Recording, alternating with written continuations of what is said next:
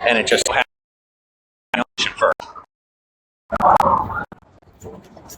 I appreciate the offer to do the multi-live stream, that you want to come into the live stream, but as of right now, I'm not really doing that. Later on, when I'm doing things a little more professionally, I will. But for now, I'm kind of just connecting with my core audience and connecting with, the fans this way. And those of you who are just, in our nice little network. But later on, it's going to be, I'll do things a little more officially. But, yeah, if they don't call me tomorrow or reach out to me tomorrow and have a place for me, then I'm getting myself a haircut. I'm getting myself a nice watch. I got the money, but people will be like, well, if you have the money, you don't need the help. And it don't work that way. I'm not properly employed. I have money, but I'm not employed.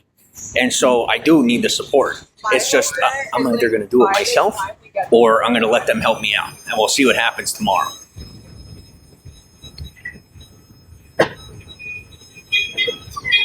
And somebody's got to start telling these people to be careful with how they talk to me, because I'll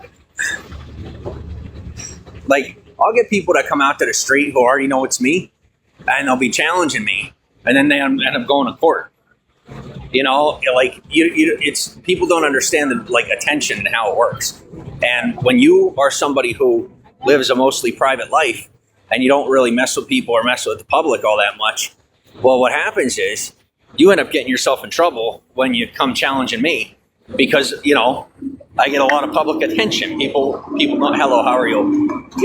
And so I guess what I'm saying to you is, if you're not big and bad, don't come out here and act big and bad, because you're going to end up going to court.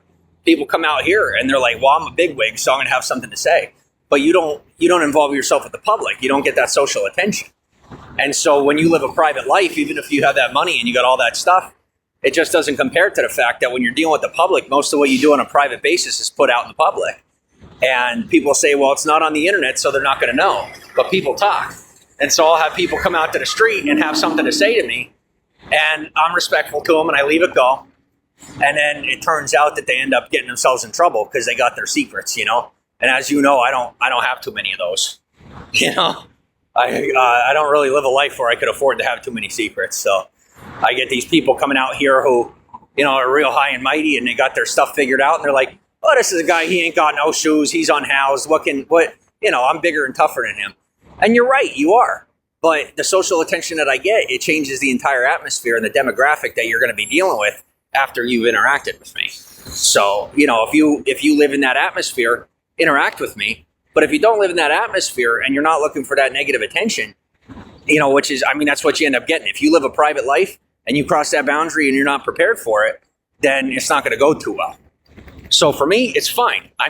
You already know, in reference to my reputation, my reputation goes both ways. I'm thankful for the positive attention I get, and I'm thankful for having the opportunity to have overcome the infamy, that I don't have to deal with that anymore.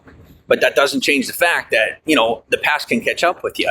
And so I'm always staying ahead of my past, for better and for worse, because I'm living my own life now. But what happens is I'll have someone who wants something to do with what I'm doing now, and if they're not normally used to dealing with the public, then they end up getting attention from either people from my background, in my past, or their own past, who happen to be associated with people from my past. And it's just, that unwanted attention isn't really good for them. So, I didn't get tennis shoes. Are those tennis shoes? No, I didn't have my shoes stolen. No, I'm just walking around barefoot. That's what I do. It's literally my namesake. That's literally how I got my name when I first moved. When I first moved to Hollywood. Why wouldn't I? If I don't feel like wearing shoes, I just don't. I pack them in my backpack, and right now I got 3 pairs of shoes. I'm good. It's not a matter of not having it, but remember, it's still what I got comes from the government. It's not like I'm making my own income. So I just know how to shop and be savvy with my money, and I budget. And my money is so important to me that some days I will go 2 or 3 days without eating. just to save money. So I know that's a little ridiculous, but that's what I do.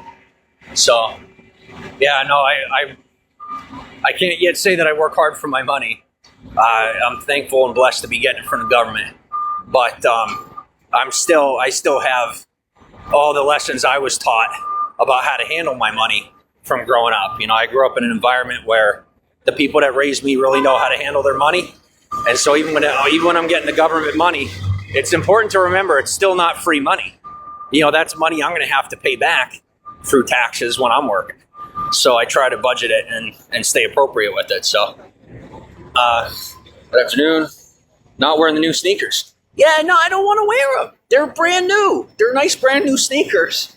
And they're good shoes. And so I packed them away. If I have to wear them, I'll wear them. And since I'm living in a place where people are very lenient and very kind, you know, and I can walk around barefoot, that's what I do.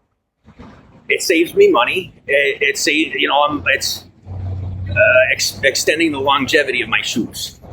Keeps them good longer. And I got myself 2 nice pair of sandals. So, and then with the sandals on my feet, there's only so long I can wear the sandals on my feet before they start to before my feet start to bust open. So at some point, I just put the sandals away. That's fine with me, you know. When you're wise, you're wise. When you're not, you're not. And thankfully, I live in a place where people are either kind, they don't care, or they're just visiting. So, yeah. And it cracks me up when people come at me about it. Oh, no, the shoes or this or that. I'm good. I'm doing good. Don't sweat me. As they say, don't sweat the small stuff. And for me right now, I don't feel like wearing them, so I'm not. And it really is that simple for me. I'm grounding myself. I got a couple of different reasons why I do it, and it's good for me. And like I said, it's my namesake, so it works out. And I'm very thankful that with my phone, I get insurance. And so unfortunately, I dropped my phone, so it's cracked. But I'll be able to take it to the phone people, and they can get it repaired for me, which is awesome. I'll be able to get a brand new phone repaired. And I'll tell you what, I might even get a new model. I might have it replaced and just trade it in, because I'm getting to the point where I'm going to be able to trade it in just because I've, like I said, been responsible with my money, and I should be due for an upgrade pretty soon. So, you know, it's like there's a difference. You know, I was saying earlier, and I'm eating my words, so I want to apologize to you. I was over here saying how there's a difference between being unhoused and being homeless and just being a jerk. And the reality is, that wasn't cool. That wasn't nice. I don't like the term homeless. I think unhoused is appropriate. I think unhoused is fair, because that's the truth, is we are unhoused. But homeless would be to say that we don't have a home. Hollywood right now, until I have a roof over my head, is my home. So I'm not homeless. I'm unhoused. So I am a resident of California. I'm a resident, I should say I'm a citizen of, you know, obviously a citizen of the United States, resident of California, resident of Hollywood, and I'm unhoused. Whereas to be homeless would be if I didn't have citizenship, if I didn't have residency, then I would be homeless. But I'm unhoused because I do have a proper ID. I do have residency. And thus, you know, what they do is they just have you use a pseudo address. They have you use a default address with either DPSS or one of the, one of their sister organizations, or one of the, what do you call it? You know, the social good organizations. They have you use that address just as something so that you have a physical address to receive mail at and things of that nature. And then you're unhoused. So in case you don't know, in the state of California, we don't have homeless people. We have people that are unhoused. In the rest of the country, you have homeless people, because people in most other, people in most other states are a little cruel, and they treat their unhoused people with a lot of disrespect. Whereas here in California, we understand and recognize what it means to be an American, and so we have unhoused individuals who are either in the process of becoming housed or in the process of getting kicked out of the state because they refuse to, attempt to increase their lives or seek the proper help. And that's about it. Is you got two types of people that are on the street, people that are almost housed and people that are almost leaving. And that's about it. Did I eat today? No, I haven't eaten in almost 3 days. I have the money, but I don't want to be spending it. I'm trying to be frugal with my money. I've been fasting for the past couple of days. I'm going to fast at least till tomorrow, probably. I've been eating snacks and this and that, but I'm just trying to save my money in case if they don't come through in the housing tomorrow. Then, like I said, then I have that money to last me until, as they say, next paycheck. Until the next go around comes in. I'm just going to stave off as much as I could. So my body can handle it. I'm young. I don't mind the adrenaline rush. It's kind of nice. And I'm used to it, so I got it. But later on, like I said, I'll just reinvest back into myself if they don't come through. I put off going to the gym. I put off doing all that just for now. And like I said, I'm giving them till tomorrow. If they don't come through tomorrow, then that's when I start implementing Plan B. And Plan B becomes Plan A. And then Plan B never happened. Because for me, I don't really feel like dealing with the drama of having to explain why the state or the county didn't come through on finding me proper housing in an appropriate time frame. So, for me, it's either, there's 3 ways it could go. I can shut my mouth about it if they don't come through, and, everybody just leaves it alone. I could have something to say about it and sue, or they end up coming after me about it, for talking about it. And I'm not suing because I don't roll that way. It annoys me. I don't like playing that game. I don't want the drama of talking about it if they don't come through. And last but not least, there's no reason why I have to create an extra problem when there isn't any. You get what I'm saying? Better watch yourself. Okay. Yeah, I don't accept those types of comments. That's in my book, that's an unforgivable offense. So, I'm not really dealing with it. I forgive you, but I know that the rest of the fans won't. So that's how it goes with a lot of people who do what I do. They don't realize, you'll see someone who does what I do, and we're kind and we're nice, and that's the truth. But it's a lot easier to be kind and nice when your fans are very protective. And so I do, I have a very, very dedicated, close-knit fan base who do not endure or put up with me being mistreated. Most of the reason why I've been able to get as far as I've gotten is because of all of you. And I'm very thankful. If it were not for the fact that I pushed through to get to this point with you, I don't think I would have gotten I'd be standing in the back of the line being bullied out by people who push themselves in front of me instead of, getting where I need to get to and getting as far as I need to get. So thank you for being so supportive. I do really attribute a good portion of having gotten the assistance in the appropriate time frame to you and a select number of courageous individuals, within the network here in the area. So thank you for making sure that I get what's mine and I don't get stepped on or pushed to the side just over being taken advantage of for my kindness. So thank you for the support. It's nice not to have to be someone I don't want to be just to get what I want. And you guys, most of you, really are the reason why I'm able to, maintain myself and maintain that composure in times of difficulty and times of when I'm disregarded. So thank you. But the Red Cross is here today, and they're donating blood. So I'm thinking I might do it. I already have an account and everything with them. So let me see what's going on. I might donate blood today. And I think they give you a blood test at first, too, to make sure that you're good to give blood. So I might be able to get that out of the way, too. Just to have it on paper, Because being out here sometimes... Hi, I have shoes. They're just in my backpack. Are we, for the blood drive, is that something where you schedule ahead of time, or do you just do walk-ups? Okay, thank you. What time? Oh, now till 4. Okay, thank you. All right.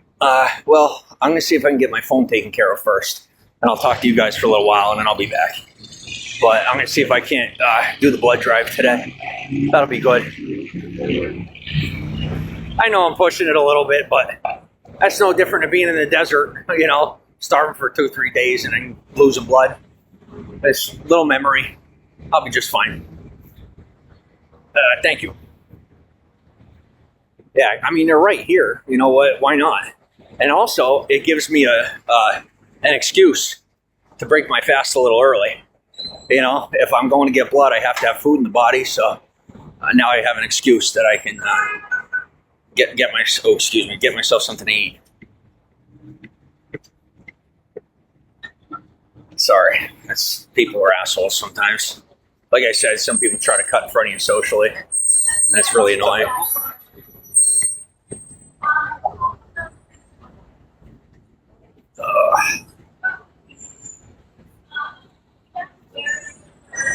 See, something I learned that I didn't realize until recently is so many people, there's stuff about life that I've learned recently that apparently,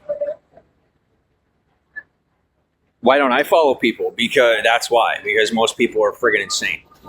That's just my personal opinion. I don't feel like making myself look any worse than I have to. So, what do you call it? I learned a lot recently about life, and I thought, oh my gosh, look at all these different ways that I could get myself ahead and take care of myself and increase my lifestyle and stuff like that. And then it turns out all this stuff that I thought was such cool new information. That's oh my gosh, nobody knows. Everybody, for the most part, just understands this stuff about life, and they just choose not to do anything with it or do anything about it. And I don't know what's more mind-blowing, the fact that I spent my whole life not knowing about this stuff, or that most people never use it. I can't believe it. If I knew what I know now, what most people know when they're born, when they're raised in their home, or even just raised on the street, guys, I'd be so much further now than I am. That's part of why all this stuff that I've learned recently that most people grew up knowing is why I've gotten ahead as fast as I've gotten ahead. I just can't believe most people know all this stuff about life and just don't do anything with it. I couldn't even imagine not doing anything with it. Just asking. Yeah, no, I was also just pulling your leg. It's not because I think people are insane. It's mostly because, how do I say it? I don't want to show... I'm not trying to be partial.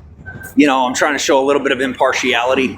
I'm in a situation where if I follow people, it makes a large impact on the community as a whole. So unless I have a association with someone and it's not a private offline basis, then I really try not to be associated with them online, especially considering if there's people that I do associate with offline. As soon as I associate with them online, then it kind of changes the dynamics of the relationship. It becomes more professional as opposed to just personal. And so for me, I don't, even people that I know from town who are more prominent, we don't even associate online at all. So, because it would be weird. I know them on a personal basis. I'm not, for them to like my Facebook posts or for me to like their Facebook posts or whatever platform you want to use. It's just, for both parties, considered to be creepy. It's just weird because we don't have that type of relationship. So, I'm not... I do the media thing, and, that's where my future exists. But that doesn't change the fact that I'm mostly an offline person. So that's why this process is taking a little longer for me, is after coming to terms with the fact that I'm really not made to exist in the public 24/7 unless I have people kind of delegating how it looks. Then, and it's not that I can't do it. And like I said, if they come through by tomorrow, then I'll let them do it for me. And if they don't come through by tomorrow, then I will do it myself, and I will be putting myself out there on my own and doing all the work. So we'll see what happens.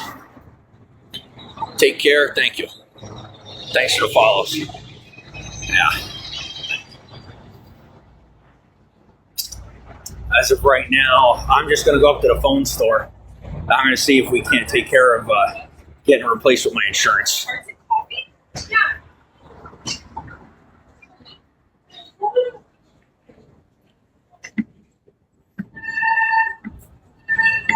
Oh man.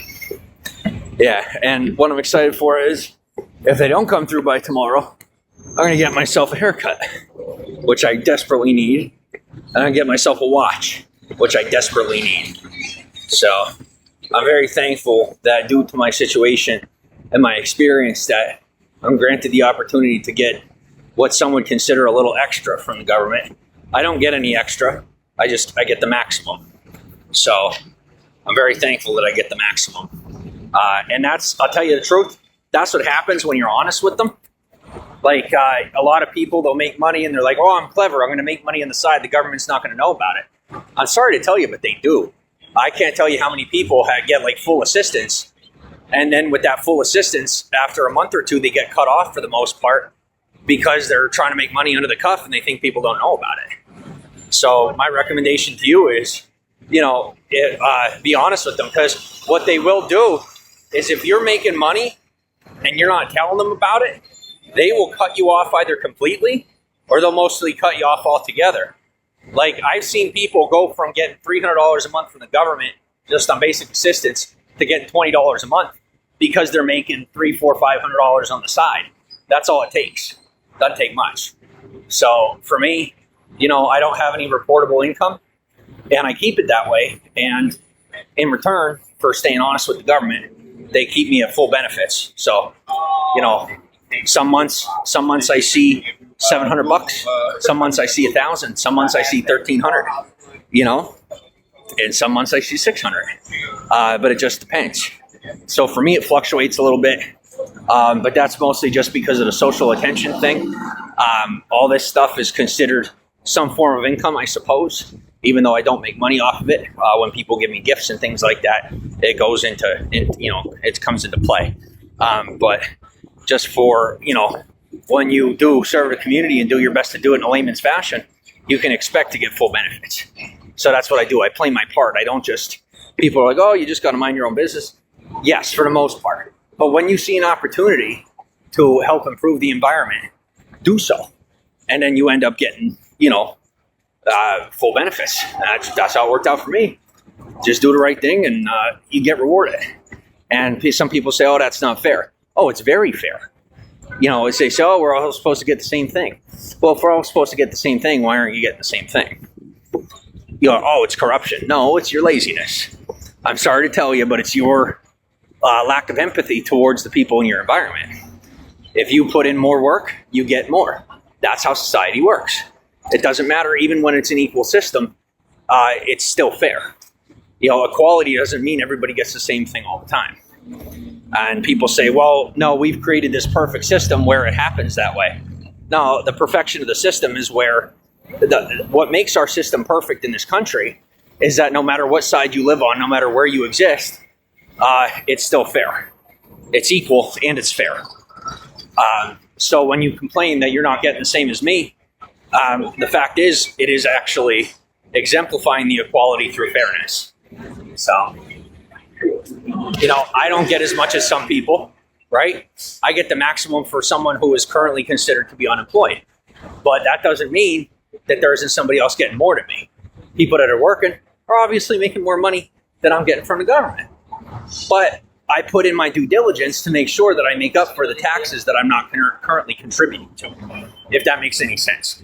So like people say, oh, I can scam the government and I'm not going to have a job and the government's going to give me money and I'm so smart. No, they recognize that you're just trying to squeeze off the government and you get penalized for that. So, what you don't pay in taxes, you do have to pay for in public good. It's just how it works. So some of these people out here be like, oh, I ran out of money. Well, last but not least, if you've run out of money, go to the churches and get food. Wait for next month. Put in the work.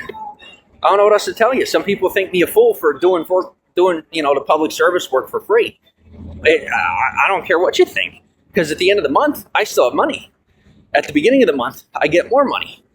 I get priority service when it comes to being offered those assistances. Like there was a young man that I knew when I first moved to Hollywood, I was in a rough situation, and he was unhoused, right? And he was serving the community by making sure that the people who were in more sensitive situations got the assistance they needed that no one else could provide unless they were a layman.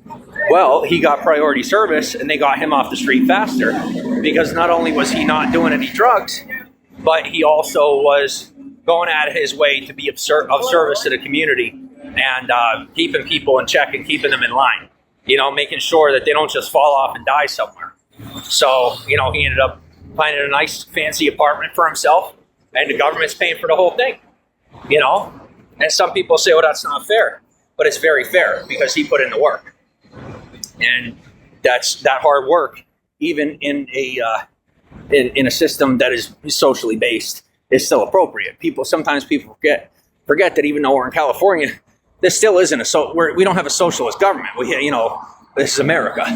So it's appropriate and fair. But give me 2 seconds. I got to throw my sandals on real quick.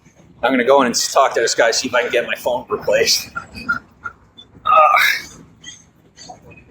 Thanks, Robert. So beer's on me. Not yet. No, not yet. We're not there yet. I tell you what, when I got my own, when the money's not coming from the government, beer's on me. But until the money's not coming from the government, no beers at all unless you're buying. And some people say, oh, that's not fair. No, I didn't say I have to come out for beers. I said that I'm staying focused, and until my money's coming from me or my employer, then no beers from coming from me. Beers on you then. Sounds good to me. Like I said, I really try not to drink, but I'll go out with buddies from time to time. I'm not going to lie about that. I do. But let me throw my shoes on real quick and see if I can get this phone replaced. And if he says I'm good to get it replaced, then we're going to be talking about some sensitive stuff. So I'm going to have to shut down for a minute. But I'm not 100% sure yet. So for now, you guys are stuck with me.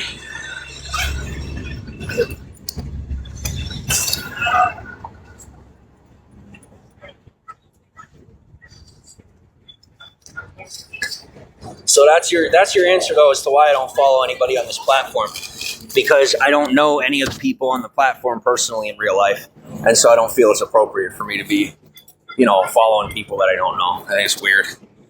So, is my phone broken? I just cracked it. I dropped it this morning and cracked it, and I'm paying for insurance, so I should be able to work something out. All right, give me 1 second. Hello. How are you? Hi. Pretty good. So I got that 61 a month. That does come with insurance, right? Let me check what your phone number. All right. One more.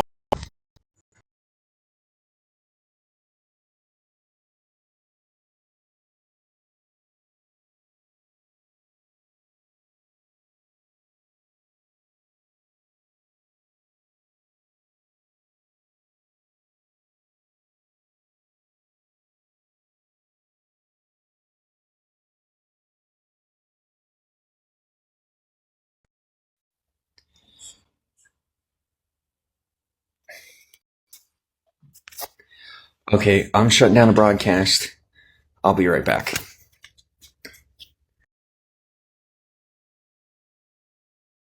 Replace my phone for free. Then I'll get a free replacement phone. All I got to do is I just have to file a claim, and they'll send me a brand new phone, and then I'll be able to replace it with this one. I just have to send this one back to them after they give me the new one.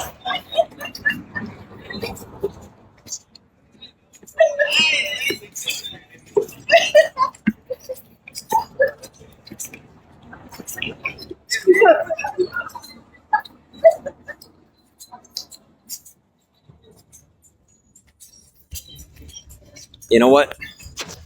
I think it's time to try putting this thing on my backpack. Probably a terrible idea. We're going to see what happens. So it weighs about 10 pounds. But if I can fit it on my backpack and it doesn't break, yeah, I don't think it's going to tear. It should be fine. And then I can use both hands. Oh, man. Come on. Come on. There we are. Okay. Guys, if you've never been out here, if you've never tried to live in a city, I can't speak for any other city but Hollywood, or I should say LA. But oh my gosh, it is not easy. It's easy when people are like, oh no, you're a complainer or this or that. No, trust me. Unless you come in with resources, unless you come in like already having money and stuff, it's really tough. It is. It's really, really tough. Yeah, so I can't believe that's staying. I'll tell you what, I got this backpack from Target. It was like $50. And I can't believe how good of a backpack it is. It really works. And it just doesn't break like no matter what. And the clips stay and everything. And I looked at it and I'm like, well, it has a good capacity and I'll get it because of the capacity, right? Well, it turns out the whole thing works pretty good. I just have to walk real slow with this thing attached. Oh my gosh, I look ridiculous. I can't even tell you how ridiculous I look with this thing. Look, ready? Wait a second, check this out. Look how funny this looks.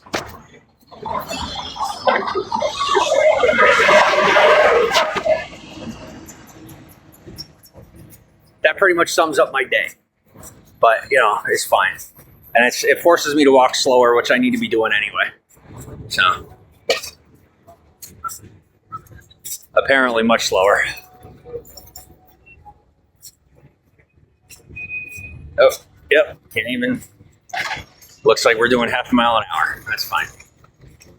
Walk like I can't walk, because truthfully I almost can't. But I am impressed with my body's ability to heal. And I've been getting even better and better.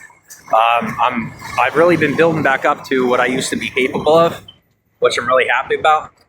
So just yesterday, now I'm talking less than 24 hours ago, I could barely walk. I was hobbling. And by today, and this is with almost no food, I am back to being able to walk normal. So.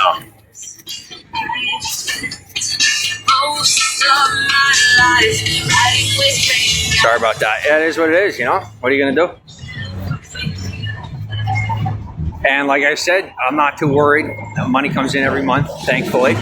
So even if, let's say this backpack breaks, well, guess what? I still have stuff. I'm still doing fine. And if at that point I have to wait, I'm stuck out here anyway. What's the difference? If I'm stuck out here either way, if a backpack breaks, you get out. How about you get out? Try that. How's the weather there? Absolutely gorgeous. We are so blessed with this weather to the point most people don't appreciate it because they're probably used to it. Me, I've been here almost 2 years and I am still getting used to it, I guess. And I don't think I ever will. I don't think I will ever run out of gratitude for Hollywood. I don't think I ever will. This place is absolutely wonderful. Thank you.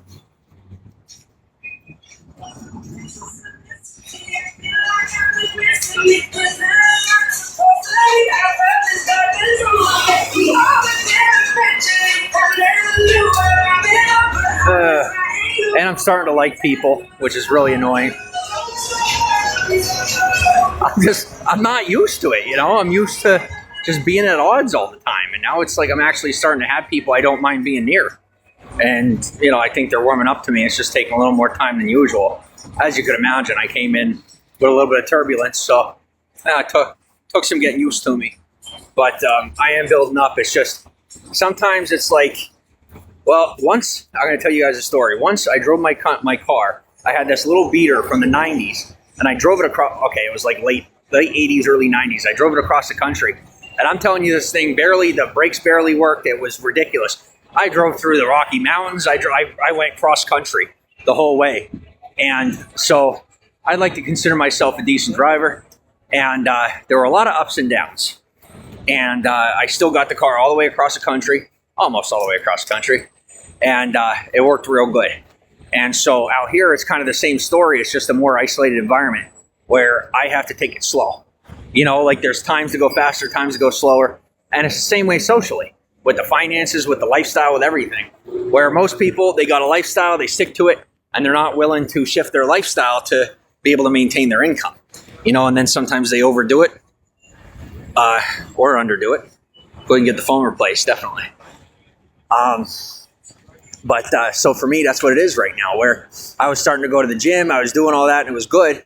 Well, now I'm having to shift a little bit because not only are they offering me housing, so I might be able to take that, that opportunity. But if they don't offer the housing, then, I'm stuck out here. So I'm not going to spend that money on the gym. The people that are unhoused, the expectation is that you are sweaty, to say the least. So for me, if I'm unhoused and people are expecting me to be sweaty, and people in town know that I'm unhoused and they're going to treat me the same anyway, well, then why would I put in that extra effort to be spending more money every month instead of saving my money? Because most people, what I see them do that are out here, people that are trying to get off the street, they spend their money trying to impress people. They spend their money trying to look better. Well, for me, I look just good enough. And my lifestyle right now matches my social standing. I'm unhoused. And I'm not ashamed of it because I'm actually putting in the work to get off the street. So, I'm comfortable with where I'm at. I don't want to live this way, but I'm comfortable enough to stay confident. And I would say, not to give you life advice, but on a personal level, that's what it's about. People try to maintain their confidence in a tough situation. What it requires is pacing yourself more so than trying too hard. Because sometimes if you try too hard, you end up falling back anyway. So I would rather fall back half a step than go 3 steps forward and fall 4 steps back, if that makes any sense. So I go, step by step, and then sometimes I got to take half a step back. And instead of trying to rush myself, and then I end up having to take multiple steps back, I'm taking, 1 step at a time, and then I only have to take 1 step back. And it might put me behind some people, and they get all cocky while they're in front of me. Well, don't worry. When we make that bend, when we go around that turn, well, I saved up all my momentum, and when we go downhill next, I'm passing it. And that's that. As for now, you can laugh while I'm eating your dust and I'm in your rear view. But don't worry. Pretty soon, the only thing you're going to be seeing is the blur of my license plate. Did someone take the phone? No, I have my phone. But the weird is kind of just done. I'm kind of getting sick of it. It's kind of annoying. I got my phone. I got both my phones. I'm doing good. I cracked my phone today. My shoes are in my backpack, so I don't want to just have my shoes get dirty too easy or too quick for no reason. So I'm protecting my shoes and just wearing the sandals. My feet can handle it. They're very calloused. But my Instagram. What is my Instagram? I think it's the same as this one. I know my Instagram is in my Facebook profile, which also doesn't help because there's a whole bunch of people that are making accounts like that. And some guy's looking at me like, am I for real? And I've never even seen him in my life. That's also, I guess, a custom in California I got to get used to. People kind of, just acting like they know you. I'm not used to that. Really, really not used to that. But I'm adjusting. Like I said, it's been 2 years, and I'm almost 2 years, and I'm still not adjusted to it.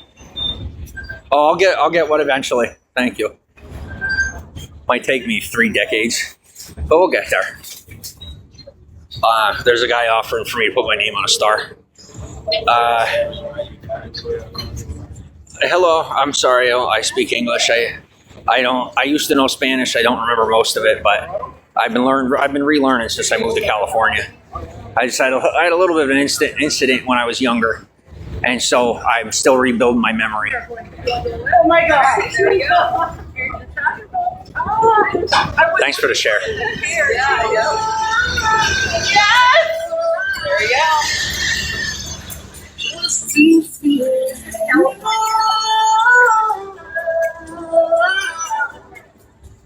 Yeah, and I'll tell you, one of the most interesting things about California is where we live in a state where you get to live the way you want to live, right? And so everybody's got their own way of living. And some people are a little more adamant about their lifestyle than others. And so they'll be like, well, this is California. This is how we do it. And then I remind them, I say the exact thing back to them. This is California. This is how we do it. And they're like, well, what are you talking about? Because I'm talking about living the lifestyle that, you're supposed to be living this way. I said, no, you're not getting the point. The whole idea of California is that you live the way you want to live. Like that is what California is all about. That you have the freedom to live the way you choose. And some people don't understand that, but that's what California is really all about. And so whenever I say that, I have my own lifestyle, but you don't see me pushing my lifestyle on other people or on anyone. I live my lifestyle. I enjoy my lifestyle. I shift my lifestyle from time to time based on preference. And it's only because I live, in my opinion, the greatest state in the nation, that I'm able to shift my lifestyle when I want to. There's really not anywhere else that you really could do that efficiently or effectively without it being like ridiculously expensive. So.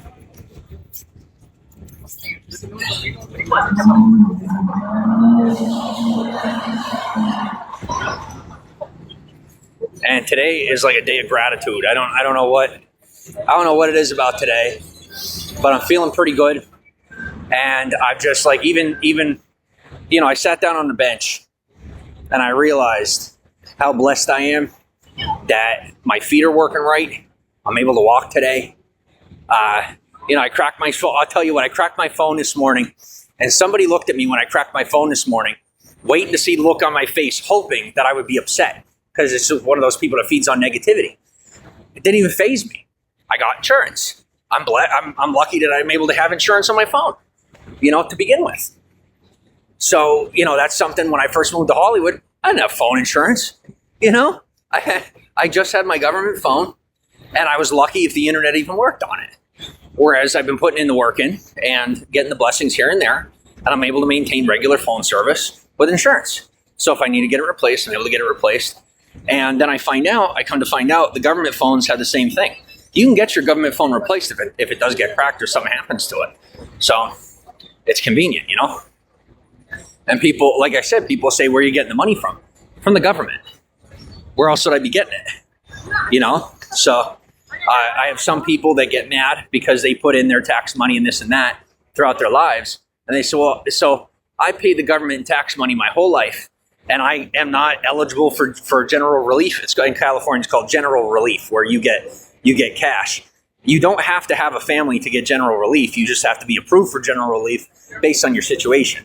Based on my situation, with my lack of income throughout my lifetime, I am eligible for general relief. Whereas I have people who have been working their whole lives paying taxes, believe themselves to be deserving of that general relief, not recognizing or understanding that the government has tracked them throughout their lifetime financially, and the government knows that they made, such and such amount of dollars long before they ever had to come to them for relief. They had money that they didn't report to the government. And so the government says, I'm sorry, you're not allowed to have that general relief.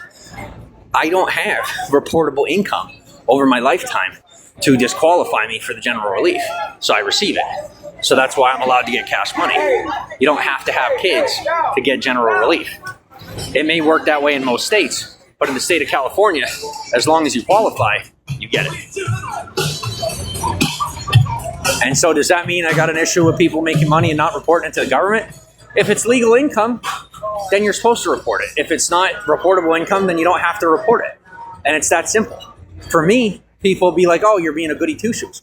I literally just told you that throughout my lifetime, I barely made any cash.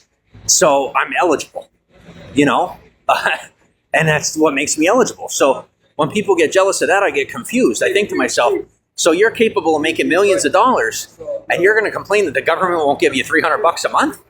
Come on. I heard it. I can't remember what song it was, but somebody had told me about a song, and I listened to it. And in the song, they talked about how, sometimes even when you deserve something, you don't get it. And that's absolutely the truth, And so to take it even further, you guys know what social position I'm technically supposed to be in, right? Oh, sorry. What social position? Sorry, that guy was like super rude. Literally just like pushed through me. I could Spartan kick him in the back, but I just don't feel like paying the fine. I appreciate you. Excuse me.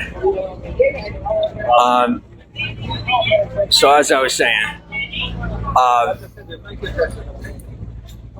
right, I just got to get through the crowd here real quick. I focus for a moment.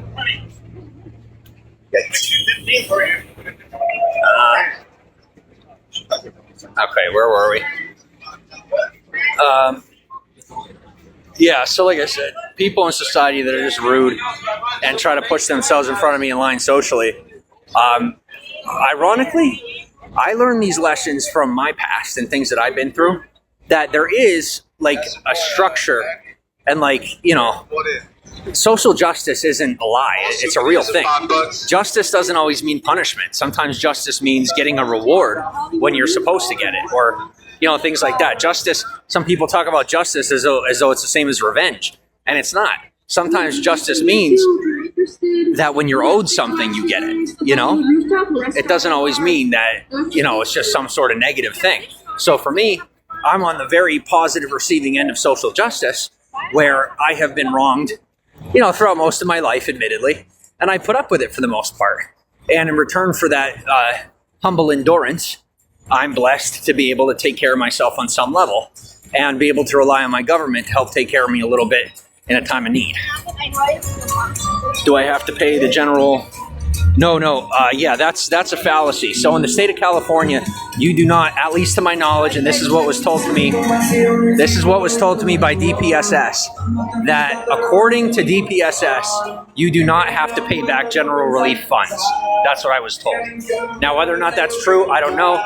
But, you know, it's on a recorded phone call that they let me know is recorded, that I don't have to pay back general relief funds, because that's when they offered me the general relief money. And they're saying, you know, all this money that I'm getting every month. I'm like, I don't know if that seems right. And so I asked them, like, do I, you know, what's the catch? And they're like, if you're asking if you have to pay it back, no, you don't. So, good point about justice. Yeah. Yeah, so I went to, what do you call it? The gym just tried to call me again. And I tell you, I was working the gym into my plan, but now they're being a little overly aggressive, so, about trying to get me into their membership, so I just turned them down. I'm not even going to be going. The clientele there, I mean, they're kind of nice. It's just, if they're going to be trying to tie me into stuff and they're, you know, I'm good. You know, they're trying to help me is what they're really trying to do. But I just, like I said, one way or the other, I don't think it really fits into what I'm doing. I could spend that money and I could spend that time trying to make myself look good, or I could focus on budgeting and be more worried about, you know, be more focused on saving my money. Because even though the gym's only like $30 a month, but $30 a month is still a lot.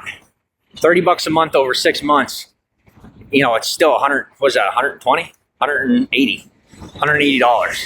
$180 is a lot of money.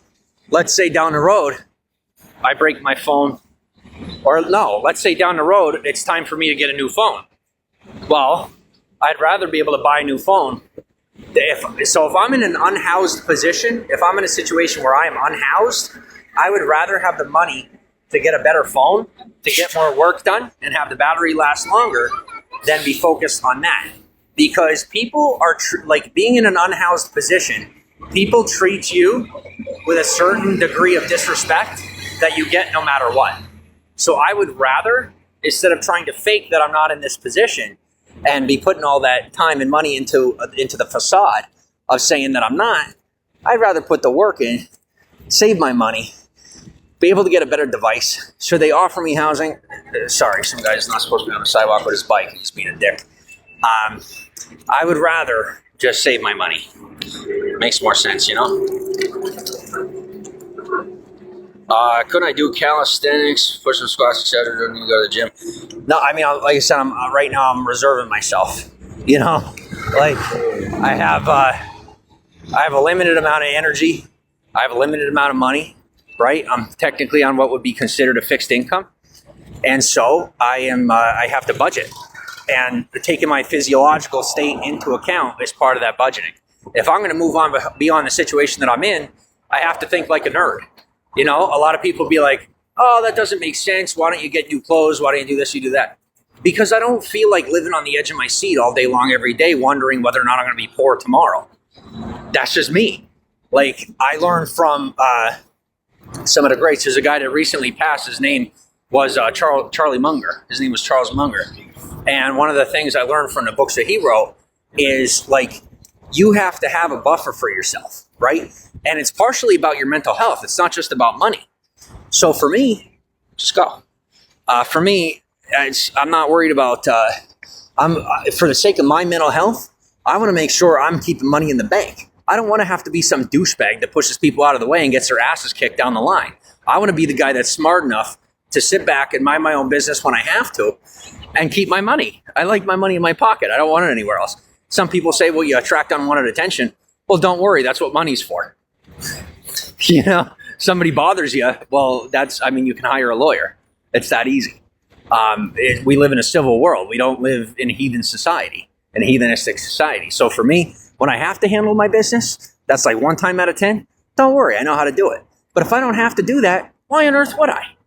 We live in a society where most of the money that we spend and invest, it goes towards the upkeep of our society. I would rather save that money and put that money into the society I'm living in, and that society in return protects me, and I don't have to worry about the drama. Did I buy the Snuggie? No, but I found a better one. No, I found a nice weighted blanket. Even there was a dude last night passed by me as I was sleeping, and he passed by me. He goes, "Oh, dude, even has a weighted blanket. Yeah, dude has a weighted blanket. Oh, he's sleeping. He left me. Left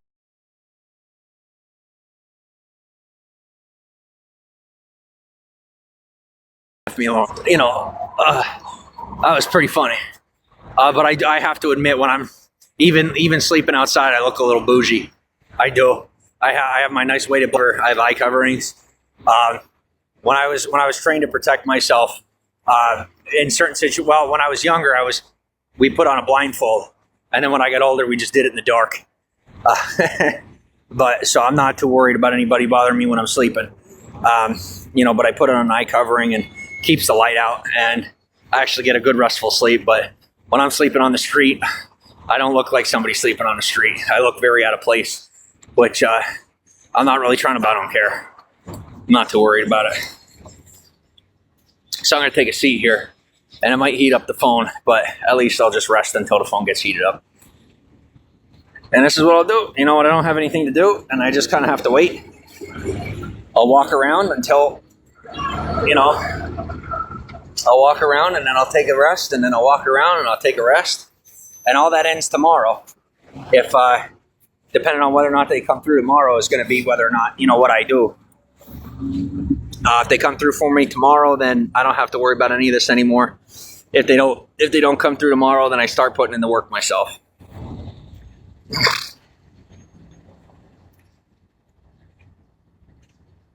It's been a lot of walking all day. It's good for you physically. Yeah, definitely. Thank you. Yeah. I burn. Let's say so I deleted the apps just to save my battery. I deleted the apps that track my steps because they pay you for the steps, but I don't need that money. To tell you the truth, the battery life in my phone is worth more than the money that they pay me to track my steps. So I deleted all those apps, and that saves me like 50% for over an 8-hour period.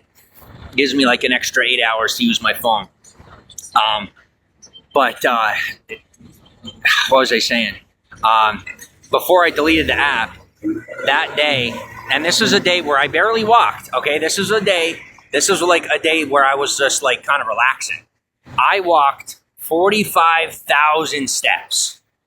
This is a couple of days ago. 2 or 3 days ago, I walked 40,000 steps. And that was a day when I barely walked. And that was a day when my foot was like half broken. When I was dealing with those micro fractures. And my body healed them up pretty quick. And some people don't even believe me. They'll be like, dude, you don't get micro fractures and have them heal in 3 days. Well, I do. You want to take me to a doctor and I can prove it, I'll prove it to you. But I do. Sometimes I'll end up with stress fractures and they're healed up in 2 or 3 days. Sometimes they heal up overnight.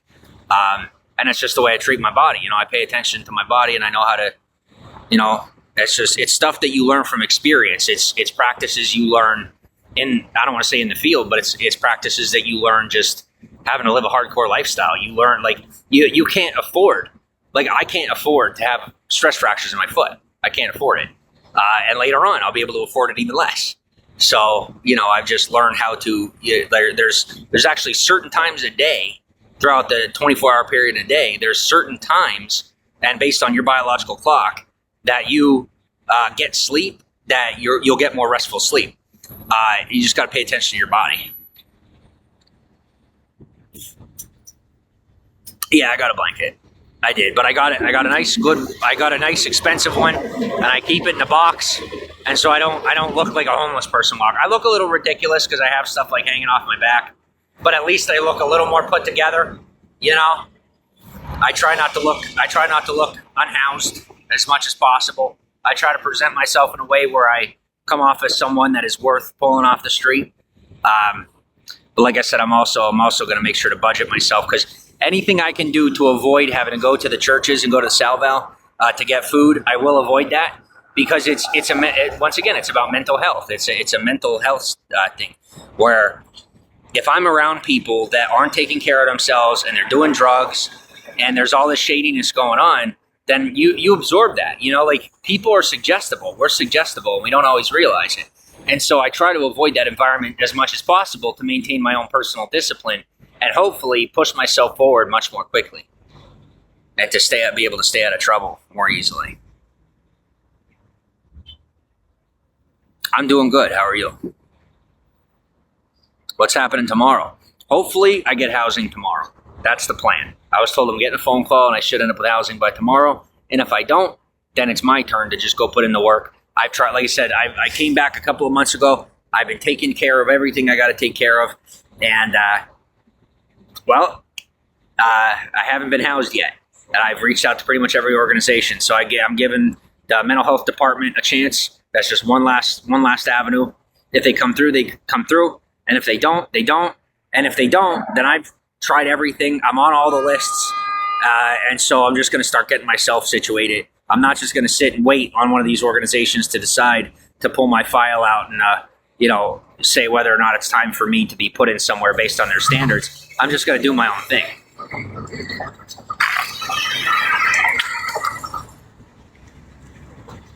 Geez, you must have to consume a lot of calories to keep going. No, not really. Not really. I pretty much run on adrenaline. To be honest with you, I just let my brain do what it does. The human body's pretty resilient, and so I push myself pretty hard. And it works out in the end.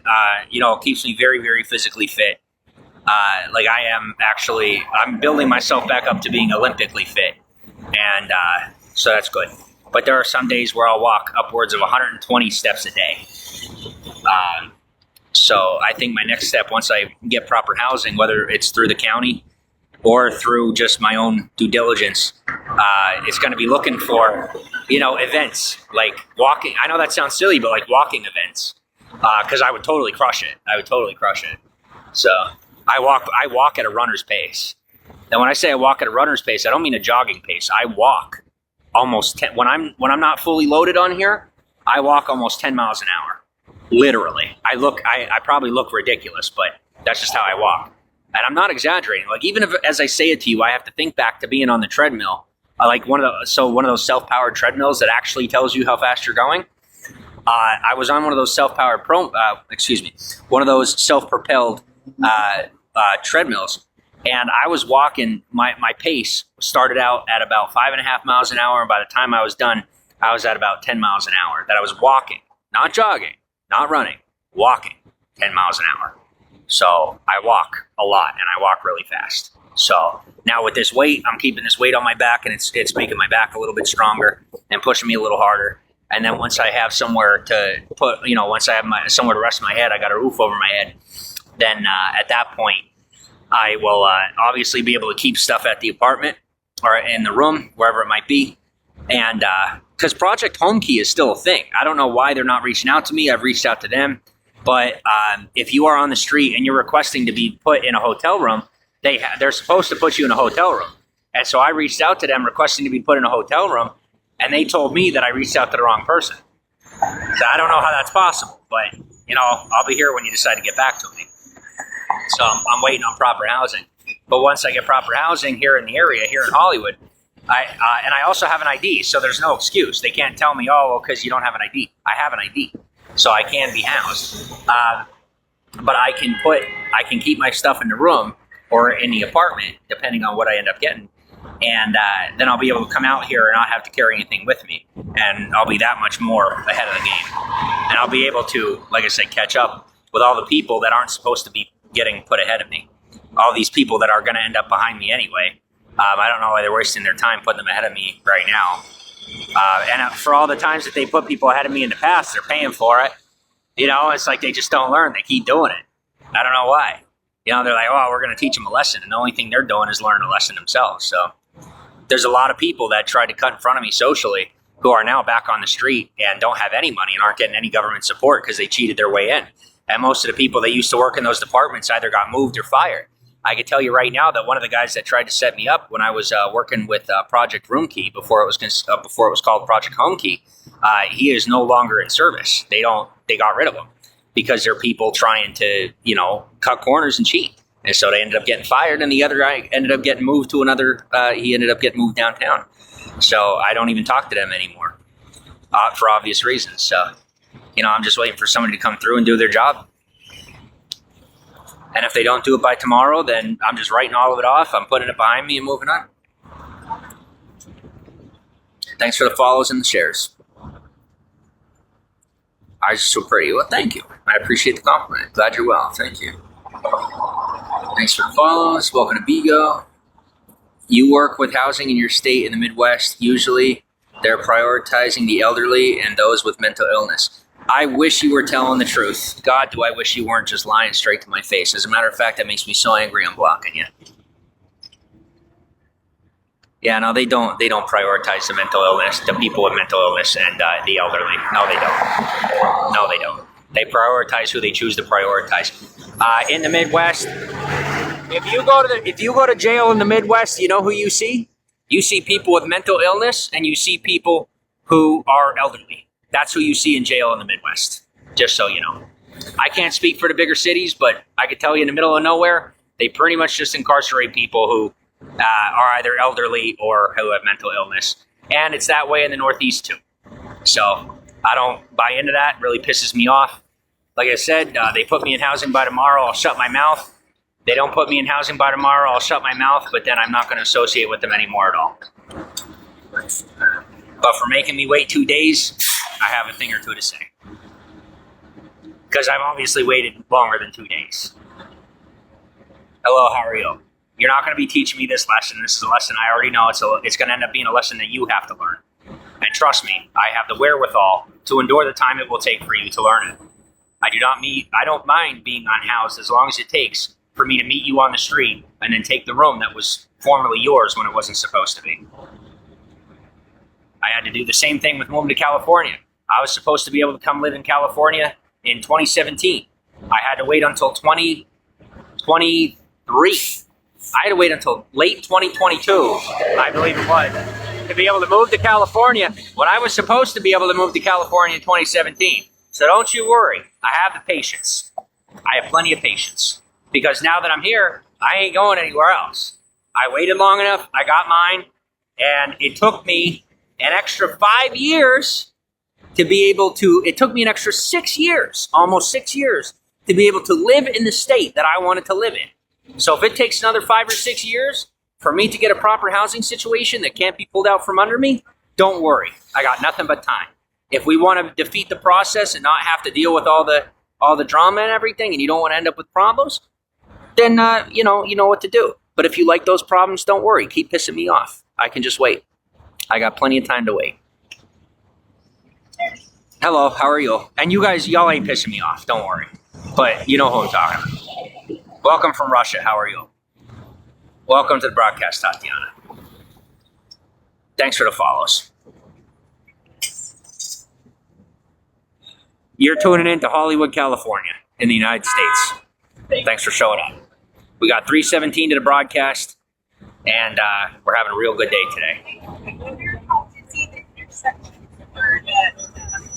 On that note, I think it's good that we end on a good note.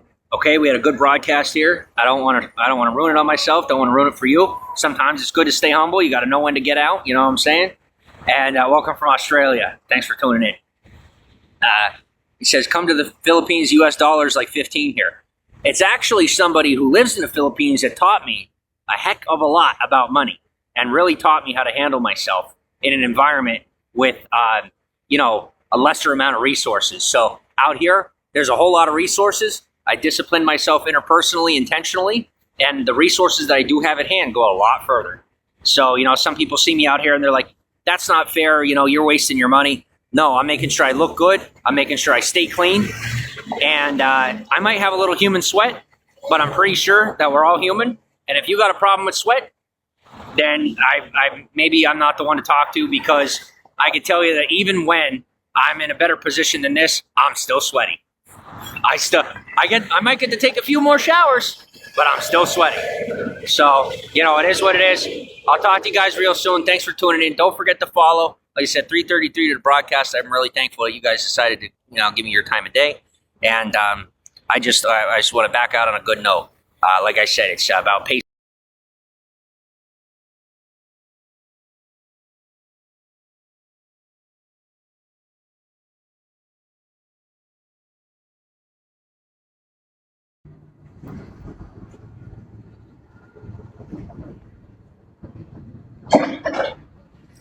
Good. How are you?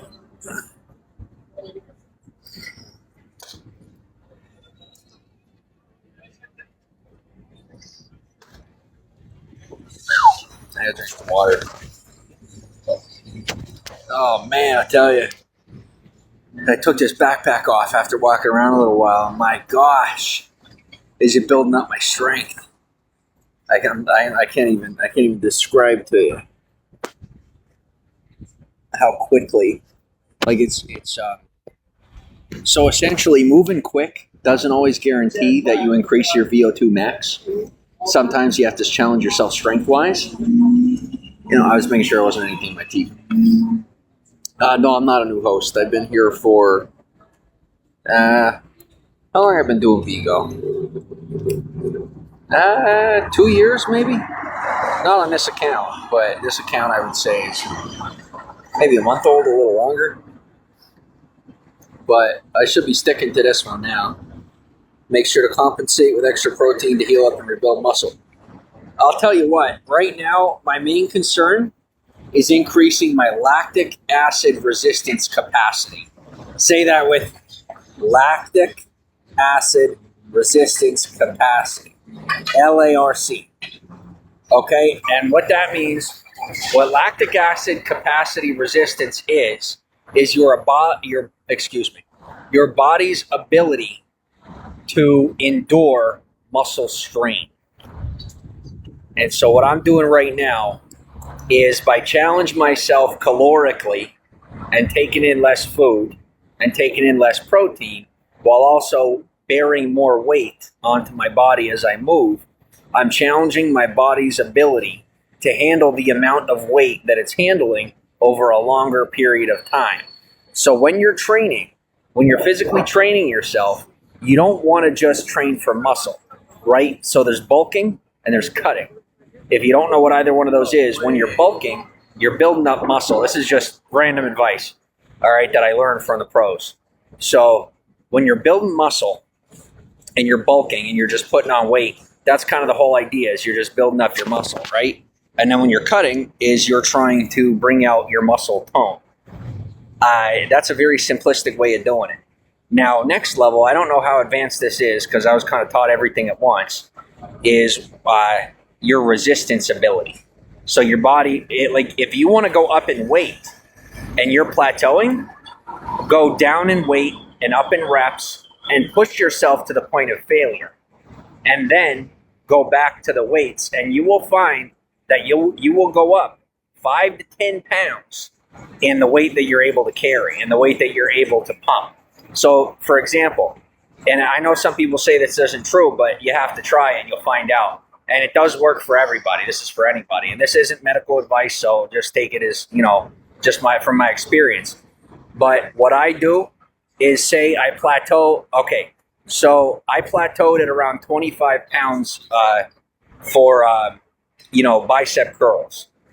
Well, let's say I'm doing bicep curls at 25 pounds and I can't seem to go up in weight, right? Like I just can't seem to go any higher than that. Well, then what I will do is I'll go down to 15 pounds and I'll do max reps for every set. So let's say I'm doing 3 sets of 10 at 25. I'll do 3 sets of max at 15 to failure for about a week. And then whenever I go back to doing, I go back to, instead of going up to 25 the next week, I'll go up to 30, right? And I'll do half reps. I'll do 5 instead of 10, and I'll be able to do them. And then the next week, I'm doing 10 reps, 3 sets of 10 reps of 30. And that's how, like, for me, the maximum I was ever able to do when I was working out as hard as I was working, I was doing 35 pounds. Now, this is about 10 years ago, but I would do 10 pounds. I can carry a lot more than I look, but I would do, good afternoon, how are you? I would do, I maxed out around 35. 35 was where it's good to get big, but you also want to make sure that your muscle is efficient. Okay, so getting big is nice, but you want to be able to maintain not only your physique, but your cardio ability. What some people do is they'll get their muscles real big and then they're not too good with their cardio, right? So if you want to maintain that cardio, lactic acid resistance training is really important. And what lactic acid is, you can Google it. Lactic acid is essentially, it's a chemical that is sent into your muscles that gives a signal to your brain that you are in pain and that your body needs to rest. Okay? And so having resistance to that to a certain level is important, but that's also why I said, like, you want to pace yourself, right? You don't want to just go from 25 up to 35. You want to do what I said there. You do 25, and then once you plateau, you go down to 15, and you do max reps for a week, and then you go up to 30. You do 5 reps instead of 10, and then the next week, you're going to find yourself capable of doing 35 pounds at 10 reps. And you'll still be pushing yourself, but you'll be able to get that. You probably won't plateau until you get to around 45, 50 pounds.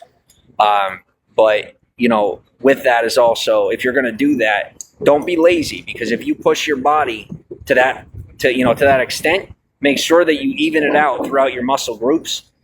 Because remember, your legs have to carry the rest of your body. Everybody hates leg day. We all hate leg day, right? But if you don't train your legs, then your legs won't be able to carry the rest of your body. And so for me, I have very strong tendons, right? And my joints and my tendons are very strong. And so my muscles don't look big, but they're very strong. So if you take me into the gym, I can out squat most of these guys. Most of these guys that are 3-4 times my size, I can out squat them. Now that's on maxing. Now reps? No. Reps and sets? No.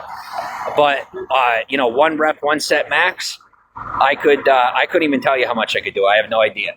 But I know it's a lot. It's a good couple 100 pounds. So, I don't even test myself anymore just because my body is past that point. But yeah, that's pretty much it. There's my random piece of advice for the morning, or the afternoon, I should say.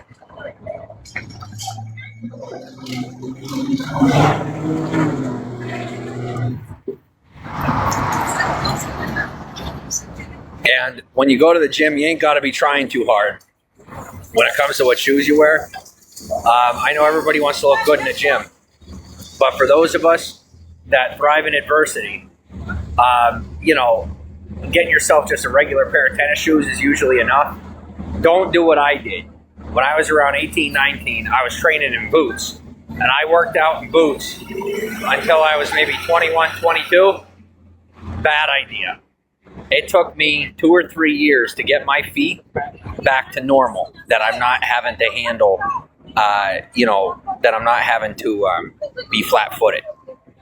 Pleased to know you too. Thank you. So find yourself a nice regular pair of tennis shoes. They don't have to cost more than $100. I see people in the gym that are, they're spending $200-300 on a pair of shoes, and then, it's just, we try so hard to impress each other, but when you're working out, the most important thing is impressing the person in the mirror.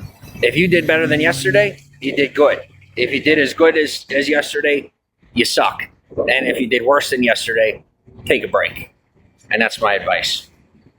And if you don't like my advice, then don't ask for it.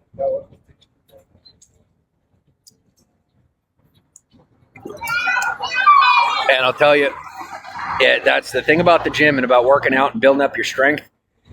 Guys, and this is for the guys. I'm not a woman, so I don't know. I don't have high levels of estrogen, so I can't speak for people that have that running through their veins. All right, that wouldn't be fair for me to speak on someone who has more estrogen than testosterone running through their veins. And that goes for anybody that identifies as female. So as far as males, I'm more male oriented, obviously, when it comes to working out, because I have a higher level of testosterone. So for me, that's what I focus on. I push myself. It's important. Some people say, well, a big meal or this or that. I'll take in as much protein right after a workout, but I try not to have a meal after a workout, just because sometimes it can confuse your body.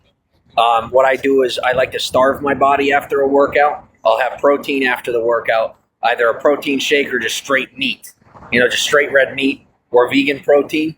And then I won't have a meal until before I go to bed.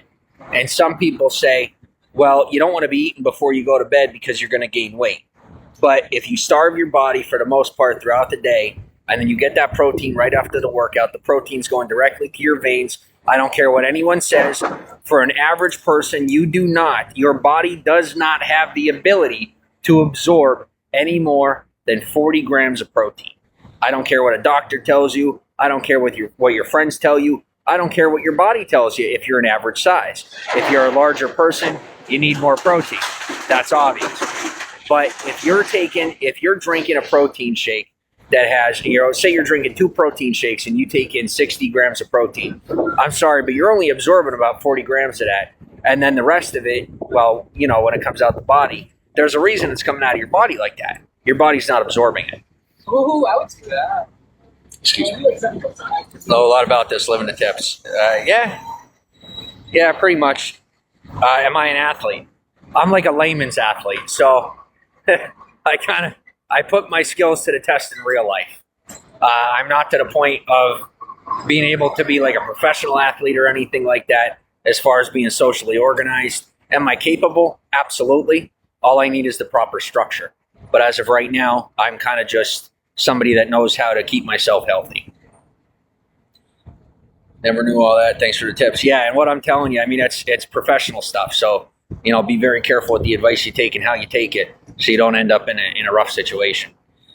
For me, like I said, moving all day for the most part. I really try not to eat too much at all. You see a lot of people out here who are moving all day and then they're having bowel issues and stuff like that because they're eating throughout the day. Well, here's the thing. There's 2 different ways of living, okay? There's the interval lifestyle, right? Where you go to work, you go to the gym, you go home. And then there's people that you're moving all day. If you're moving all day, don't eat like you're living an interval lifestyle. This is my personal advice. If you live the lifestyle of a hunter-gatherer in reference to dietary needs, if you're moving all day, you need to let your body do what it does during the day, and that is burn calories. And then at night, you take them in, before you go to bed. So essentially, you're rewarding your body for the hard work it's doing during the day. I can't speak for people that live an interval lifestyle. I can't. But one is for one, the other's for the other. If you're living an interval lifestyle, well, guess what? You should be eating 3 meals a day, 5 meals a day, 6, 8 meals a day. But if you're moving all day and you eat anything more than a meal a day or 2 meals a day, you're going to end up getting sick. Because that's why a lot of people end up having these digestive issues, because their bodies aren't properly prepared for that. People often end up with digestive issues because they're moving all day and then they're like, well, I'm supposed to eat during the day. If you eat during the day while your body is trying to burn what it's using, you're going to end up having your bowels not working the right way. So essentially, think about it the same as you don't eat a meal when you're working out, do you? When you're at the gym, you don't eat a meal. You wait till after you work out. If you're moving all day, your body is in a state of flux. Your body you're essentially working out all day when you're moving all day. Wait till the end of the day to eat, because your body is expecting that from you. Intermittent fasting when you're at work. Yeah, that's pretty smart. That's a good way to keep the weight off. Any thoughts about 30 years of Power Ranger props? No, I don't know. I don't know. I don't know anything about that. I'm sorry. Anyway. Anyway.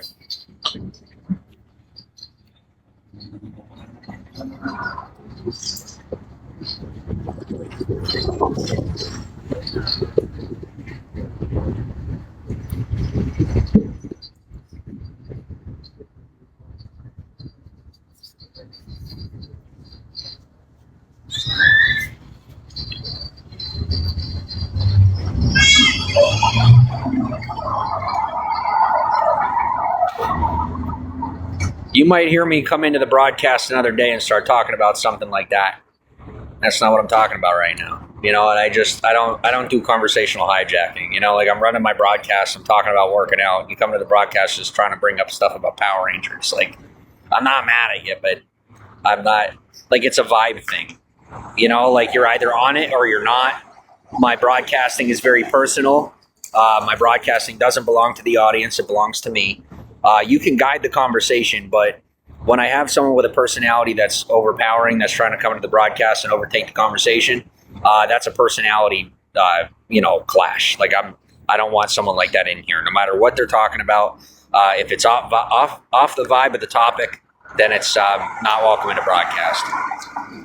Sounds windy. What's the weather like? Beautiful, very warm, but also with a slight breeze. It's a very nice day today.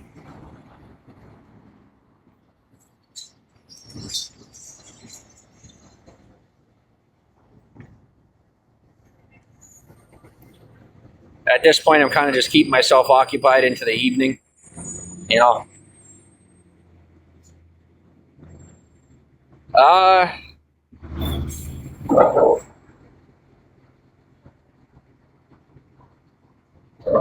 Maybe chest and back or shoulders. I love doing shoulders. Shoulder workouts are the most difficult, but for me, they're the most fun.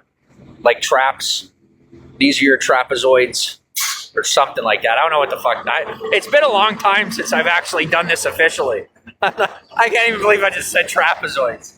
Oh, I hope to God one of you's got that recorded. That was so funny. Oh my gosh, I can't believe I just said that. Can we cut that out as a blooper? Is that possible?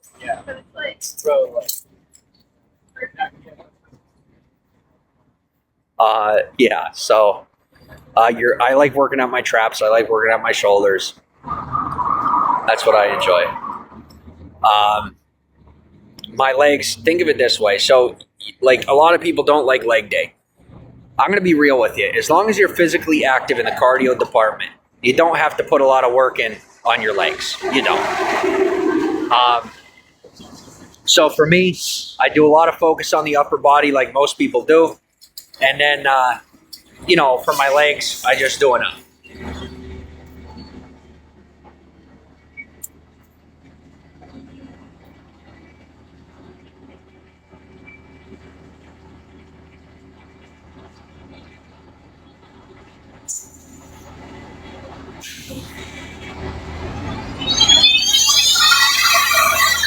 You like cardio? Helps clear your head after work, yeah. Oh, okay, so we're going to touch on this real quick. Do me a favor.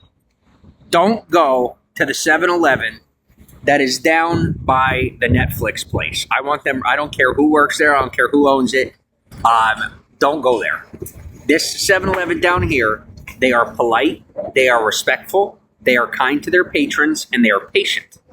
Down at the other 7-Eleven, they are rude, they are pushy, and they try to skis you. They tried to cut me out of not only getting my points, but also using my points, and then scoffed at me when I asked for a receipt. So, I don't like that 7-Eleven. I got a problem with it because they gave me a problem. They made me feel, they belittled me and made me feel insignificant, and I don't want anyone to shop there. So if you're a constituent of mine, if you're someone that cares about me, and you shop here in the Hollywood area, do me a favor. and starve that 7-Eleven of resources and go to this 7-Eleven right here, because this 7-Eleven is respectful and kind. They don't allow people to hang out outside their building unless it's someone who's in a really tough spot and needs to rest for a little bit. And the other 7-Eleven is just super rude and disrespectful, to the point where the Hollywood Partnership oftentimes has to spend time outside of that building just to protect the public.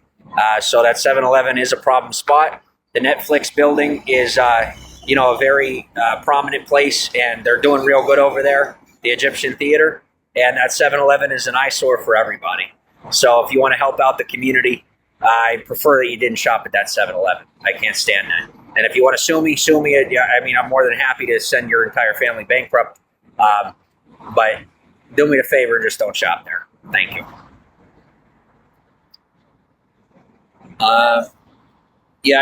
For 7-Eleven, I'll go there so I can get some water. I'm trying not to be cheap and actually buy my water. Support local business. 7-Eleven's a chain, but that 7-Eleven is owned by one of the local families. So they do run a good business. So although it may be a chain, they do support the local community. Whereas the other one is like one of those, when you got people that, you okay? Yeah, I don't do the passive aggressivism. You don't have to sit here. What do you call it? The other 7-Eleven is owned by people that are real disrespectful. And I don't go for that. It's like at these gas stations, you got people that are real respectful, and us locals like to shop there and get our gas there. Whereas, some of these other 7-Elevens are going out of business because they just don't know how to maintain respect with their clients and their customers.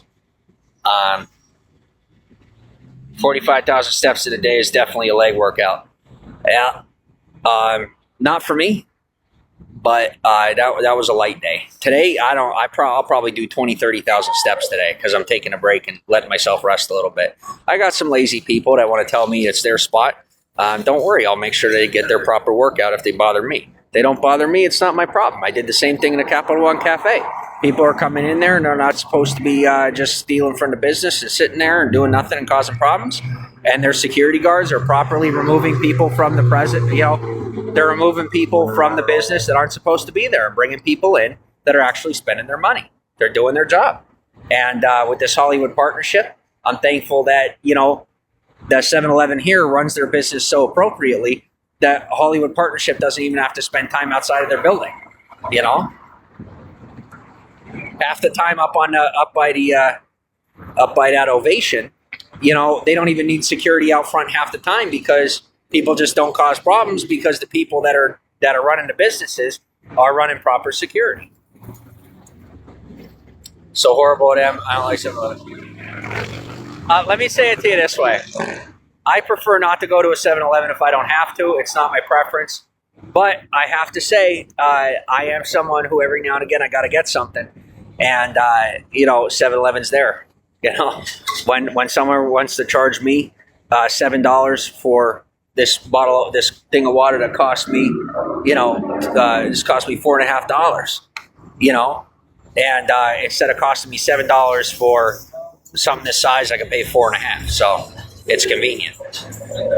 Thanks for the follows. And there's also the point system. They have a point system. Let's say you get EBT, and people don't think about this. If you get EBT, you can still use the point system. You put your phone number in, you put your email in, you can use your government phone. And when you use your EBT at the cash register, have them put in your phone number. You put in your phone number, and then you get points towards the next thing. So instead of costing me $4.50, I use my points, and this cost me $3.50 instead. And that's the government money isn't free money. But you know what is free money? When you shop at 7-Eleven with your EBT card and you get points for it. That's free money. So the chains do come in handy when you have to, when you want something for free and you want it actually to be free. Well, those points are on the house. Those points are being paid for by the U.S. government. And so you can use those points to get money off of what you buy in the 7-Eleven. And it's the same with Target and CVS and Walgreens. I got all these points racked up from using my EBT, and that's free money that I get to use for stuff. They say, well, they're tracking you. They're tracking you anyway. They're tracking everything you're doing either way. What's the difference? You might as well get the free money. Sammy says, pretty convenient, won't go to places that are rude. Yeah, like I said, this 7-Eleven on the corner here at Hollywood and the Wilcox, they're very polite and they're very respectful at any time during the day, even late at night. And sometimes even at night they'll run security. So they're a real kind place. I like going to this 7-Eleven, and I don't, like I said, I'm not somebody that likes to frequent a 7-Eleven. I'm like, it's seriously so far outside of my character and my zone of influence. But between the free money and the kindness, why wouldn't I? It's nice to go somewhere where people treat you with respect. And some of these businesses on the walk who don't really, what, you're cute. I'm staring too. I don't mind you staring.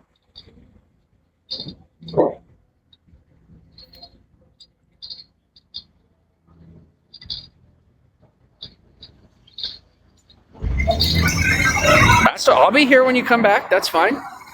It was just this young, beautiful woman was giving me the side eye. She was staring at me as she pulled up. And so I looked right back at her, and I did a staring contest with her.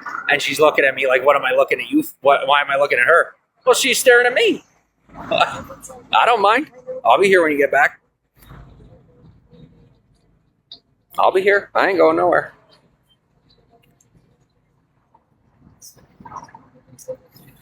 Sammy goes, I bet there's a lot of beautiful women in LA. There are a lot of very beautiful women here in town. There are. What I did right there, I don't normally do. But she was really, she was like giving me a look. She was giving me this look of like, what are you looking at? You know? I'm like, your pretty face. You're looking at my handsome face. I have every right to look back at you if you're staring at me, you know?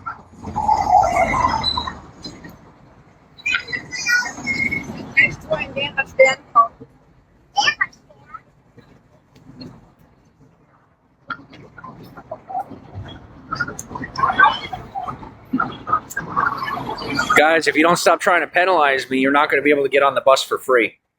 There's a lot of stuff in town that they're changing up for when the Olympics show up. And they're documenting every little thing we're doing. I know some of you can't, conceptualize that, or you got a problem with it, or it makes you paranoid, but I'm just telling you how it is. I agree with the old rules of things. I like the old rules of things. But if you see me operating on the books, you might take it as a sign. I'm the kind of guy who likes things off the books more times than not. So if you see me operating on the books, it's for a darn good reason. And I would recommend following suit, just that you're ready for when they change things.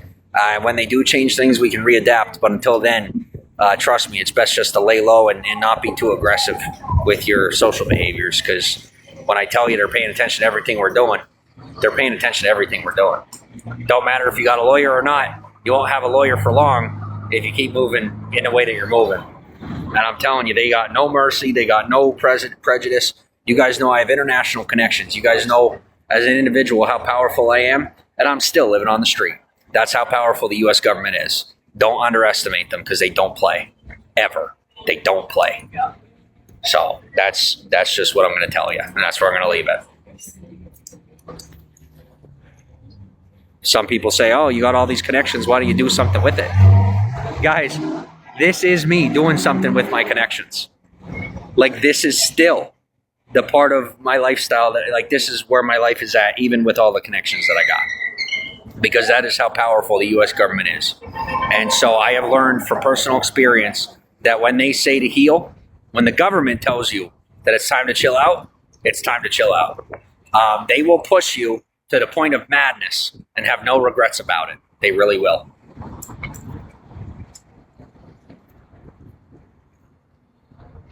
So don't play with them. Really, don't play with them. I got old money that surrounds me, and I appreciate them. And it's me being tough as a young individual. I'm not being resistant. I'm not being rebellious. What I'm doing is standing my ground to protect my predecessors, to protect my elders, because they have had their lifestyle far longer than I've ever been alive. But the changes that we're having in society nowadays do not compare to what we've had in the past. And I think a lot of us can agree with that. We have not had societal shifts like this since the 20s. And I wasn't around for that. I don't know about you, but I wasn't around for that. What I can tell you is they had a protest in New York with the Native Americans, and the U.S. government tried to seize their horses. And I don't know if you know what that means, but that means that they are hurting for money pretty bad, and they're hurting for control pretty bad. So I really do my best not to mess with them. I try to mind my own business and stay in my own lane. And anytime that a spot gets hot, I'm the last guy to leave. And if you want to make a spot hot, that's fine with me. But just realize that you guys are going to go running before I do. I will more than likely end up in cuffs before I ever walk away. And that's why usually I don't end up in cuffs. I find a deal, I make it, and I move on with my day. And I never make a deal at your expense. So I'd much prefer not threatening me with making deals at my expense, because that's just not the way I roll. And I find it disrespectful to both the community and the industry at large. And that's just my personal viewpoint. So important to respect your elders. Absolutely. Absolutely. Like I said, I don't like the way they do business. They're not going to last in that spot anyway. They're not in a weak position. And if they want to maintain their position of power, the 7-Eleven down the road needs to either gain respect or realize that they're going to be taken out of business. I mean, look at down the street. That, what was it? I can't even remember the name of it. That cafe. What was it? I can't even remember what the name of it was, but there was this bar down the road that the Wax Museum bought out. The people that own the Wax Museum bought it. And it's been in business for a very long time. And everyone said, oh, it's never going out of business. It's never going out of business. They're currently remodeling and revamping the building. And I think it's a shame. I think it's disgusting. And I'm upset about it. But that doesn't change the fact that, these changes are coming. These things are happening. And if you want to prevent those kind of changes and you want to be able to maintain and, keep in business those businesses that have kept this community alive far longer than I've ever been breathing, well, take it from me that I do understand, these things about business. I do know good business. I do. And, that 7-Eleven and the people that own it, and the people associated with it, they're in a vulnerable position. And in order to remain non-defensive, you're going to have to change the way that you treat your clientele. And that includes people that are in my position and people who are in a similar position. It's just not going to last. That bar down the road lasted as long as it did because they respected their customers. But as of right now, our entire community is under attack by attempts of governmental takeover. And that's not a game or a joke. That's a real serious thing. And I'm out here just trying to advocate for my community. And I don't want to get that advocation misconstrued for any attempts of overtaking the environment.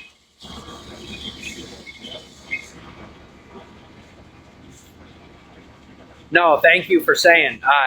No, not Madame Tussauds. It's another wax museum. It's just a locally owned wax museum.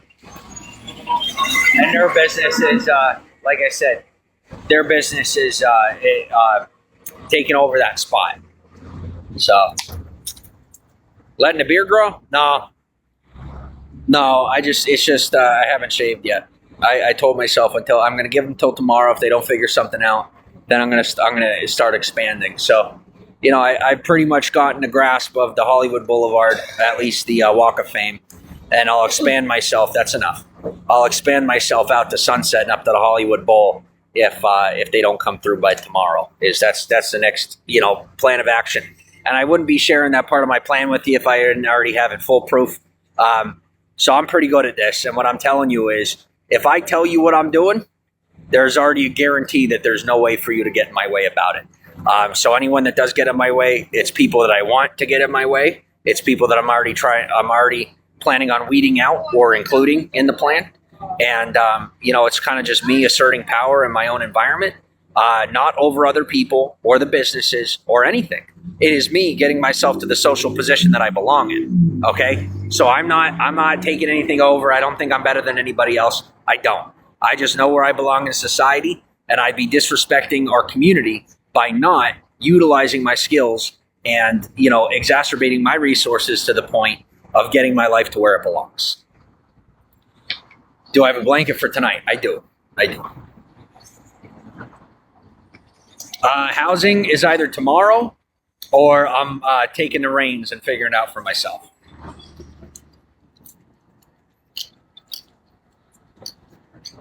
Guys, I will tell you, don't try to get me to obey you because I'll get you removed.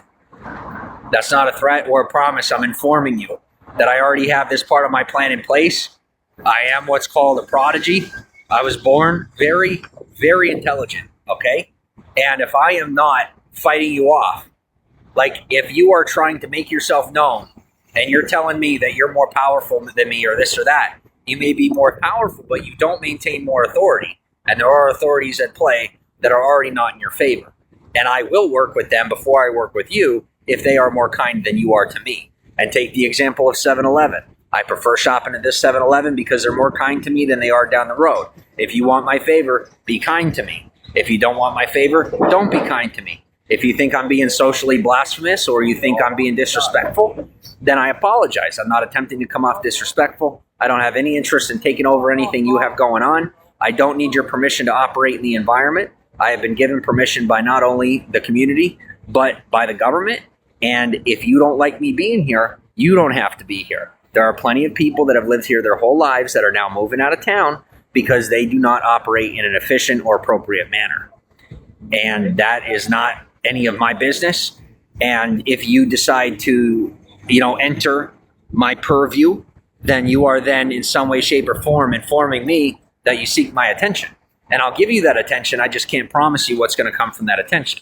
It could be positive. We could build a relationship, or it could be negative. If you tell me I owe you something and I've never met you before, I don't owe you anything, and I may grant you safe passage. If you and I have met before, it could be a different story. But like I said, I don't take bribes. I don't play games, and I'm taking my life very seriously. Right now, I am putting in this much effort just to get off the street. I don't care about any of the rest of it. Everything else to me right now is irrelevant until I'm off the street, and I am profusely vigilant, and I will not sit back or lay back until I have a roof over my head. And it's that simple. No matter what you try to take from me, no matter what you successfully steal from me, any of that, I will not only get it back, I will get it back with interest. If you take it from me in due diligence, that's different, then we're even. But I'll take back 10%. If you steal something from me, you owe me back 10 times what you take. And trust me, I will be coming for it.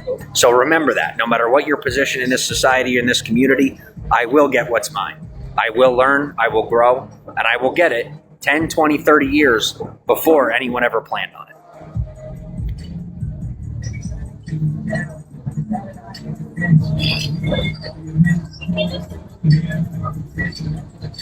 But I have to keep the stash trim.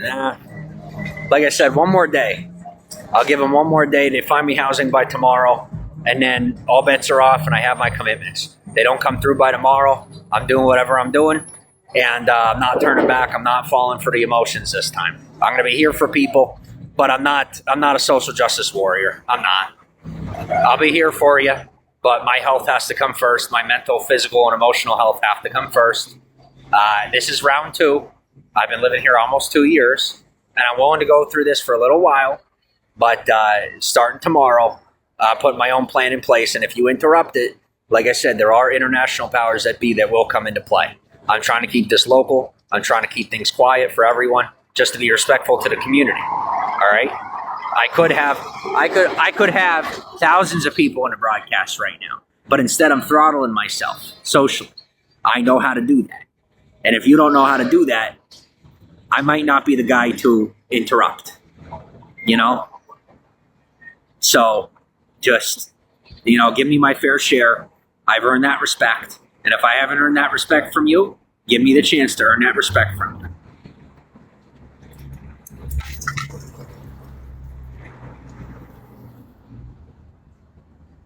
I got people I could call right now and say, send the traffic. And I'd have 1,500 people in here.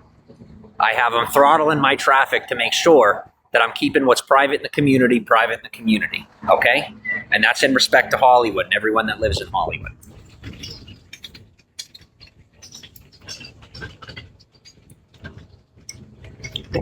You want to know how, and people, like I said, somebody comes around and tries telling me how it is. Guys, I'm out here letting my feet bleed. I'm pushing myself to the point where I'm not going to the laundromat yet. My feet are bleeding. I smell. I got a putrid, body odor about me. That's how far I'm pushing myself for my community. And then someone of prominent power is going to come around and have the audacity to tell me how it is. I don't know. If you're not gonna push yourself that far for the people you care about, you could tell me, well, there was one point when you did that. If there was one point when you did that, you wouldn't be coming around me telling me how it is. That much I do know. I know the people that have fought for this community. I know the people that care about this community. And they are people that support me and they stand by me the way I stand by them and support them. They don't, because they've been humbled. They know what it's like to have to be humble. All right? So if you're coming around cocky and prideful, the only thing you're going to come off to me is as if you come around me boisterous and telling me who I have to bow to, the only thing I'm going to see you as is a criminal. And if you're not a criminal, don't present yourself as one. That's my recommendation. I live in Hollywood, the community of Hollywood. I wasn't asked to, be representing the community of Hollywood. I don't know if there's anyone that wants me to, but I don't see anybody else doing it. So I'm doing it because somebody's got to do it.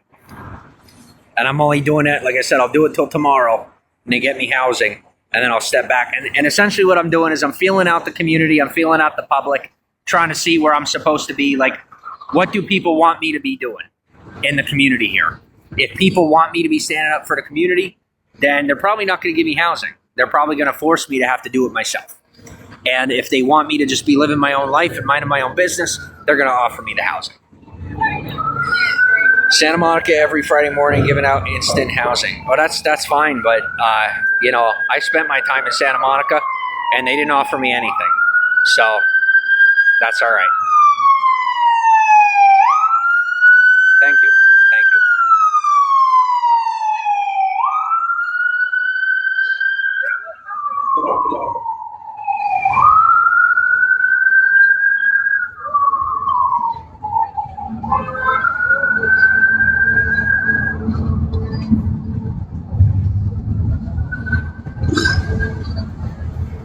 Guys, let me put it to you this way. I've been in the pit. And I'm going to say this, I don't care, it's going to sound nuts, but it's the appropriate audience right now, okay? There's a reason why they've called me Batman in the past. And in case you don't know, the reason the name Batman came about, for me, they started calling me Batman because essentially in my own life, if you've ever seen the Batman that has Anne Hathaway in it, the one where he's in the pit, right? And he had to climb out of the pit. That was essentially what I had to go through. And this is in the past, I'm not going through it again. You don't want to try to put me through it again. Trust me, the powers that be will take you by the hair. They'll grab you by the collar and lift you out. Trust me, they will. Because they found out I got put through it again out here to begin with. And they're not too happy about it. But I didn't tell on you. I just told you, as I said, they're watching. And you didn't believe me. And now like moves are being made. So it is what it is. Like I said, some people just never learn.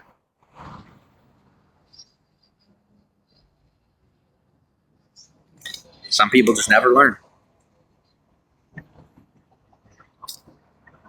Some people never learn. And don't worry, if you guys want to throw me in the pit, I tell you what, here's what I'm open to. I'm open to it. If you really think you're that smart and you got it figured out that much more than me, go ahead and put me through it here again in Hollywood. Go ahead.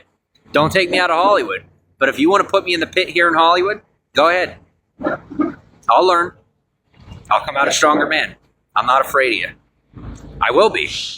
And I'll regret the decision after. But I'm willing.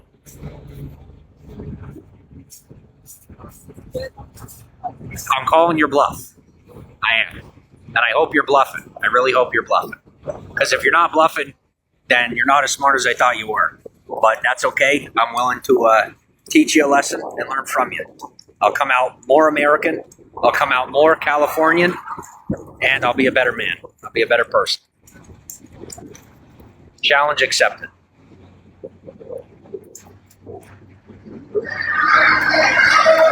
Thanks for the follows. Did they have fireworks in Hollywood last night for the Dodgers winning Game 6? They had them in LA. I didn't get a chance to see the end of the game. I was pulled away for something important.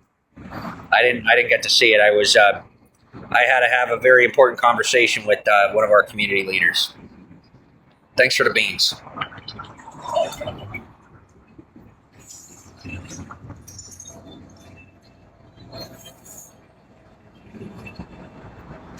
Pushing me is the worst mistake you could ever make. That's what I'll tell you. I am unbiased. I am unprejudiced. I may come off that way from time to time, but it's just to test you and see what you're all about and what you're made of. But trust me when I say, I don't care if you're a man, woman, child, black, white, green, blue, purple. I will treat you the same. You want equality, I will give you equality. You put me in the pit, I will climb out. And I will climb out before you do. Because the only way I end up in the pit is if you come with me. And I know you don't want that smoke. Thanks for the hearts.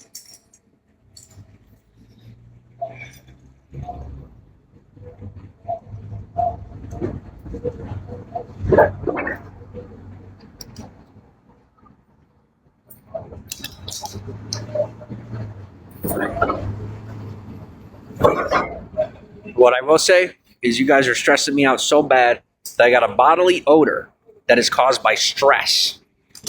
I'm not even kidding you.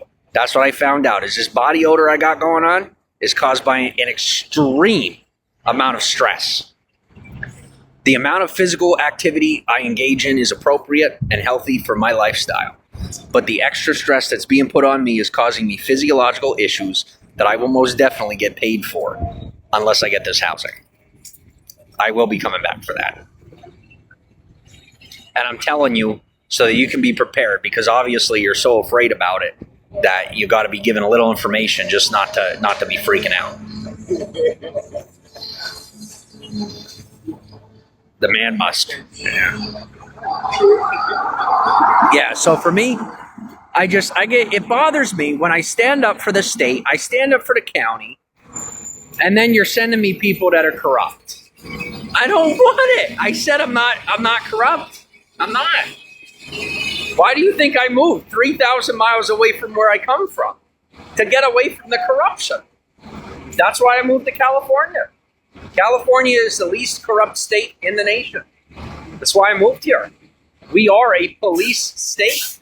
California is known as a police state. And so I guess that's what I'm saying is I'm over here standing up for the public, and it's overcrowded. You know why it's overcrowded? Because it's such a good place to live.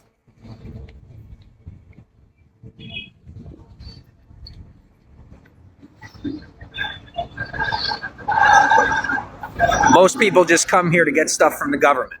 That's what they come here for. That we get more funding from the federal government than any state in the nation. We do. And there's a reason for that. You say it's expensive. It's expensive if you make it expensive. It's about how you choose to budget your money. I'm sorry, but I'm going to be real with you.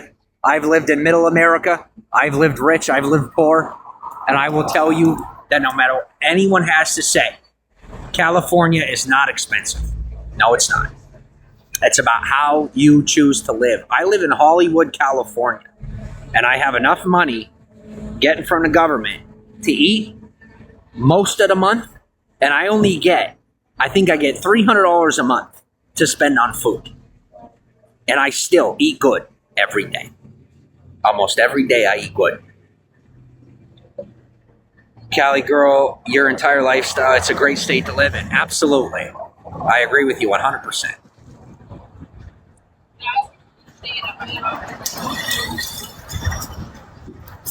Guys, to tell you what, I got people that are telling me under the cuff that I'm being pursued by the county. You might want to stop. I will weed out your corruption single-handedly. It might cost me a year in prison, but I will weed out your corruption if you keep pursuing me. I have the time. I have the energy. I got nothing else to do, and I promise you don't want the smoke. You don't. Ask Oklahoma. Ask Pennsylvania. All right? Oklahoma learned that I'm a much better person than they were told. I ended up making friends instead of enemies. Pennsylvania found out that I'm a much better person than they were told. I ended up making friends instead of enemies. I'm asking you not to force me through a situation of incarceration just for the state of California to find out that I'm on your side. That's my request. Don't force us to have to learn the hard way. I'm not leaving. And I'm not coming after whatever you got going on. You guys are being paranoid, you're being overprotective, and I'm fine. You're fine. I'm not going to change the climate of your environment. I'm not. I'm not interested. I'm not on a job. I'm not doing anything like that. I am here starting my own life. That is what I'm doing. I was raised in a law enforcement supportive environment. Okay? Everything I'm telling you as far as why I moved to California makes sense and checks out. Don't get paranoid on me. Don't be trying to find backlogs of things that don't exist. Don't be ill-advised enough to be believing stories from people that are lying to you. Just move on with me. And if you don't want to, that's fine. Just stay away from me if it's going to be that way. That's all I'm going to say. You're not protecting yourself. You're protecting your secrets. I'm not exposing your secrets. The only thing you're going to do by coming around me is you're going to end up exposing your own secrets. If you feel that guilty about it, go to the cops and confess your crimes. Don't come to me. I'm not a cop. I'm not a priest. Thank you. Yes, I have been to Compton. You've only been to California once, but you loved LA. Closest city to Sydney vibes. What are you from Australia? I'm sorry, but if you are going to come into the broadcast and we're going to have conversations, I gotta keep it a little more socially. Yeah, you gotta keep it a little more socially appropriate when it comes to the usernames.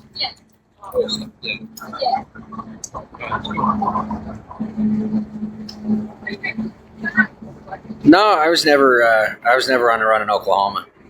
Yeah, that's a fallacy. That's not true. That's a lie. Thanks for the follows. I miss you too. Welcome to the broadcast. But I will say, don't bring that up again, and definitely come in on like I said, with a real account. Thank you.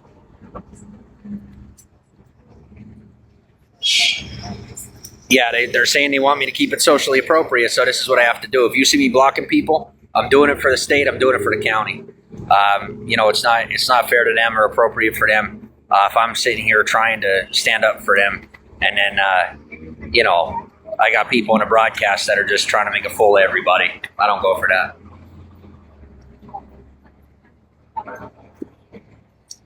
Like I said, the federal government right now is hurting for money. They're making the state look bad. They're making the counties look bad. And unfortunately, right now, we are dealing with a whole lot of turmoil between the state and federal government. It's very disappointing. Never in my life did I think I would see the FBI and the CIA working together. Never in my life did I think I would ever see that. But there is so much turmoil in our country right now, and disagreements going on between the states and the federal government, with the federal government trying to take over the nation, which is a problem. It's a big problem. That we have the FBI and the CIA working together. They have been fighting since the inception of the CIA. The FBI and the CIA have been at odds since the inception of the CIA, and they are now working together. That is unprecedented. And that just goes to show how many problems are going on. Like this, what the CIA is trying to do is help the federal government and the state be able to work together better instead of constantly being at odds. Thanks for the follows. So yeah, I mean, that's pretty much where it's at. It's just absolutely ludicrous. Absolutely ludicrous. And so I guess what I'm telling you, if you want to level up with me and you want to tell me that I've never been to Compton, you're right. I was legally never in Compton. You didn't see me. I am that good. You want to take the fight there? We can go there. You want to give me housing by tomorrow? Awesome. You don't give me housing by tomorrow? We can take it to the next level. I don't have anything else to do. You've already taken everything from me, minus my government support. And they're not going to take that away because of how much work I put in since I was about 18 years old. I'm not going to have my support from the government taken away from me. And if I do, the state and the federal government will end up getting penalized by international powers. So, that's it. I mean, we're at that wit's end here. We're at that point in time where we're going to have to learn how to get along. We're going to have to learn how to behave and work together.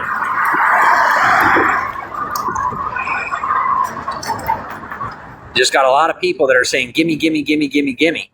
You didn't earn it. You don't deserve it because you didn't earn it. And they're like, but what about this? What about that? Well, how much money do you get on the side? How much extra stuff do you get? You know, they're keeping tabs.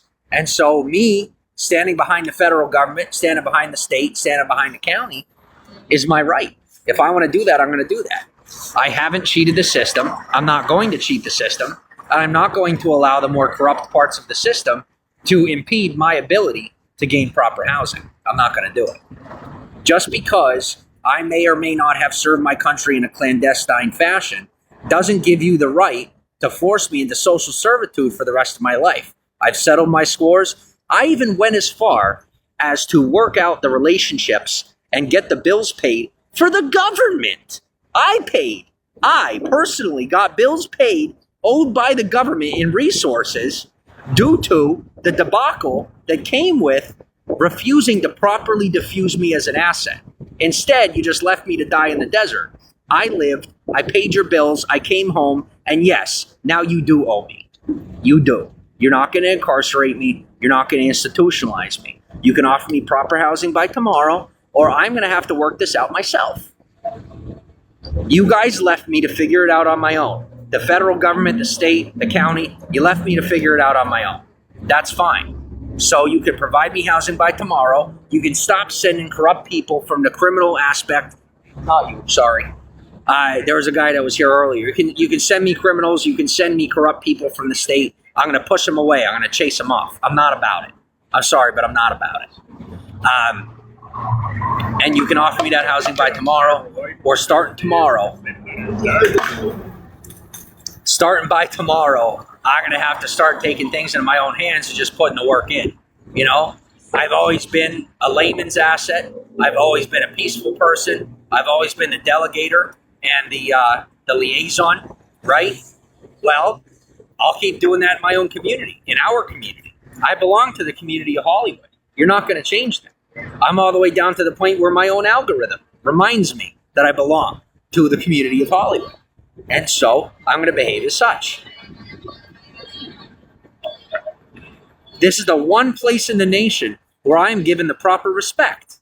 This is the one place in all of America where I can come and I can properly get myself on my feet from bottom to top without having to endure irrevocably, undeniably, incomprehensible levels of disrespect. So that's what I'm going to do. I'm going to live right here, and I'm going to make it work. Thank you for the hearts. Thank you for the support.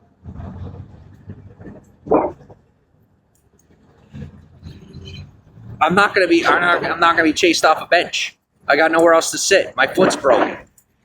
You know, the stress fractures are healed, but my ankle is fractured, and it hurts. Okay. There's my secret, my big secret. It's not fully healed yet, but the stress fracture's healed overnight, which is impossible. It's a miracle. Praise God. That's what I say, because I can't explain it. There's no way that I'm physiologically that capable. It's not even possible. So I count it as a miracle, and I don't talk about it too much. And so to explain to you guys, I know a lot of you guys know that I worship Christ. That's, my thing. I don't talk about it. I don't put it out there all that often, but that's my reasoning. I have a physiological, my reasoning as to why I worship God is because I've had things happen in my life, and I continue to have things happen in my life that are considerably on the level of miracle that I cannot explain. There's no way that I am physiologically capable to the level where stress fractures in my foot heal almost overnight. So I give it to God, because I don't know where else to attribute it. Where else am I going to attribute that credit to?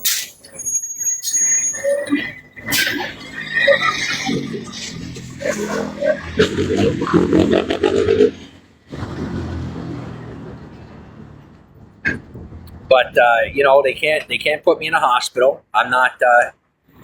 Even when I have my episodes are still tame enough that it's not appropriate to either incarcerate me or take me to a mental facility.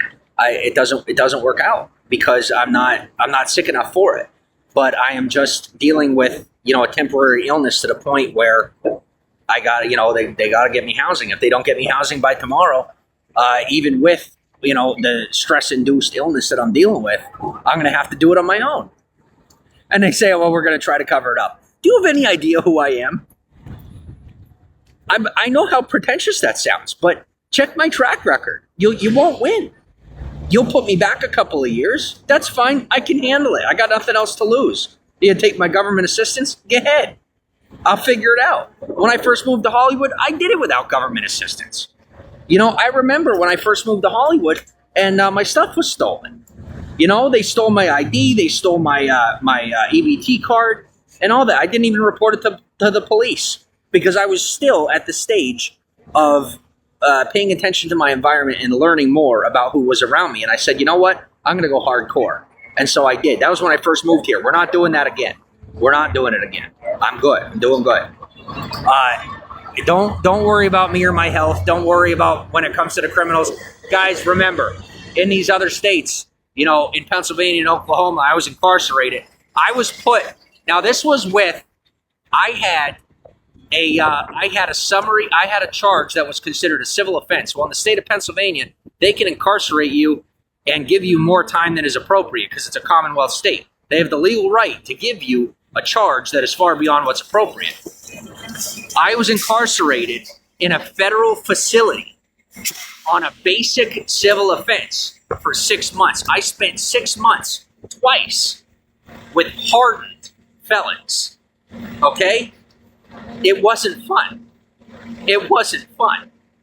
What I'm telling you is with the fear in my voice, I took that as proper social training. All right, that's how I took it. Proper social training.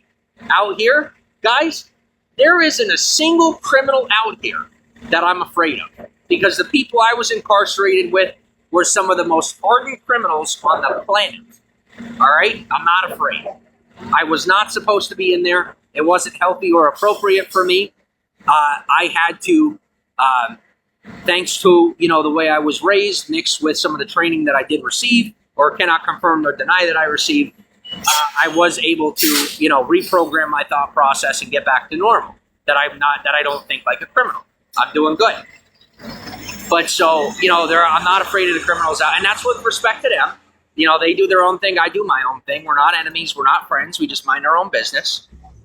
It says, hope you don't mind asking, but what was your offense? I do mind sharing because it was recently declassified, but that doesn't make it appropriate for me to talk about. There's a lot of sensitive parties involved, and that's what I'm trying to avoid.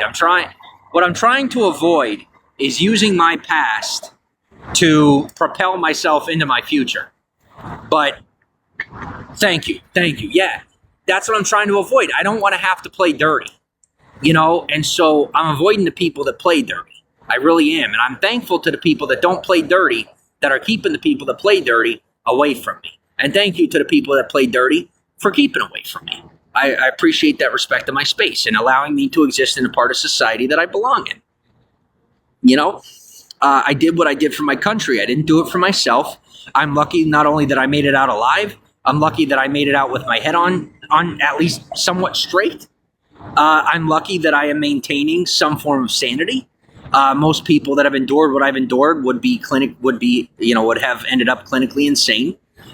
Like not just to a temporary degree, but to a permanent degree. So, you know, I'm doing pretty good. But like I said, I'm being put in a position where if I don't get the proper help, I am going to end up having to use my past to support my future. And I was really hoping not to have to do that because there were a lot of people that were counting on me to maintain discretion and privacy. And I'm going to end up having to break those commitments for the sake of commitments that were made far before they ever tried twisting my arm into those commitments. Because those commitments were commitments that I was forced into. And we all know I was forced into them. But come tomorrow, if I get appropriate housing, well, guess what? I just got a mental illness and you can write it off. And that's fine. I get it. But if not, you're going to say I have a mental illness, but you won't be in control. What I'm trying to do is allow the state, the federal, and the local government to maintain control over the narrative. And I know that sounds like it makes me sound like I'm being a sellout, but you don't understand, okay? It is, for those of you that do understand, I am trying to make sure that we can maintain privacy and discretion for all parties involved in everything having to do with my past. Okay? When I first got incarcerated in 2021 in Oklahoma, one of the very first things that the police had said to me when I refused to provide my name because I was on mission, I was in the middle of something, and that got me burnt. They friggin' burnt my cover. And so that ruined my entire, almost ruined my entire, non-career, as you might call it. They're like, well, you're not writing a book and this and that. I'm like, no, I'm not writing a book. No, I'm not writing a freaking book. It's a matter of national security. Why on earth would I be writing a book? I'm not a scumbag. And that's my opinion on it. That really is my opinion on it. I stand with our country on that.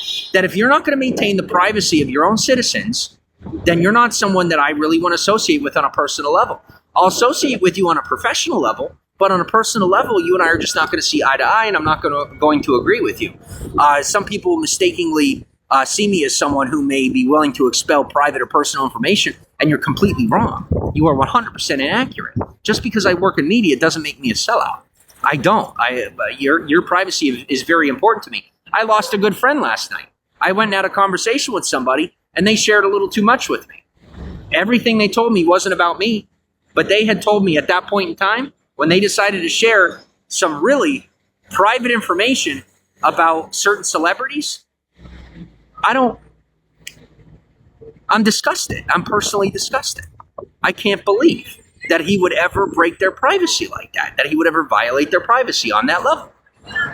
And so I don't necessarily want to see that person ever again because I don't feel too kindly about them, And I guess that's what I'm expelling to you. I'm supposed to be what's supposed to be happening right now is I'm supposed to have proper housing, and I'm supposed to be talking to a therapist, sharing what I'm sharing with you right now on a confidential basis. But I'm being cut off from the ability to meet with a proper therapist, and so I'm expelling stuff I could expel to the internet because I'm not saying too much. I'm not sharing too much. But it's just not fair to anybody. I shouldn't have to say any of it to the public at all. But there's only so much one man can handle. There's only so much one person can handle. And I am definitely at my limit where my body is pushed to the extent that I can handle trying to maintain the rest of what I got for the rest of the month financially. And then with what I'm dealing with physiologically and then psycho-emotionally, it's pushing me to a point where I don't get violent because that's not how I am. But I am talking about things that I would prefer not to talk about. And to some of you, you're like, you're not really even saying anything at all. You're right. I'm not really sharing any information at all. But I am that private of a person. I am that discretionary when it comes to the information that I share. I don't even like to talk about the fact that somebody talked about something they weren't supposed to. That's just not how I roll. So, even now, I feel like I'm betraying the confidence of people that I care about. And I'm being pushed to my wit's end to see what my limits are. And I'm already past my limit. That's how I feel. I shouldn't have to spend all my money just to be able to keep my mouth shut. I shouldn't have to spend all the money that I got until, and then have to go to the church just to be able to keep my mouth shut. I have actually pushed myself this far. And it exposes, a whole lot. And that's not my fault or my problem. What I can tell you is after tomorrow, if I'm not provided with housing, I am no longer siding with the state. I'm no longer siding with the local government. I'm no longer siding with law enforcement or the paramedics and people of that nature. I'm no longer siding with the federal government. I am still an American. I will stay true to my American roots. But you guys are going to have to find resources on your own. I'm not going to be bringing my international resources to feed your public if I'm going to be denied the basic elements. Can I survive on my own? Yes. Will I maintain that discretion? Yes. But it's probably going to end up meaning that I have to keep most of it to myself. And if you say I can't do that, you're not going to steal it from me. Trust me when I say whatever you take, like I said, I have the favor of international powers that will, press into you to make sure that you give me what I'm owed. And that, unfortunately, if that's the way we have to go, if you have to play victim as a government just to get me housing, well, it makes all of us look bad. None of us look good. And you're not going to sit here and tell me that me asking for the basic necessities in my life is asking for too much. That's not fair. And to tell me that I have to wait in line behind people who who have done almost nothing for this country and continue to feed off of this country and do not provide anything in return, I'm not about it. Just because you have those connections, no, that's fine. That's fine. I'll shut down. I'll go ahead and I'll operate on reserves and not do anything for anybody. And then whenever you decide it's my turn, maybe I'll decide to get active again. And then until then, I could just keep my skills to myself. I'll relax and enjoy myself. You see me walking around the boulevard, smiling, having fun, and not doing anything for anybody, and just spending my money how I want. Hey, if you take that money away, I'll just go to the church and I'll get the free food. They'll provide me with clothing, and I'll keep doing the same thing until I build enough connections to do what you're doing, except in a non-corrupt fashion. Sounds like you're actually balancing your needs while protecting others. Thank you. Absolutely. It's understandable that you need to share somewhere, somehow, in whatever way you can. Absolutely. Communication is a necessity of the human person. This is freedom of expression. Do not try to impede on my freedoms as an American. It's not a good idea. I'm a Californian, I'm an American, and I deserve my freedom of speech and freedom of expression. And I'm doing my best to properly communicate my needs without being abusive with that power. Because yes, our freedoms in this country are a power granted to us by those who began this country. Most of us don't understand or recognize how to use them. But when you use them appropriately, they're useful.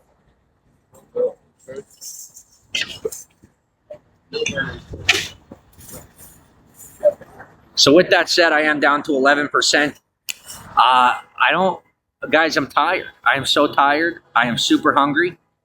I'm lonely. I don't have anybody to hang out with right now. It's my own fault. I'm not going to reach out to anybody because they're counting on me going to them. And I can't be given that kind of power over my life when they don't have the authority or the intelligence to make proper choices with what I have to offer. So as of right now, I have nothing else to do but either shut down a broadcast and, turn my music on, maybe grab something to eat, or just sit here. I don't know what else to do. I'm so tired. And even after I eat, I'm still going to be tired. So, everybody's got their limit, and I'm not to the proficiency that I once was. I have to build this, I have to build myself back up. It's not going to happen overnight. So I'm doing my best for you. So I don't know what else you want from me, but I'm not going to walk around to the point where my feet are broken the way that I used to. I'm not doing that again. And I don't want anyone else doing it. I don't need that sort of help. All I need right now is for the mental health community to come through and make the proper connections, and either them or PATH provide me with housing by tomorrow here in Hollywood. And if they don't, that's fine. I'm just going to have to start doing things my own way, and that's not going to affect anybody. It's not going to affect anybody but me. It's just, I feel that bad about not having, a good constituency with the local government and the local polity. It bothers me. I like to stay in good spirits with them. So to have to turn my back on them and have to turn to people that aren't in agreement with the government it's a large breach of ethical code for me. What I was trained on and what I was taught, to have to turn to just average everyday people for what I know my government could provide me overnight makes me feel like I'm betraying my country, because that's what I was taught and that's what I was trained on. And I know I'm not betraying my country, but it doesn't change those feelings of guilt. It doesn't. It's a very hard thing that I have to do, to reprogram my mind and my behavior in order to reintroduce myself to society in a less operational fashion, So I guess that's it, I don't know what else to do. I don't.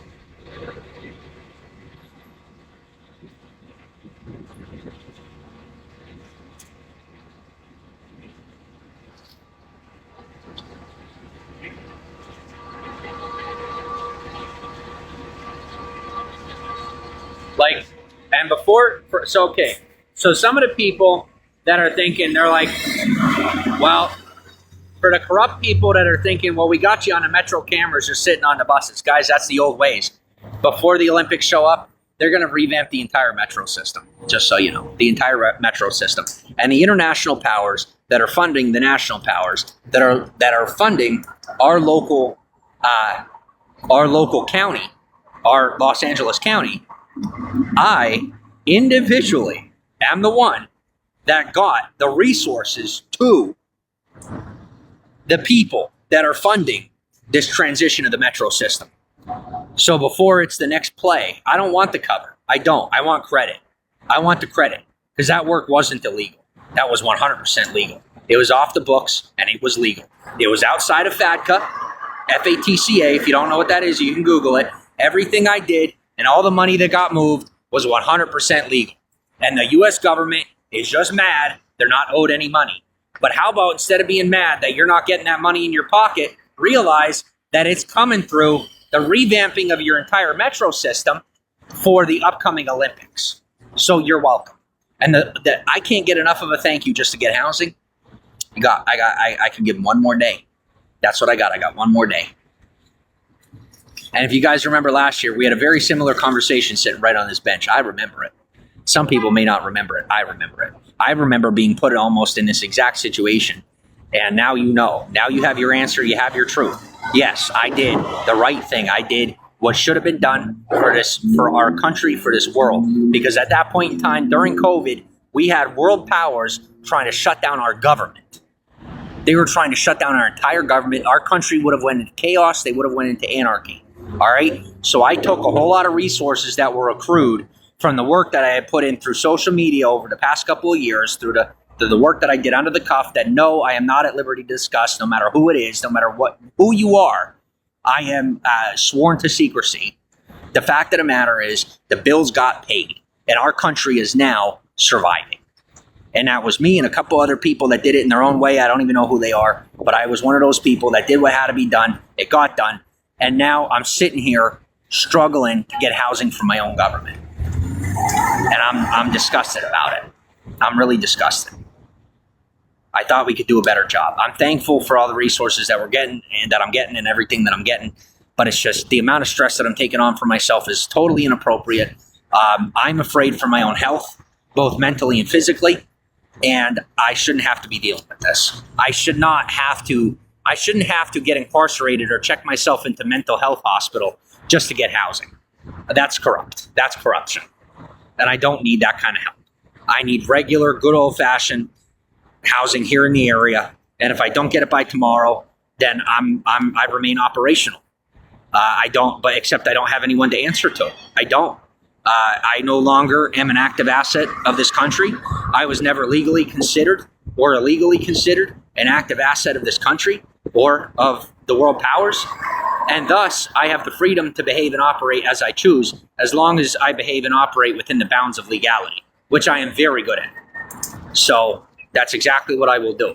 So, if you can help me get housing sooner, I'm very thankful. If not, I am going to apologize in advance that there is a potential that I am about to be the biggest pain in the butt that you have ever seen in your entire life until I find myself an apartment.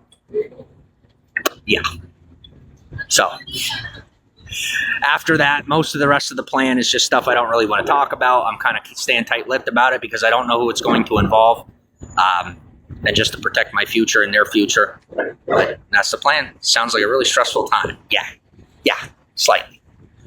So I do thankfully have a good amount of battery saved up in my pack.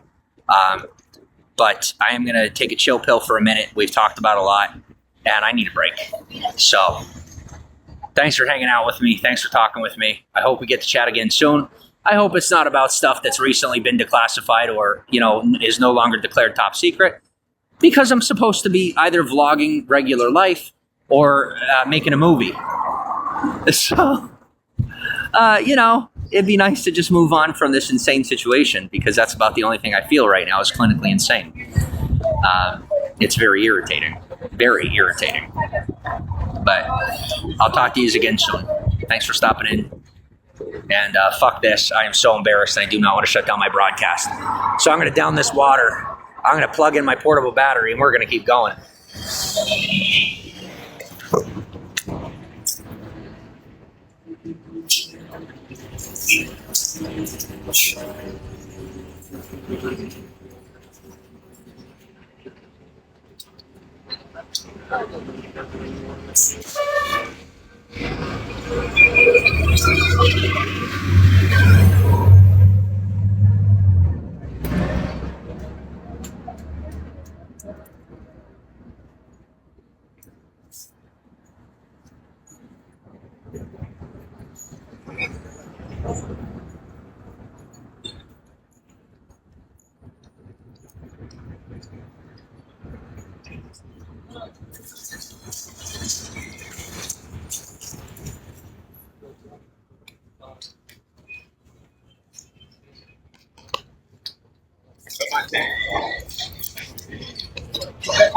See, that's the thing is there's no record of anything that I've done.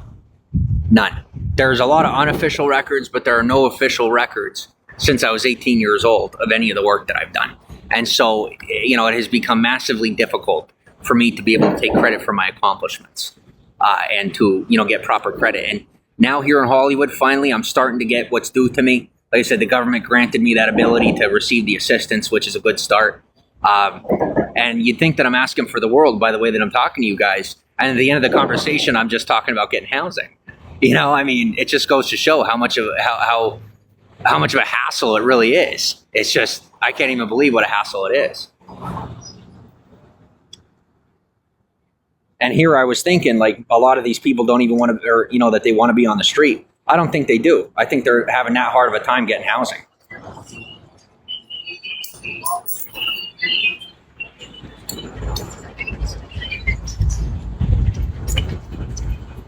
Because they're prioritizing who they're choosing to prioritize, And is it necessarily fair that I'm able to use, my past experience to get those connections more quickly? Absolutely. Because I put in the work for this country and I didn't expect anything in return. And everything that I may or may not have been compensated with or in that fashion, I have, in the proper time frame, reallocated those resources and made sure they got to the proper people. So I made good before any of it ever came into law. I got it all done. So they say, well, they'll catch you. No, it's not. It's not a crime till it's a crime. If what you're doing isn't a crime yet, it's not a crime. Once they put it into law, then you got to stop doing it. What criminals do is even once it's law, they keep doing it. I don't have anything that I am doing right now that is outside of what's legally permissible. And I try not to operate too much on the on the fringes, but you guys really, thank you for being here with me, and I am so sorry. I did not mean for you guys to, hear it that way, hear what I said that way. But it's just, this situation's disappointing. It is, and it sucks to have to get up now and keep moving. I don't have to, but if I don't get up and get something to eat, I know I'm going to push myself too far, and I'm learning from last time. Last time, what I did when I sat in this exact spot and they tried to force me into a situation where I did the same thing twice. Well, I got a damn good memory that I remember last year at the exact time when I had to do this. And don't forget things. Whatever you could do, maintain your memory. It's a very important thing. Plus, it's leverage and evidence should anyone ever try to screw you over. Last time I didn't eat. I made the decision not to go get something to eat. So this time around, I learned my lesson. I'm going to go get something to eat. But I'm going to chug this water first because it's very heavy.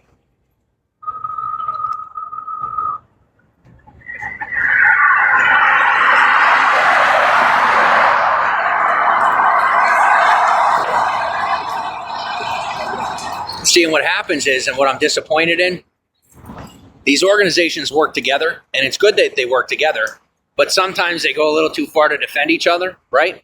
So if one organization misses my phone call, the other organization doesn't call me at all to make it look like I was only working with one. You're not supposed to only work with one. You're supposed to put in your requests with all organizations, and then whoever gets to you first is who you go through to. You're not supposed to just work with one organization. They will tell you that you're only supposed to work with one organization. No, I have like 3 or 4 social workers, and that's how it's supposed to be until you find housing.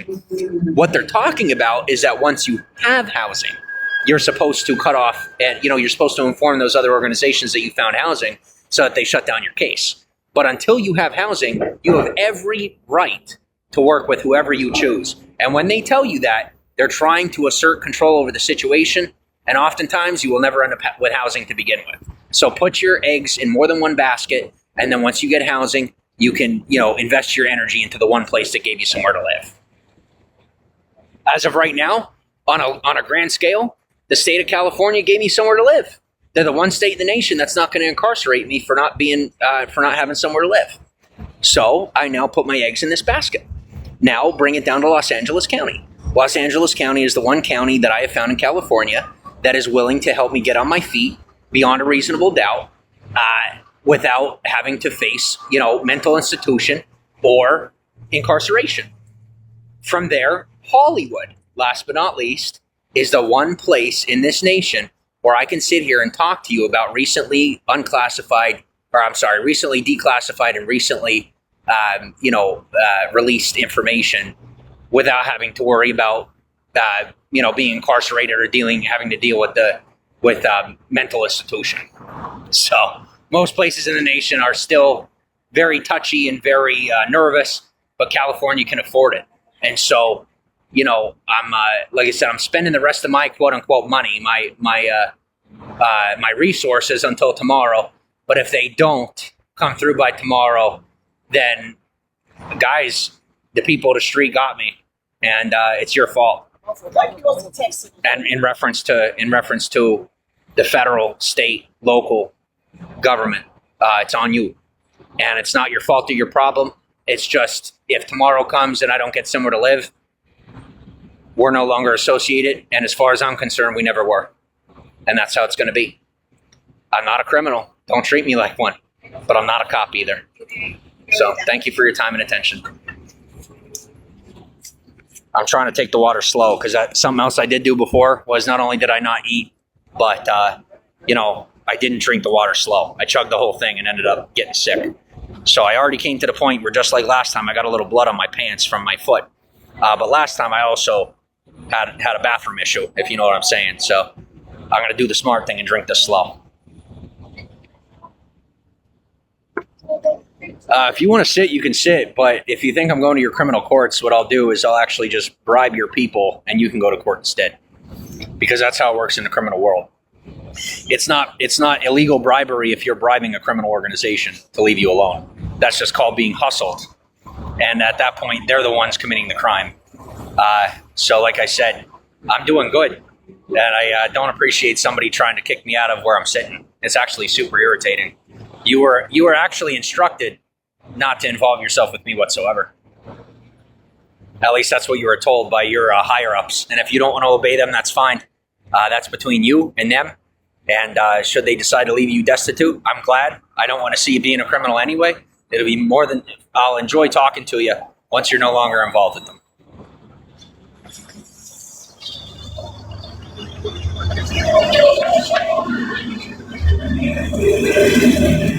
Guys, I'm going to be real with you. I used to eat criminals like you for a snack.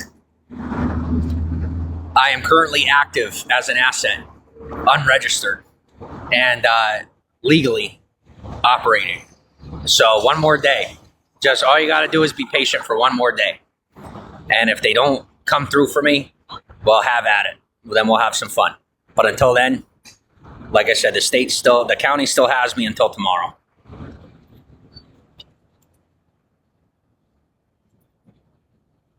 After that, all bets are off. And the next time they offer me their women while we're on the street, I'm going to walk right up to one and start flirting with them. And it's going to be done. I'm not kidding. I'm not playing. And I'll tell you what, I'll probably end up taking it one further and just keep pushing myself and extend my money throughout the month, and I'll be able to survive on the money I get. If you cut me off at that point, I'm going to end up being a rogue asset, and that is then a problem of the federal government, and then the state is going to be forced to clean it up. So I'm sorry, there's no getting out of it with me. You guys tried cutting me out of my entire life's worth of resources and goods and golden God and glory. And thankfully, we have a country started by men who believe in the true version of what it means to be equal. And I will be treated equally, and I will get my due. I'm not looking forward to what I may have to endure to receive what's mine. Huh?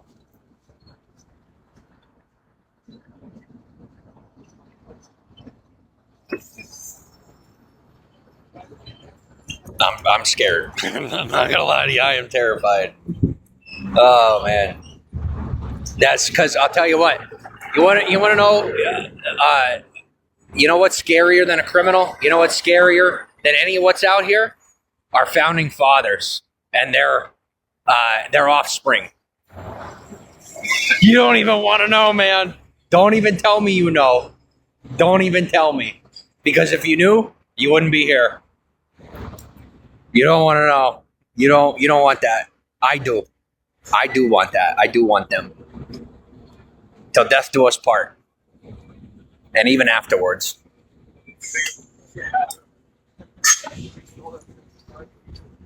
You have no idea. You have no idea.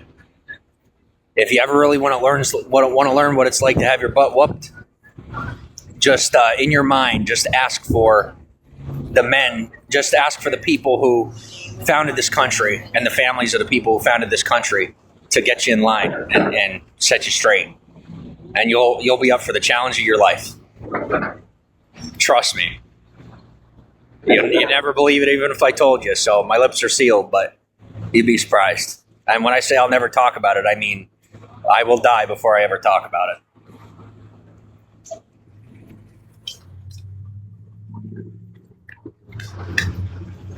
And when the people of this country are kind enough to me that they're willing to push me far enough to that challenge, I always have backups to keep me in line. I do.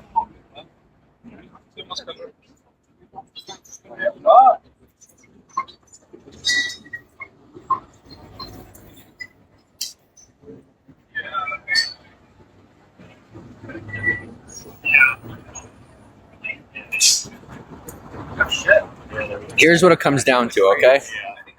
The people that I'm close to, they're not too keen on the church. They don't like the church at all. And when I say the church, I mean the Catholic Church, right? Well, the only church here in this area, other than the Protestant-affiliated Salvation Army that offers food, is the Catholic Church. And in respect to my government and the people associated with my government who are kind enough to offer me that government assistance, I've been trying to avoid going to the church. That's my real reason why I have been avoiding going to the church organizations for any assistance. Is I'm making my best efforts to maintain loyalty to my country, okay? Because the Catholic Church, they are their own country. The Protestants, they do receive a lot of assistance from the Catholic Church. The Catholic Church does recognize those who are Protestant or any denomination as Christians, and thus, on some level, they work together. The people who started this country, they are men of their own kind, and they do believe in Christ, but the church is seen as, in some facets, unhealthy for a man like me, for a man in my position. And thus, I'm respecting their wishes and what they see as best for me by doing my due diligence to avoid having to go to the churches. It's unfortunate that I have to push myself this far just to be able to avoid going to the churches. It's unfortunate. I do not want to have to revert back to going to the church, and that's actually my biggest fear, and that's what I'm really asking for help with is just that I don't have to go back to church, because I feel like I'm being forced to go to church. It's a big pain point for me. It's a big point of trauma for me to have to go to church or people affiliated with the church to get food. So, I really hope they come through tomorrow with the housing, because if they do, it's going to save me a lot of money. And that money that I get from the government will go a lot further if I have housing.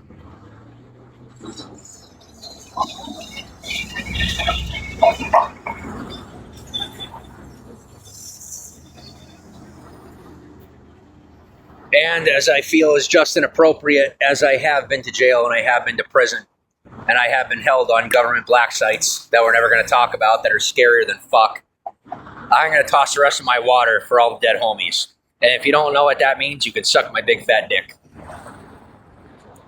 And don't tell me I just chose, because there are plenty of people in all walks of life that operate in different ways. I'm choosing to toss my water for everybody that isn't alive to enjoy a good glass of water.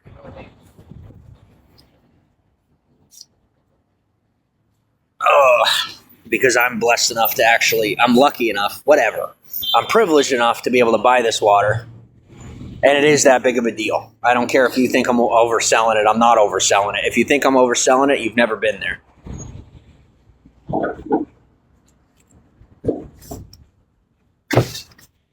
And some people say it's a waste. I call it a sacrifice. I made a sacrifice to the people who don't get a chance to buy that water. And at one point, that was me. And now it isn't. And so you want to forget? You go ahead and forget. Don't worry, I'll remember for you. It won't come back to bite you. It's our little secret. But as long as I'm alive, I'm going to do what I can for my country. And you're not going to change my mind about that. I may be a civilian, but I know how to operate inside the law and still be very effective for my people, for our people. So that's that. And as far as this blanket goes, it's so freaking heavy, but it is what it is. I'm just trying to think about what else I could bitch about. I'm trying to keep myself from, being too emotional. I do get pretty emotional about this type of thing. I do.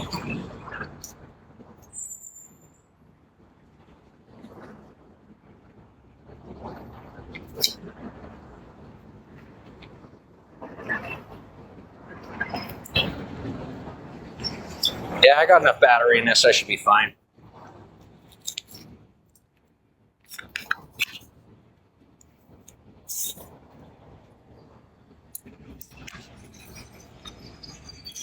And like I said, I ain't worried about them seeing me on the bus thing. When I first moved here, guys, I was just super tight-lipped about stuff.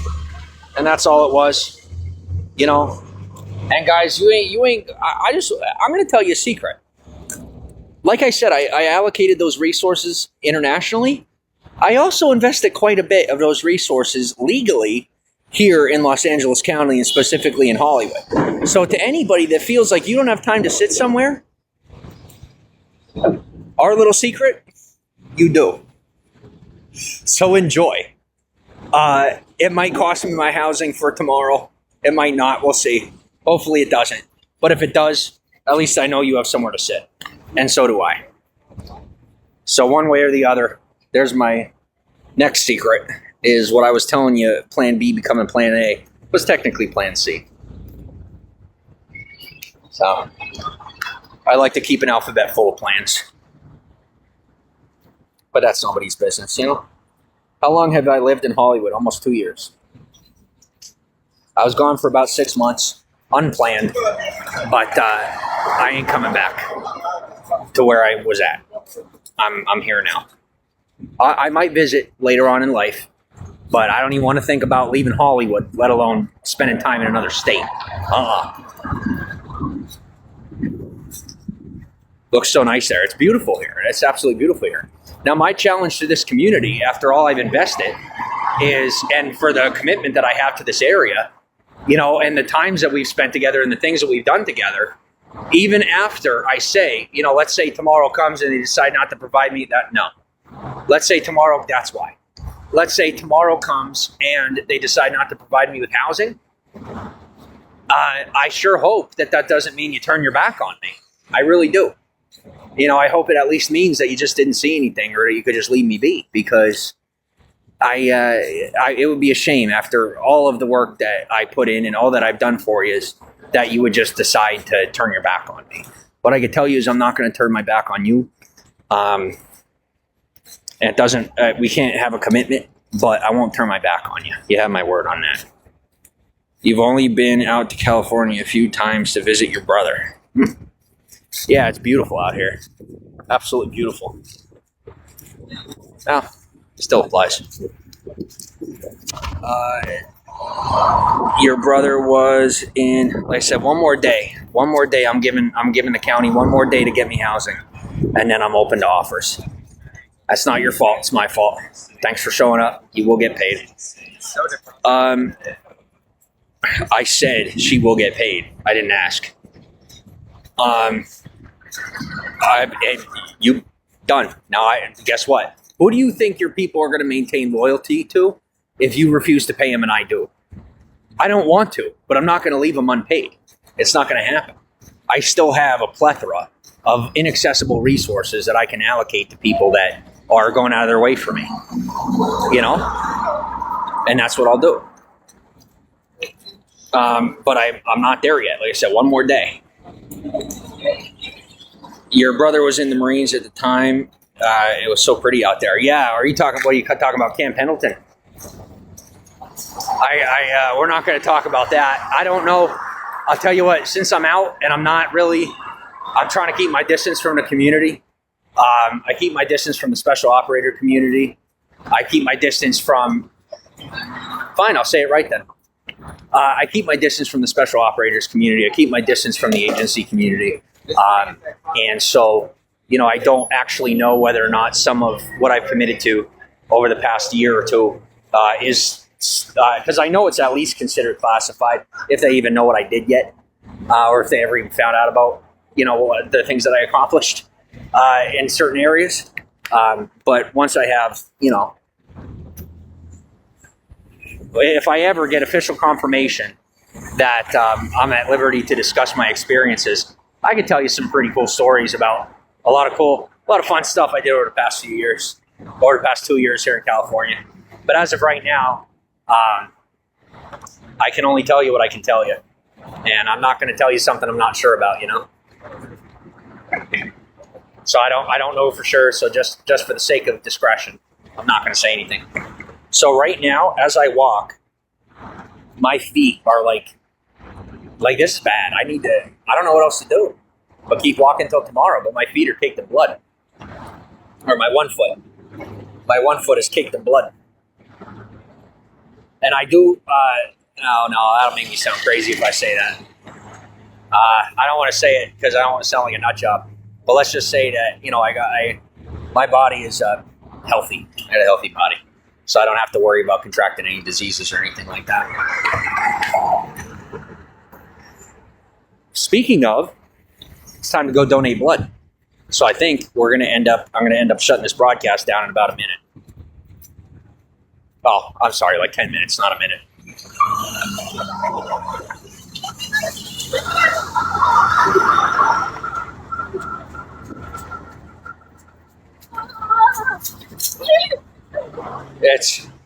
So some of the most powerful people in this area.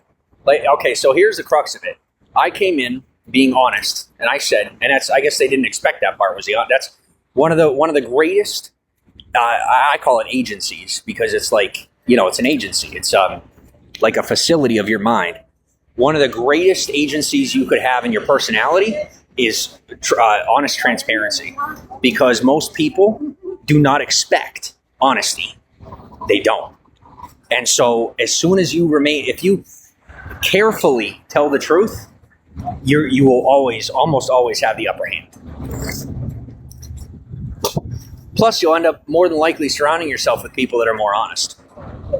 And they say honesty is the best policy. I'll tell you, if you are someone who is more interested in efficiency than honesty, say you're someone that works in a more clandestine fashion.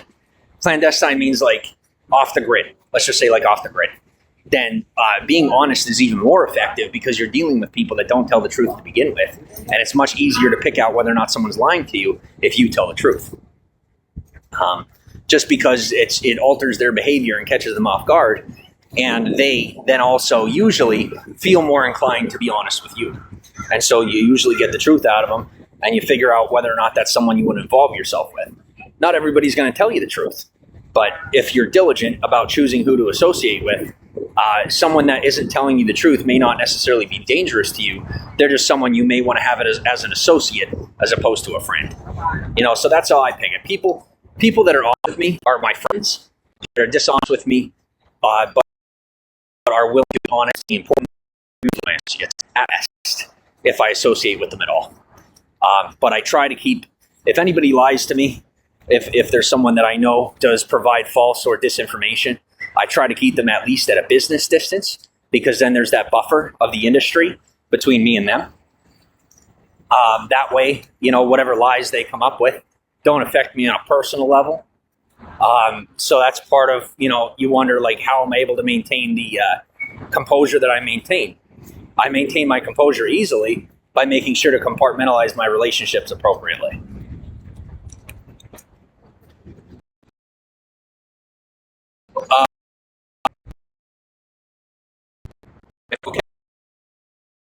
Yeah, I think is healing. That's what I'm doing right now, just giving air. So my foot's going to heal a lot faster being out in the open air than if I were to have it wrapped up.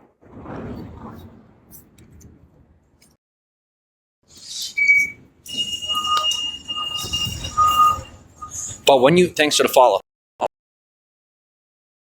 When you go to donate blood, they're supposed to test you first to make sure that, as far as I know, when you go to donate blood, they test your blood first to make sure that you are capable of giving blood. Like today, when I go to give blood, I might not even be able to give blood because I might have to wait for them to do the test. Because sometimes the test takes time.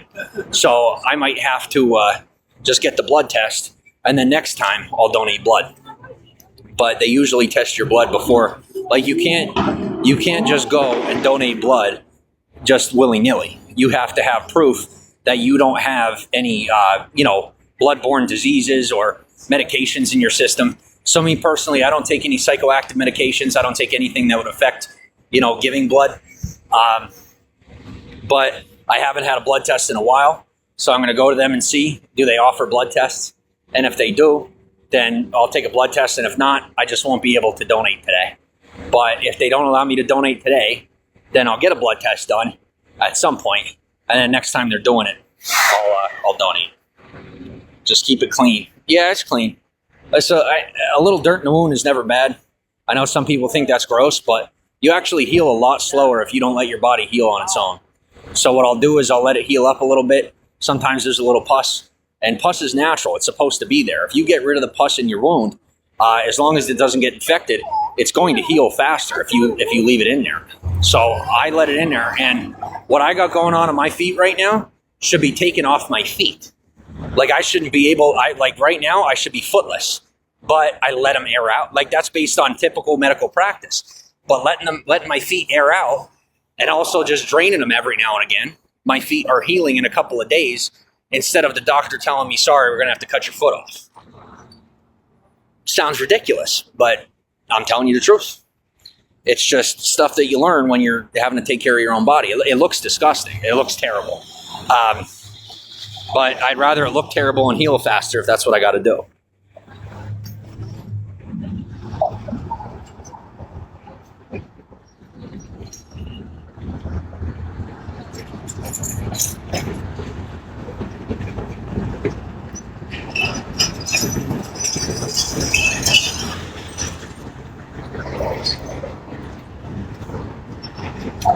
There's a cute, large Shiba Inu.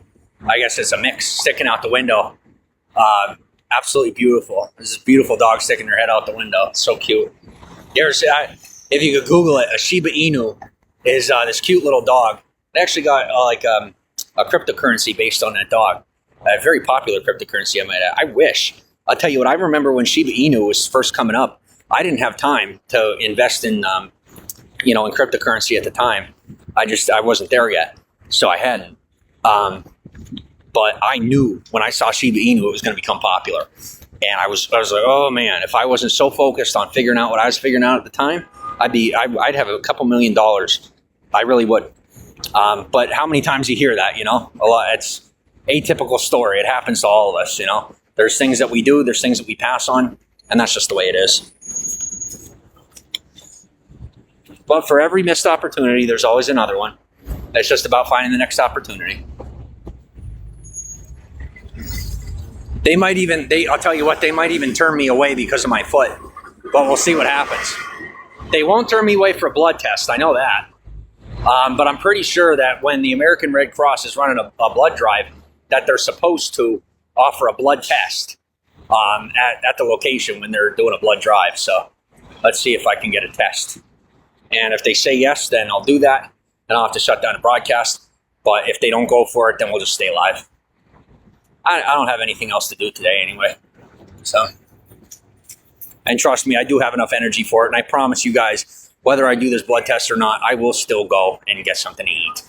I will.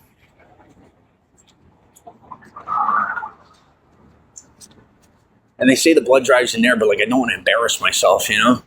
Like walking in here like this, I'm totally embarrassing myself. But all right, well it says they're not. You can't have the. I can't be live streaming in here anyway. So here's what we're gonna do. I'm gonna wait for next time because there isn't anyone sitting out front. There isn't even security out there right now, so I don't think it's appropriate. I don't want to walk in there like this, you know? It would be weird. So I'm going to wait till next time. Besides, you know, I didn't really eat yet today, so that's not really good for me.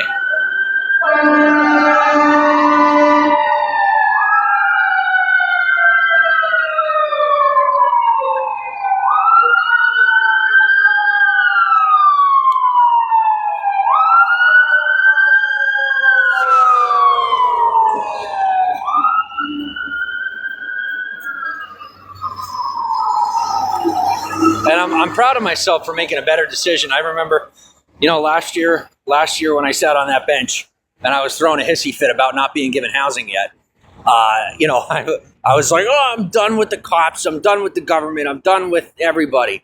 And I was just being miserable. And now today, after having been properly humbled, I'm like, yeah, if it works out, it works out. And we'll part ways. And if it doesn't, what else am I going to do? It is what it is. Oh, I want to get something to eat, but I don't know where to put this down. All right, I'm going to wait. Sorry, guys. I'm not getting something to eat. We're just going to do the same thing as last time, once again.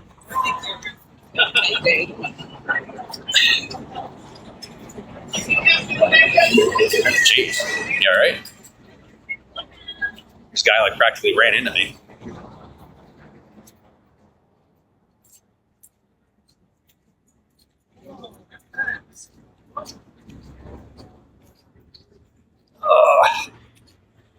I'm going to take a seat, though, for a little bit. For how much I've done for these two buildings, I don't even know. I'll tell you the truth. I do not personally know who owns these buildings. But these two buildings, I have done so much to help them with police in the outsides just by, you know, keeping people uncomfortable who maybe shouldn't be spending their time there. That, you know, I should be able to sit here for a little bit. So I'm going to take a seat. I've never done this. 2 years I've been here. I passed this business 10 times at least. And I have never sat here. So I'm going to sit here. Oh, and if they say, oh, you can't just sit here, well, I'll go buy something. But we'll see what happens.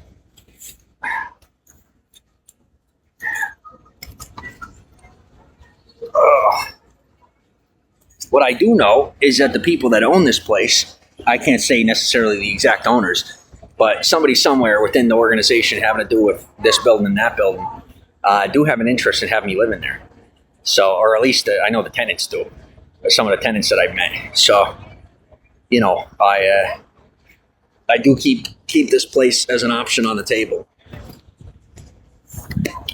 We're just not there yet. Be there very soon.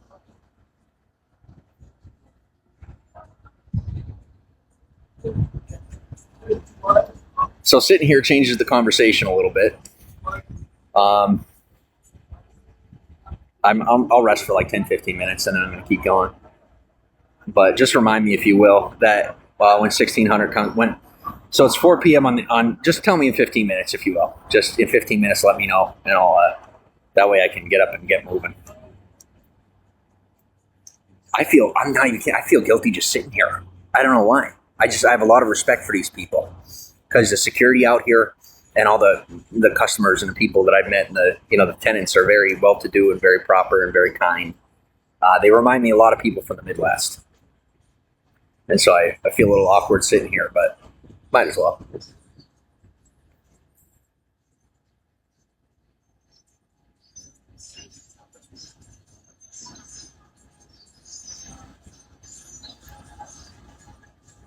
And now you guys see, like that decision right there of whether to stop or not. Do you know how many times a day I make decisions like that? And how quickly I have to make decisions that are such a big deal? Like, I know that might not seem like a big deal, but it changes, it changes my entire day, whether or not I'm doing that. Maybe I'm there for a couple hours,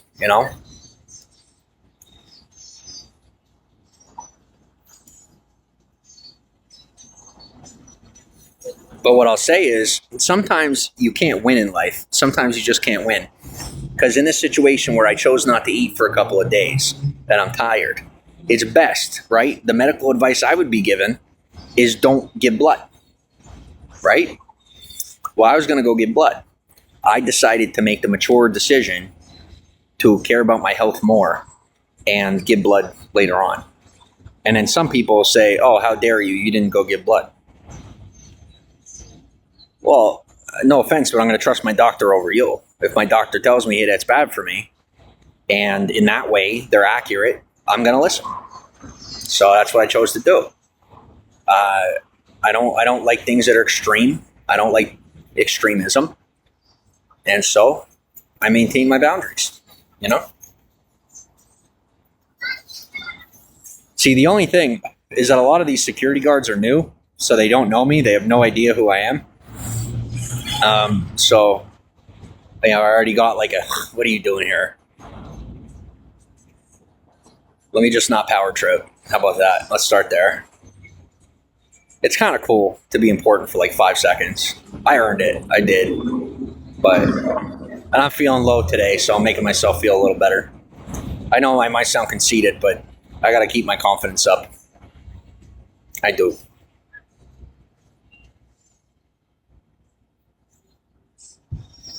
I'm nobody, but I'm one of those nobodies that is, I'm privileged enough to have the opportunity to make certain decisions. So.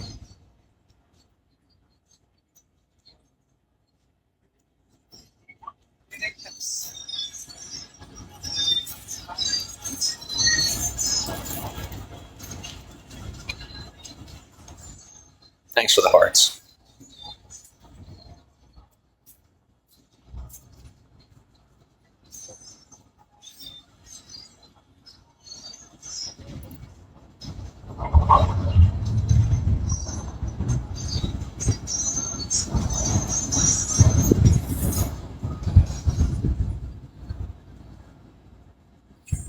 Yeah, I'll tell you what, if they don't figure it out by tomorrow, then I'm going to have to reevaluate things, and I'll probably get myself another backpack, a different kind.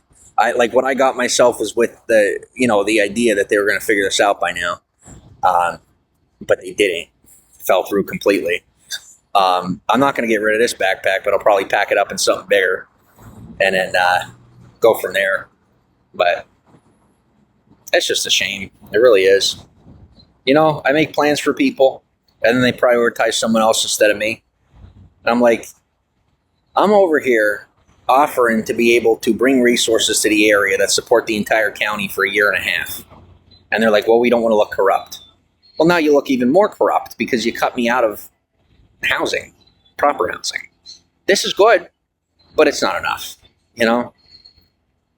I shouldn't have to settle for it. I shouldn't.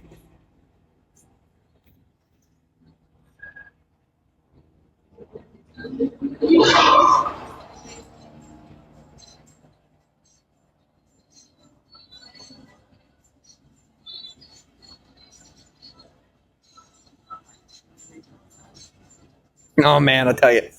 2 people I can't get away from. Dua Lipa. Dua. That's how they pronounce it.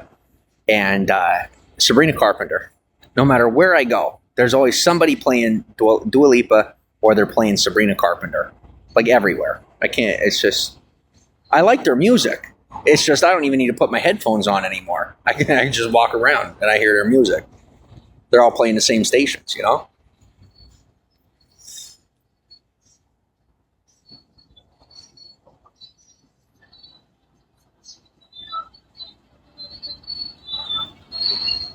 And I don't know if, up here that they have, they got treadmills and stuff up there. I don't know if that's just part of the business complex or if they have like a gym, like a separate gym. But this is I'll tell you what, if there was anywhere that I wanted to stay on Hollywood Boulevard to rent an apartment, this might be it. either here or across the street, because the clientele is upscale. They have they have private security. It's not just contracted ally security. They have their own private security, and they keep the properties clean, and they have businesses all out front for the tourists and stuff. So I'd say if there were anywhere on the strip that I would choose to live, it would probably be here.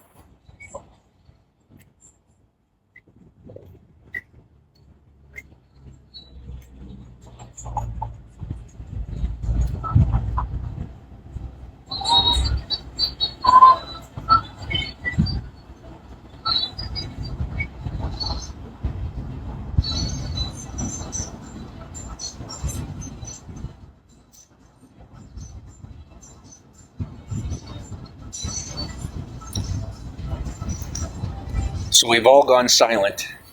Everything okay? Does Housing Authority let you choose where to live?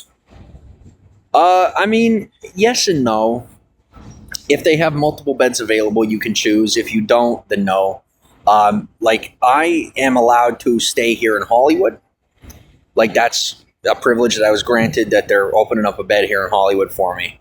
But beyond that, not really. And it's mostly based on mental health. Like, for my own mental health, I have to stay in Hollywood. I don't do good on the buses. I don't do good on the trains. I don't do good anywhere else but here. I'm familiar with the Walk of Fame. I have it structured in my mind. Like, I know the people that I see. I like the people that I see. I enjoy the familiar faces. I feel comfortable with everyone here. And I want to keep it that way, So for the sake of my mental health, they're finding somewhere for me to stay in the area. And if they don't find me somewhere by tomorrow, I'll find somewhere for myself. I already found 2 different apartments. So then I'm just saying, am I going to have to do this myself, or are they going to do it? I don't know yet. I would hate to have to transition from the street right to a regular apartment. Even though I could do it, the state and the county is going to get a lot less out of it. And for how much they've helped me, I'd really like to be able to help them. Even though they don't need my help, it's nice to be able to give back to the people that have allowed me to get what I need here in the area.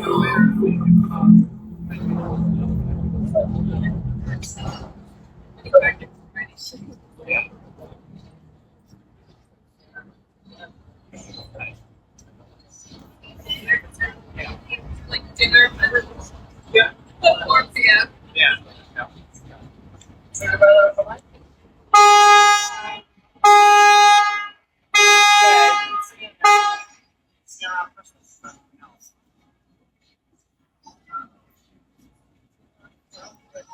The pigeon smells the food. All right. Yeah. We'll see you now. And yes, also Vegas. All right. All right. Yeah, this is definitely where I want to live. This is so comfortable. I can be at ease sitting here. I feel safe, right? Like, I know how to defend myself, but it's nice to not have to. It's nice to know, I'd say that's why I want to live here. This is the safest possible place to live. Like, we have local law enforcement. We have the Hollywood Partnership. We have their private security, locked doors with key cards. And then the actual apartments are kind of veered off into a private area.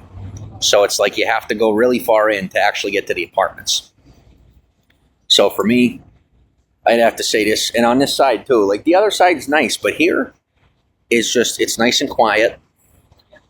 And it's like surprisingly peaceful. Like, I've never sat down here before. It's my first time sitting here. And this is the most peace I think I've felt on the entire Walk of Fame, anywhere that I've been.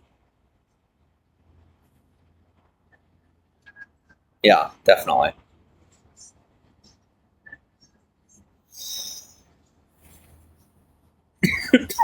Excuse me. Sorry, there's just people that think I'm getting set up. It's cute. It's cute.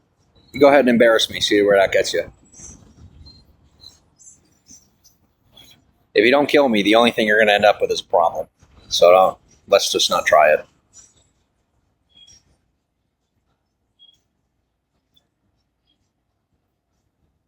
All right.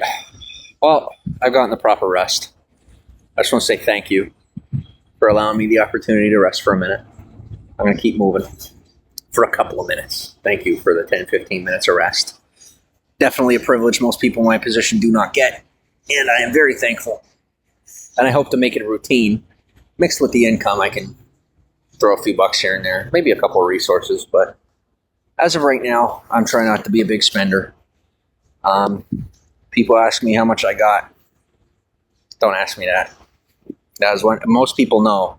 Most people know better than to ask me that question. But give me 1 second. I got to put this backpack on. How did I take it off without putting this down? I don't know. I'm so beside myself, guys. I'm so beside myself. Ugh. All right.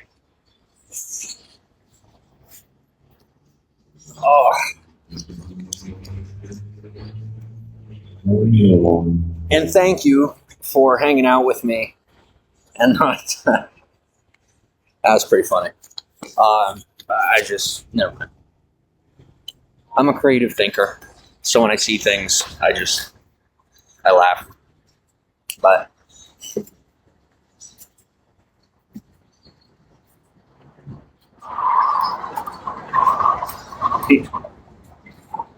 oh.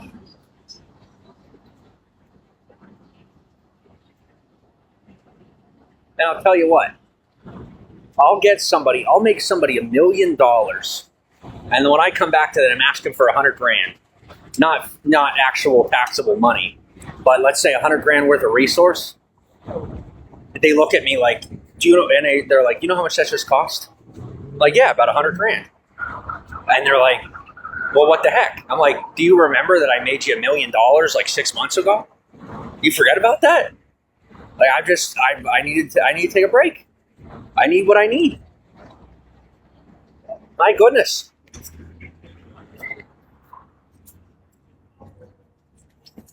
And I'll put it to you this way. If you ever want to operate on monies, as they say, or if you want to operate on currencies that are not above and beyond, but more off the beaten path than typical currency, learn currency. That's your first step. Because I had to become a savant when it comes to financial currency to gain the opportunity to be introduced to the markets that are beyond structured currency. So, but then once you get introduced to unstructured currency, you have to learn how to handle it. So the US dollar is backed, right? And you can spend money and you buy stuff, or people buy stuff from you, and it's a pretty typical, easy to understand system. And you have the government that backs you up if anybody tries to take money from you or things like that, right? You can take them to court. But what do you do if you make $1 million in inaccessible resources that are in a currency that is not backed and is not supported by a government, and you don't have anyone to help you keep that money? Someone could easily take it from you, right? So that's the next step. Is once you start earning that, you gotta learn how to fight for what's yours and keep people from taking it from you. And then once you do that, you're off to the races. Most people, they're like, oh, I understand this, I understand that, I have that, I was already taught that. Like, that's great. But how often do people take things from you? You know, as people say, oh, we just look the other way. You can look the other way for so long, but then at some point you kind of got to be like, well, this is mine and that's not yours. And unless you do that, you're not going to be able to keep what's yours, you know? So, I'm in a good position when it comes to that kind of thing. I'm grateful that I'm dealing with some of the most intelligent people on the planet when it comes to, who is, tracking what I have here, like where I live here in Hollywood. I got people that are keeping track of that stuff, and they're able to say to the people that don't understand that it's not okay to steal from me, hey, we don't want to take from him. He's given to us. And if we don't try to bully him out of it, he's going to get more, and he's going to give us more. And that's why you're fired. So, yeah. All All right, you're dead then. That's my problem.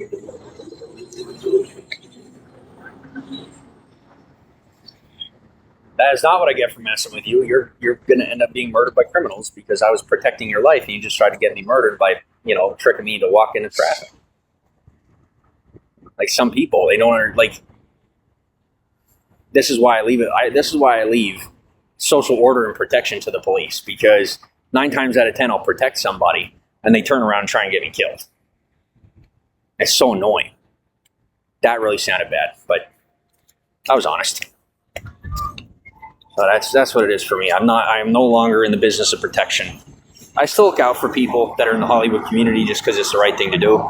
But I don't take contracts. I don't do any of that because it's too much of a headache. And it's a game that distracts me from my real life. It keeps me from moving on into my civilian life that I'm trying to live. So I don't really engage in too much of it anymore. Thanks for the follows.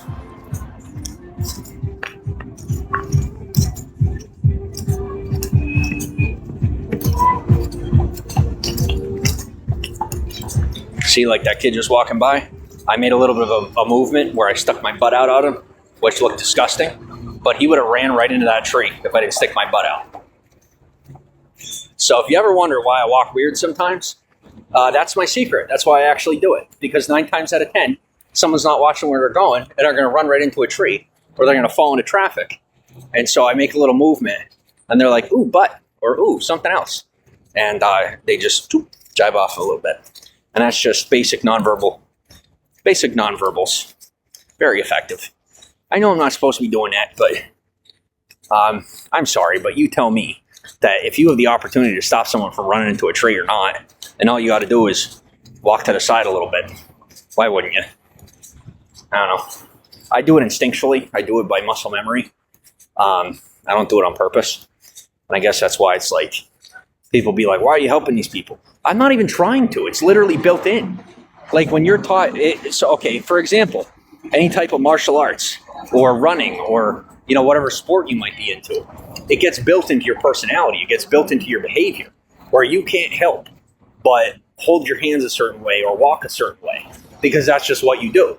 Like someone who rides a bike. They have people who ride a bike very consistently. They have a certain posture when they walk. Well, for me, the way that I walk is like directing traffic and things like that. And I just do it instinctually. I don't do it on purpose because it's like I'm trained to walk in very large crowds and, try to get through crowds quickly. And so my body, I just do things that kind of, sometimes directs people's behavior. And I don't necessarily do it on purpose. That's just the way my body is. So I'll just instinctually do that. And that's the reason, that's the real reason. I'd say one of the biggest reasons why they want me off the street. Because like I'm literally massively redirecting traffic patterns, foot traffic patterns on accident. And it's like not my fault. Like how do you, it's not a crime and I'm not doing it on purpose. So it's like, how do you stop me from doing something that I do instinctually? I don't know what to do. So that's part of the reason why I'm trying to get off the street as soon as I can. They're like, well, then just don't walk on the street. What am I going to do? Just go sit somewhere all day? I can't. It's not legal. I can't legally just sit somewhere all day. Plus, I have to get my own physical exercise. They say, well, go walk on a less populated street. Well, I go on a less populated street, it's more likely for me to, end up interacting with a criminal. I don't want to end up getting hurt or end up in an altercation. So I stay on the populated streets. You miss riding bikes, hopefully now it's cooler and you do it again. Yeah, I miss riding bike too, but I'll tell you what, if I had a bicycle, having a bicycle and not really having anywhere to go right now, what's the point? Just riding circles all day. And then what? I just be getting in the way of car traffic, which is going to cause me even more of an issue than getting in the way of foot traffic. So.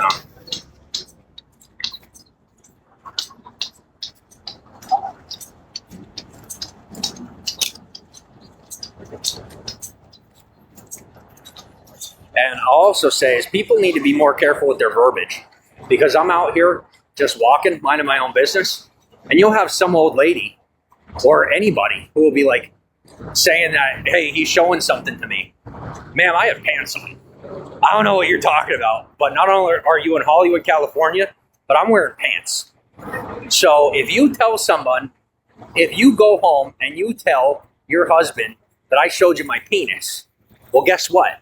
You're going to have to explain yourself when they find out that I was wearing pants. And then you kind of over-exaggerate it. So I get it. You're uncomfortable. So am I. But I'm not going to chafe just because you don't want to look at what's here. Like, it's not my fault. I can't really help it. Let me just go ahead and, put an ice pack in my pants. What else do you like? What do you want me to do? Any plans for tonight? Nah. I plan to sleep. I plan to get a lot of sleep tonight. That's my plan. Even if you're not even close. Yeah, that's how that works.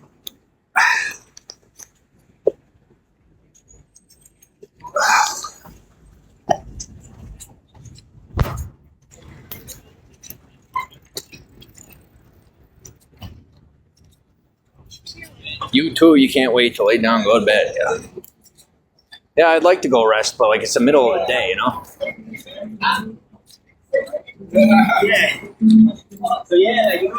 I'll tell you what, I need sunglasses and I need a hat. But it is so easy to lose sunglasses and a hat out here.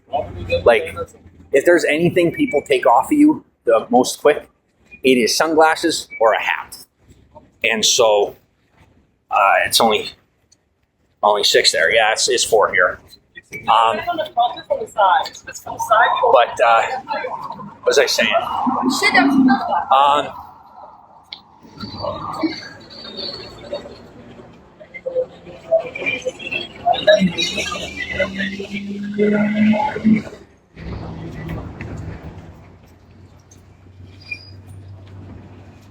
Okay. So as I was saying, I guess I lost my train of thought. That's going to be really expensive for the county. That's unfortunate.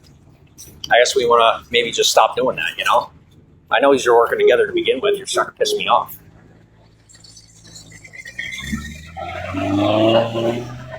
Guys, I don't care. I don't care about your associations. I don't care about your secrets. If you're impeding on my ability to get my shit done, I'm just going to get you fired. I don't care. Your job matters, but not more than my life. So don't get in my way. My stress levels are way higher than yours. You're able to rely on a government that I'm helping to sustain, and then you're going to turn around and make my life more difficult? It's not going to happen. I'll cut right through you legally. Trust me. We ain't even going to make it to court. We won't make it. You're running for the hills just on basic psychological fear, and then we don't got to go to court. And then you can go ahead and claim whatever you want, emotional damages, and then it'll fall through, and then we'll just all move on to our day. Abuse of power is when you're not in a state of defense. Me personally, I have to defend myself here and there, and it's really annoying. And in the ways where most people don't even see it. And I prefer it that way because I would rather people think I'm nuts than have to deal with people. To tell you the truth, it's so much easier. So much easier. Now I'm thinking it's probably bigger backpack time. It's a shame, but I might be cutting it quits early, but like I said, these guys are just not being smart. So if they want to be, target of the next round of firing and getting, losing their jobs, then so be it. It's fine with me.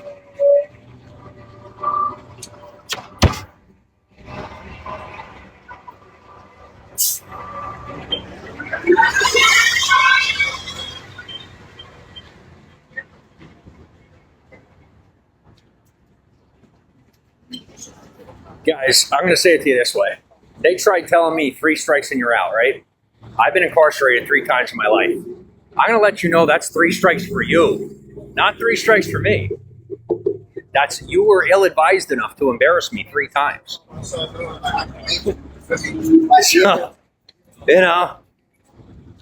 Don't do it again. That's it. I had this guy, the guy that I told you, unfortunately snitched on a whole bunch of people to me. I sat with him at dinner, and it's probably the last time I'm ever going to see him, hopefully. If he asks me out for beers again, I'll go. But it's going to go a little different. But he told me all this information about these celebrities, and I wanted to punch him in the face.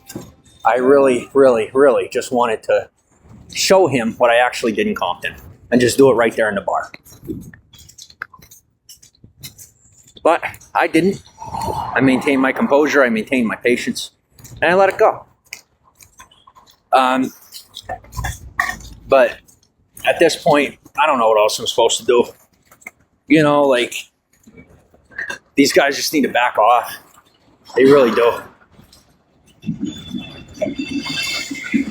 They're so greedy, and they don't understand.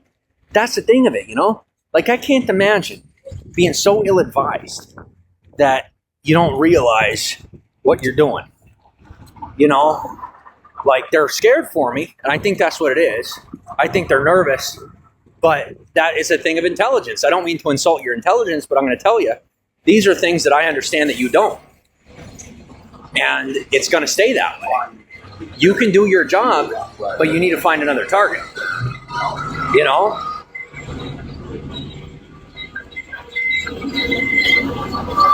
The floor.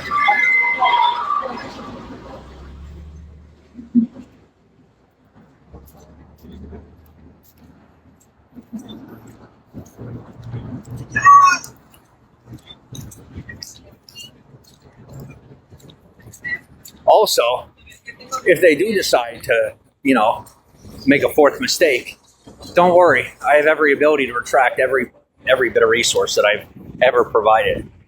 So I will do so if ever challenged. And I'm starting to feel challenged.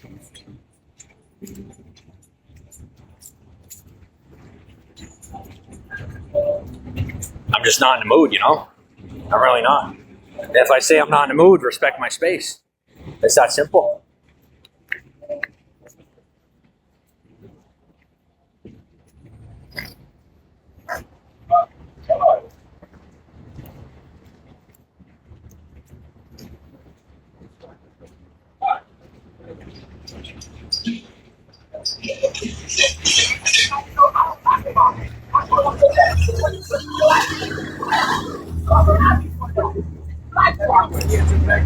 But do you know that this shit?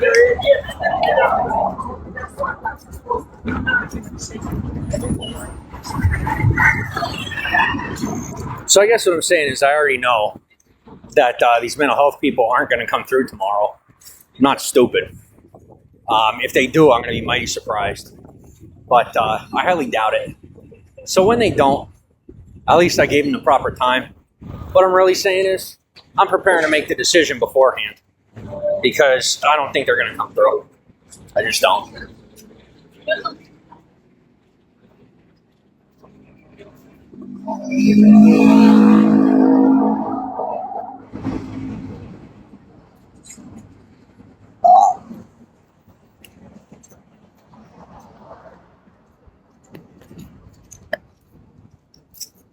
Meow.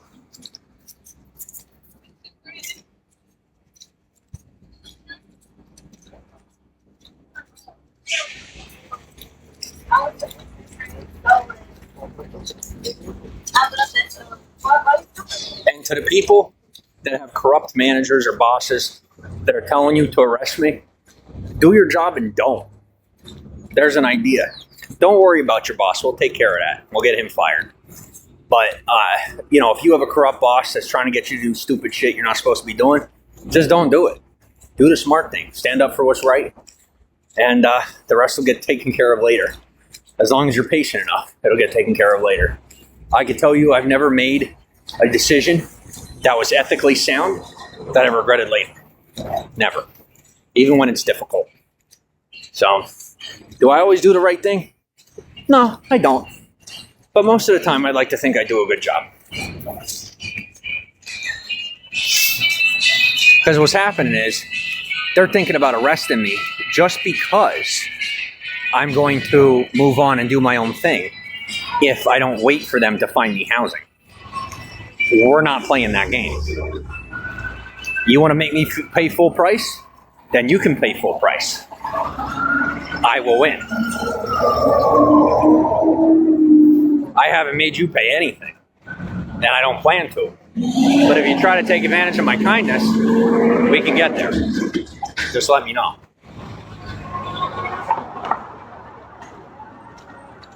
The signals you're giving me is that you're thinking about it. Well, thanks for thinking about it a little bit less.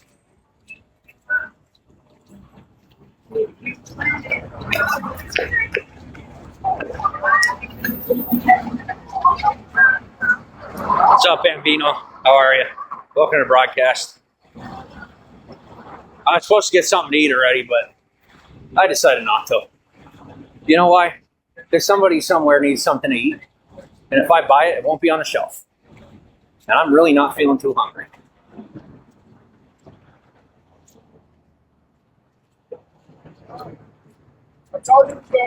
I do need a bench, but I'm just starting to get irritated at the whole walking around thing at this point. Because at this point, I'm not supposed to be walking around as much.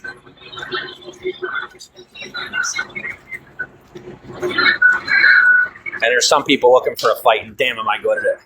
I'm not talking about street fight. I'm talking about, just don't, you take me to the cleaners, you're going to be the ones coming out clean. It might sound good now, but clean also means empty pockets. So remember that. I don't do it for free. Not when you're attacking me. You could say you're helping me, you're trying to do this, trying to do that. I don't care. I said no. No means no. And you could say in the psychopathic way that if I can't stop you, then I wanted it. That's called rape. When it comes to sexually, it's called rape. So when it comes to socially, it's probably apply the same rules. If I say no to your help, it means no. It doesn't mean please, do that. It means be appropriate.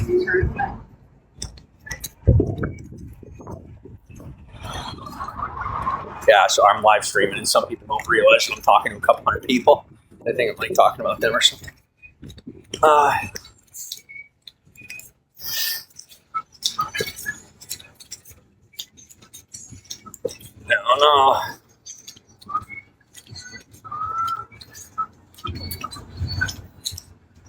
Guys, I'm telling you, the good ones are swarming. They are. Better tell the housing authority. I'm telling you, I'm going to get an offer by tomorrow. I'm trying to give you guys the benefit of the doubt. I'm trying to set me up. Worst idea you could possibly come up with. And don't say it's the only way you can get me in. Because the fact of the matter is just the cheapest way to get me in. You're being lazy. What's up? I haven't pulled funding. And don't say what funding. Don't challenge me, because I'll pull it. Funding. I'll pull funding, for the love of God. But I haven't pulled funding. So, come through. Because I can tell you, if things don't work out, one of these organizations picks me up, they are going to get very powerful very quickly. So, if you guys want to maintain control of your environment, you're going to have to invest in me and get me in a place by tomorrow. And if not, whatever organization or group of people picks me up, or even an individual, you can already ask some of the people that I've associated with in town that are kind enough to either offer me somewhere to live with them, or just even stay in their car. They're doing pretty good. So, like I said, it's not corruption. And if you're mistaking it for that, then that's on you. I don't know what to tell you. You don't have to understand the math. I understand the math. And if my own government can't understand the math, then maybe it's best that it doesn't work out. But we're not there yet. So let's see what happens. All right, you're probably going in my pocket for a minute or two. All right, grab myself something bigger.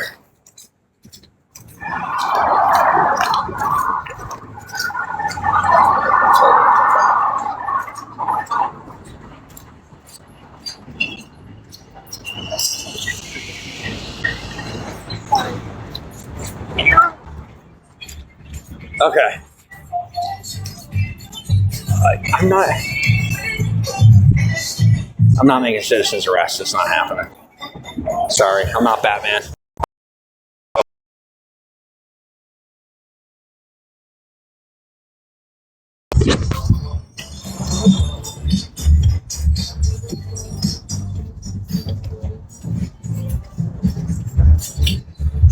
That was clean.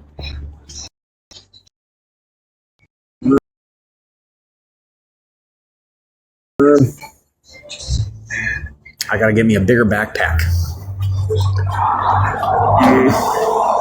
That looks like a really good idea. Can I get this one right here? Yes, sir. Thank you.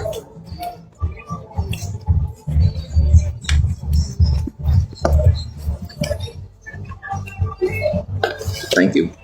It's gonna be cash.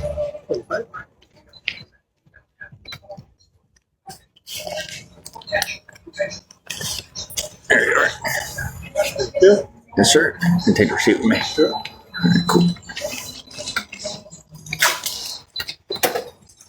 Thank you.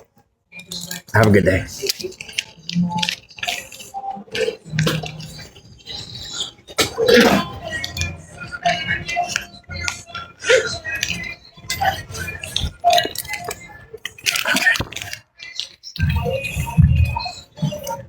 You don't mind me cracking this open right here, do you?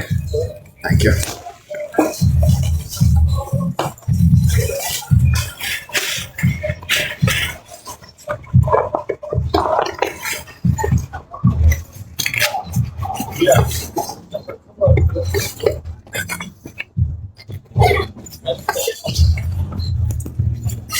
Yeah, I got a lot of weight on me, so that'd be nice just to be able to put it down. Oh, man. Okay.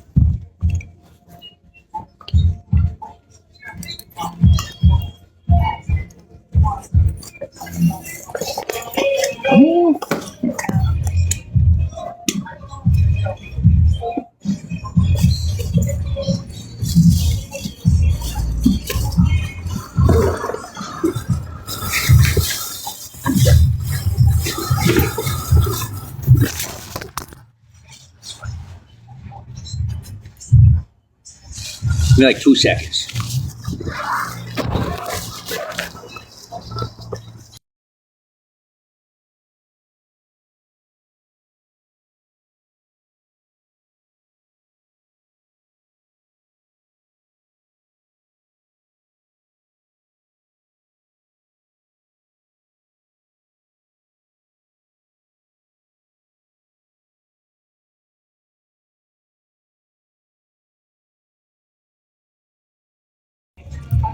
And we're good.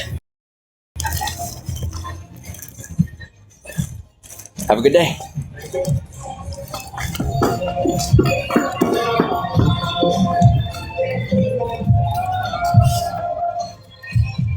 All right.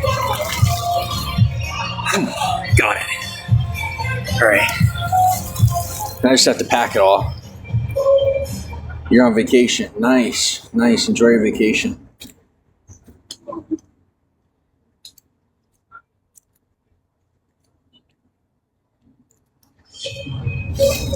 Okay. All right. Now that I got something more proper, I just pack it up.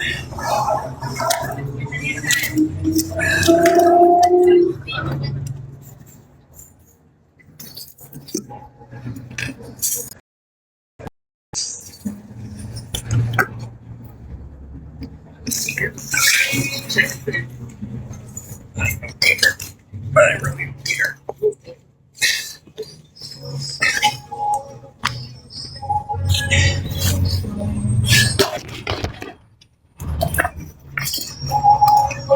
Now this I could get used to. Man, am I glad he had this. Now I got a space for, I can get some eyeglass, or, I'm sorry, some sunglasses and a hat. And the zippers on this are really strong. And I could put a lock on it too, so this is good. Okay. Oh,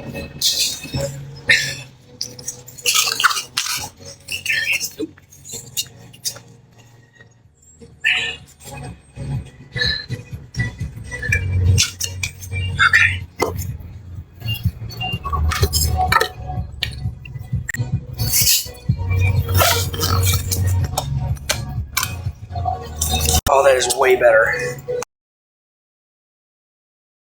than having to carry that on my back. Nice.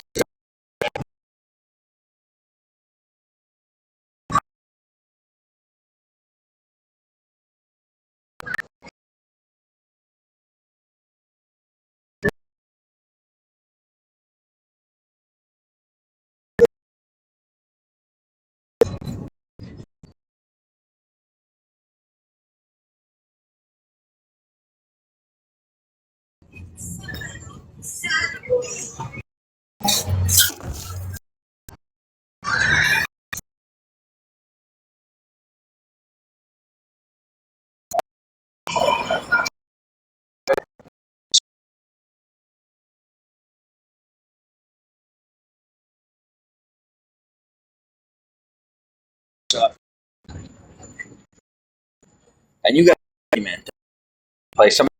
I hope.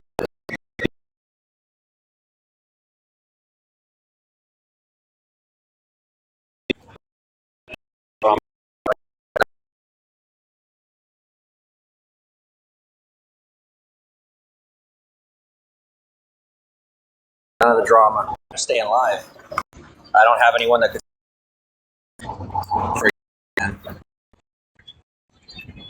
That is so much nicer. That nice weight on my back.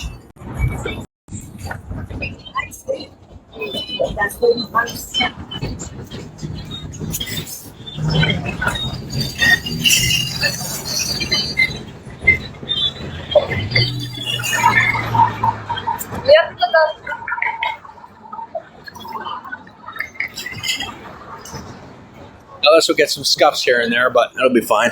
Yeah, I don't mind.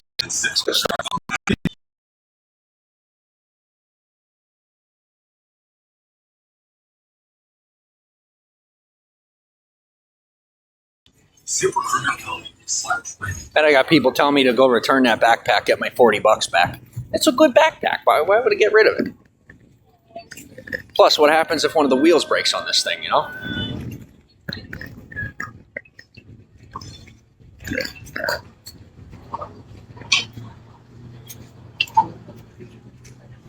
And there's also 2 straps that I could turn it into a backpack if I want to. So around here, I could just wheel it. I could wheel it just long enough to get my energy back, you know, and then I could throw it back on my back.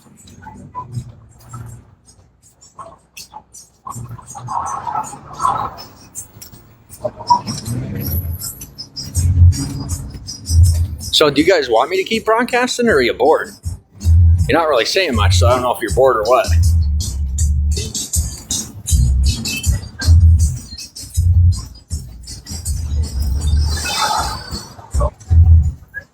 Yeah, I'm not gonna lie to you, with kind of just moving on from stuff and figuring my own stuff out, I am so nervous about getting in trouble, because that's in 2021. That's exactly how it happened. Was I went off and I took all the resources that I had earned on my own, and I ran off with them and I started doing my own thing. And then people tried bullying me into giving them what's mine, and I had to stand up for myself, and I did mine. So that's my biggest fear. That's what I'm so scared of right now, is just like what I've gotten to this point. Just somebody trying to bully me out of it, I guess. Like, I got all these defenses, but it's still not enough, you know?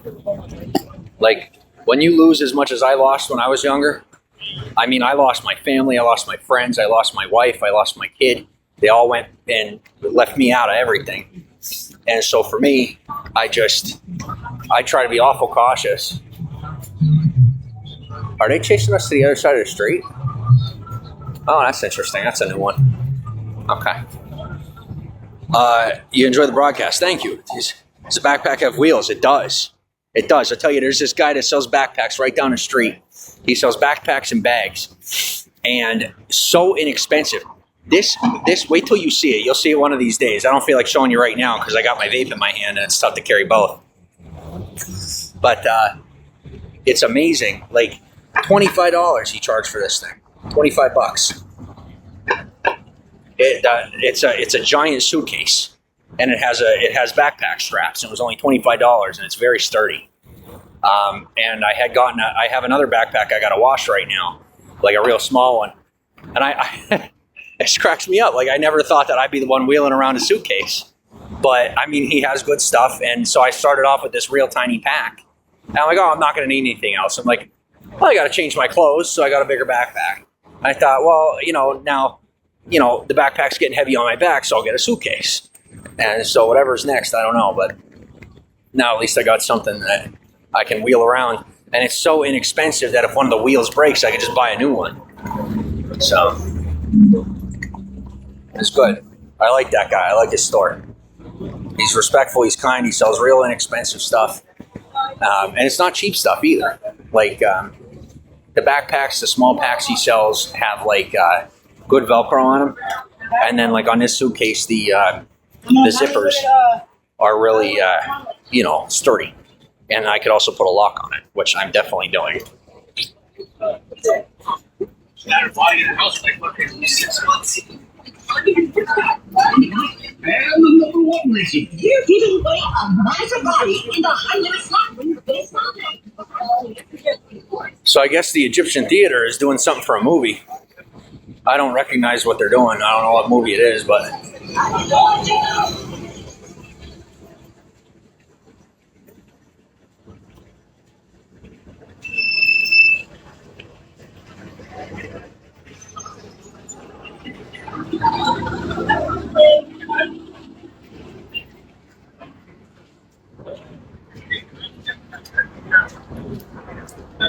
oh, I'm trying to click it, but it won't let me click it.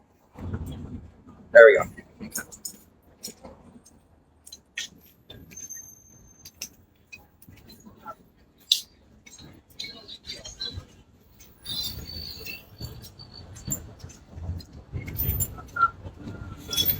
I'd say the biggest struggle that I'm dealing with it when it comes to mental health professionals is where a lot of my experience is stuff that I can't talk too much about. And then at the same time, it's like, if I explain it to them, the best they could do is call it paranoia, because they don't have that experience. They don't understand. They don't know what I'm talking about. And the best they can think to do is say that it has to do with an illness. I dealt with that back in Pennsylvania, and we had to get that record expunged. And I made sure when it got expunged, I actually went to the hospital back where I grew up, and I made sure that they had taken care of all those records, and they did. So I had them look me up, and they didn't have anything on file. So I should be in the clear in that way. And some people are like, oh, we kept documentation. I'm like, that's great. You can go ahead and keep that documentation. I mean, the only thing you're doing is messing with one of the biggest, medical conglomerates in the country. But whatever.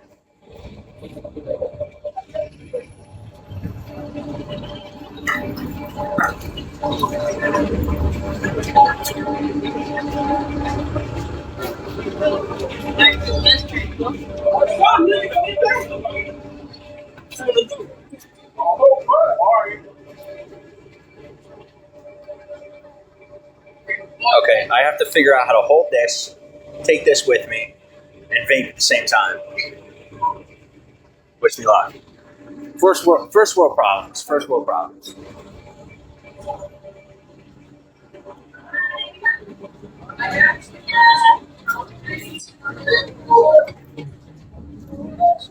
See, but what I like about the vaping while I'm out here, man, is just the nicotine and the caffeine staves off the pain quite a bit. So, makes it a lot easier to walk a lot farther.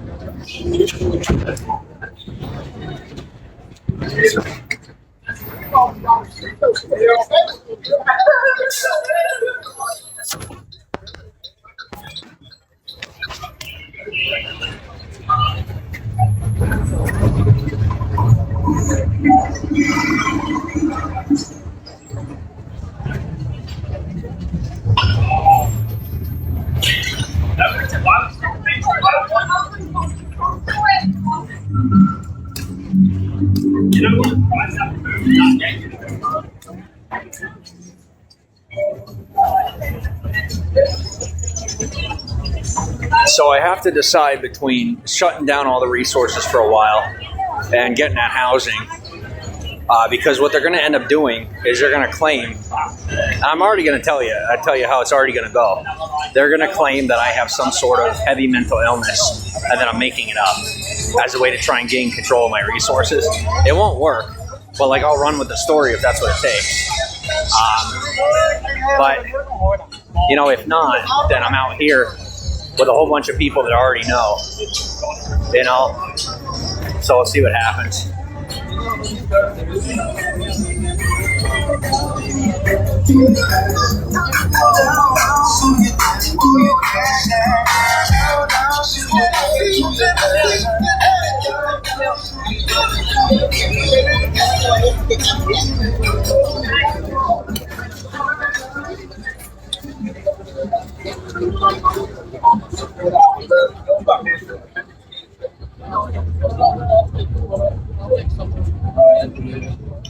So maybe the smart thing, since now that I think about it, what really cost me my relationship was me turning to ultimatums. I'm going to be real about that. When I started making ultimatums and trying to take control was how I ended up single. It is. So I think the smart thing to do now is that instead of making ultimatums and saying that I won't take the help unless they figure it out by tomorrow, is that I'm just going to start doing my own thing. And then if and when they come through, they come through. And if I figure something out first, I figure something out first. Hey.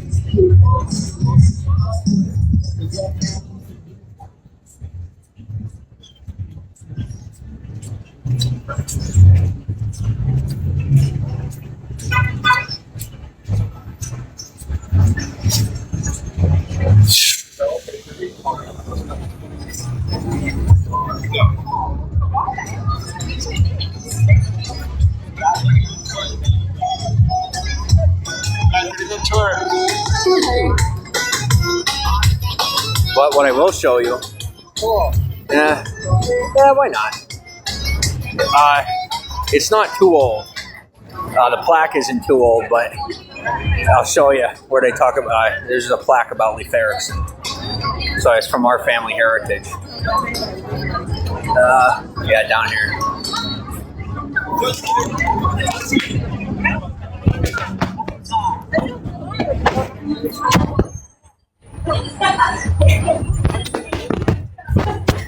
Sorry, there's a whole bunch of people just like ominously standing right over it. Give me like 2 seconds.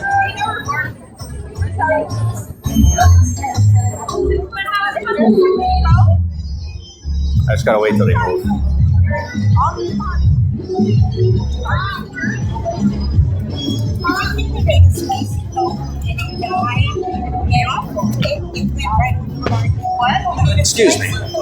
Excuse me, ladies. Sorry, I just want to get a thank you. That's on my Michael Jackson.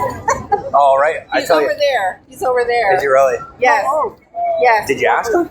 Yes, Yes. I won't pay. But she touched his He wants shit. you But she touched his shit, so I don't know if Oh, that's it's a awkward. homeless guy in a Oh, you're kidding. Yeah, she touched his stuff, but I don't think he would ever move for her. Now. You know what? Let me try and ask him. He might say no to me, but I'll try.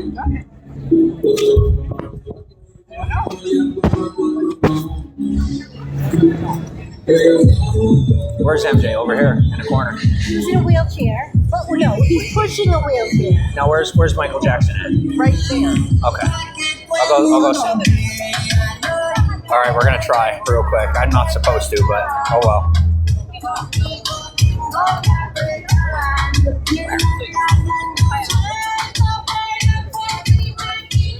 Huh. Yeah, I don't see Michael Jackson. Go get your picture. Sweetie, asking you was the magic bullet. He's gone. Oh, Thank fantastic. you so much. Yes, ma'am. I thought you were pulling my chain for a moment. I came over. No. I'm like, where? No. All right, good. We're grandmas. We don't pull anybody's shit. Oh, thank you. We dance in public and embarrass people like you. That's Wonderful. That's exactly what we're supposed to be doing. Have a wonderful day. Remember to call me. All right.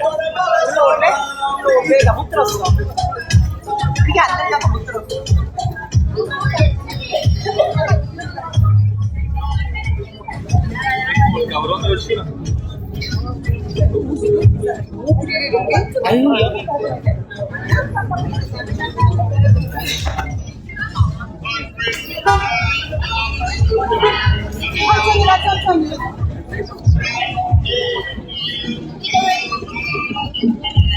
Donuts in for $10 each today, guys. Everything else is fine. Okay.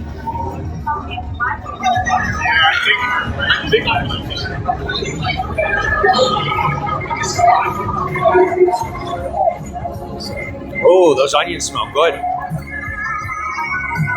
I know I'm hungry when I like to smell onions. So it's definitely time to get something to eat.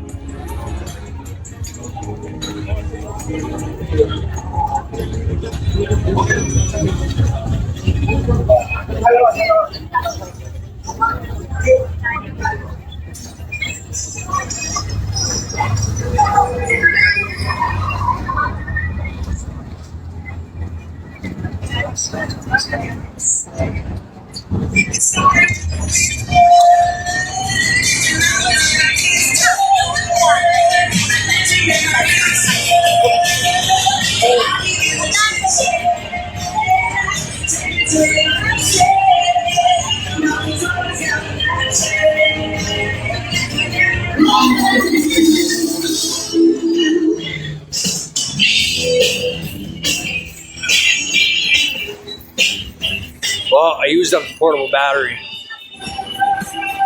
I'll tell you what. Whoever's fucking around right now better stop because they're dead. Literally. Oh, good. Don't stop. Please don't stop. I'm very excited to not have to deal with you anymore. Or anyone have to deal with you. Fantastic. So we think this is funny. Okay. Well, you're going to piss me off. Now, when I get pissed, very, very, very bad things happen. So unless we want a tropical storm on the West Coast, we're going to fuck off real quick. Don't make me remind you of what is possible. Because sometimes we do forget. Oh, you want one? All right, done. Very easy. Enjoy.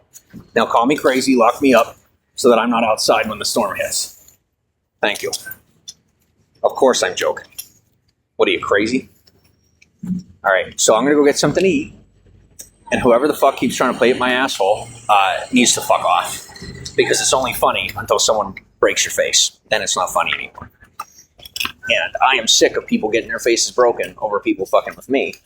Because I don't like that. I don't like people getting hurt. Especially at my expense. All right. Give me 1 second. Thanks, boss. Oh.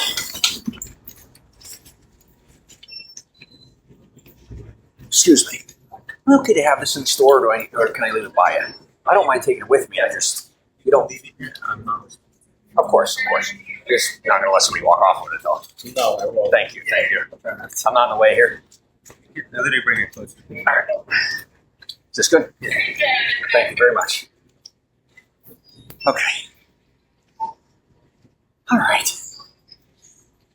Guys, you would know. Oh, okay. I could come to Target and get water for like $1. Good to know. What am I talking about? I just wanted to see what you'd say, honestly. I was bored and I wasn't getting any interaction in the chat. Let's see. What do I want to eat? Oh, okay.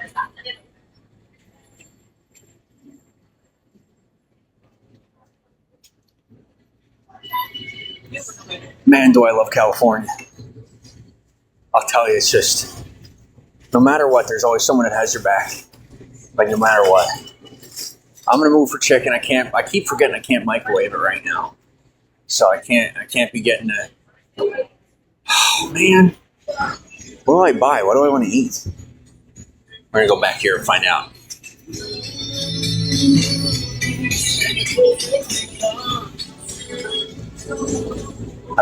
Yeah, frozen goods are off limit for the moment.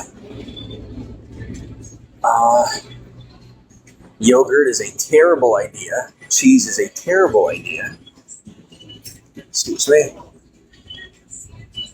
Good. Coffee is an even worse idea at the moment.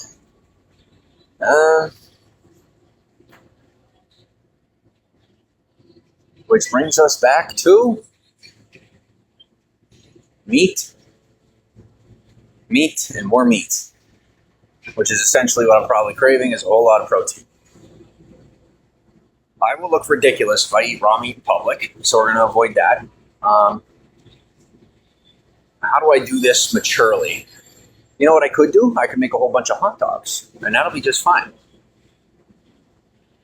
I really don't wanna.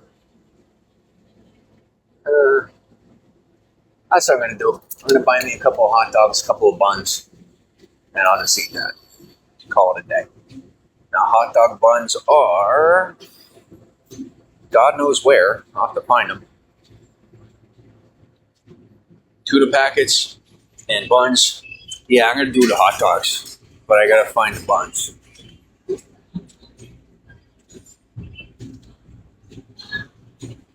There we are. Okay. Artesian.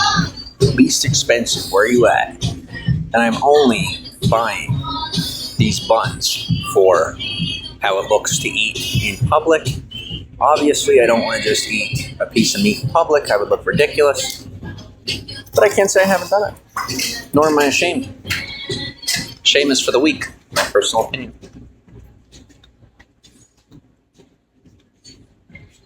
Okay. Let's just snake on over to the main aisle.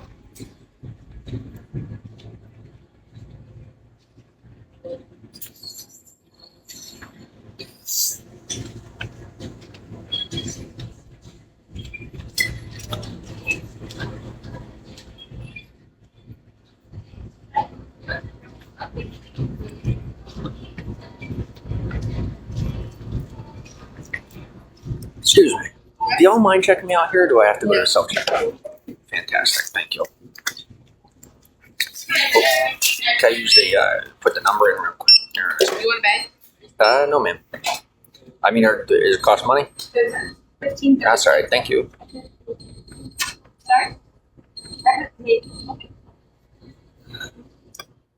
We're lucky it doesn't even cost to bring everything. You're telling me. $2.98. Okay.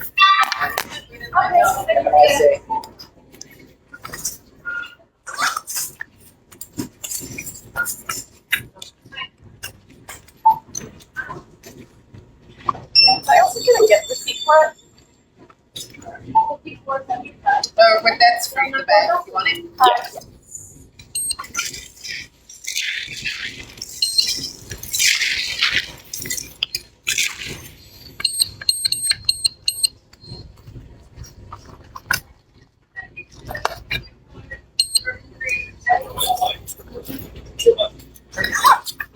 Yeah. Yeah. Okay, bye.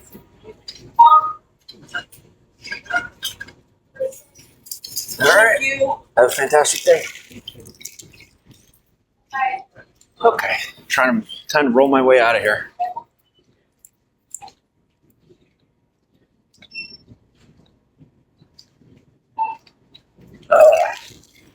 Throw this in here real quick. Well, I bit it outside. Hey, thanks a million.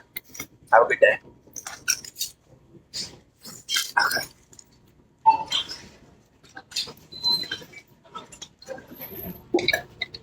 Thanks. Hey, this way. Yeah.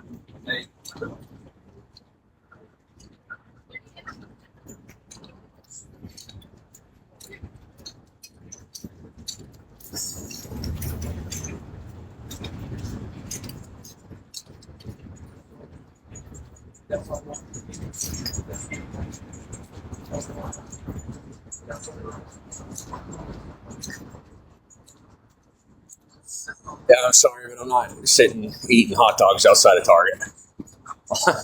I'll go find somewhere to sit. I don't eat my hot dogs outside of Target.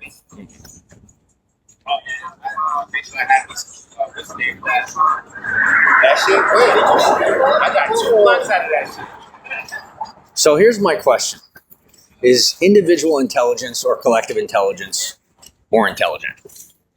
My experience thus far in life is most definitely that individual intelligence is far more effective than collective intelligence.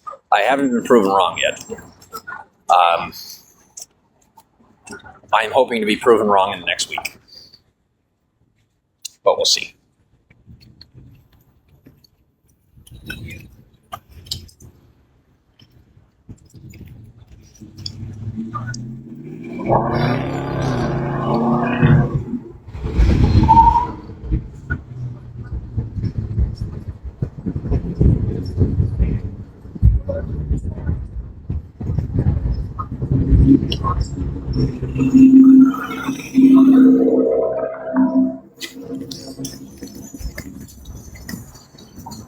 Hot dogs are perfect campfire food. They are. And I'll tell you, most people think that all of LA is just city. If you go, I don't know if it's necessarily LA outside of here, like if you go up into the mountains, but up in the mountains, they got plenty of farmland and absolutely beautiful in the mountains up here. Yeah, I know.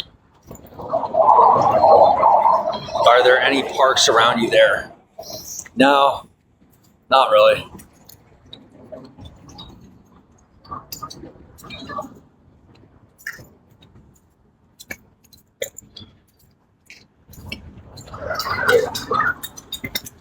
Oh, this is a city. Not really any parks. Like if you're asking me about parks, maybe you're thinking in a car or something or outside of Hollywood, but like in Hollywood, nah, not really.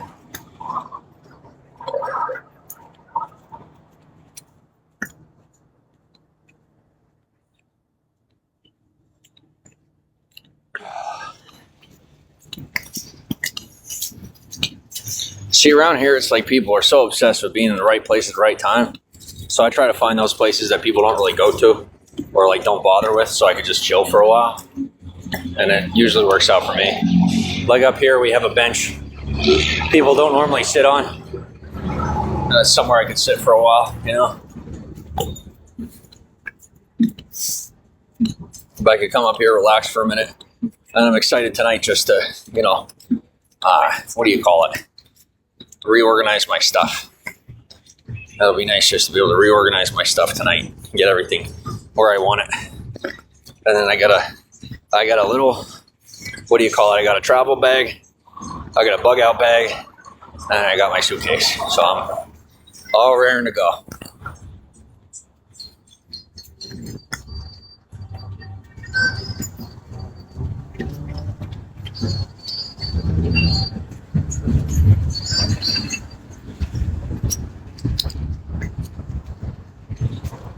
Well,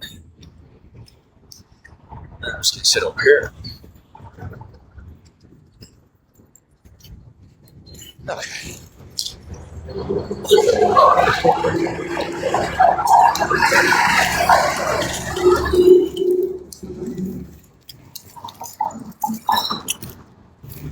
No, don't fall. No falling. Okay. Okay, and I can place you guys, all of you, right here. There we are. Ah, that was a bad idea. That's better-ish. Maybe.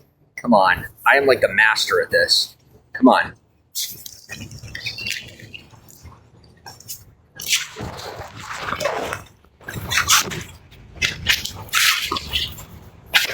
It's been a while, but I'm relearning. Come on. I know I can do this. I know I can. There's an idea. You gotta be kidding me. There's gotta be a way. Maybe if I put the suitcase on the side.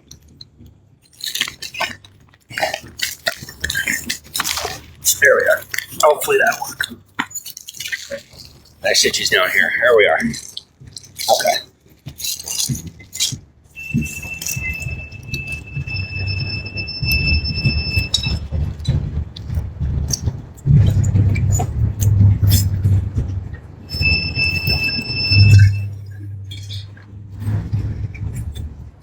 Hello, hello, hello. How are you?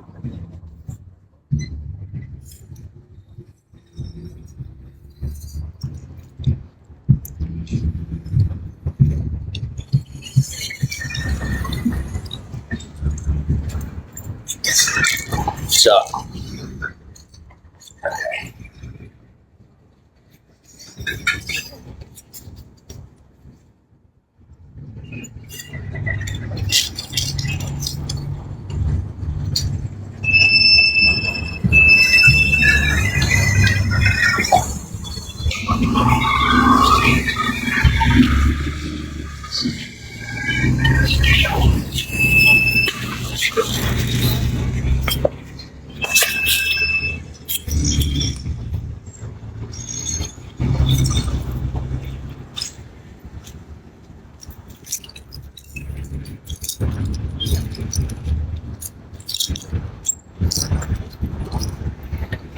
I could put it right in here. See, I'm so used to the backpack thing. I got all this space. So I can like chill out and not like be fumbling through stuff.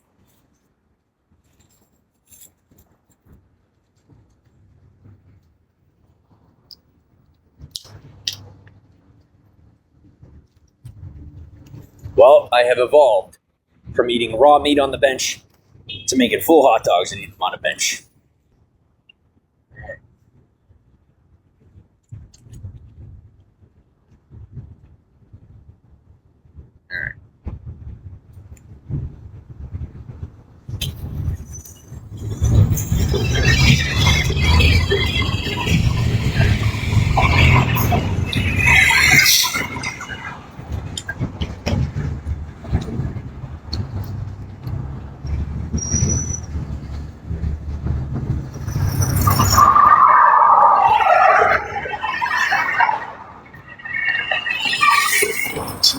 I should have gotten chips and drink.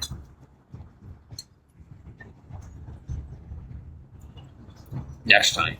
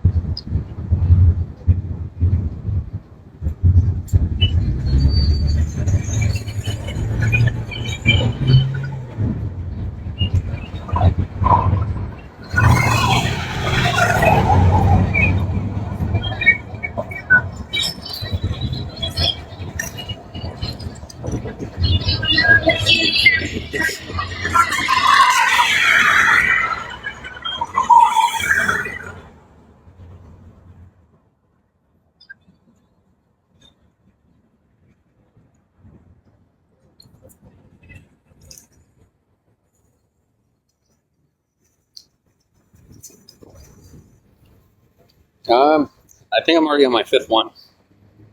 I'm just gonna eat the whole pack.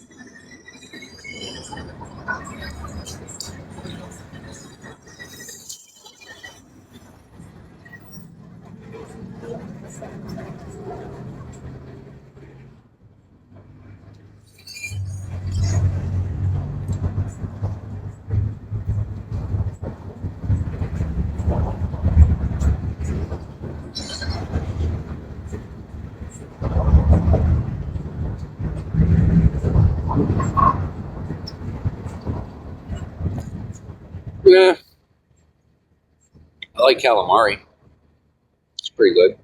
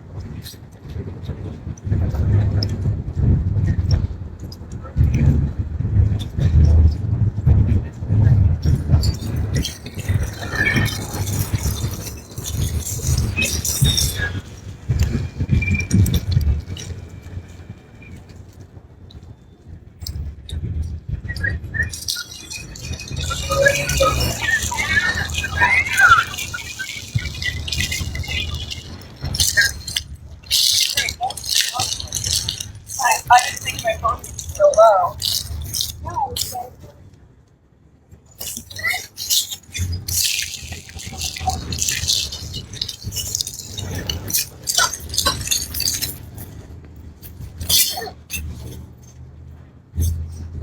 Okay.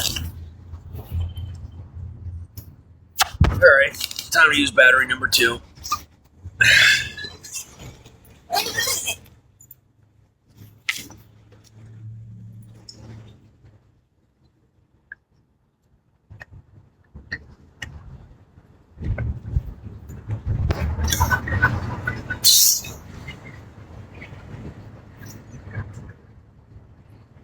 Thanks for the follow and hearts.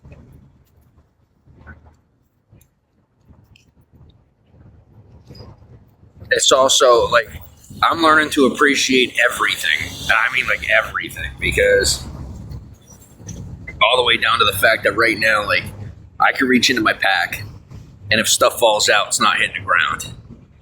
You know, it's just like if stuff falls out, it's fine, and I can just pick it out of my the bigger pack later.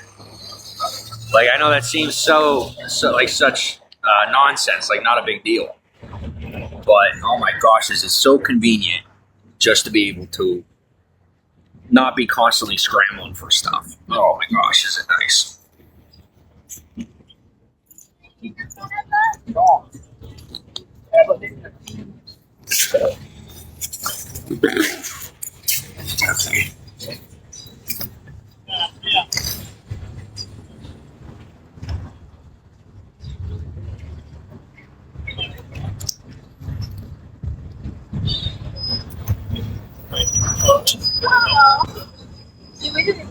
Hello, how are you? Welcome to the broadcast. Thanks for the follow. Nice to meet you too. How are you?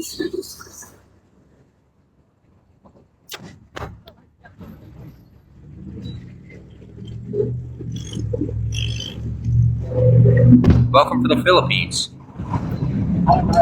Checking in with you in Hollywood, California, United States.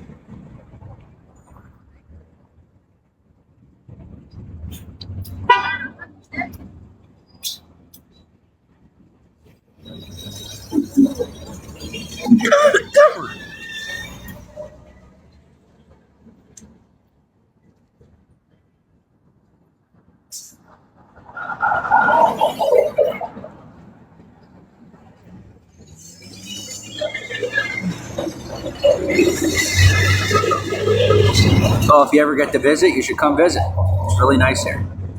It is. Beautiful country. Best country in the world, in my opinion.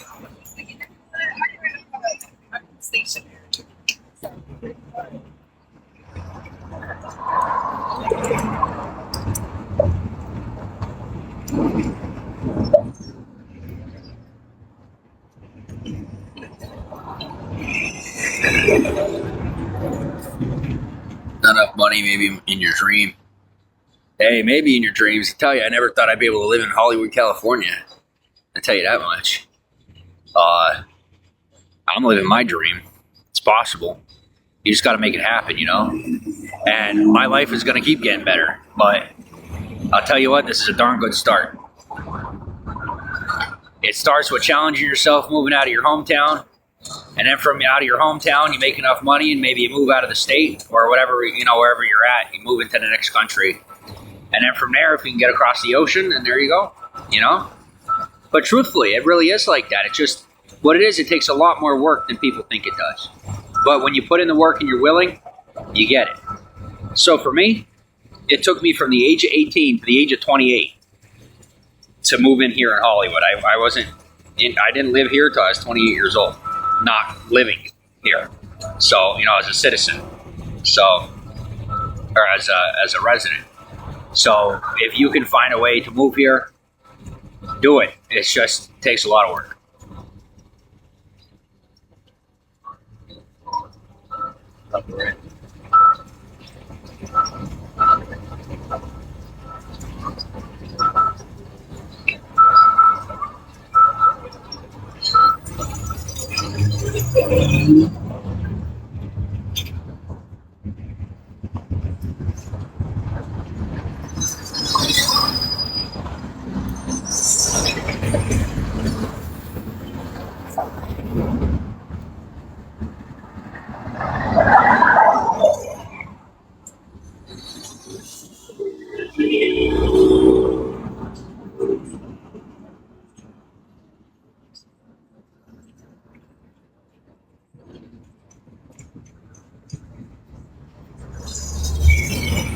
Anchor's a good brand. I use pretty much anything I can get my hands on. I think at this point, like Anchor used to be a really good brand.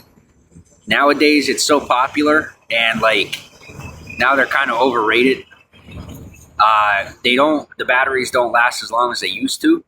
I remember I had an Anchor battery pack. I think it was like 50,000 milliamps, and it was like the size of a book. It was a big battery pack, and it worked really well. Nowadays, you get an Anchor battery pack at 20,000 milliamps. Maybe it lasts you an hour, maybe 2 hours, but 20,000 used to get you a couple of full charges. So I don't know how they're rating these things, but they just don't work the same anymore. Are they expensive in Hollywood? Not really. They're not. They're the same price as they are anywhere else. I mean, this is, for example, people say that's you, Jim. Thank you.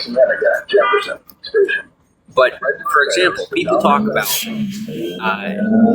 water, right? They say, "Wow, dude." They talk about things being expensive in Hollywood. I don't know about that, about things being expensive in Hollywood.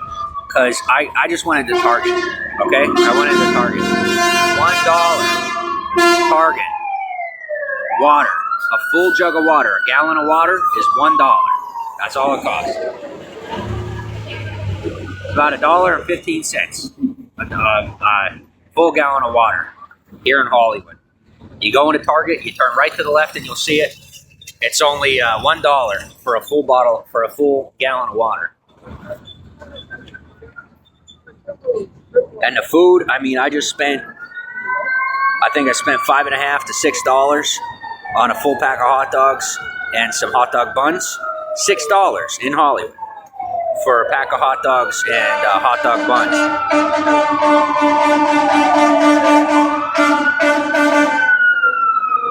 It's cheap, more expensive at a 7-Eleven. Yeah. Well, it's always more expensive at a gas station, you know? At the gas stations, they're just, what do you call it? It's convenience. Whereas at Target, it's like, you know, it's not off the beaten path here, but it's up in the tourist area. So if you're a local, most people that are locals don't really frequent the tourist areas. Some of us do. Not all of us do. Sorry, I'm just cleaning my foot real quick. It's healing up pretty good. But it's just gross, that's all.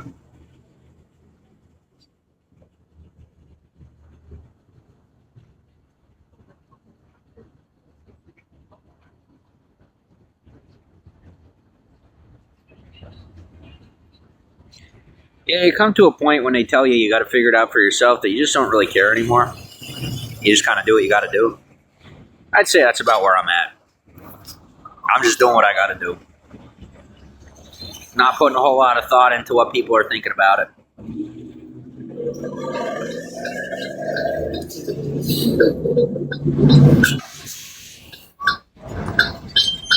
Jefferson Station. Regular fare is $1.70. Next time is illegal fare. Really not for your safety.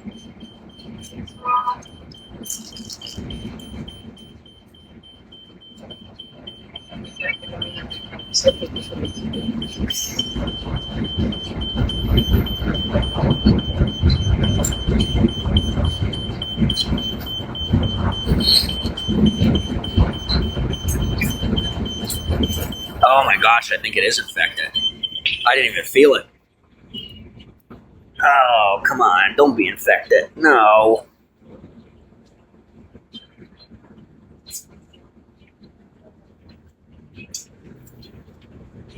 I just wasn't paying attention to it. I assumed it was healing, but I think it might be infected.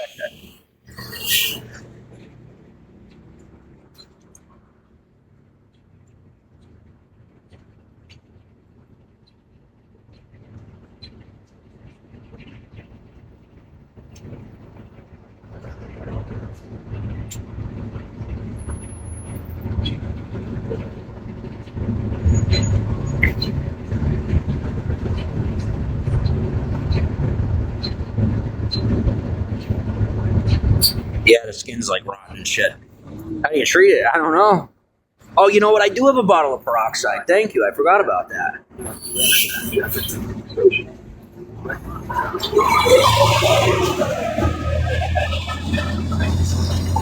Yeah, it's gonna hurt, but I have it.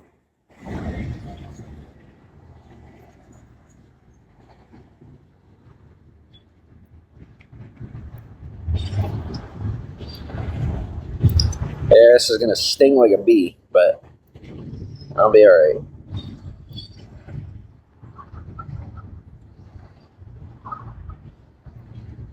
I keep a bottle of peroxide on me just in case. And right about now is the perfect time for it. It's got it. Oh man. That better not be infected. Yeah, no, I'm good. I think I'm good, but any antibiotic cream, no, I don't.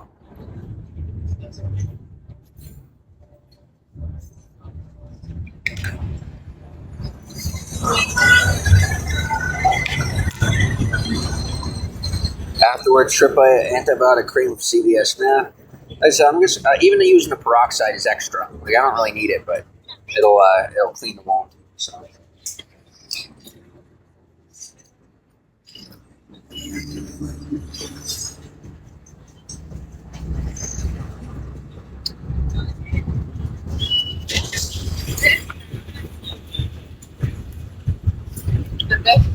What happened? I just my foot has I got a little issue with my foot from walking too far, and so I just have a little injury on it. But I'm good. I got peroxide. Walk the right way? Did you walk the right way? What is it? Back way. And tonight I'm gonna unpack and repack everything. Yeah, girl. I don't even have a girl, bro. What do you mean my girl's cheating on me? I don't even have a girl. Be careful, am I right? Yeah, I'm doing pretty good. 360 guy. We going the right way? There's no way we going the wrong way. We got to cross the road. Yeah, I'm good, but there's definitely a good amount of bacteria. Gross, but clean.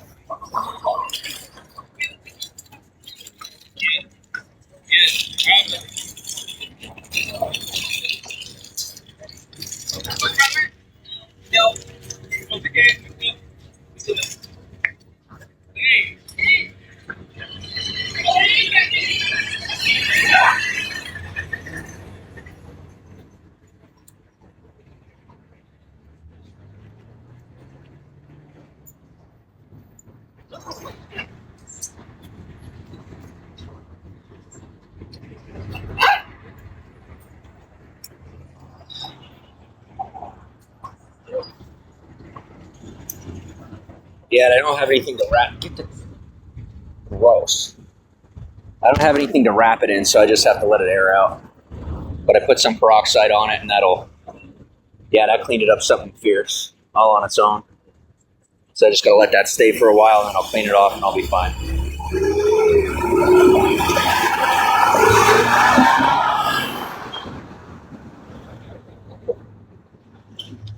Oh, I forgot to do the top of my toe. It'll be all right though. Yeah, it's much cleaner now. I'm good. What I am going to do, though, is I'm going to recede. I'm going to find somewhere to go relax. Because I am definitely done for the day. Sun's going down anyway.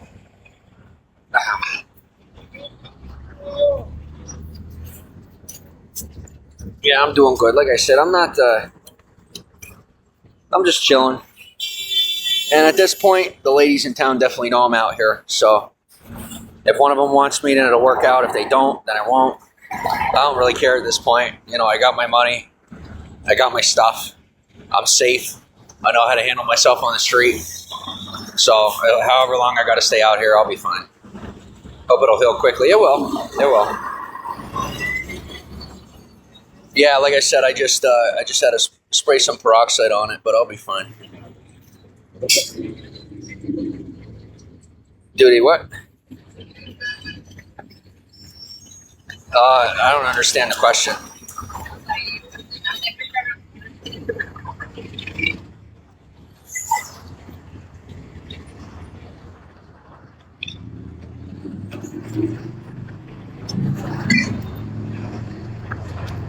Oh, do they hit on me a lot here? Honestly, all the time. Like constantly. No exaggeration, constantly. I'd say I get the opportunity to flirt with at least 100 women a day, if not more. Not exaggerating. So yeah, they do. I don't find it often that I ever, and what I have to say what I like about Hollywood, I don't really have to seek out the women or hit on the women. Most of them are forward here. So I kind of just do my own thing and they flirt with me. And it's really convenient. So I stay proactive and I do stay, I initiate here and there. But I do honestly get a lot of women that flirt with me, and I'm really happy about it. What do you need peroxide for? For my foot. I used it. I actually bought peroxide a while ago. I knew I might need it. Just from last time. So I made sure to be prepared this time. And so I have peroxide. I use it on my foot, and it'll heal up in a day or two. I'll be fine.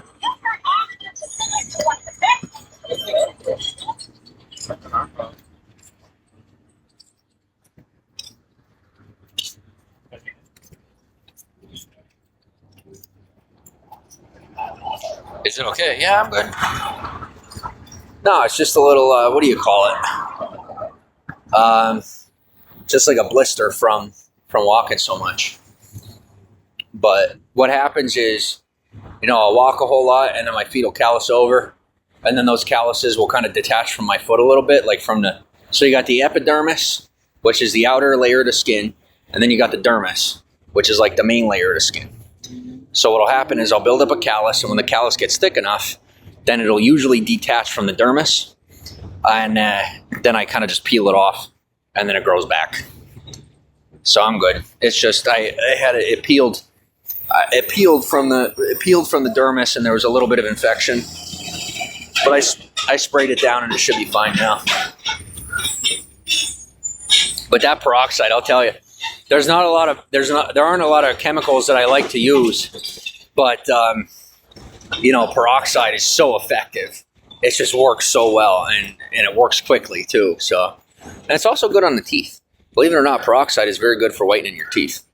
So I don't really use toothpaste just because of the fluoride and stuff like that. I don't like to use it. But I will sometimes use peroxide on my teeth just to whiten them. Should study to be a medic or doctor? Seem to know a lot of doctor terms. I'm not currently certified in CPR or any sort of medical treatment, but just throughout my experiences, I've learned a lot about, how to take care of the body.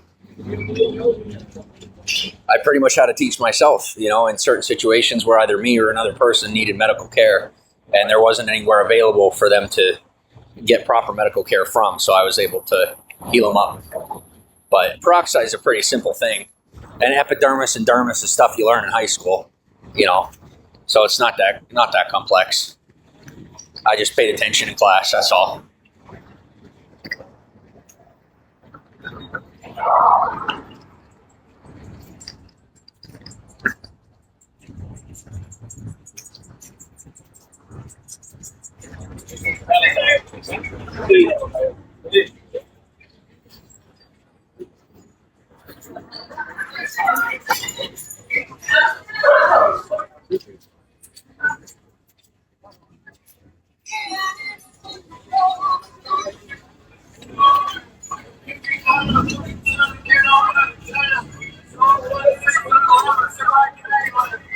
I think it's pretty funny when people come in. I don't know if any of you have been here for this, but like people come to broadcast, I'll say I have a wife, just to see what people say, and I'll start talking about it, and like I'll really go off, and I mean like I'll go far with it, and it's pretty funny.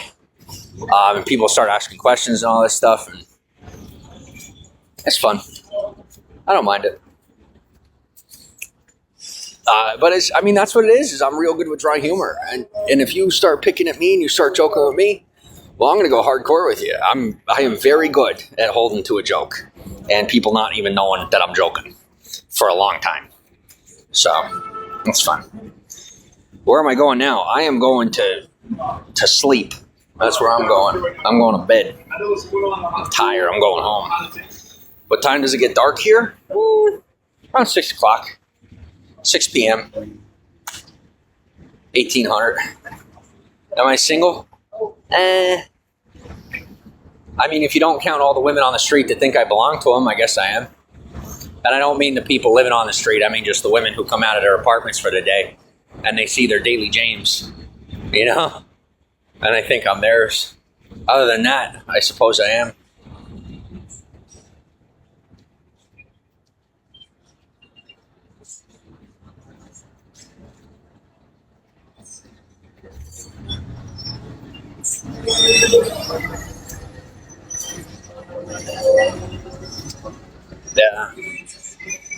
Yeah, one thing I like about Hollywood Boulevard is these ladies, man, I'll tell you that some of them have so many men. And I think it's cute when these ladies who are rallying all these men around and they'll see me and they're like, he's one of mine. And I'm like, It's cute. I don't let them claim me, but they try to claim me. That's fun. It's nice to be able to flirt with people and things don't get weird. That's all.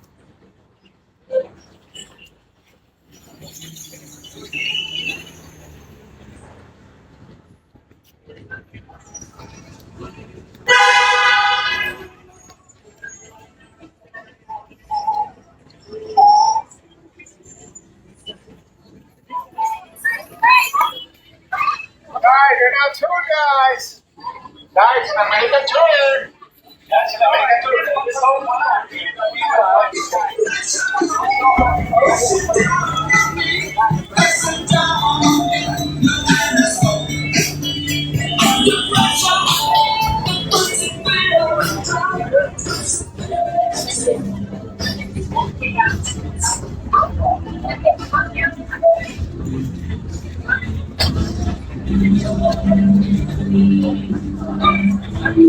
Yeah, I'll spray it one more time when I go down for the night, probably. Then it'll be good.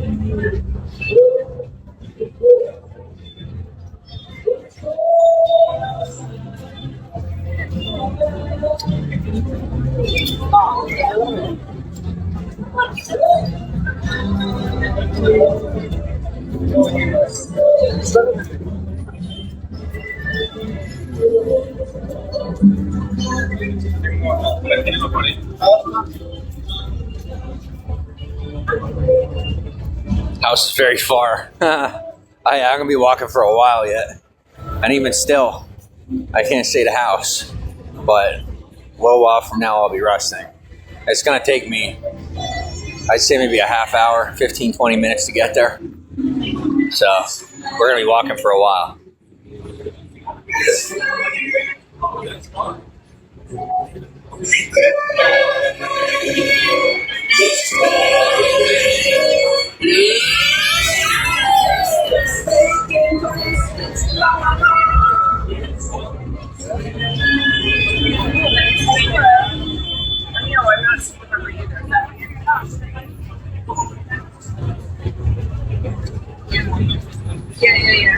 So tomorrow.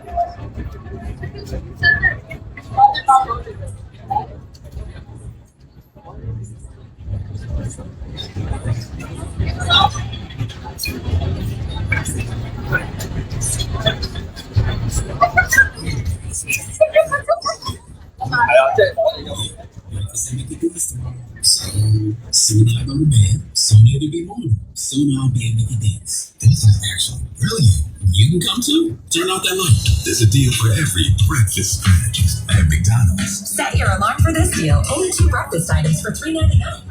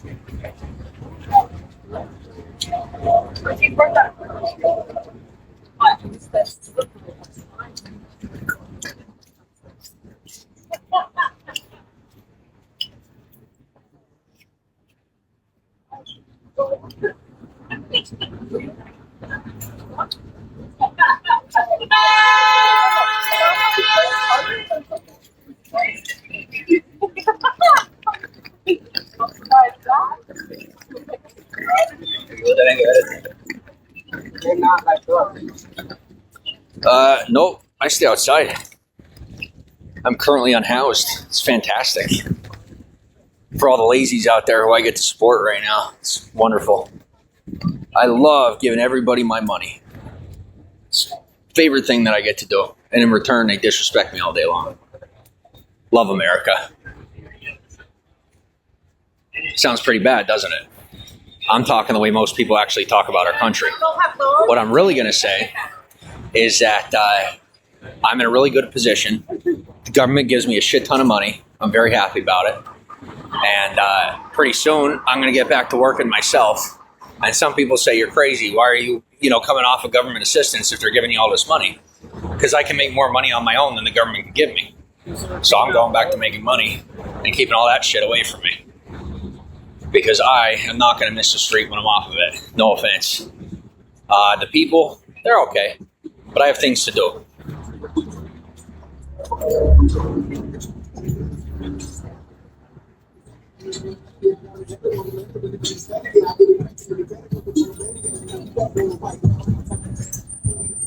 Feel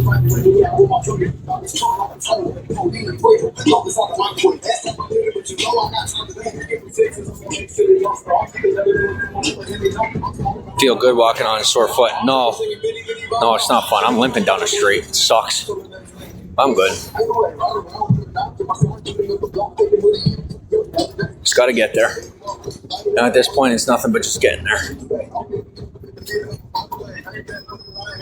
See, all these people are trying to cross the street. I guess they're having everybody, have to cross the street so that for this Netflix thing, they got to figure something out for this. Because that doesn't fly. That's not going to work long term. Right now, their solution is to be blocking off the street completely. And that's no good. It's not going to go long term. But for now, I guess that's just what they're doing while they figure out what they're supposed to do. Because what they're doing is they're kind of taking up the whole street. And it's a serious problem. Like, I've heard the sirens 5, 6, 7 times today during times when, nothing's really supposed to be going on.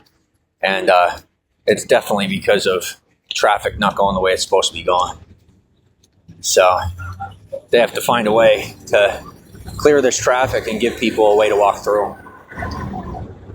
Not my problem, thankfully. But I bet they're pretty thankful it's not my problem either. Or too, I guess you say. Yeah, I know it's hot here. I mean, the sun's going down, so it's not too bad. But later on, it'll be chilly, more likely. They film right on the sidewalks in the street. Sometimes they do. That's not what they're doing here. Tonight they have a movie premiere at the theater, at the Netflix theater. But if you ever see anybody filming for movies and stuff on the streets here on the Walk of Fame, oftentimes they don't block off the street. They usually just film right on the street as people are walking and stuff. At least that's what I've seen. Most people, like, I kind of pay attention. I sit around, I watch. And when they're filming in town, people don't even know they're filming in town. They don't see it. Like, you'll have a film crew walk right by you, and people don't even notice them. So, yeah, they do. They film a lot of stuff here on the streets, but most people just never even notice.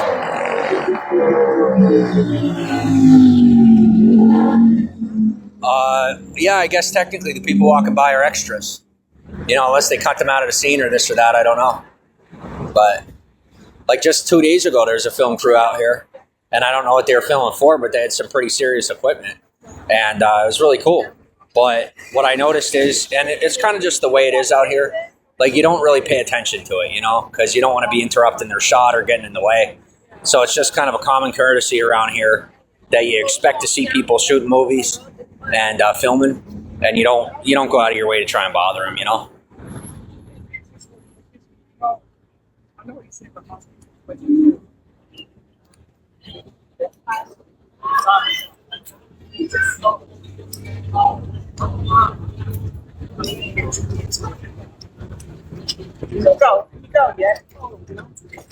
No, this guy's not having it. I'm just going to cross.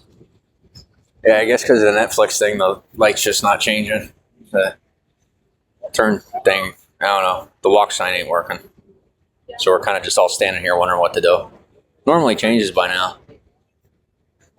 Netflix! Hello? Anything? Alright, I'm crossing. Alright, I'm going. There we are. Alright. Oops. Did I do that? No, I didn't. We didn't see a damn thing. Alright, excuse my language. Family friendly. That's right, family friendly. Okay. It's not like they don't say the F word on public access television or anything. And sometimes in children's shows, but neither here nor there. All right.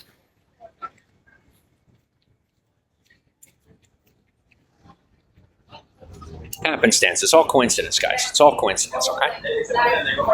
Do not look at the man behind the curtain because he is not there. Excuse me. Oh, that looks exciting.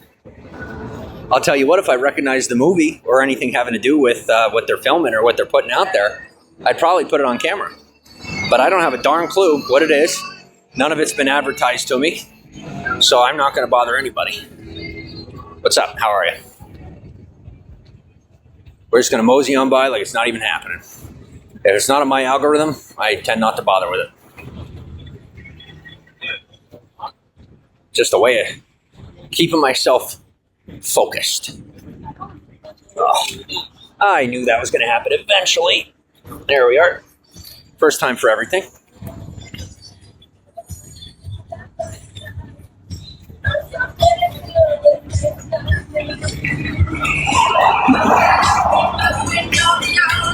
That was so cute. Oh my god. Yo, this dude just passed by that was like 6'5", all muscle. That was unbelievable. I've never seen anybody like that on these streets. This dude just ran by with no shirt on, soaked in sweat. He must have been 6'5" and nothing but muscle. That was ridiculous.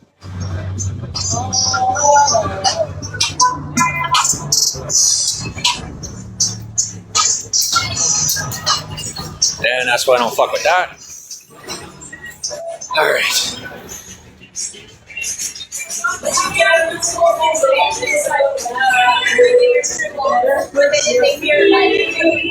Excuse me. Yeah, sorry. Some people think they own the street. It blows my mind, man. There'll be people walking by, taking up the whole sidewalk, and they're like, yeah, I'm walking here. I'm like, well, now I'm walking here. So you go walk over there. And they get very surprised. They're like, oh, how dare you? And I'm like, how dare I? I just dared. Enjoy your evening. Must see everything out there. Yeah. I'll tell you what, one minute you see a celebrity, the next minute you see a homeless guy running down the street butt naked. All over the map. Never bored in this town, that's for sure. In this city. Hollywood. What the heck do we even call Hollywood? Is it a city? Is it a borough? I mean, I've asked people. Like, I live here. I've lived here almost 2 years. I still haven't Googled it. But I don't know what you technically would call Hollywood. I don't know. I guess I'm what you would call like a forever tourist. Ugh. I've lived nomadic for like a really long time, and then I moved here. And there's so much to do here that you never get bored. So, like, I am still essentially living like a nomadic lifestyle, but just in place. Because there's always something new to do. There we are. Come on. Just keep walking. You're a bunch of assholes. Fuck you. Okay. Sorry, somebody passed by and fucking made me drop my shit. That's okay. They're going to enjoy losing their shit. About 3 blocks. Yeah, I don't take that shit. I don't put up with it. I really don't. Everybody's got a job out here. The criminals, the cops, the scumbags, the good ones. Everybody's got something to do. And when these tourists come into town thinking they own the city, we just remind them that they're visiting. And if they're not visiting, well, they become visitors very quickly if they don't gain respect.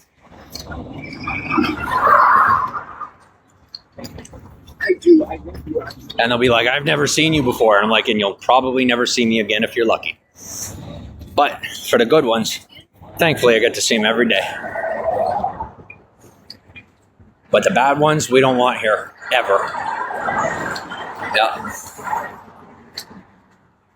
Yeah. You never get bored out here, that's for sure. Unless you want to get bored, then you get bored. All you got to do is sit somewhere and just not do anything. Not do anything. And you get bored really quick. Or you walk around, and in the same token, you see 2 crazy people. One looking totally normal and one definitely looking crazy. But they're all the same to me. Have I made any friends there? Here and there. Here and there. Not too many, though. It's hard to make friends when a lot of people just act like scumbags, honestly. But some are nice. I just tend to keep them to myself and act like an asshole the rest of the time. Keeps the losers away from me. I'll tell you, I never thought I'd be such a mean person. I never thought I'd be so mean in my whole life. But moving here, you learn. Like, I was the nicest guy before I moved to Hollywood. And then I found out that if you're nice in Hollywood, you become poor. And so I'm mostly not nice. I'm nice inside. But on the outside, I'm very pushy. Very, very, very pushy. I get what I want. I do what I want. No one stops me. And I love it. And they think I'm joking. And then they find out. And then they threaten to call the cops and don't realize I already called them on them. See, when someone pushes over your bag, but you already know they committed fraud, it's pretty easy. I spent the first year of my time here pretty much just gathering information about the locals, which is totally legal. I just figured I'd take the time to get to know my people. You know, they want to know everything about me, so now I know everything about them. And I, unlike most people, know how to keep a secret. So I don't share anything that I learn. But for the people that know how to keep a secret, we usually get along the least. But every now and again, I make a friendship. Every now and again.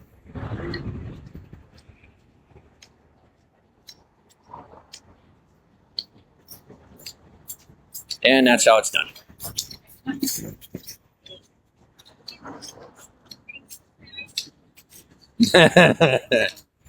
Oh, man. Sounds like a girl for me. This young lady just jogged by, and she looked at me like she was going to murder me. I think I fell in love. I do. I think I fell in love.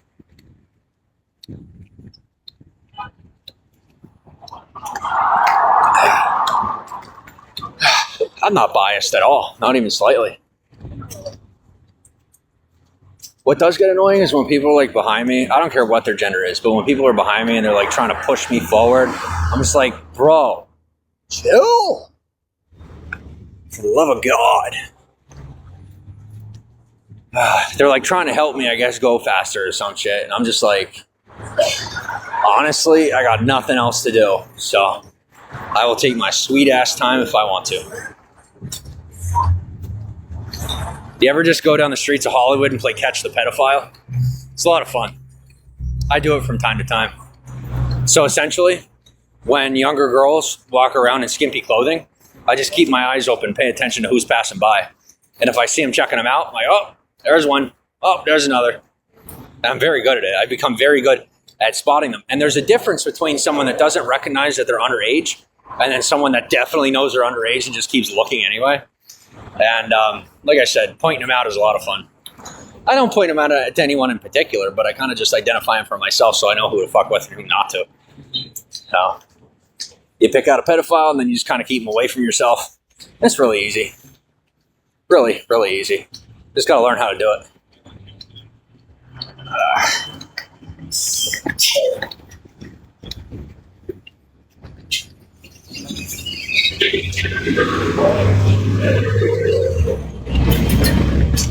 Right.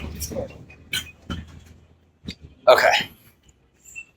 And so essentially, something else I learned is when the guys send the ladies out and tell me to pick one, and they're like 15 or 16 years old, you know what you say? No, thanks. That's what you say. I don't know if you've learned that yet, but that's something I learned. You say, no, thank you. That's okay. I appreciate it. Don't get them angry. Oh my God, if you've ever pissed off a pedophile, don't do it. They will end your life. They are violent and psychotic individuals. But if they ever on the street offer you a 15-year-old or a 14-year-old, all you do is politely just keep walking and hopefully they don't talk to you or notice you. And if they do, then you just be like, no, thanks. I appreciate the offer, but like, I'm good. You know what I'm saying? And that's pretty much just how I do it. I'm just like, no, that's cool. Thanks, though. And I keep walking.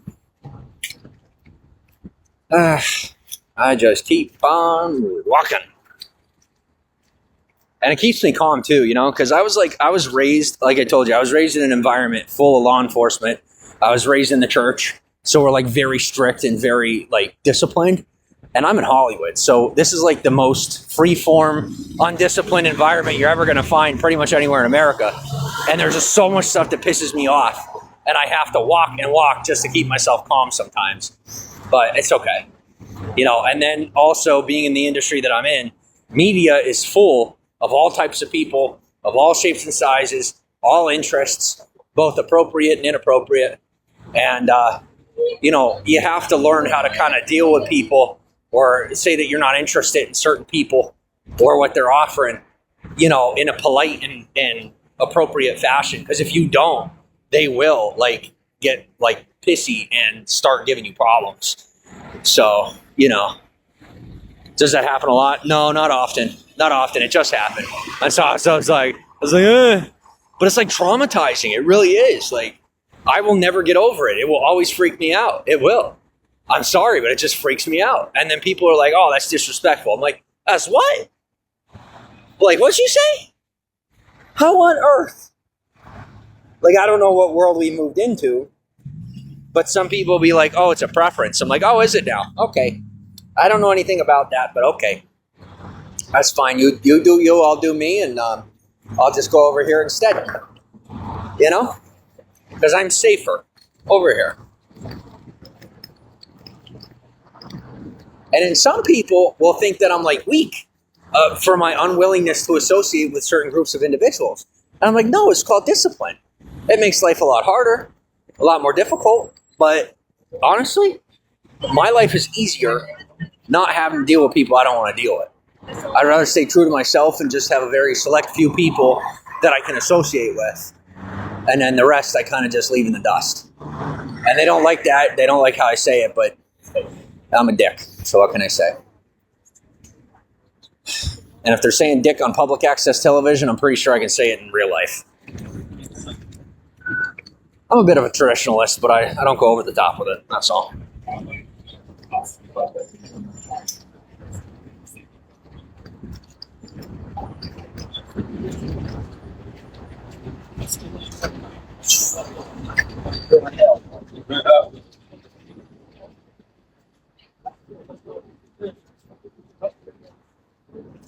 So I will say thank you to the audience and those of you in my network here in Hollywood that are keeping the weirdos away from me. Because I just can't do it. I'm sorry, I don't have the energy. I don't even have the energy to be nice about it anymore. I really don't. It's like whatever you got going on, I respect your hustle. You do what you got to do. I just can't involve myself. I can't. I don't have the energy for it.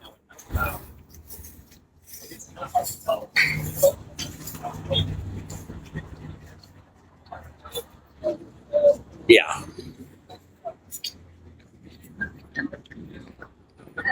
A game that a lot of people on the streets of Hollywood like to play is identifying and profiling one another. Because apparently, like, everybody in Hollywood is a cop or a snitch. And it's really weird and annoying, but you eventually get used to it and figure out how to just ebb and flow between people that don't know how to keep secrets. People are like, secrets are bad. I'm like, what is this, church? Secrets are bad? Not all secrets are bad. Some secrets are kept for the discretion of people's personal privacy and not just for the sake of your indulging in information. Information is a valuable resource, but information is fleeting. And some people don't want to hear that, but they can suck it. It's not my problem.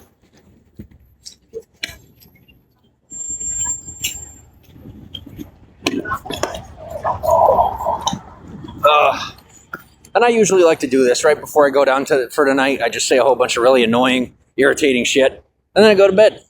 And oftentimes I get swarmed by women whenever I go to lay down. And that is actually why I'm doing what I'm doing. I just say a whole bunch of really pretentious, macho things, and then women just tend to show up where I'm sleeping. And it's really convenient. So it's an effective tactic. Hasn't failed me yet. So I will continue to do so. I bring a lot of traffic to Gower. That I do. That I do. Thanks for the stickers and the hearts. Today has been a very good day. Today has been another very good day. I have had a lot of opportunities presented to me. I've gotten to take a few of them. I didn't really have to spend too much time just sitting and sulking. I got a lot of moving around done. My foot's healing. I got everything that I need. I got more than what I need, which is nice to finally have more than what I need. And I'm blessed to have one more day in the free world. Most welcome. Only that I have. Aw. Well, thank you. I will say that that form of currency is... Oh, man, he is so dead. That form of currency is definitely my preference. Real money is nice because I have a whole lot in other forms that I'm bringing to this country. But the stuff in this country is so hard to get your hands on, it's not even funny. Yeah, thanks. Like, real money is easy to make, but it's hard to find. I don't know if that makes any sense when I say it that way. But it's like, you can make connections like Hollywood. People have money, but they don't want to dish it out. Me, where I come from, you give and take. Around here, it's kind of just like a lot of social give and take and a lot of financial hoarding. And I have learned to do that. I have become very, very good at not giving anything to anyone. And I am not proud of it. I hate myself for it, but it's better than being broke. And that, thus far, is my... Oh my gosh. Sorry. This is a really, really, really, really, really cute dog. I'm just going to keep walking and mind my own business. But that was a really cute dog. Guys, eventually I will be in a position where I could just show you my environment and things that are going on. But for now, I got my hands full. So, you know. You work hard too. Your work is security guard. Oh, cool. Awesome. Yeah, well, here in Hollywood, we have at least 50 security guards on the Walk of Fame. I would say in total, there's probably 50. So it's a pretty common thing out here. We have a lot of them. Quite a lot of them. Doesn't count the cops either. There's a lot of them here. So,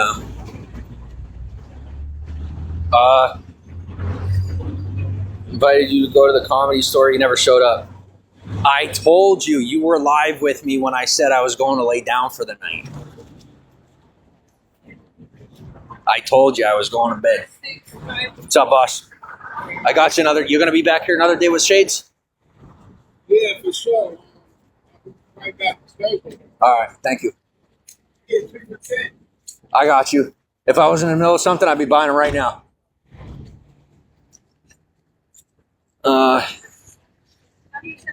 Work hard just for them. That's what you got to do. Absolutely. That's exactly how it's supposed to be. You know, nowadays it's so sad. Like, society is organized where everybody's kind of keeping to themselves. Families are all separated. Everybody's doing their own thing. The only reason I am not currently with what family I technically got left is because they are more obsessed with this whole do my own thing type of thing than I am, you know. And I'll tell you what, it worked out better for me than for them. Now most of them are broke, and I'm over here finally making it at least a little bit. And it's mostly because I stuck to those values. You know, I can't necessarily say morals, but maybe ethics and values. But, you know, people aren't sticking to their families nowadays. It's just not a common thing. And, like, I get it. People are afraid of the government. They're afraid of this. They're afraid of that. But you know what? Screw them. I'm never going to subscribe to it, honestly. There's certain things that I do that, you know, it's in line with society and the way society operates. But when it comes down to it, I was raised in a family. I was taught family values. I believe in family values. And I think it's important to stick to your own, almost like family.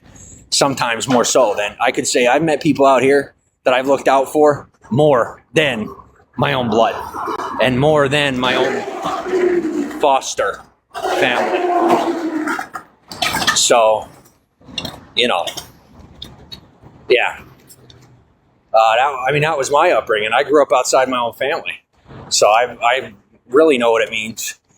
But out here, you know, it's like people stick together. But like I said, a mixture of not having your own family and doing your own thing with people who aren't really invested in one another totally because of like these societal norms.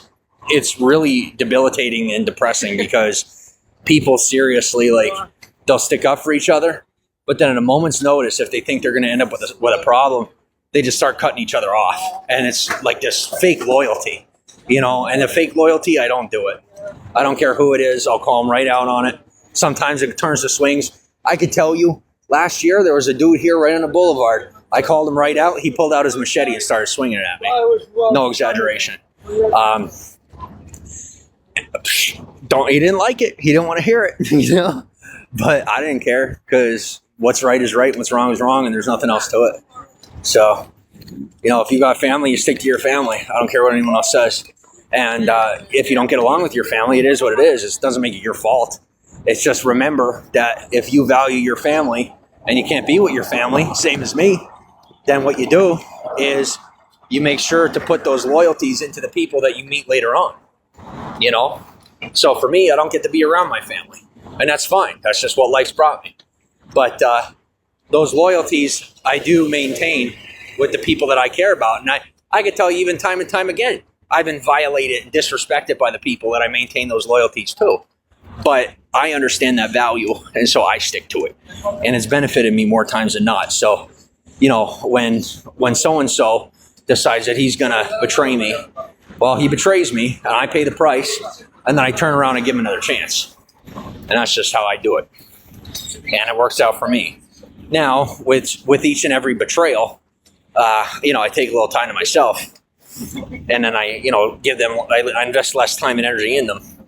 But to each their own. Yeah. Do the people there look out for you too? The people here look out for me by letting me do my own thing. And it's because I'm in a transitional state in my environment, in my life right now. So like, in my life, I am switching lifestyles.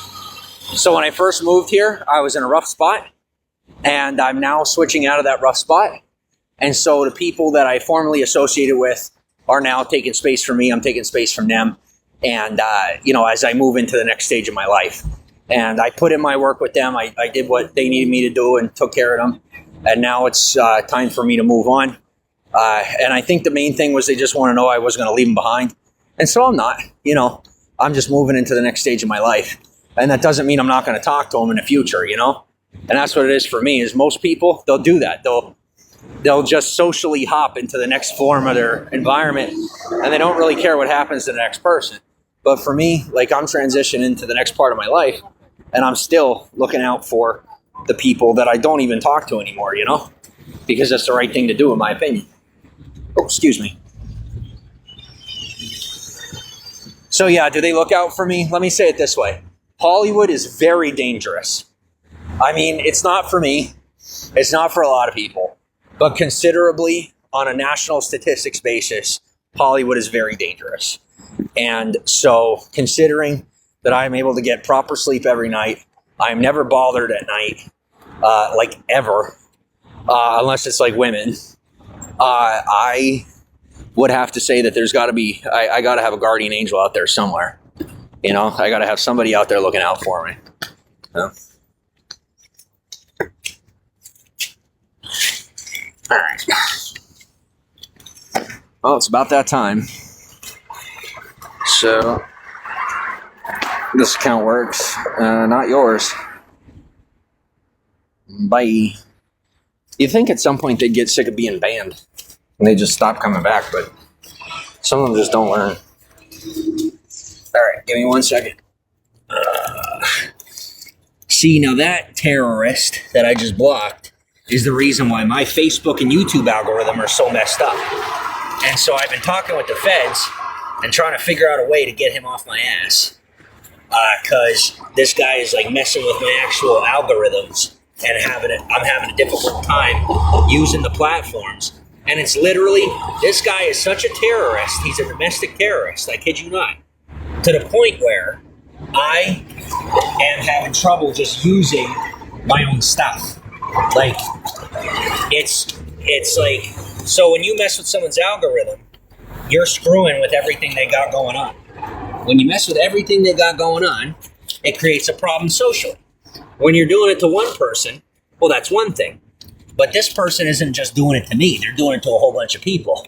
And so they're classified as domestic terrorists. And, you know, nobody cares. They're like, who cares if they're messing up your Facebook or your YouTube? Well, when you have as much people watching what I'm doing as I do, and someone messes with your stuff, it's impeding on social process. Like, it's actually making it harder for people. Like, it's influencing and manipulating the public, and trying to use me to influence and manipulate the public. And so essentially, him trying to gain control over what I'm doing is it's I think it's called a capital offense or something like that. But it's a really bad crime, and sometimes I have a hard time getting rid of them.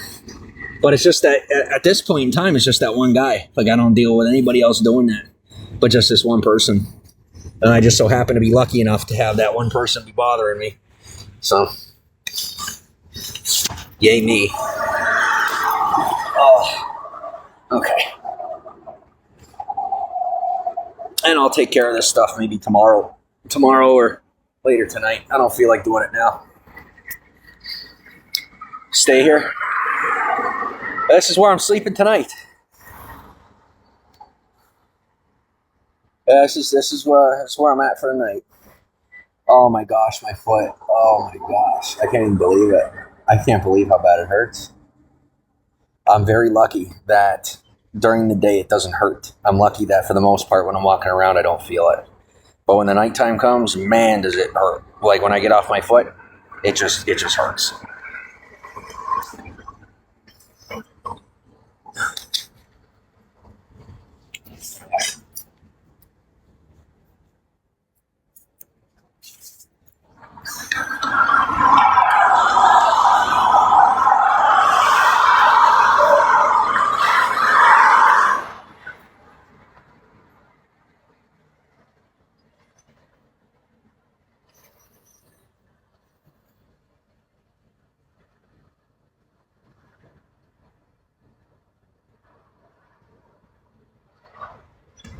Where's my bait? There it is. I do. I sleep outside the whole night. Yeah. It's so cute, y'all asking about that. Like, because it's like, it's hard to conceptualize. It is. Like, oh my gosh, somebody's sleeping outside. There's nothing I could do. You know, I'm just waiting for them to figure out the housing. I'm going to, you know, obviously get a job and stuff. But for now, I'm just dealing with the situation.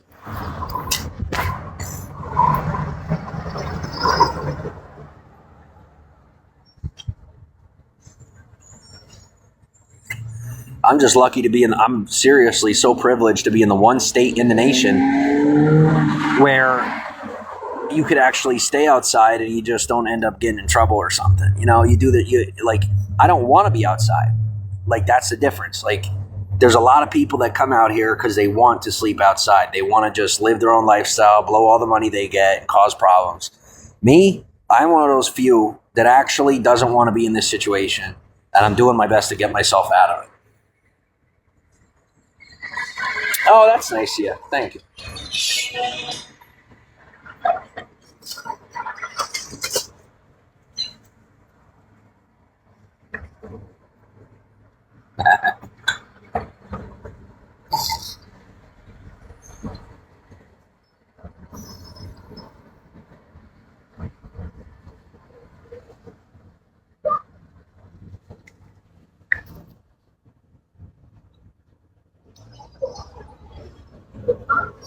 And I'll tell you what, people are definitely more afraid of this suitcase than they were when I had the backpack. The suitcase is not nearly as good looking as the backpack was. So they're like a little sketched out. But I don't know what else to do. Like, I needed a bigger bag.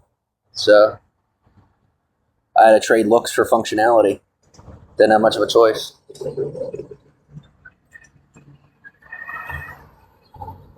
Like, my backpack was just normal, and I guess this suitcase kind of screams like unhoused, you know?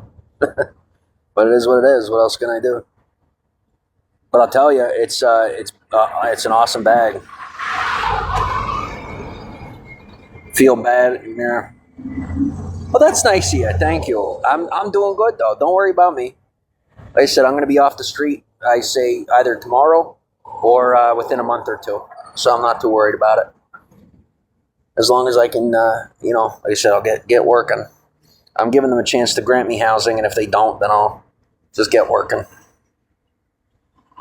Take care of yourself. I will. Thank you.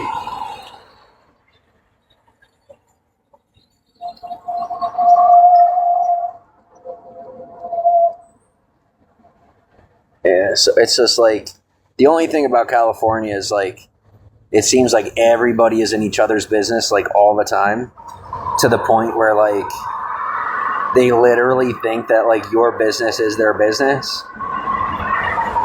And so sometimes that could be a little nerve-wracking, but it is what it is. Reserve a house. Hopefully it goes well tomorrow. Thank you. Thank you.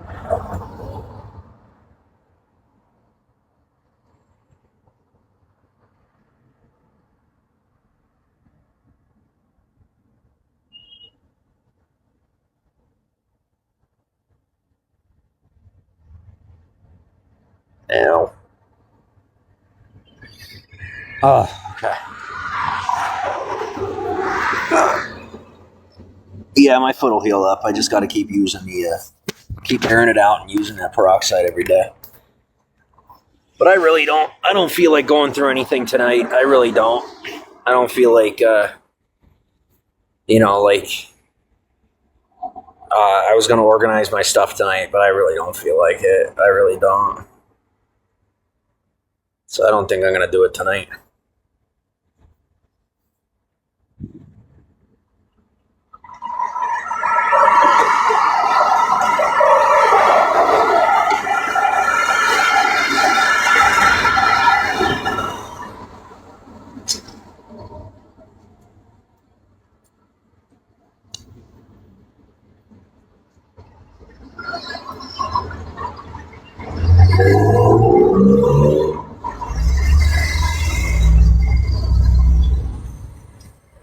Probably get myself a tripod tomorrow too. So whenever we're hanging out, I could just set it up on a tripod, and I don't have to sit here. But no, I don't have a pillow. I don't really use a pillow because if I use a pillow, then I'm not laying on my pack here, and if I'm not laying on the pack, somebody might take it. You know, I don't. Not that somebody would, but I don't want to risk it. You know.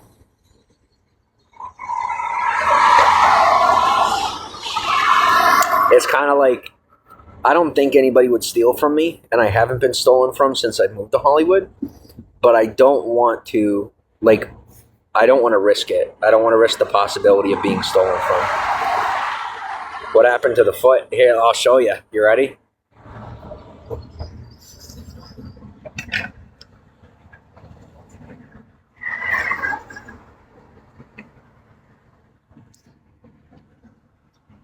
It's just from walking around. I do a lot of walking. So.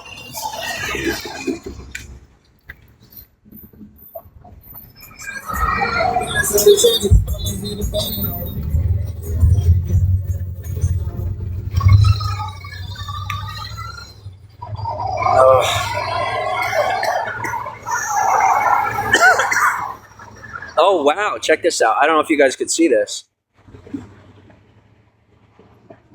Oh, sorry. There's some sort of plane or something in the sky. You see it?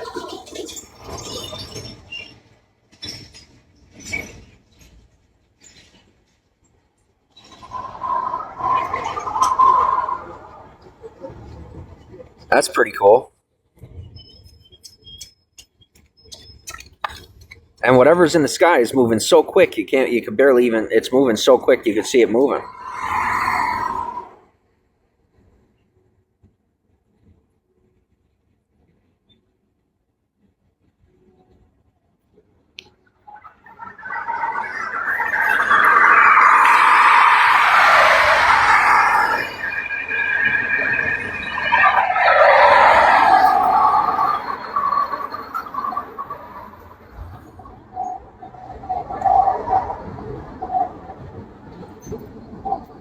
Yeah, it might have been a jet plane or something. I don't know. Something else about Hollywood is that when you look at someone from behind, sometimes it's tough to see if they're a man or a woman. Sometimes you don't even know. Hope I feel better. Thank you. Can I go to the doctor? I don't need to go to the doctor. No, I just air it out. I put a little peroxide on it. I air it out. I'll be just fine. I did not end up grabbing something to eat today. I just didn't feel like it.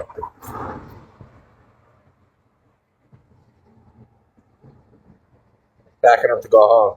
Where are you going home from?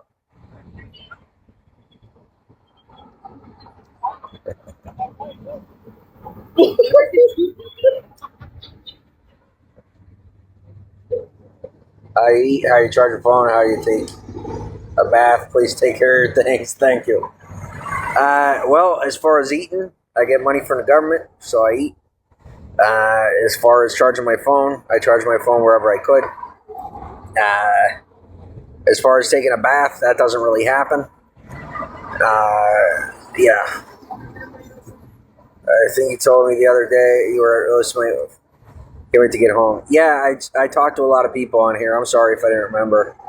You did talk to me. I don't always remember who I'm saying what to, so I apologize. But yeah, have a safe trip home. It only takes so much family time. I hear you on that. I do. Steve, I really don't want your help. And when I say I don't want your help, I do mean it with all due respect, okay? So please don't bother me anymore. Thank you.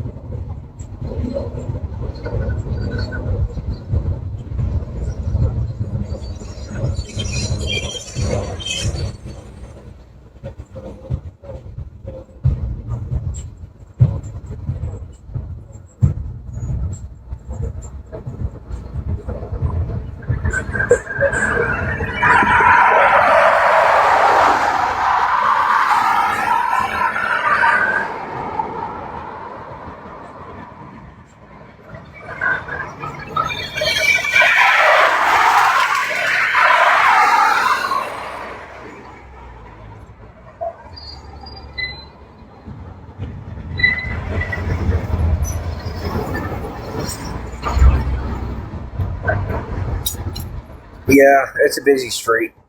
Gower gets a lot of traffic, usually until around like 11 o'clock.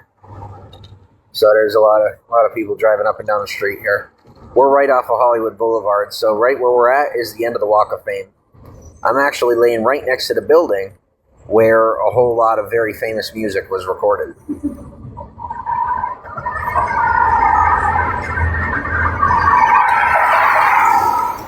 See, back in the day, people kind of sleep on the street, and no one really cared because there was just that many people that there wasn't like much you could do about it, and it was nice to be able to kind of like people just do what they want.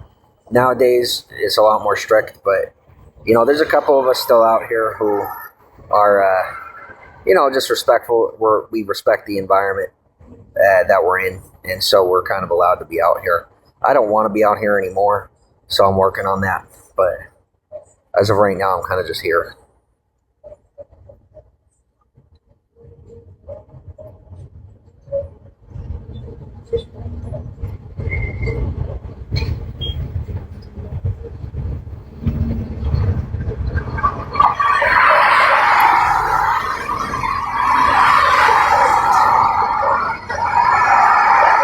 Streets in LA. Yeah, no, not anymore. Yeah, they cleaned up the streets something fierce.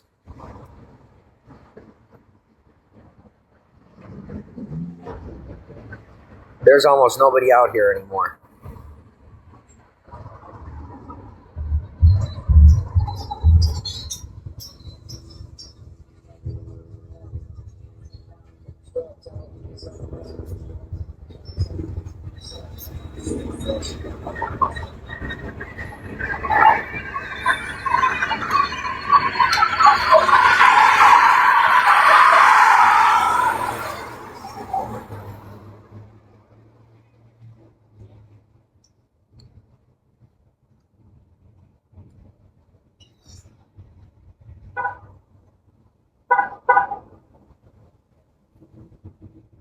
Sorry, I think that guy has a mental illness.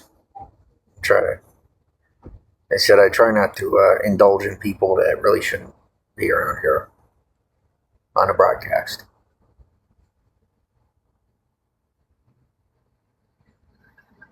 Yeah, it's not. Live streaming isn't made for the faint of heart. It's not.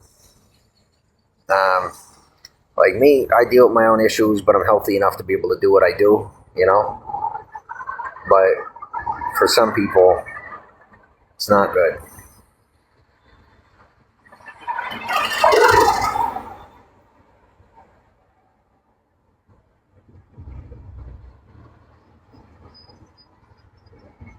Yeah, absolutely. You know, it's important that you travel safe, stick with your family, you know, don't forget to take some pee breaks, and get plenty of snacks. Always eat on the way home. That's the best part of it, eating on the way home.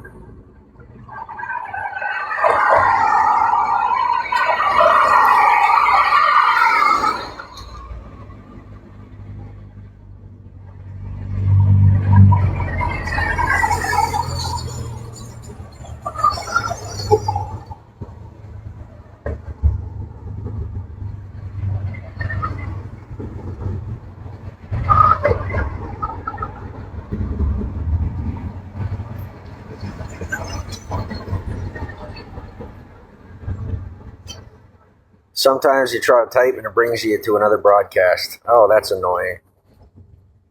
Yeah, I'm sorry to hear that. What do I like to do for fun? I'll be honest, I don't get to make a lot of time for fun. I really don't. Do I find it peaceful at night? Somewhat. Yeah. Yeah. Yeah, I have to say I do. You know, I get under my blanket, my nice weighted blanket. I get all cozy and snuggled up. And then I fall asleep and the air is chilly. The blanket's warm and the air is chilly. I love it. And I pass out and I get such good sleep at night. I really do.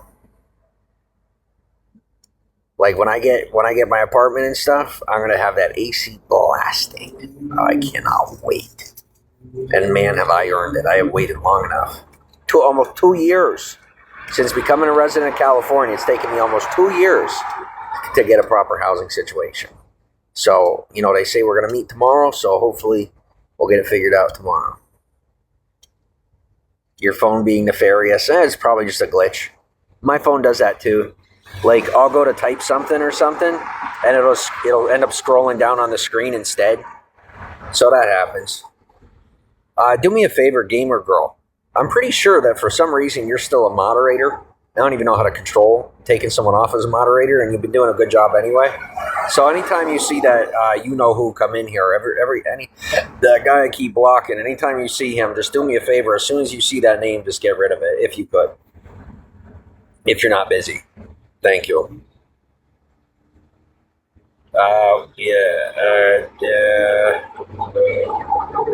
You can't stand when it changes. You'll be listening and then it changes. Sorry, yeah. That's Beagle. They complain to Beagle about that. How beautiful is in the mornings. Oh, so beautiful. I can't even describe it to you. I mean, when the sun's coming up, it's so gorgeous. It really is. The sunrise here in Hollywood is just outstanding. Oh, tomorrow what's out for you? Thank you. It's exactly what happens. Yeah.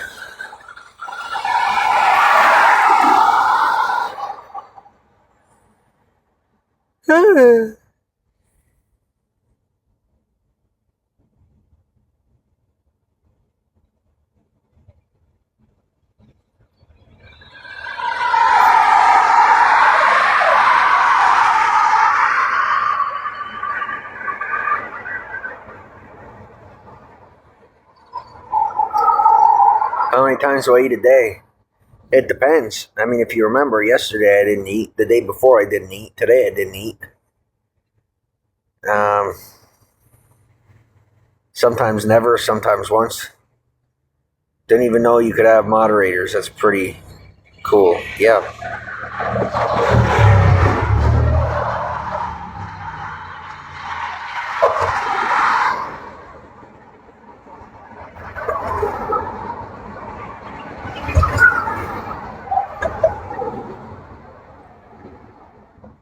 Yeah.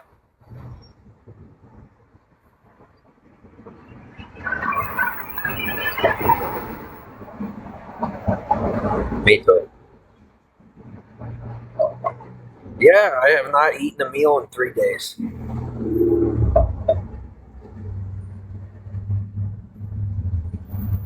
Oh, wait. Oh, I just ate. Sorry. Yeah, I just ate like an hour ago. I forgot about that.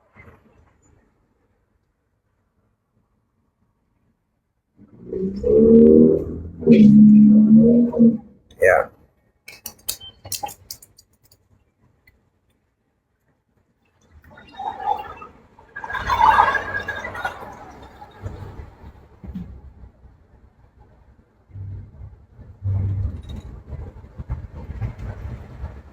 I'm taking care of my health. Don't worry. Like I said, I'm putting peroxide on my foot so it's healing up. And other than that, I'm good. I got to eat more. That's government only gives you so much. So, and I don't like going to the churches. That's like, I'm not really a homeless person. So I'm not really digging this situation too much. So I'm just keeping it to the minimum.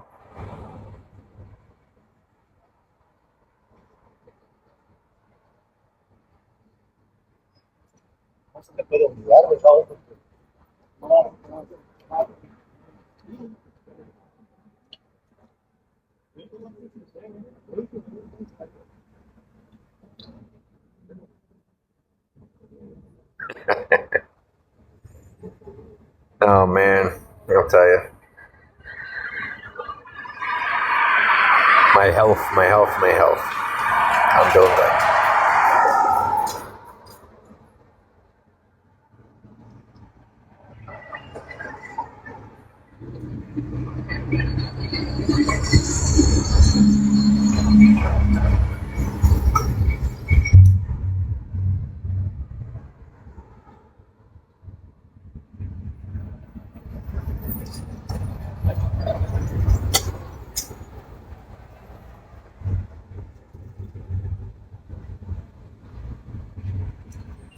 Thanks. Do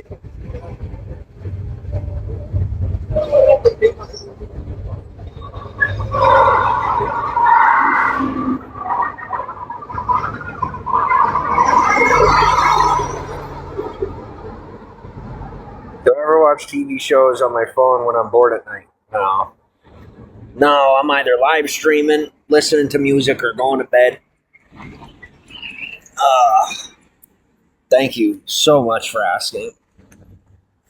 Oh, yeah. I either live stream or I listen to music until I fall asleep.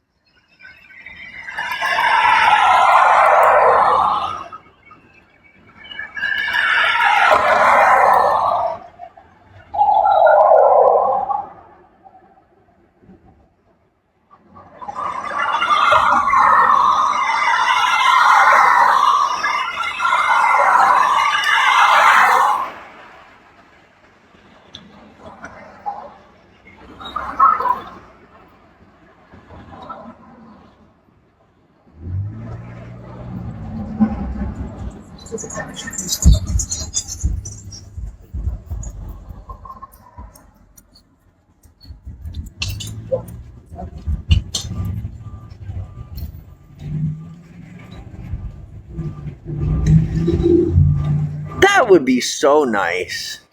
I don't remember if you're from here or not. A lot of people let me know that they're from here, but I don't remember if you're one of them. But if you ever want to, I mean, that would be fantastic. That'd be a lot of fun. What's up?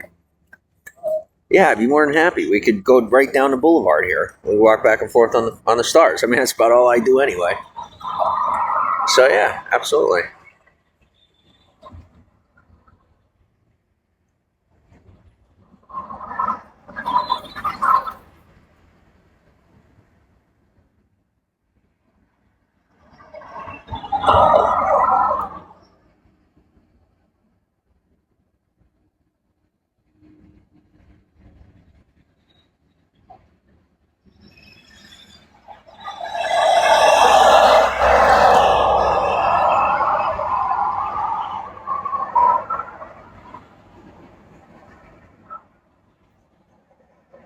Ugh.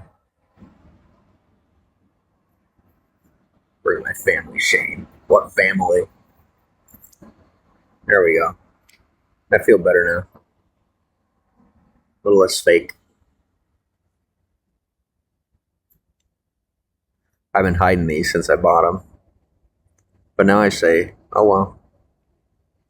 I'm not going to sit and have a full-fledged conversation, like a public debrief about work I supposedly never did, and then have people telling me it never happened. Like I'm good on that, you know. I'm good on that. Must be so tired. Nah, not really. What's on the chain?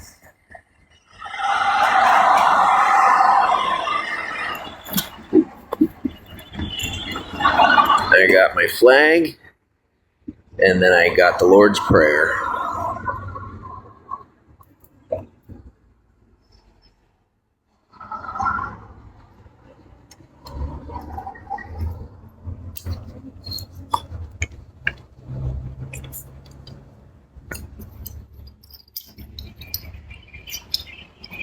Yeah, that's what I got.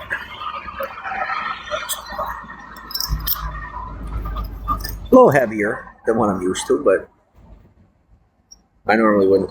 You put them in the boot, but I just got this. This is what I got. I never had an official pair. I'm lying. I have these, and these are good. I like them. They're nice, sturdy, and thick. Can I read it to you? The Lord's Prayer. It's the Our Father. Have you heard of the Our Father before? Like the prayer? That's what it is. It's the Our Father. The prayer. Like from the Bible, you know? Oh, wow. Yeah, I'll read it to you. Absolutely. It says, Our Father. Well, I don't really need to. Yeah, I don't really need to read it off of there, but Our Father, who art in heaven, hallowed be thy name. Thy kingdom come, thy will be done, on earth as it is in heaven. Give us this day our daily bread, and forgive us our trespasses, as we forgive those who trespass against us. And lead us not into temptation, but deliver us from evil. Amen. And that's the Lord's Prayer. That's the prayer that's in the Bible. And it's Jesus Christ praying to God the Father. And that's where that comes from.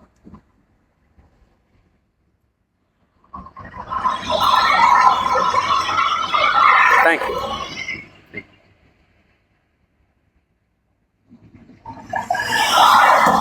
And then, Old Glory. And then, when I'm kind of just under the cuff, just flip it over.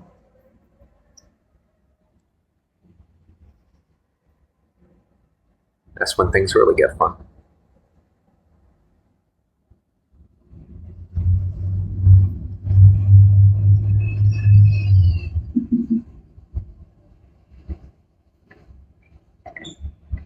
Man, the skies get dark. It gets dark fast. When the sun goes down, it gets dark really fast.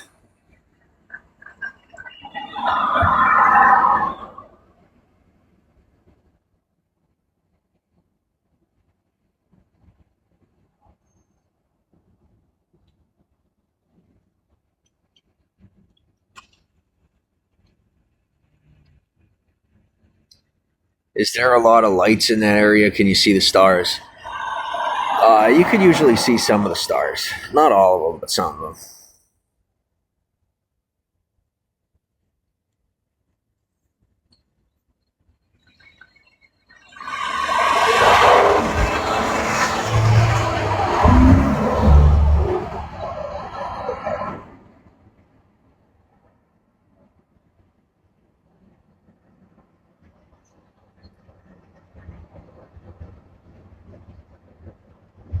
No, I'm not sleepy at all.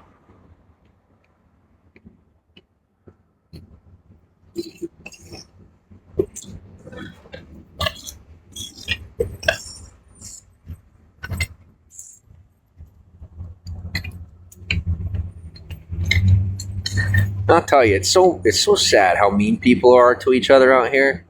You just be a little bit nice to somebody, and they'll go to the moon and stars for you. It's amazing. Like, people are so rude to each other out here that kindness is something that people like jump to.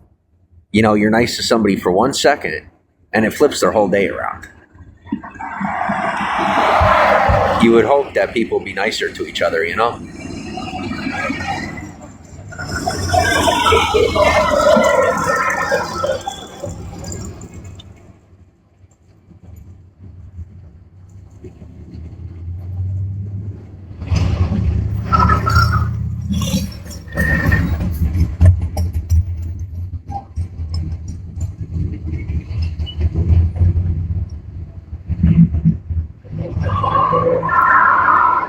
Hey, how are you? Where are you going? I'm good. How are you? I don't see you because I don't really go to the churches or anything. Sorry? I don't really see you because I don't go to the churches or anything. But are you doing better? Oh, good. I don't even know your name. My name is Yed. You can call me Yed. Yed? James. Nice to meet Nice to meet you you. too. Probably. All right. I'll leave you be if if you come around here again. You're more than welcome to stop by and say hey. I will. Stay safe. Thank you. You too.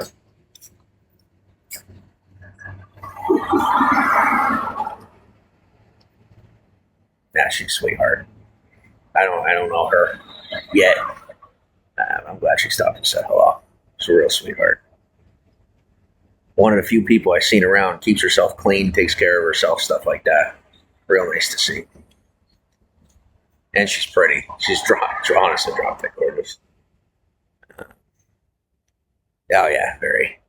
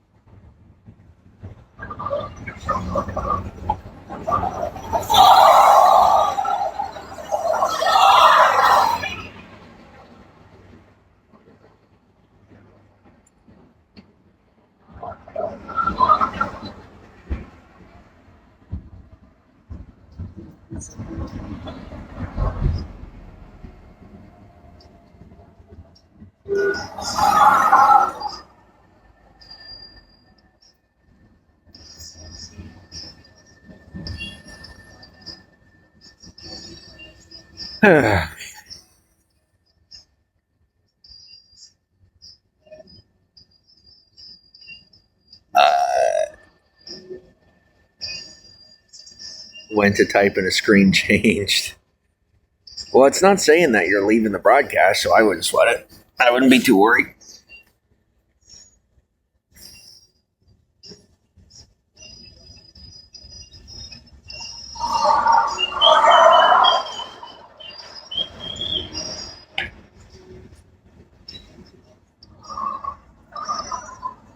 Be off my feet. How are you doing?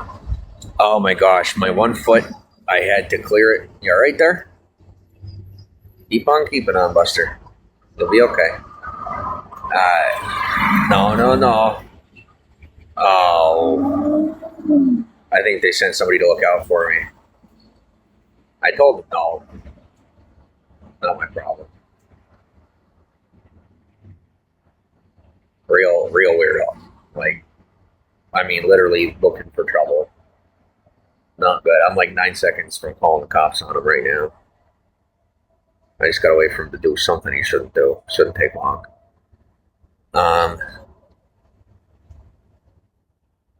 As far as my feet, yeah, 1 foot, I gotta wait for it to heal up, but the other one's doing fine. Yeah, I didn't walk too much today. You thought that was a lot of walking. That was nothing. For all I know, the cops might already be looking for the guy, and that's why he's like over here hiding behind the fence.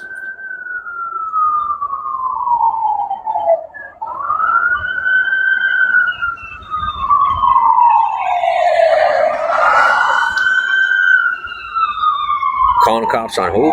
There's some creep that just went like, oh wait, I think he's leaving. I just gotta wait for him to leave. I don't do drugs.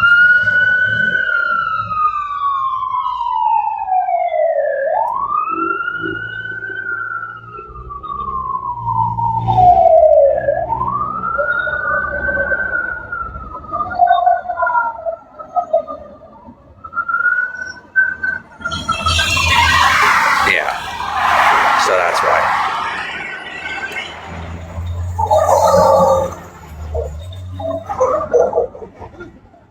Over there. Stay safe. Thank you. Yeah, no, there's some guy causing trouble down there, and then it was just the fire. What do you call it? The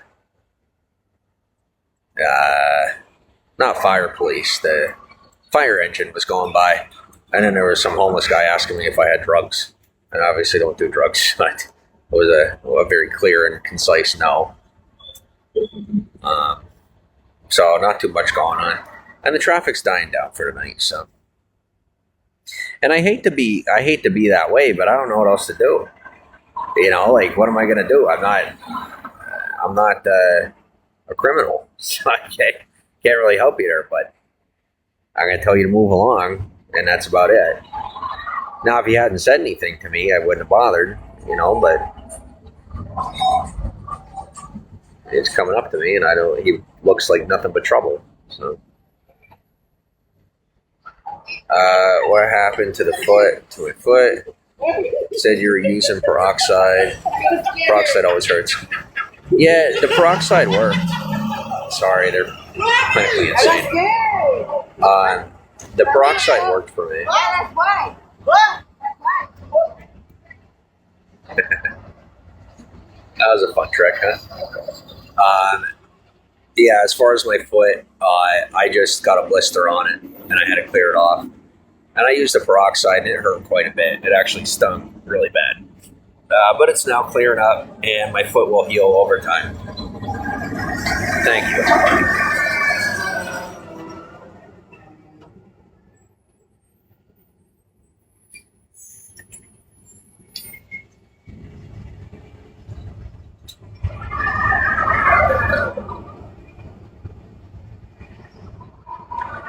Yeah, so I'm gonna get me this is gonna be hilarious, but I'm gonna get a tripod and a light ring. I'm gonna get a tripod and a light ring. I'm gonna put it out here for when I'm sitting out here. We're gonna sit here and broadcast with a light ring.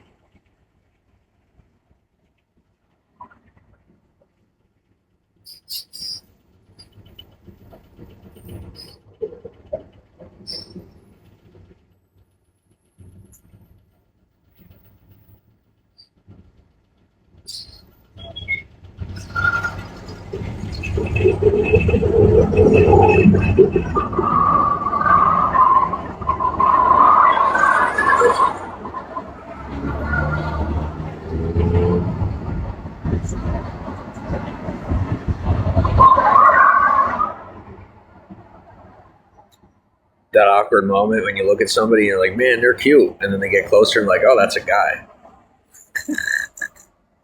I told you, out here in LA, it's like, it's hard to see. It's hard to tell if someone's a guy or a girl. You never know. Do you ever get scared out there? Yeah, sometimes. I mean, it really depends. Like, somebody coming up to you and asking you for drugs, it's kind of scary. You know, it's really weird. I don't like it. But normally, not really. Yeah, no more of that. Already, well, far gone, thankfully. Very far gone.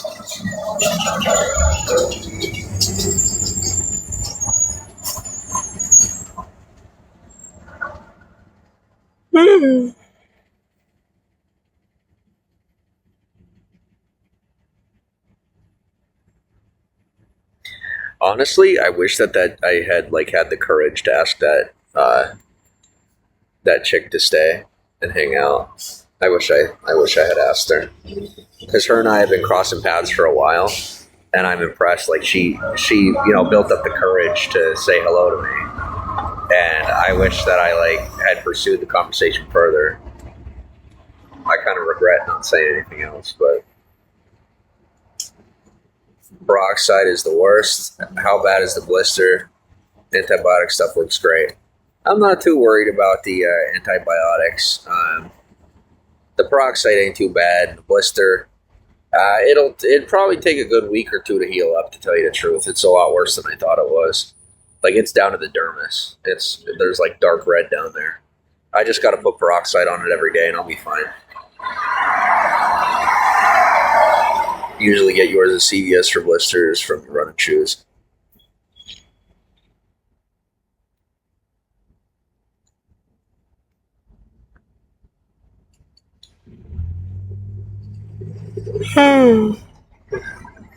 See, it's like this thing out here where some people, like, when they try to get you help and stuff, they'll say, well, don't try to get yourself all dressed up because then it looks like you don't need the help. But if you're all dirty and stuff, it don't make no difference. Trust me, I've been in both positions. And it doesn't make any difference. If they don't want to help you, they just don't. It doesn't matter if you look like you're well kept or not. If they want to help you, they help you. If they don't want to, they just don't.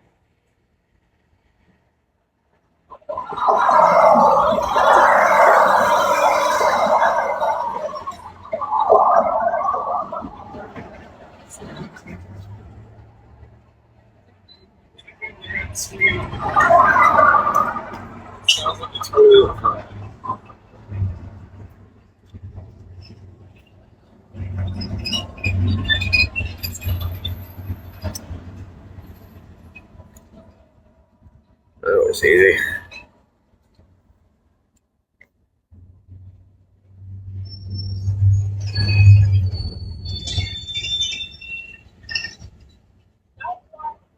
Hate blisters so much. If it's down to the dermis, be careful. Yeah, I'm being careful. Thank you.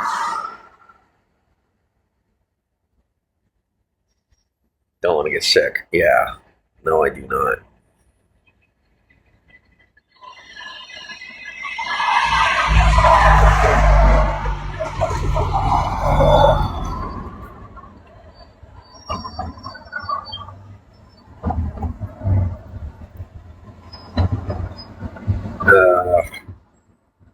I'm going to tell you what, I'm actually really kicking myself for not, like, asking her if she wanted to hang out.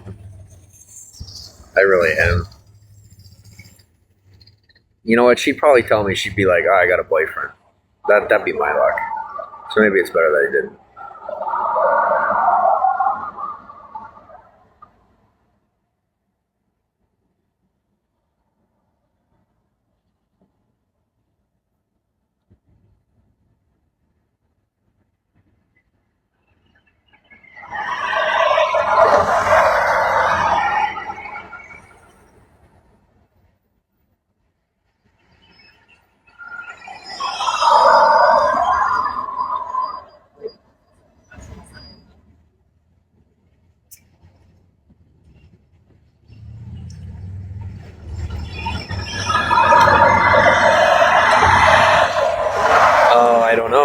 I don't know where she's going.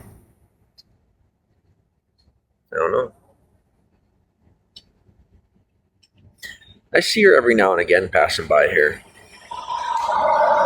But hopefully I'll see her again. She'll say hi next time. I'll tell you, when she passes by next time, I'll have the courage to say, a little bit more. But I just didn't feel right, I didn't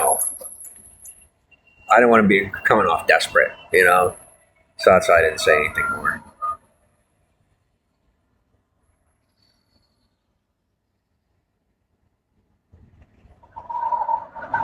I will.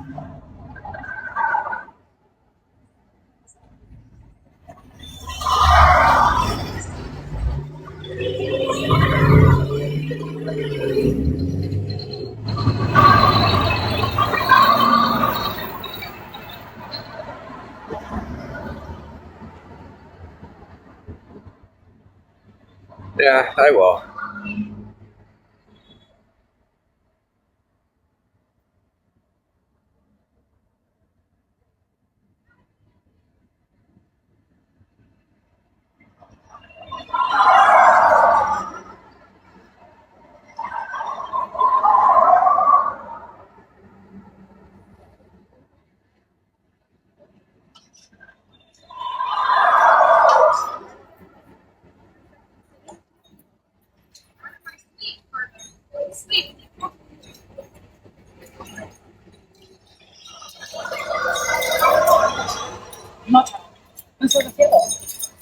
You can see every star out here tonight. We can't see that back in New York. Yeah, we got either 2 stars or something that's not. No, it's moving. Whatever it is, it's moving. No stars yet. Some planes or something. You've been driving for like 45 minutes and it's still so dark. No ambient light at all. Oh. Yosemite was beautiful, though. If you've ever been, you should go. I might have been. I don't remember. I've been to a lot of places, okay? Like, I've been all over this country, and I don't remember if I've been to Yosemite or not.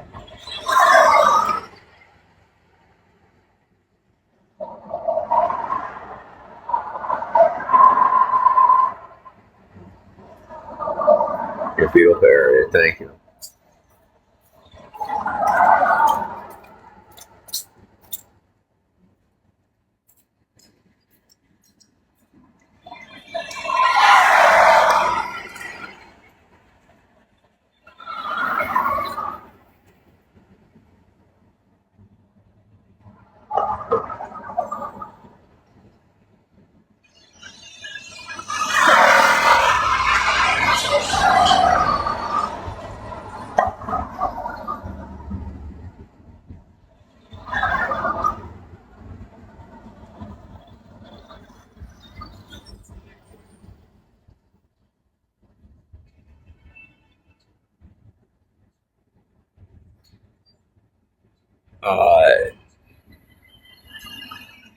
No,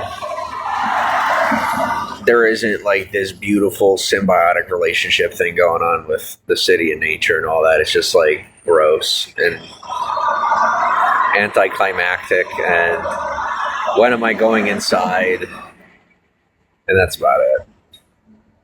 Did I see the comet a couple of nights ago? It kind of just looked like a star. I don't know. If I saw it, I don't remember. Like, I didn't. I could have seen it in the sky. I didn't really think anything of it if I saw it, but I don't recall a comet.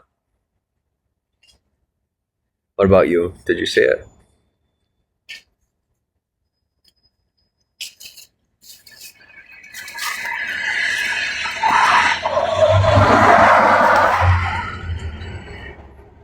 Maybe you Romanized it too much. You just look so peaceful. Yeah, no, I just have a really good game face. I'm in excruciating pain and totally uncomfortable. Like, there's literally only like a 1-inch pad between me and the concrete, so not really.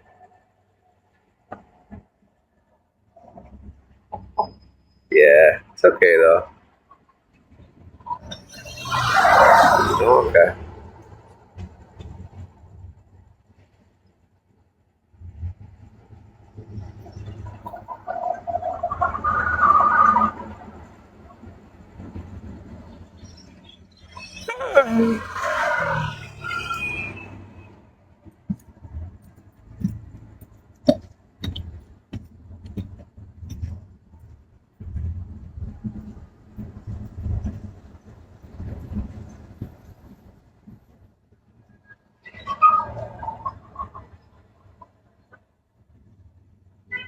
Romanticized. Yeah. I hate being uncomfortable. Me too. Anything you can do? I mean, not really. You know, nothing really that could be done.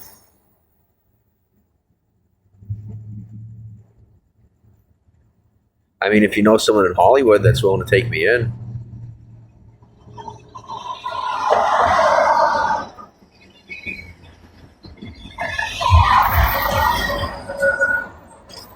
Other than that, not really. And I'm not really in a position to even contribute anything right now. Like, most of my money is just going toward food and getting my necessities in order, you know?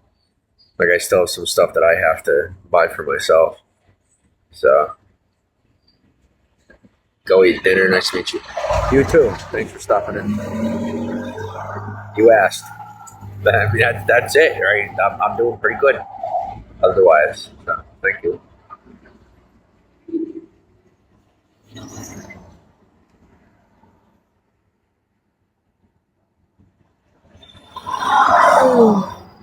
You know, what was I supposed to say? No, nothing at all. I don't need anything. Everything I'm doing right now makes complete sense. That's how I'm making the healthiest decisions on planet Earth.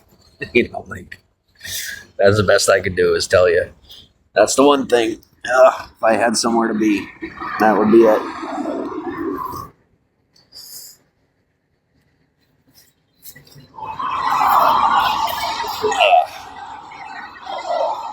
Well, it's starting to get cold enough to put this blanket on, so I'm going to cozy on in.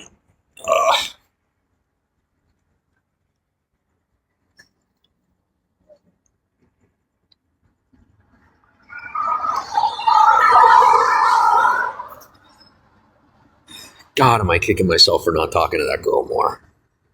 She is so cute, and I kid you not, I'm not going to lie to you. Every time that I saw her at the church, I admittedly eyed her up a little bit. Like, she's so cute.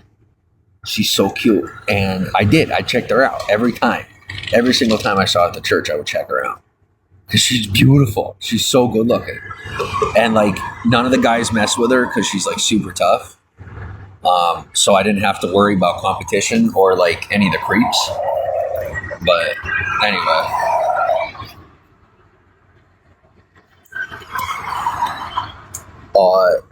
You have a good feeling about me and see your future being a success. Thank you. The long journeys in life are the best. Yeah, as some say. I'm good on it. I've had enough journeys for one lifetime. You know, I'm ready to settle in and make some money, and then just move on into doing all for the love of God.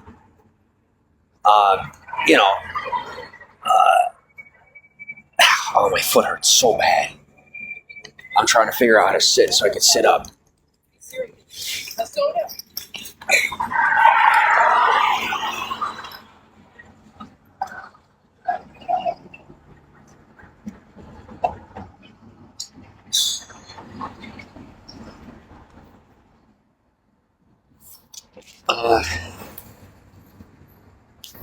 Why don't you talk to her? I don't know why I don't talk to her. Probably because I'm a wimp. I was nervous to talk to her. I didn't want to say anything. I'm embarrassed. She's all put together and everything, and I'm laying here, like, what am I going to say to her, If anything, I feel like she's giving me sympathy to be talking to me in the situation that I'm in. Don't feel right, Well, that's the thing. There's chemistry. There's definitely, when I say chemistry, I mean like 100% chemistry, like absolute chemistry. And I would say more so than most of the women that I've met in town. But I just something's off about it. If I'm going to be real about it, that's what it is. Like, something's off about the situation. I don't know what it is. And I really don't want to find out the hard way. I really don't want to find out the hard way. Talk to her and you guys hit it off. Maybe. We'll see what happens. She sees the good in you. Well, I mean, most people do, thankfully. It's just, some people have more courage than others, and, she ain't afraid of me. And that's something part of why I was attracted to her is she's not afraid of me. And there's not a lot of females that are not intimidated in some way. And her, she just, don't care. So I was like, maybe, that might be able to work. At least short term.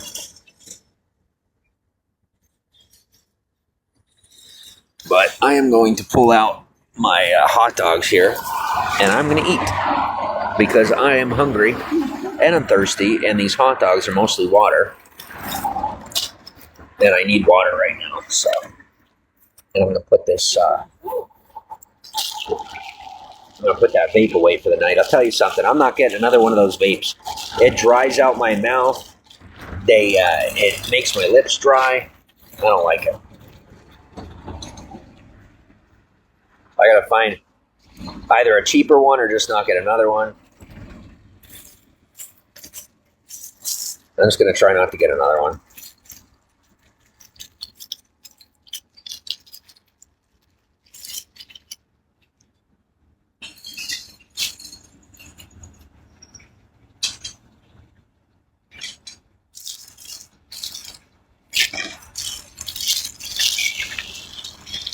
Why would women be afraid of you? You seem so kind.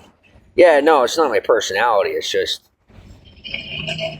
I'm very domineering. I have like a dominant personality. I'm a little bit of an alpha. So sometimes I could be a little intimidating.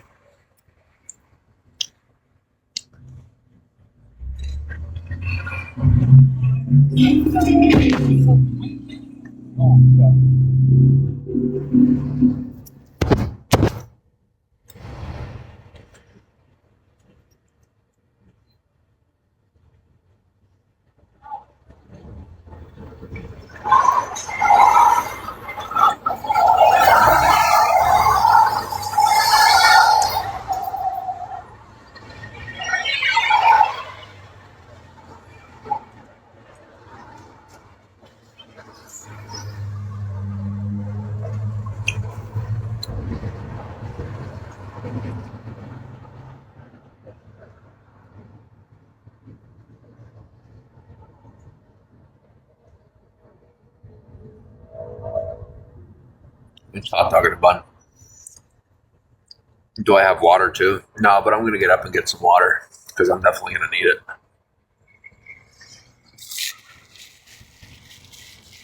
I'm going to get myself something sweet, actually. Save one of the hot dogs for the morning.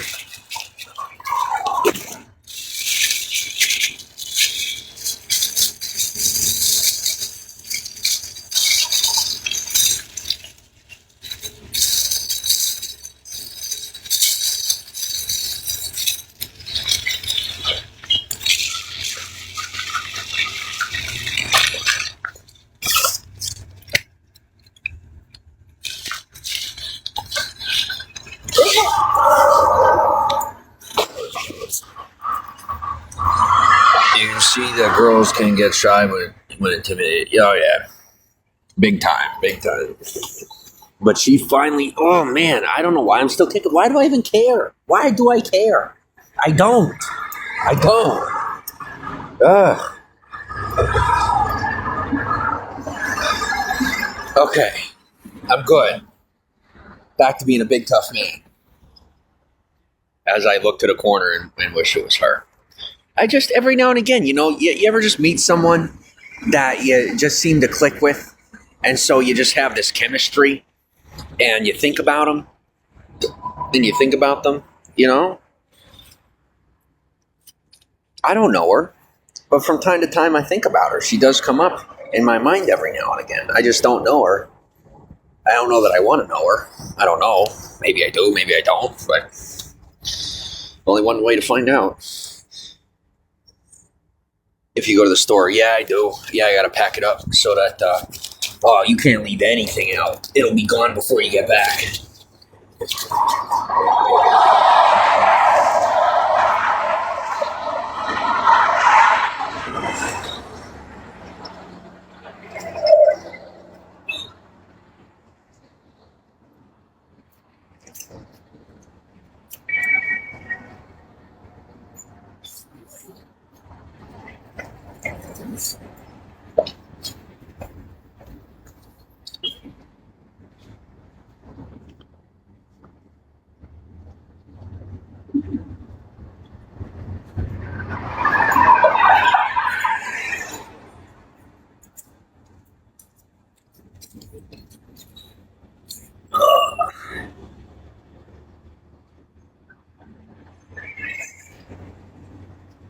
All right, thanks for stopping in. Don't forget to follow, and I'll see you real soon.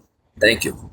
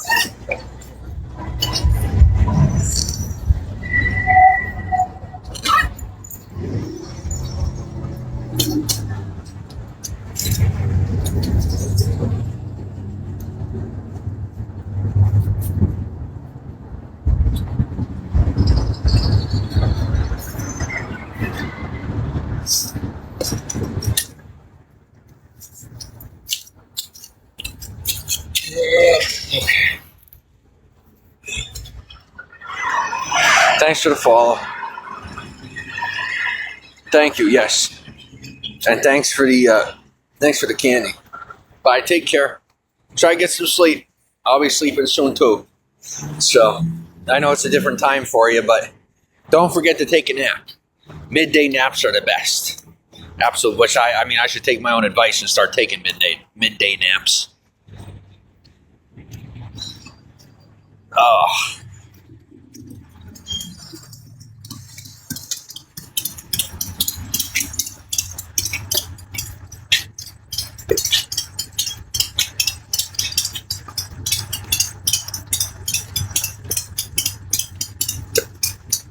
Whoa.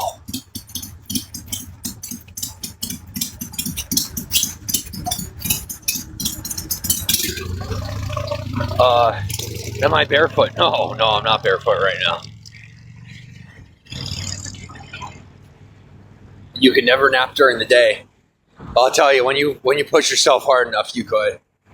Trust me. I got no problems taking midday naps. You try, but you always fail.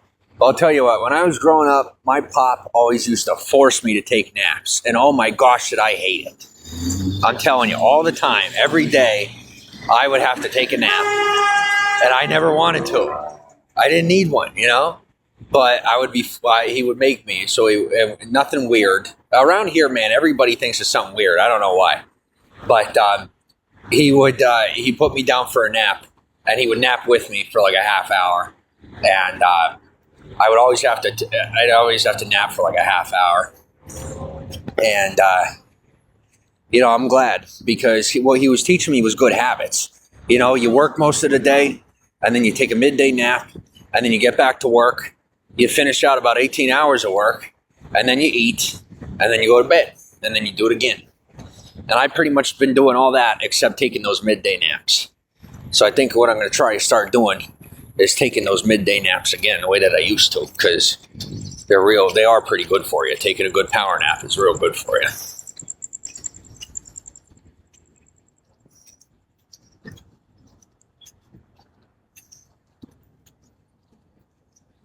So I'm going up here. It's a little shady up here, but it's not too bad. But I just got to get something to drink real quick.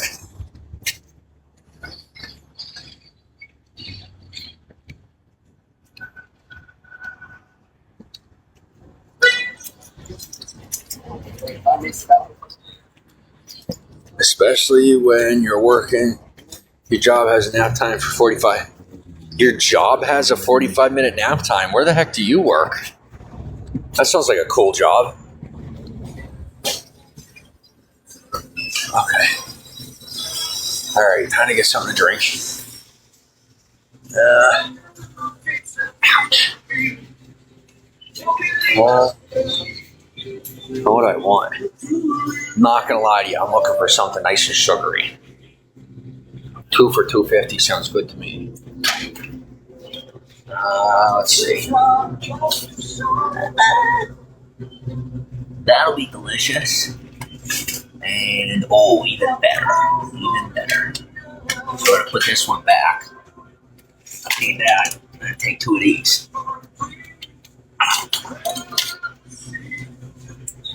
There we go.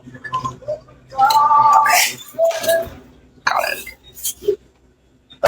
Why shady? It just is. That's just where we're at. Just to wake up so early, usually second wind, that never works out. Yeah. I'm going to push myself to do that from now on.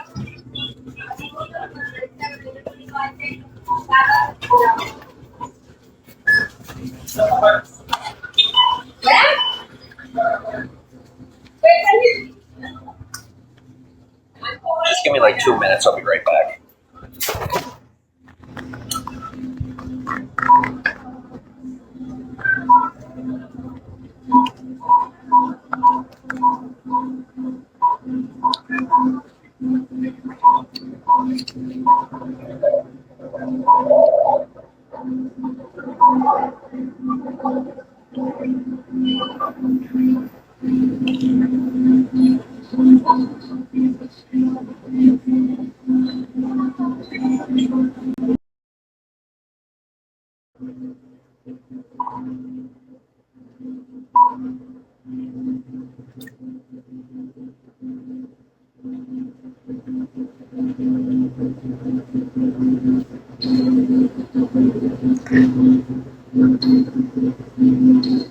দ্বিপাক্ষিলে 1.5 বছর না দিয়েছে একটা সাম্পাস দিয়েছে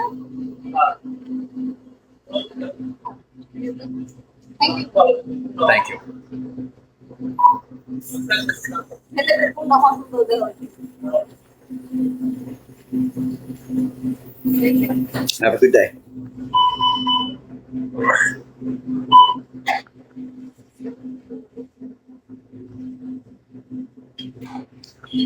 Okay.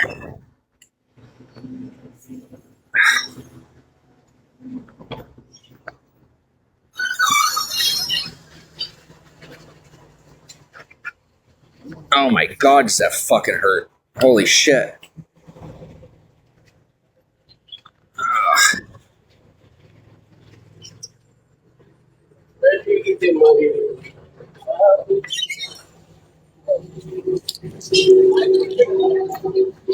Stay home, kids. Meth is a hell of a drug.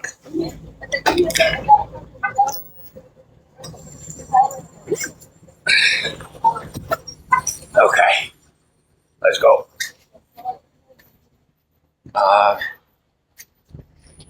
What is my favorite soda? You don't really like soda, but you like Sour Patch Kids.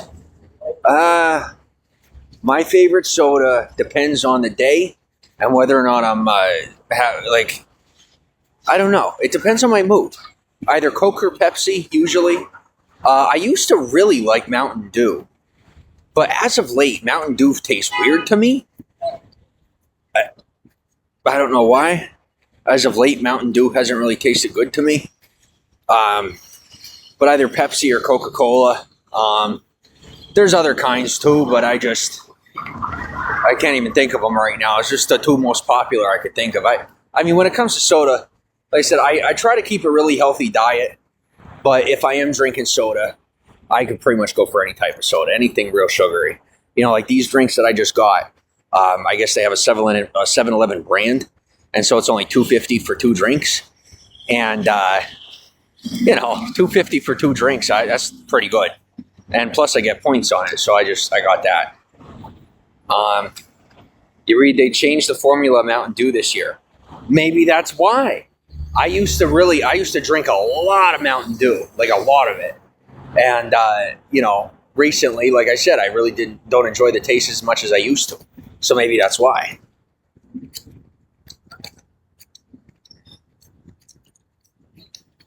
And I tell you what, I think the reason, you got, I might not make it in time. I'm thinking the reason that I don't like, or that I'm not talking to this girl yet, I'll tell you what.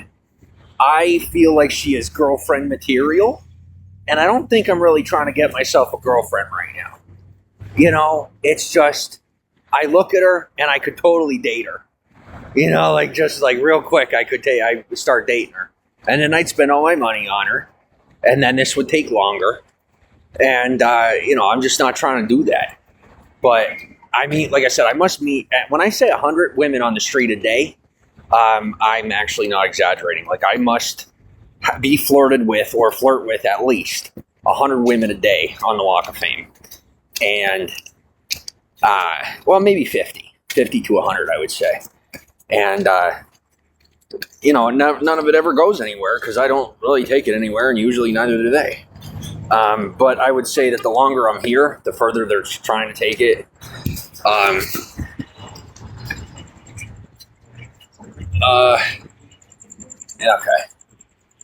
All right, so I'm back. Just let me get I'm gonna get myself set back up here. It'll take me about 2 minutes.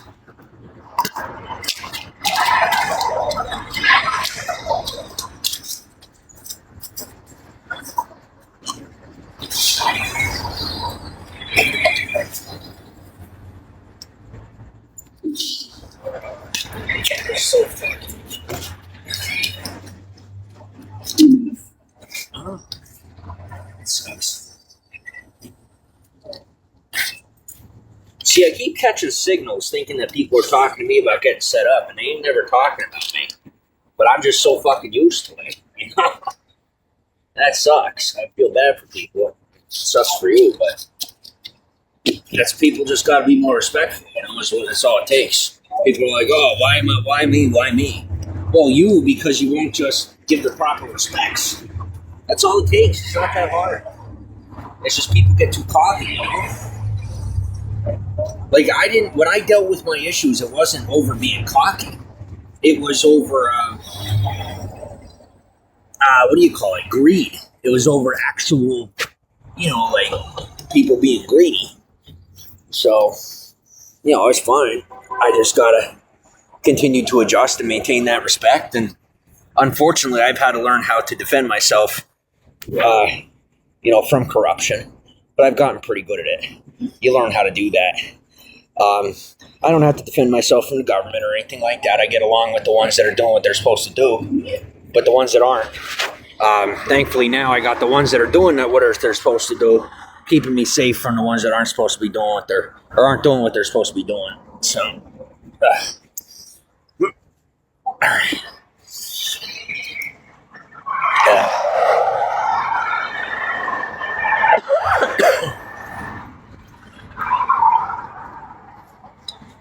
Okay. Oh man, this is gonna be awesome. This is gonna taste so good. I cannot wait. Oh.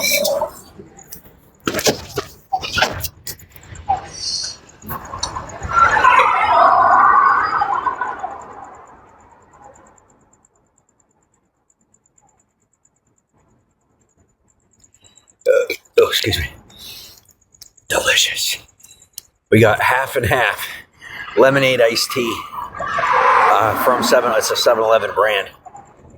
$2.50. Now this is in Hollywood, California. $2.50 for two of them. Oh, it's so expensive to live in Hollywood. No, it's not. I'm sorry, but no, it's not.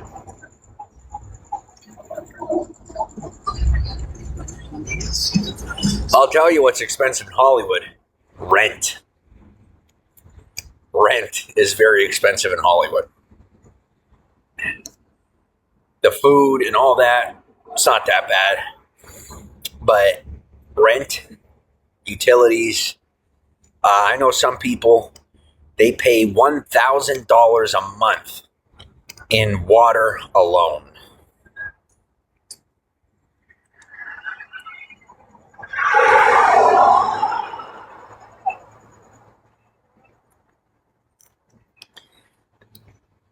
Like when I get an apartment, I'm not turning on the lights. I'm not turning on the water. Nope, it's not happening. I'm not using it. I'll use it just to keep things clean, you know, like washing dishes and stuff like that. But I'll keep my showers to like 3 to 5 minute showers at maximum. My electricity will stay off for the most part and keep the windows open. I'll blast the AC if utilities are paid. I'm blasting the AC. But like if I get my utilities paid for whatever apartment I get, then I ain't gonna be strict about anything. But if I gotta take care of it on my own, I'm definitely gonna be very frugal. FDR80, welcome to the broadcast. How are you? By the way, for anyone out there that isn't afraid of success, I am looking for a agency. I'm looking for an agency to join. If there's anybody out there interested. I know everybody's got their little way of doing things, but if you're someone that wants, you know, little bit of support, someone in your corner who is a veteran of live streaming and has put in multiple dozens of thousands of hours into live streaming and could most definitely contribute to your group. I'm more than open to it. As long as it doesn't come with all the weird rules and drama and all that, and I can just be myself, just come live and be myself and be in a, I'll just come to the meetings or whatever. Sounds good to me, but I'm open to it at this point.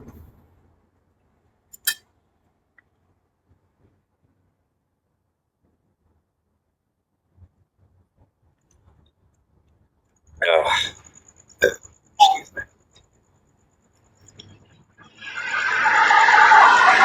Or not. I don't really care either way, but it would be nice.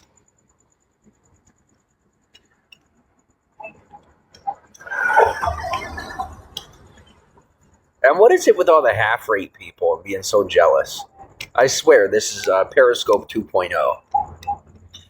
Like the difference is, so back in the day, people would talk about me publicly online because they were we're not afraid of what would happen, But nowadays I have that reputation and everyone knows not to mess with me for better or for worse.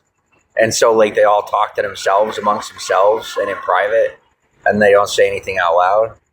But if you're not one of those weird people that has to constantly gossip, I mean, I'm open to joining an agency.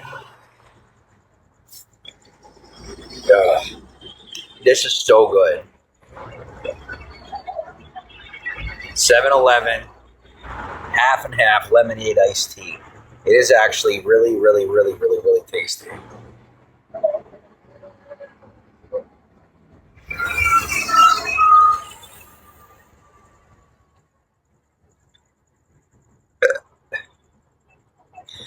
And what better to drink right before bed than a whole bunch of iced tea? Whole bunch of sugar right before bed.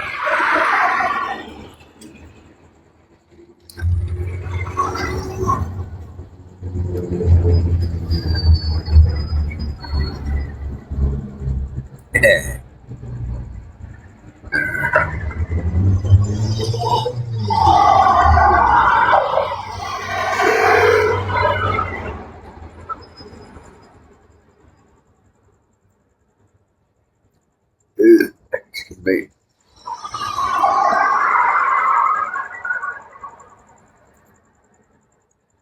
Yeah.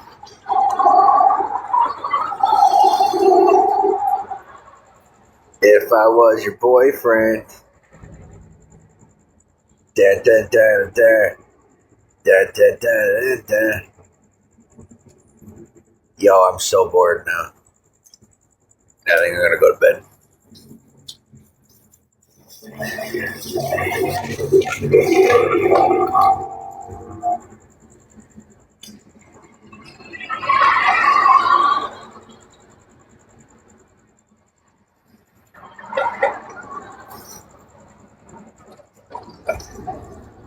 Oh my gosh! Why am I mad at myself for not talking to that chick longer? What the fuck? Why on earth do I even care? Did she get in my head? She must have gone in my head. I don't even know this chick. I don't even know her.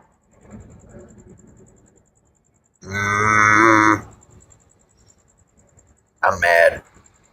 And horny. Oh my god. Sorry. That was inappropriate. I don't really care though. But god, she hot. Fuck. I'll just say something more next time, I guess.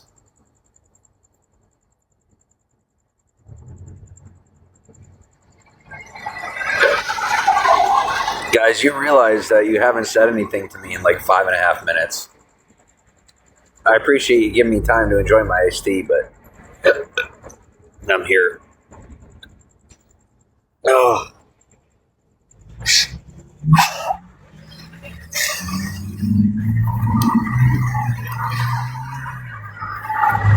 Just jumped on. What's up? How are you? Welcome to the broadcast. How's my star?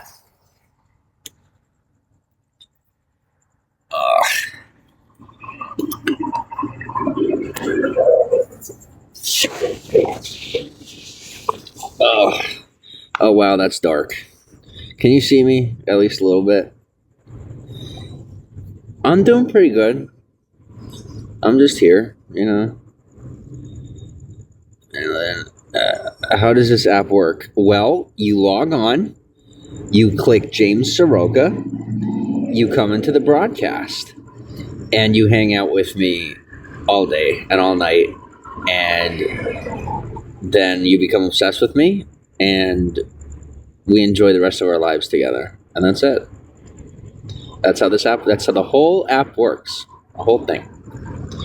It goes a little bit. And I am so exhausted that I don't remember what I said to you. I don't. I'm sorry. I don't remember what I said. I'm so tired.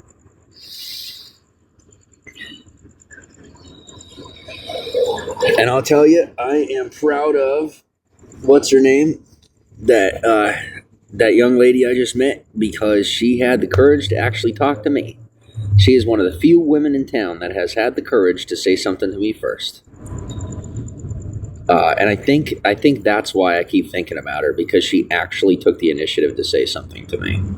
And I have been waiting 2 years, you know, for one of these women to talk to me, to actually talk to me.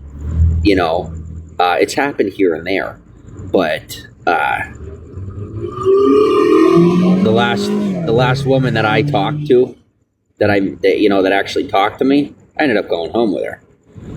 You know, and I don't mind that. I'm up for it. I don't know what the, you know, most of them want to take me home, so why don't you? There's nothing stopping you. Like, there's not some beautiful woman here in a broadcast that lives in Hollywood. Like, I'm not going to believe that there's 223 people in this broadcast, and there's not at least one young, beautiful woman in this broadcast that lives in Hollywood that doesn't have an interest in coming and picking me up. Just come get me. It's pretty easy. Because we're born in LA. It's because we're both in LA. Wow, I am really tired.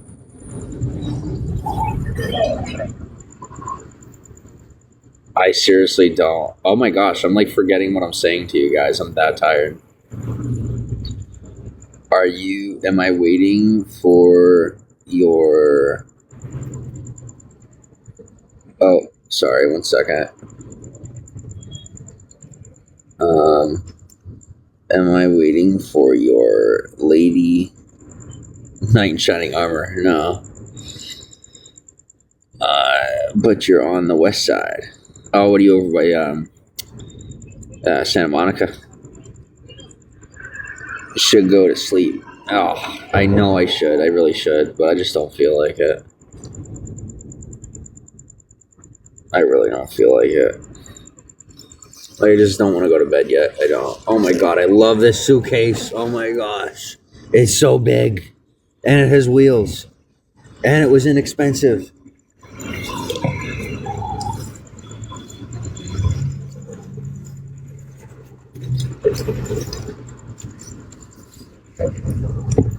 Oh god, I'm like in love with my suitcase. It's not even funny. Oh, it's so big. It fits everything in it.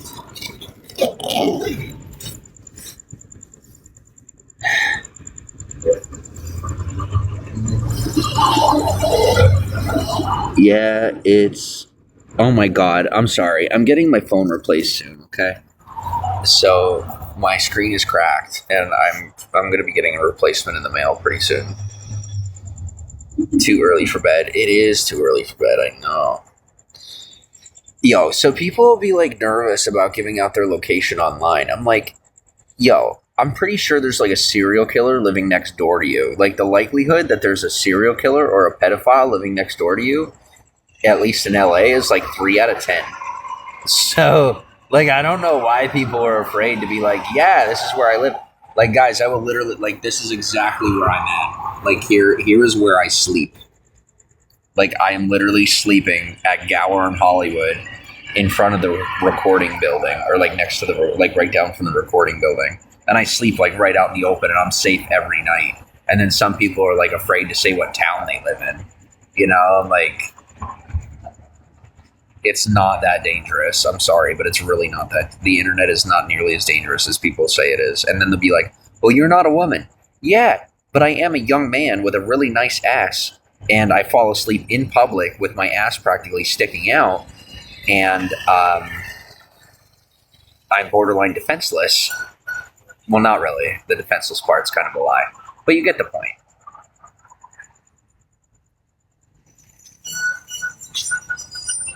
You know where I am.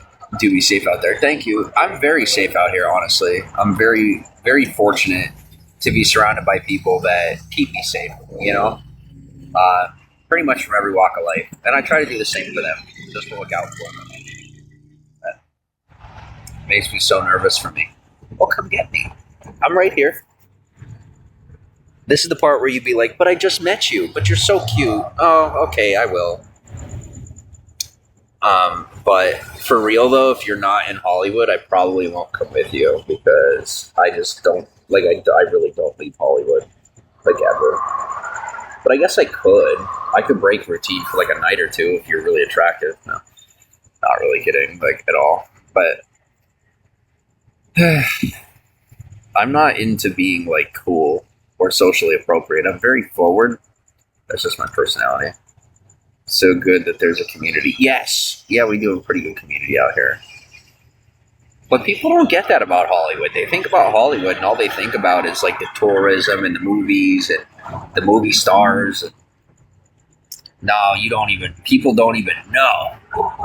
Like Hollywood is a very tight-knit, well-oiled machine. We are a good, closely, I'm just so tired. Everybody looks out for each other here, okay? That's all I can say. Sorry, I'm just super turned on because tonight there was this lady that I could have talked to more and I didn't, and she was so attractive. And I actually had a real life crush on her. You know, like, you ever have that where you don't find people attractive and even when they're like super hot, right? Well, this girl was super hot and I was attracted to her. Like, I actually had a crush on her. And I'm feeling so stupid because, like, I barely said anything to her. And I just, I'm just so sick of,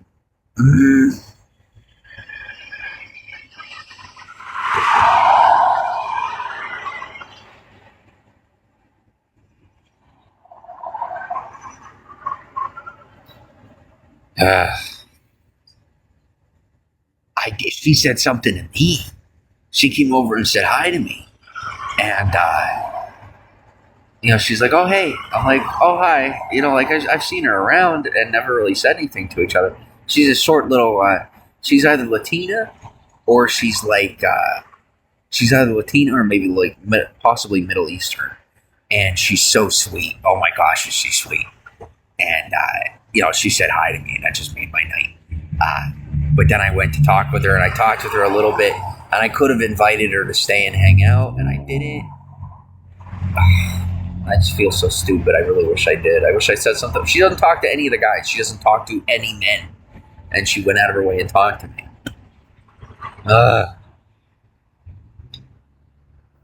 Like, crush when she's hot.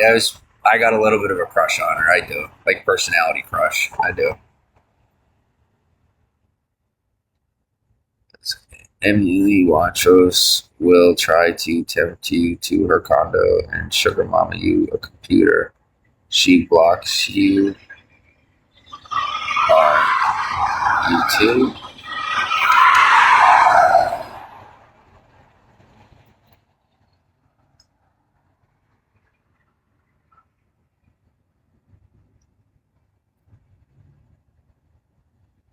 Thanks, Rebecca. I mean, is that such a bad thing? I mean, is it like shameful if I accept the offer, even just short term? Just because she blocks me on YouTube, I mean, I don't know who it is, but I don't blame some people for blocking me on YouTube because my YouTube algorithm is like freaking totally haywire right now. It's just like I don't know what happened to it. It's just like my feed is just full of trash. And he goes, "Go find her." That's so creepy, though. You don't think that's creepy? Why don't people around here think that's creepy? I feel like that's super creepy to just go find her. Don't you?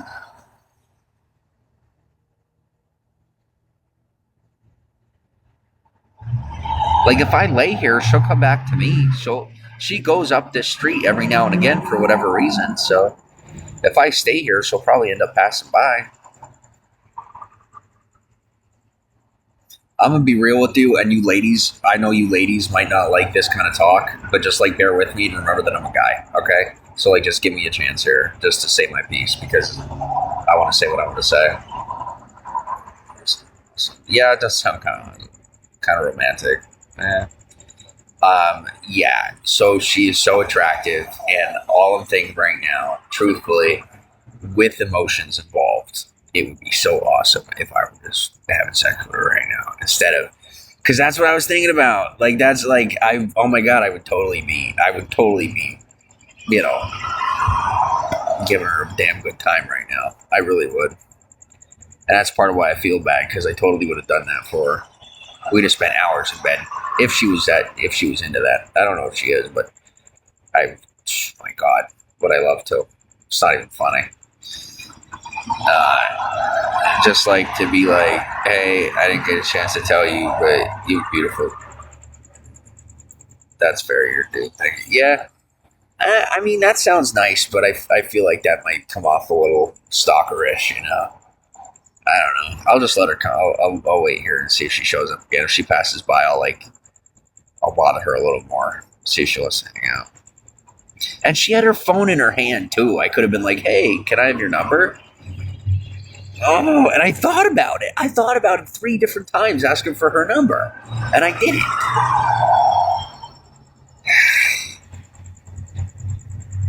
I feel so stupid. I can't believe we were still thinking about it, to tell you the truth. I feel weird. I feel so weird. Should be a crazy romantic. Yeah, I sure need another one of them. That sounds great for the storyline. Telling my day ones out there. That sure sounds fantastic, doesn't it? Let's add a crazy romance story. That'll boost things up quite a bit. Yeah, I'm about tapped out on crazy romance stories, to tell you the truth. Now, a good lay and a good connection, I'm up for that. But romance story, I just don't want to disappoint. I don't have it in me. I really don't. I can get close to somebody. I could be there for them. But I don't think I'm...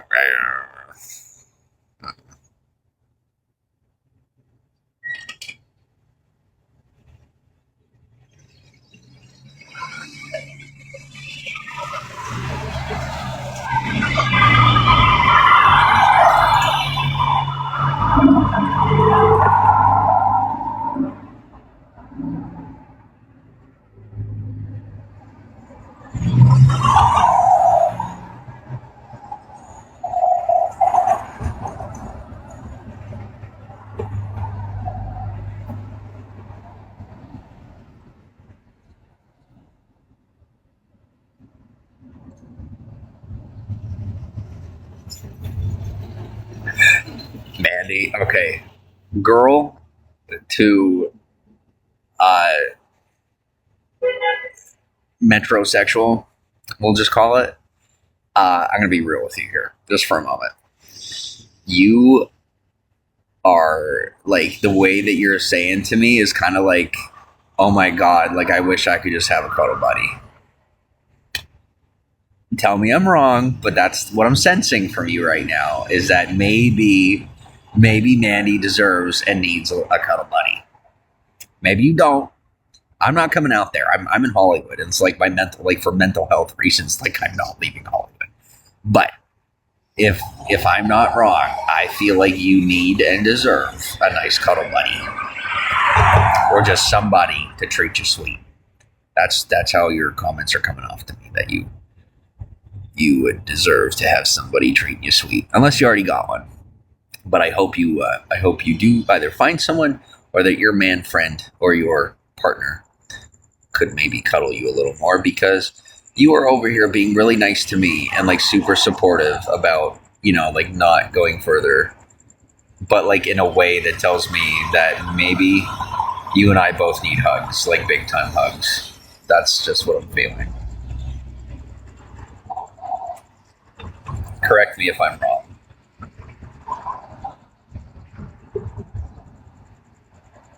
Anybody else need hugs? Anybody else want to help me save the broadcast from that totally like rude, just calling somebody out type moment?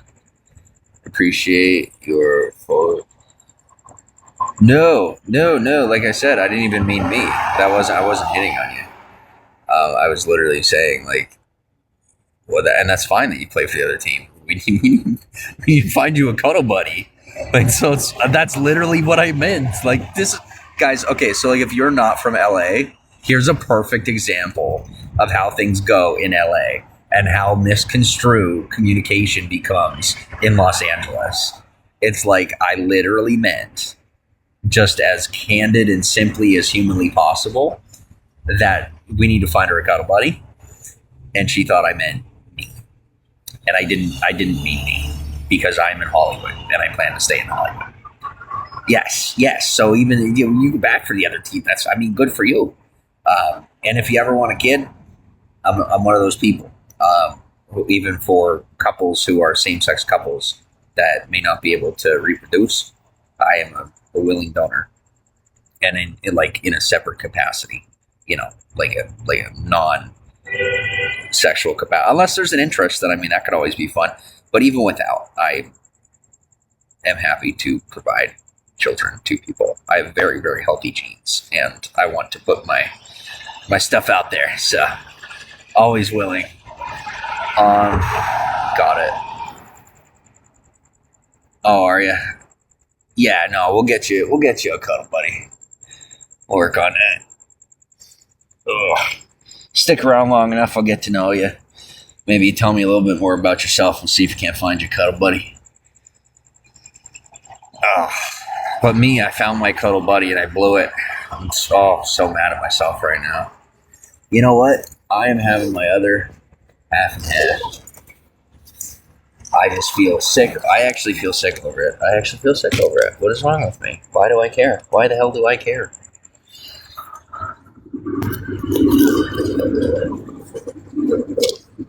No, you're good. Yeah, I'm really, I am very forward, but I'm also, not a creep. I'm not your average man. I'm really not.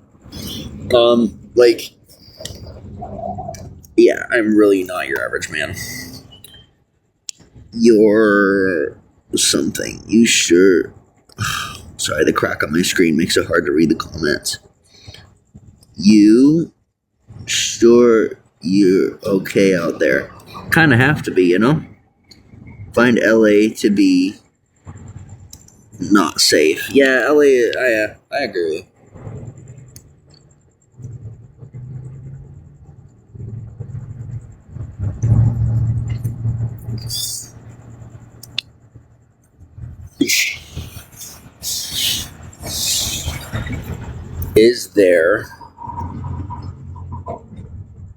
Is there a shelter you can go to? Nope. I'm waiting on a bed. Waiting on a bed to open up. The agenda for this week. Well, I don't know. Oh, you're fine. My gosh. People do get pretty paranoid around here. I will say that. Oh my gosh, is it bad too? The mental health, you want to talk about an epidemic. the mental health epidemic is real. My gosh, is it real? People have it bad, man. Bad. Yeah, I don't really have anything on the agenda for the week. Like I said, tomorrow, found that there is a smoking violation. I'm not smoking anything. What do you mean smoking violation? Dang, dude, what's your story? Yeah, so tomorrow, hopefully, let me just answer real quick. Tomorrow, hopefully, I will meet with the housing people. And then after that, I got to start figuring things out, just kind of getting myself organized, live streaming, collecting stuff, buying stuff that I got to buy, just to have myself properly situated the way I want to be situated. And then after that, last but not least, will be to, I'm really, when I say I'm piecing myself together right now, I mean, I'm like literally piecing my life together. Like, I have the stuff that I need. Next, I have to go to the laundromat, right? And so I'll go to the laundromat and get my stuff washed, and then I'll change my clothes. Like, I'll go to the gym and get a day pass, and I'll change my clothes. And then after that, then I have to go and get myself I have to get my mail situation figured out. And then after that, I have to go and order that and go to the DMV and take care of something. And then from there, it's just one step at a time, and then I can get a job and then go from there.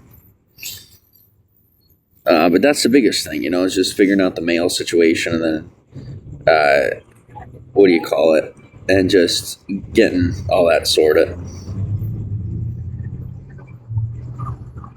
What's my story? Well, what's my story? I don't know. What's my story? I lived a really good life for a long time. I had to start over, and this is my new life. Seem really bright. I bet you can get a job super quick. Thank you. That appointment sounds promising. What time is that at? I don't know. She just told me she'd send me a text and then give me a call when they're ready tomorrow.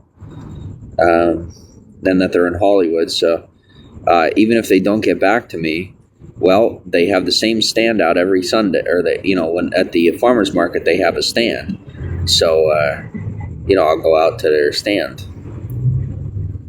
And I'll be like, hey, well, what's the story here? We didn't get any movement. I didn't get a phone call or a text. What's going on? If they don't get back to me.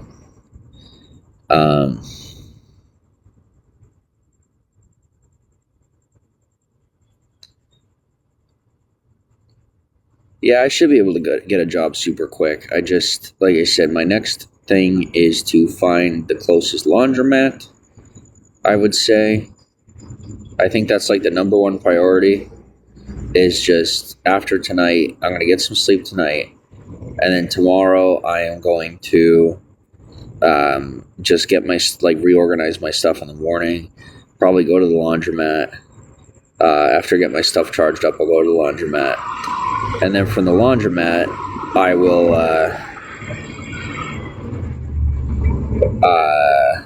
I got to get my mail situation figured out, and then I will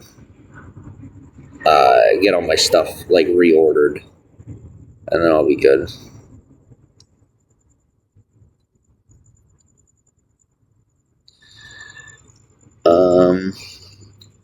God, that's so scary. What happens if the bed doesn't come through? I just don't know how long it's going to take, that's all. If the bed doesn't come through, then I just have to keep sleeping outside until it does.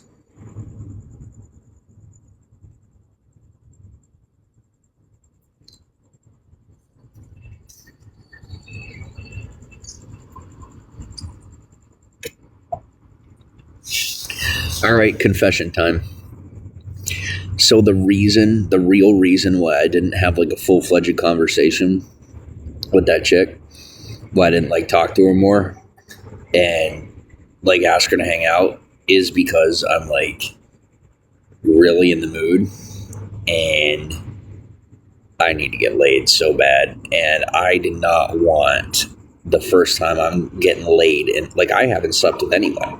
People don't believe me, but when I tell you that I have never had sex in Hollywood, I have never had sex with anyone since I moved to California.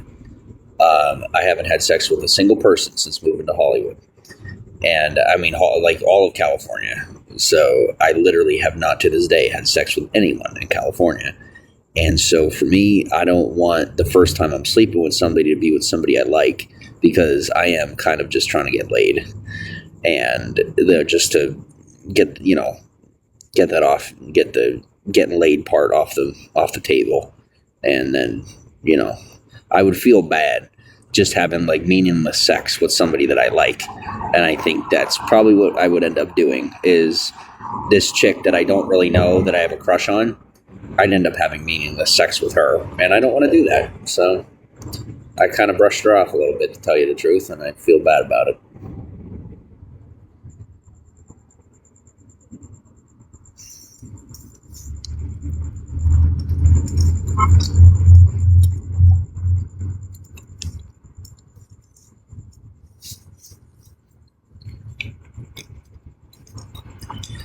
So when I was growing up, I did not have sex till I was 25. I didn't have sex with anyone till I was 25 years old. So I was just a very busy man. And that really is why. I was a very busy person. And it was very meaningful. It was. Now I want to have meaningless sex. I would like to just fuck and get laid. And that would be nice. Just to do, and in my new life, do it my way, where I don't have to put myself too much into it. I can think all about the pleasure. They can think all about the pleasure. And we just fuck. And that's it. It seems to be worrying you more than the appointment. Yeah, I ain't worried about the appointment at all. I know how to survive out here. I don't really count on them coming through anyway. So I'm not thinking too much about it. I'm kind of just thinking about getting laid. That's about it.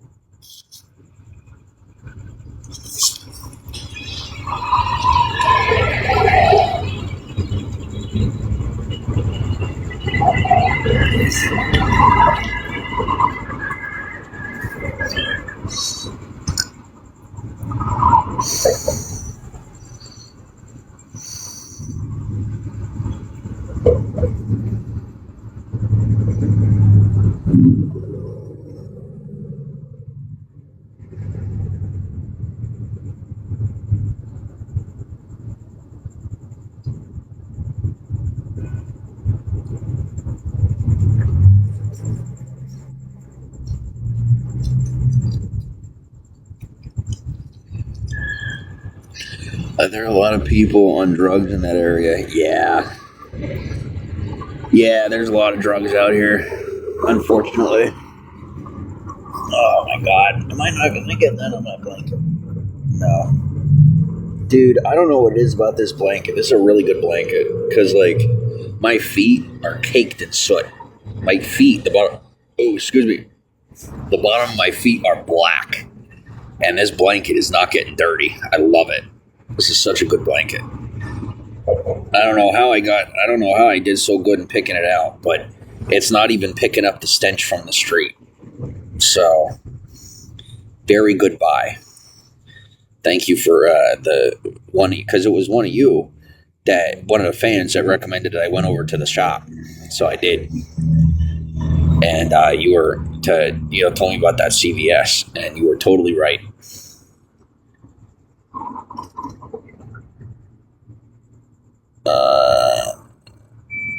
When you're on that side of town, yeah, it's a pretty rough side of town. I feel like that might be part of why I don't really get in trouble, because like there's a lot of people out here that are pretty tough, and I'm just kind of minding my own business, doing my own thing. And so they're like I'm pretty much harmless. I'm considered pretty much harmless. So I don't have to really deal with getting in trouble. It's like the opposite of the cheerleader effect. If you've ever heard of the cheerleader effect, it's where, let's say you're taking a photo and one person's attractive and the rest of the people are like okay looking, and it makes the one person who is, according to societal standards, attractive, makes them look better. Well, I'm over here. I'm not doing drugs. I'm not really drinking or anything. And so it makes me look a lot better. Ugh. I'm very lucky for that. I would like to see these people get clean of drugs, but I don't mind not looking like a complete piece of trash.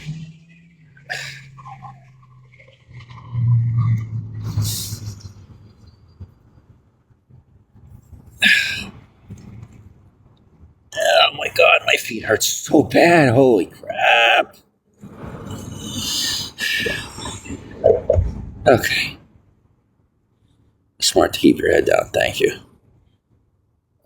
I knew the concept, but didn't know it was called the cheerleader effect. It's a layman's term, The cheerleader effect is, are you okay? You sound uncomfortable. Dude, my pain is a 12 out of 10. I'm actually hurting that bad, and I'm masking it. I'm hiding it as much as possible from people. But, when I tell you I am dying, I mean, I can't go to the hospital because I don't necessarily have anything wrong with me that would constitute going to the hospital. But I am just in so much pain that it's, hard to move. It's tough to sit up.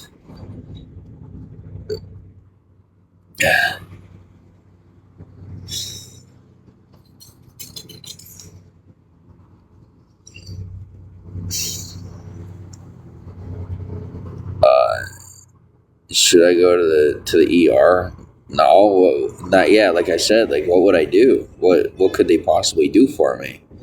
They can't really take me into the hospital, I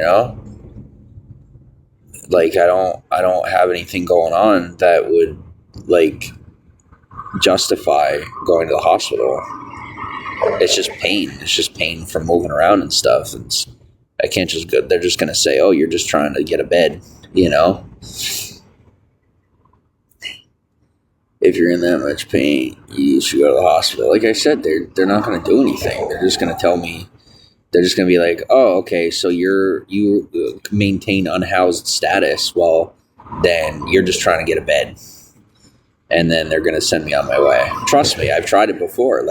I remember I've gone to the hospital, and I remember I went to the hospital in Santa Monica. I went to the hospital in another part of town. I think it was up by Pepperdine or something.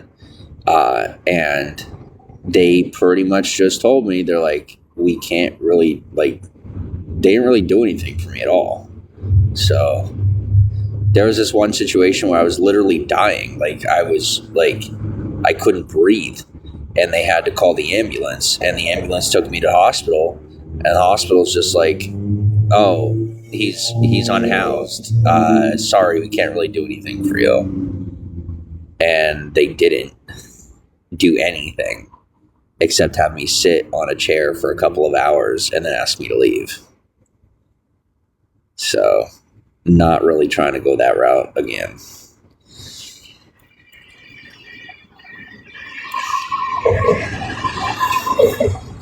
That much pain means there's something wrong. You should get checked out, like an x-ray. Yeah, that'd be good, but like I said, I go there and they think I'm just pulling their legs, so I don't even give them a chance anymore. Maybe some Advil. So see, what ends up happening is thank you for the advice. If I take a painkiller, like a over-the-counter painkiller, all that really happens is that it just staves off the pain, and then I end up doing more damage and not realizing it. And then whenever it wears off, it hurts more. Even just getting, yeah. That sounds, you should consult a lawyer. Yeah, you're telling me. I just don't really play that way. I try not to play that way. That's negligence. Oh, I know. I mean, my situation here in Hollywood is my situation in Los Angeles is riddled with negligence. But I would rather just give them a chance to get it right and then not have to deal with it ever again than be going at them legally, because it's just not worth it. Maybe tomorrow you should chill for a bit instead of walking around so much. Well, tomorrow I'm going to have to charge up my batteries. I charge up my phones. And so I'm going to have to get up and go. But, I'm going to have stuff that I have to get done tomorrow. So, kind of going to be a necessity. What was that noise? I've never heard that noise before.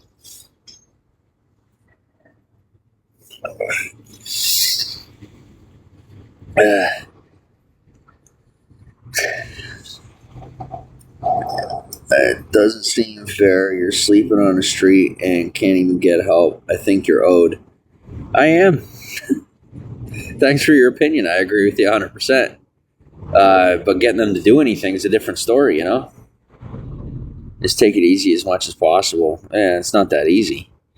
When I go, so it's like, it sounds like a car. I think it was one of those scooters running out of battery.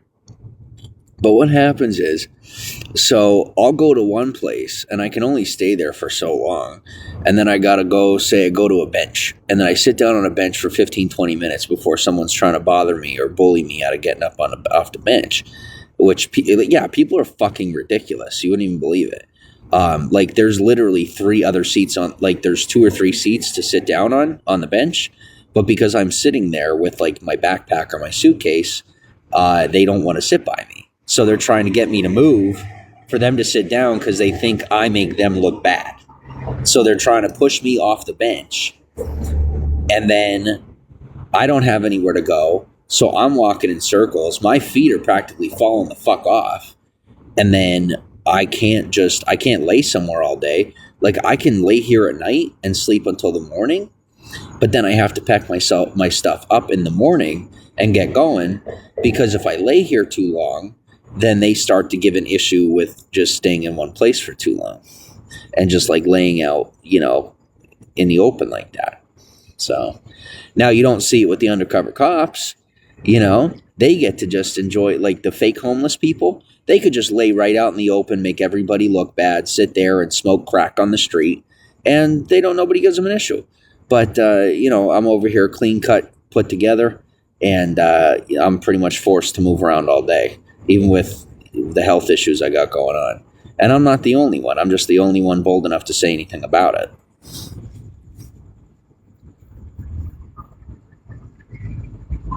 Incredible spirits despite everything. Thank you. Kind of have to. I'm not letting them get me down. If anybody had any idea what I've been through in my lifetime, this is nothing. This is absolutely nothing. This is a cakewalk. Cakewalk. I'm telling you, absolute cakewalk.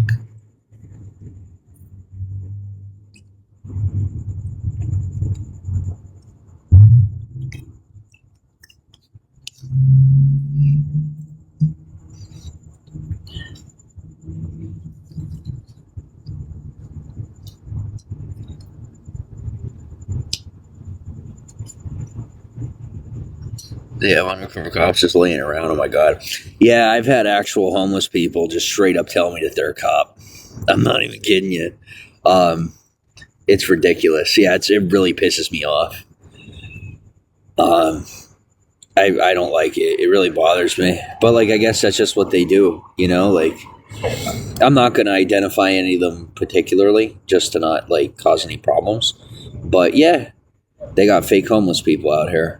And they're literally, and I will tell you that the fake homeless people will go out on the street and they'll smoke crack in public, right around the tourists, right around the non-undercover cops and stuff like that, and be smoking drugs and doing drugs right in the public, right on Hollywood Boulevard, right on the Walk of Fame, and nobody can do anything about it because they're undercover cops, and the cops don't arrest them because they're cops. And then you see the other homeless people who don't do drugs. These homeless people, I'm telling you, most of I know the difference between who the undercover is and who the actual homeless person is, because the undercover cop is smoking drugs on the street and right out in public. And then the actual homeless people aren't doing drugs right out in public. They're waiting. They'll like go around the corner. They'll go hide somewhere, as you would expect a typical criminal or a homeless person to do, right? Like, most people at least know better than that. But that's just, it makes me so mad. They make everybody look terrible. They make us look absolutely awful.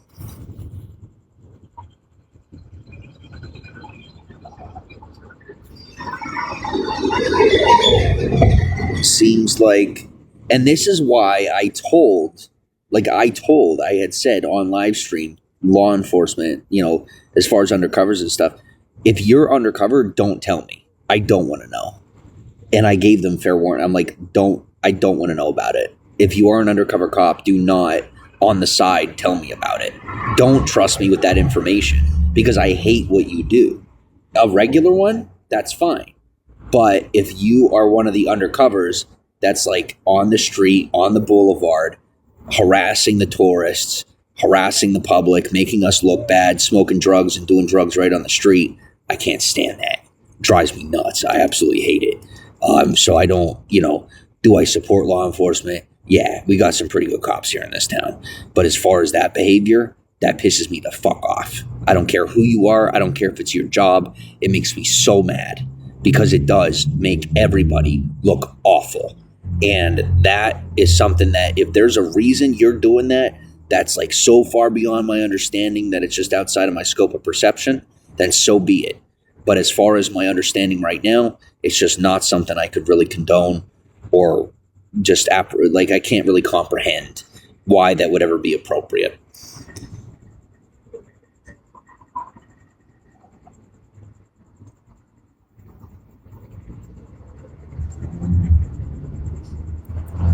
Seems like our tax dollars would be better spent, I don't know, getting you healthcare. I have the healthcare. It's just the hospitals essentially refusing me service, refusing to assist me, and telling me that I don't have oh no, there's nothing wrong with you. Oh, okay, thanks. They smoke crack for real, like they're not pretending. Yeah, no, they're not joking. Yeah, no, like there's a lot of undercover cops that are like absolute drug addicts, like really bad drug addicts, and they have severe mental problems. And like, it's real. They're not faking it. That is wild. You need to call your alderman? What's an alderman? I don't know what that is. That's insane. You're telling me. I guess they clue you in because they can tell you're not strung out or drunk or whatever. An alderman is a local politician. No, please don't say anything. No, seriously. Like, you have no idea how much it would fuck me up. Like, I'm serious. They would like go out of their way and frame me, and I'd end up in prison for life. Like, please don't. I'm begging you. Government official, representative. Yeah, I'm really asking you not to say anything. You will fuck up my life, I swear to God. Like, I will have to put in a lot of work just not to go to prison over like a corruption type situation. So please, I'm asking you not to say anything. Just for my sake. Thank you. Thank you. Yeah, because I don't have confirmation. I've never seen a badge. I've never, they've never proven to me that they're undercover officers. They've never proven to me that they're actually officers. So it could just be, homeless drug addicts that are claiming to be police officers. But there are certain ones that I do believe may be undercover police officers, because they have been there since pretty much I moved here almost 2 years ago, and they're still there, and they still frequent the same spots. And I don't really see them talking to anybody, and they seem to move in coordination with certain other homeless people who have claimed to be undercovers. So I believe it. I absolutely believe them. I do. Like, at this point, I kind of believe that they're cops, but I don't have confirmation, so it's not really fair to just call them out on that in case they, what I will say is if they're not undercover cops, they should probably be arrested because that's like a really big deal. You don't just claim to be a cop,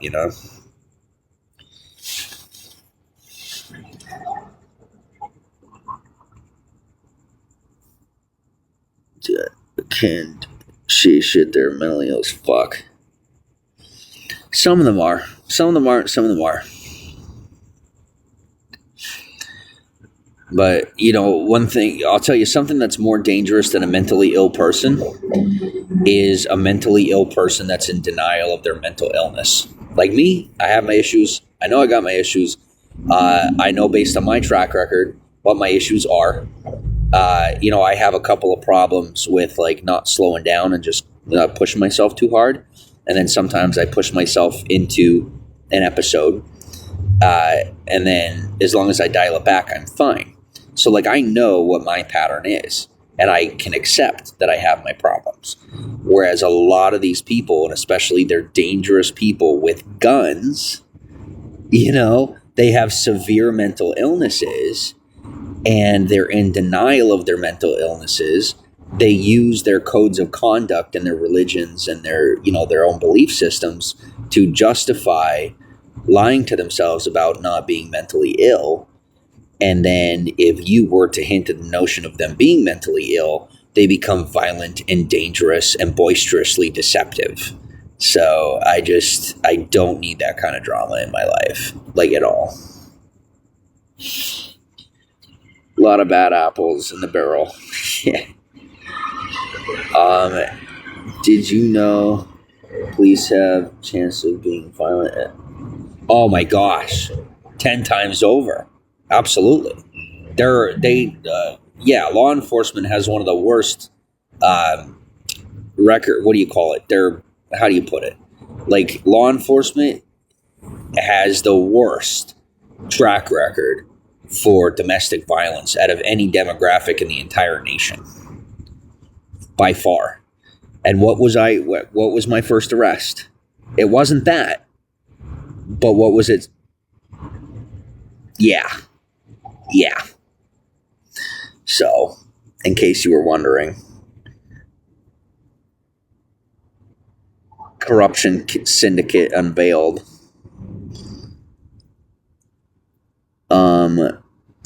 17 times more than the average household. Yes, total denial.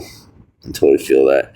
I'll tell you what, when I first got arrested in 2021, and this was in Oklahoma, I was passing by we were passing by a, what do you call it? Like a trailer park type area, right?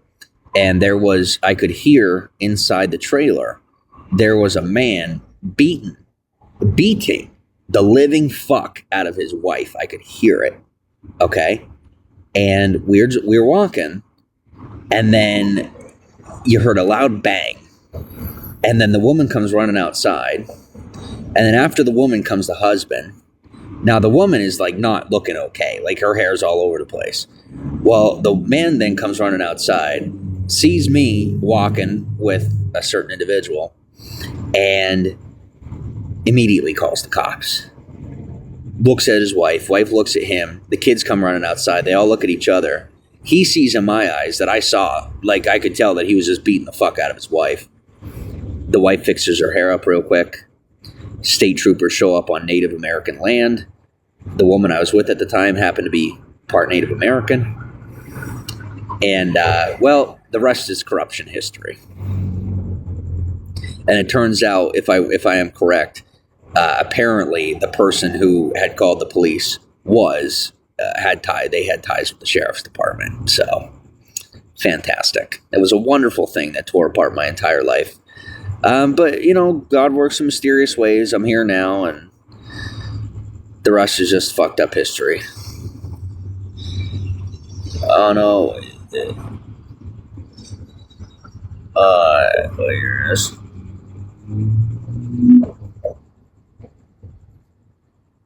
Yep, I learned.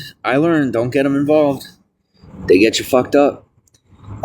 You keep them out of it as much as possible. Call them when it's important. You know, like you heard me with this guy that was down there, and I said, well, I'm gonna, but I didn't mean that. Obviously, I was just trying to scare him and get him to run off. But it takes a lot. Like I've never, since I moved here, I haven't called 911 since I moved to California.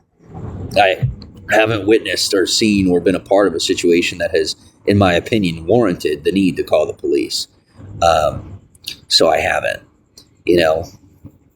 but I won't say that they're unnecessary, because they are necessary. And I know it's difficult. Maybe you don't want to hear that. I don't know how you feel, how deeply you feel about that. But I do actually feel that the police are necessary, because there are situations we need them. And there are some times where, like, things are bad enough that, like, who else are you going to call? If you can't just shoot the person on your own. You can't just, you know what I mean? Like, you're going to end up going to prison. So at that point, they kind of have you. You just got to give a phone call and let them handle it. But that's at least how I handle it.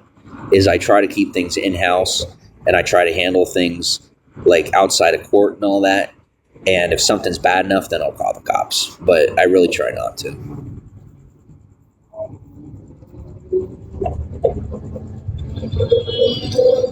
But you know why?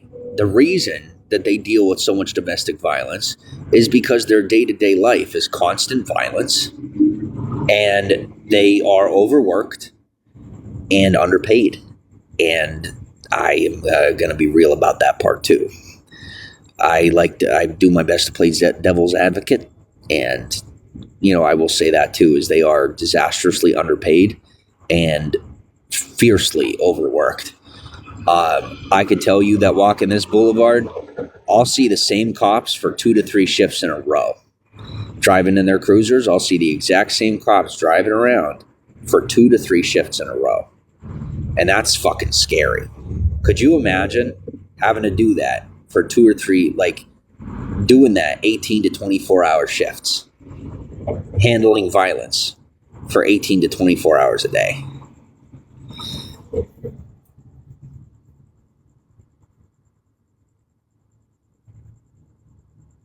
Yeah, so like I said, I'm not against law enforcement. I don't like corruption. Corruption really pisses me off.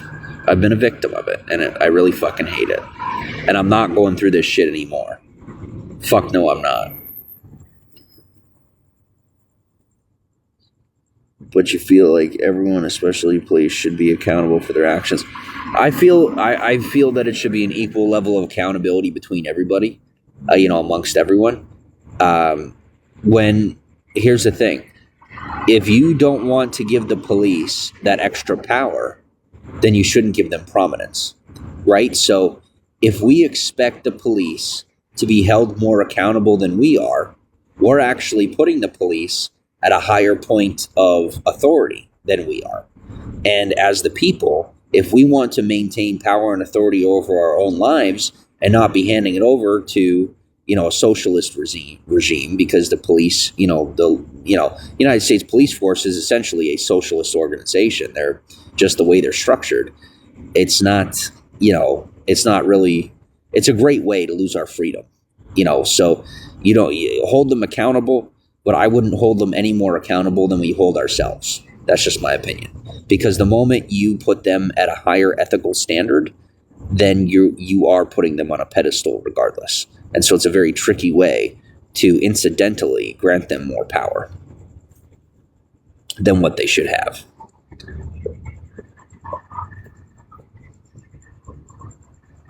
You got to be careful with the Black Lives Matter, though. I will tell you that. And I'm going to tell you this. This is something that it's not classified information any longer. During COVID, it was considered something that was a little more sketchy and a little more touchy. But Black Lives Matter is factually on a domestic terrorist watch list. Like, their organization is considered a domestic terrorist organization. I'm not saying they are or they aren't. I'm just letting you know that the U.S. military, ergo specifically the United States Coast Guard and the National Guard, not Coast Guard, I'm sorry, the United States National Guard considers Black Lives Matter to be and it may not be in their documentation, but just take my word for it. They are classified as a domestic terrorist organization. You think you hold...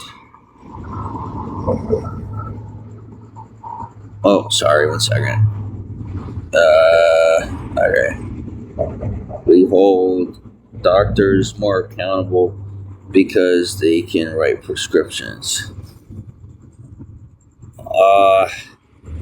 Yeah, like I said, I mean, that's still giving power to Big Pharma. You know, like, still more of an equalist. At least I'm more of an equalist. Like, I don't think doctors should be held more accountable than the average person. I don't. Should they be held accountable for, mismatched prescriptions and things of that nature? Of course, in a professional setting, in a professional way, absolutely. Should the police be held accountable in a professional setting, in a professional way for their behavior? Absolutely. On a personal level, at home, no. I will never agree with that. In my opinion, on a personal level, everyone should be held equally accountable. On a professional level, absolutely. People of power and authority should be held to a greater level of accountability. But that's on a professional standard as opposed to a personal standard. So as a police officer, within their typeset of career, yes, I agree they should be held more accountable. But should the police officer, when out of uniform, be held to a higher level of accountability on in their personal life? No, I don't believe so at all. If anything, we would be granting them more mercy and being a little more lenient upon them because of the amount of strain that is put on them during their professional life, during their, their day-to-day work. And that's how I see it. I'm fair about that, and unbiased and unswayed by the media. I don't consume a whole lot of biased media.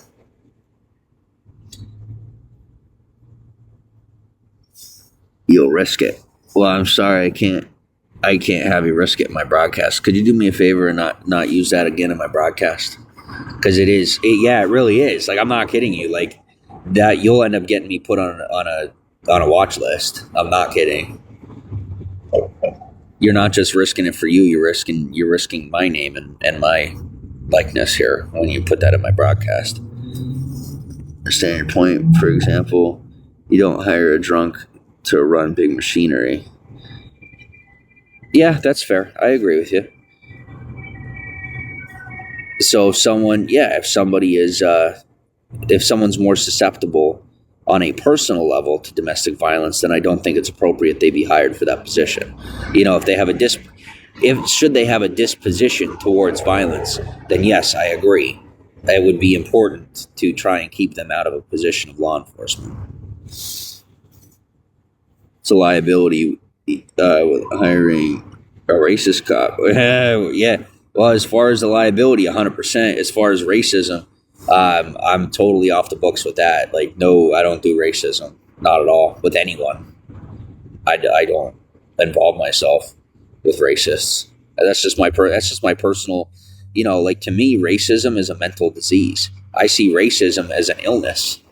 I see, if you are only willing to associate with your own race and it's not for any other reason than just sticking to if you're just sticking to your own, okay, if you have your own people and your own, take the Native Americans, for example. Native American land, you're not going to really find anybody but Native Americans.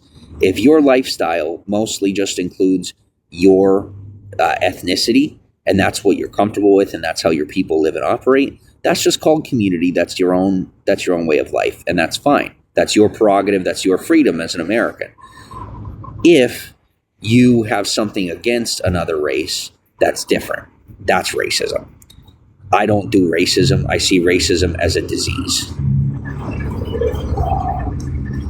This is a pretty good conversation. I agree.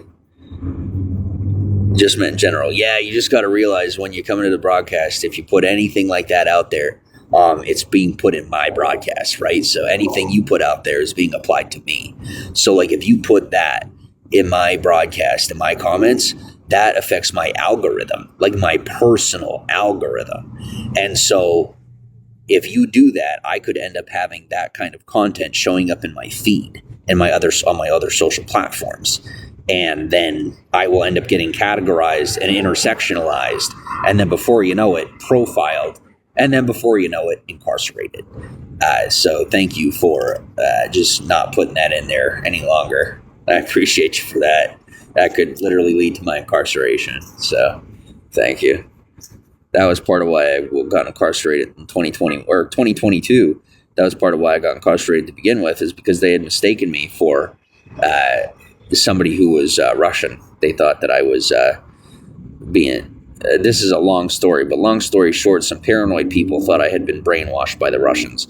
We're not going into that, okay? Like you said, you don't want people that are mentally ill or violent to be in law enforcement. Unfortunately, especially in the bumbleshuck areas in the middle of nowhere, that's kind of just how it goes. So, it is what it is. New to this. Now I know. Yeah, now everybody knows, hopefully. And make them, educate the public a little bit. Thanks for the patience. Thanks for the commitment. Thanks for sticking around. I don't mind at all. Thanks. I appreciate you being reasonable. Sounds like you got some wild stuff going on. No, not really. No, I don't, because I know how to keep it away from me. I'm educated on it, and so I know how to keep a lot of that out of my life.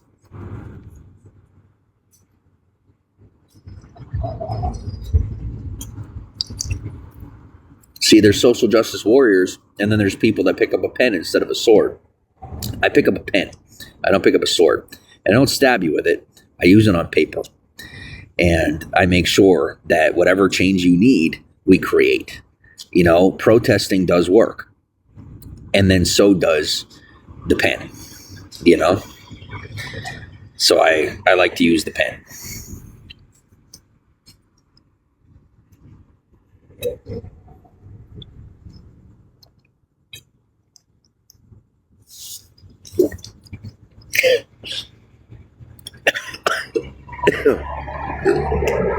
Excuse me. Just remember, when you ask for a hero in life, sometimes the hero you want isn't always the hero you get. But if you get one, just be thankful you got one. That's not me saying I'm a hero, because I'm not. I'm also saying it that way just to be funny. I'm saying that, you're going to have change makers in this world. Just don't mistake someone who is a change maker for someone who's not. If you find someone who's willing to help, and they might not come off the way you want them to, as long as they're really willing to do the job and they can get it done, and you guys are, you're trying to figure out how to get it done, and they could get it done, and you might not necessarily agree with their practices. As long as they get it done, they get it done. So.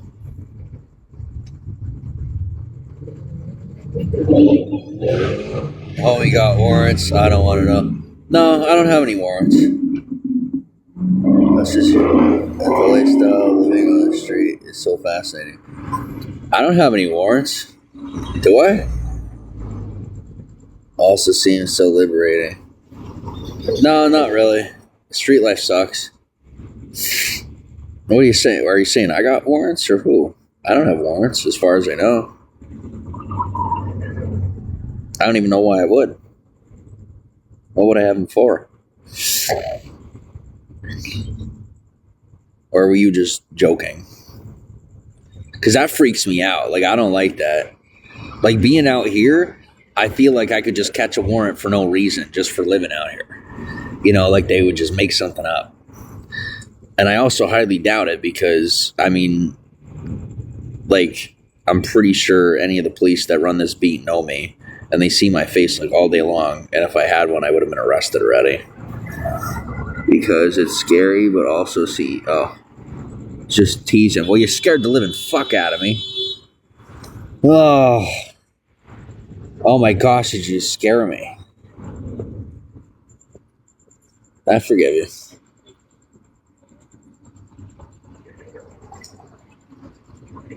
Yeah, no, I shouldn't. There shouldn't be any reason. I already had a discussion with my government, and I said, if this is 3 strikes. You ever incarcerate me again, I will leave this country and never come back. And I am taking everything I've earned over the last decade and keeping it. I'm not bringing any of it to the country. So as of right now, I'm the most dedicated American that you're ever going to meet. But one more slip up, one more, and I'm gone. You want to keep that for the record? You go ahead and keep that for the record. I got the helicopters coming over. But yeah, seriously, I'm not playing. People think I'm bluffing, but I'm not. And especially here, because like this is my home. This really is my home here in Hollywood. So you take me away from here, or you criminalize me here. I'm sorry, but I can't stay because I'm not a criminal, and I might even get offers, out here from that arena of life, and I turn them all down, and I do that out of loyalty to my country. And so if I were to be criminalized out here, I'd lose faith. I'd lose hope in my country, and I really wouldn't come back. That's your Halloween spook for the month. I like you, Mandy. You are definitely from LA. Thanks for telling me the truth. Is it having an interesting conversation? I'm still here just listening and folding my laundry. Okay. You can't believe they treat our vets like this. Yo, you don't even want to know. Okay, so I'm technically off the book. So like okay, so let me put it to you this way. I can go to the veterans, I can go to a VA and I can get treatment. People don't know that. I've never told anybody that till now. This is actually the first time I've ever said it on the internet or ever said it to anyone ever. But yes, I actually can go to the VA if I want to. We do have a VA that I may or may not have been to down in, I think it's Orange County. Is it maybe Orange County? We have a real big VA a couple miles south. I can't tell you just where at, like thinking of where I'm at right now, but down near the coast. Or is it near the coast, or is it? I don't remember. But we have a really big VA down there. I may or may not have been there. But the point is, I can go to the VA. I go to American Legion, places like that. Or I'm sorry, is it? I'm blanking out. No, hide it. No. Nice try. No. Sorry, I'm just blocking out my memory. Just give me a second. It's taking a lot of focus because there's freaking scumbags trying to learn shit that's none of their business. They're terrorists. What can I do? It's post-COVID. It's just fucking these terrorist cells, these internet terrorist cells just fucking brainwashed half the public. And now we're having to clean up all that shit. It's the first time the FBI and the CIA have ever worked together. And they're working together just to clean up all this fucking drama. And that's essentially why they're having to work together, because we had such a disgusting breach in our cybersecurity networks that fucking all these foreign countries started brainwashing our citizens. And the only reason TikTok got away with it is because they're such a popular platform and we're still trying to get rid of them. So essentially, whether you realize it or not, and I still use it just for research, but like TikTok is a weapon against the American public by the Chinese people. Like literally, that is what it is. And we can't get rid of it because it's so popular in America. It's become such a prominent platform that we're having a hard time just either getting rid of it, or like I said, what they're trying to do is, because it's worth so much money and because people are so attached to it, if we just got rid of TikTok, for how many people are brainwashed onto TikTok, if we just got rid of it, there would literally be like social rioting. There would literally be rioting in the public, because it's like people are that tuned into it, and just in the the hive mind of things, people are so stuck on it. But anyway, back to normal land, back to regular stuff. Like I said, I just got a little embarrassed because I didn't remember the name of the bars. Like that matters. Sometimes I get a little insecure, as you could imagine. But you would be surprised. You should see, as far as how they treat the vets out here, it actually is pretty bad. Like most of I would say about half of the homeless people out here are veterans.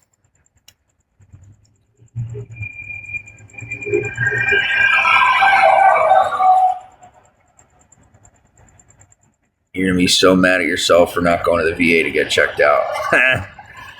No, that's okay. The VA will just be like, okay, here comes the saw. We'll get you a peg leg.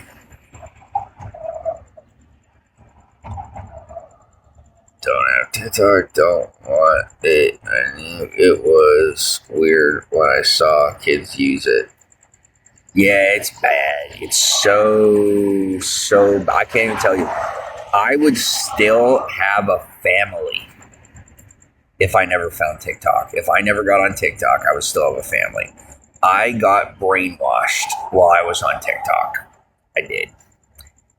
Because I was in a very vulnerable state. And it was a bad experience.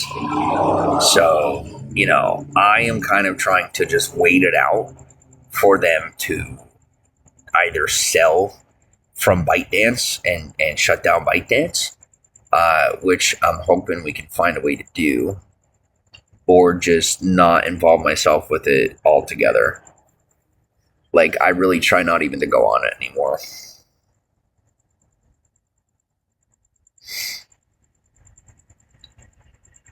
I know someone else who said the same thing. Yeah, it's real. It's real. I mean, I'll tell you what, everything was going good for me and my family, and then we found TikTok. And within a year, I didn't have a family anymore.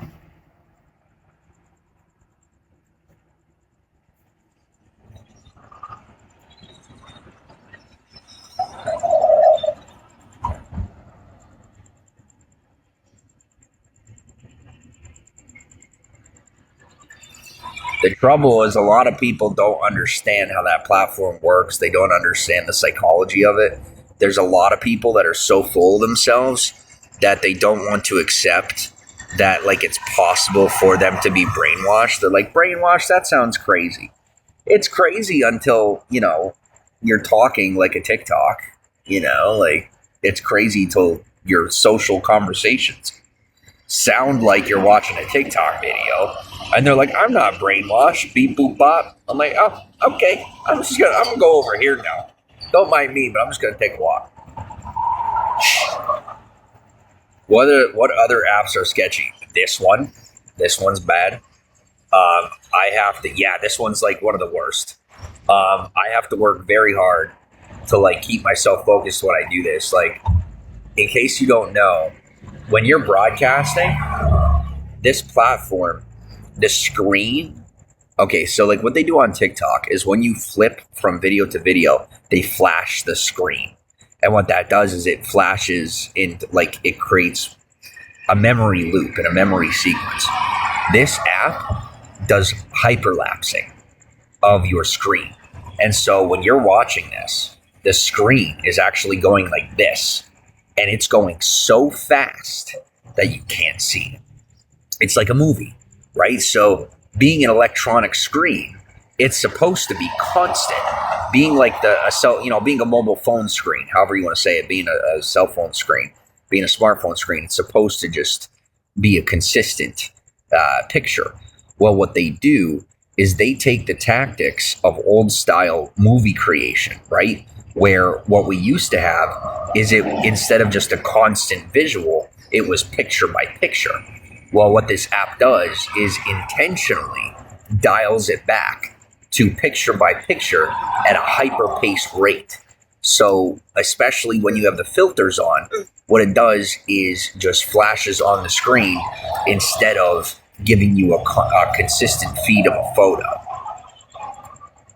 And so it's actually hyper dangerous and really easy to get brainwashed when you use this app. Me personally, I have my brain trained now. After what happened on TikTok, I went and did my research and learned how to keep myself focused and not have to worry about getting brainwashed. But it's pretty hard. It's pretty tough to stay focused in this thing. So if you're a part of this and you're on the broadcast and you're in the app, I appreciate your followership. I appreciate your fanship. I appreciate your viewership. Just understand that, any platform you're on, any type of social media comes with a risk. It's never free. And so your attraction to me and your attraction to my content is in part because of how the platform is built and how it operates. So it's legal. It's all legal, but it's unethical. And I utilize it regardless of how ethical it is, because that's good business. I hate to tell you, but that's good business. Is that you want to keep proper business ethics and you want to stay within legal bounds. But the only way to grow a business is by expanding that business. And in order to expand, you have to try things that most people aren't going to try. So for me, I'm willing to use this app because I have ethics. And the ethics that I have are sound enough to overcome the unethical platform that I'm utilizing.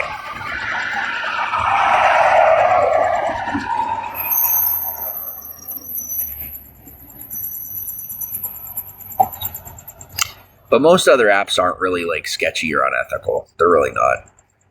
Like even Reddit. Like Reddit has a lot of bad stuff on it, but it has a very straightforward algorithm. So it's kind of like what you want is what you get. And so it's fair. There's a reason why TikTok is the only one that's being sued for like its upfront practices, right? Like Facebook is being sued over its backdoor practices, right? So what you see in front of you is really what you're supposed to get. And so it's safe for the consumer. It's just not necessarily safe for your data or information. Safe for your brain, not safe for your wallet. Whereas TikTok, safe for your wallet, or at least it was until the shops came out and everything, but not safe for your brain.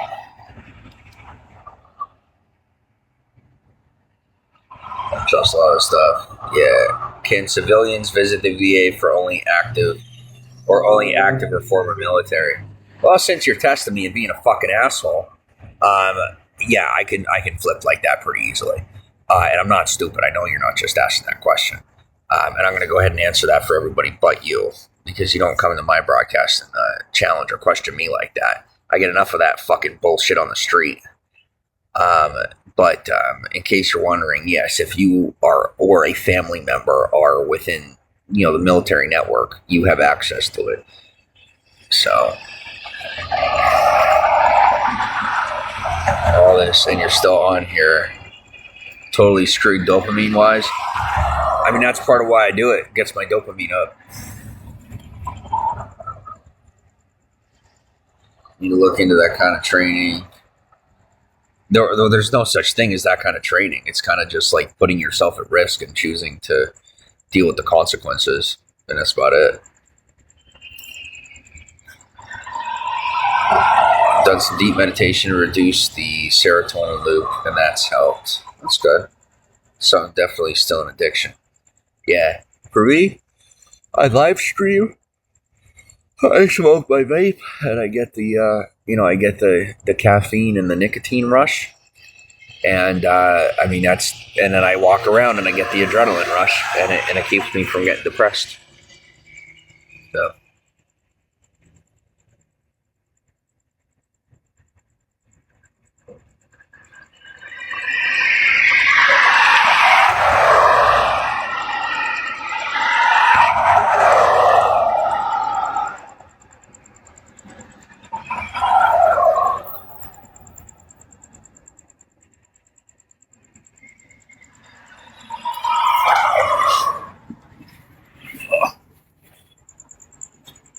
Oh shit.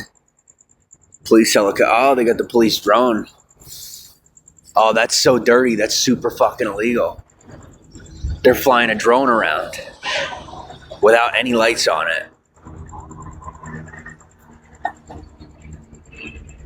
Oh, I'm sorry. Did I sell you out? I apologize. It's not like you're not talking about me to every one of your fucking friends. Telling them all my personal shit.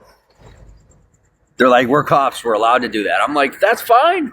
I'm not a cop. I'm allowed to say what I want to whoever I want.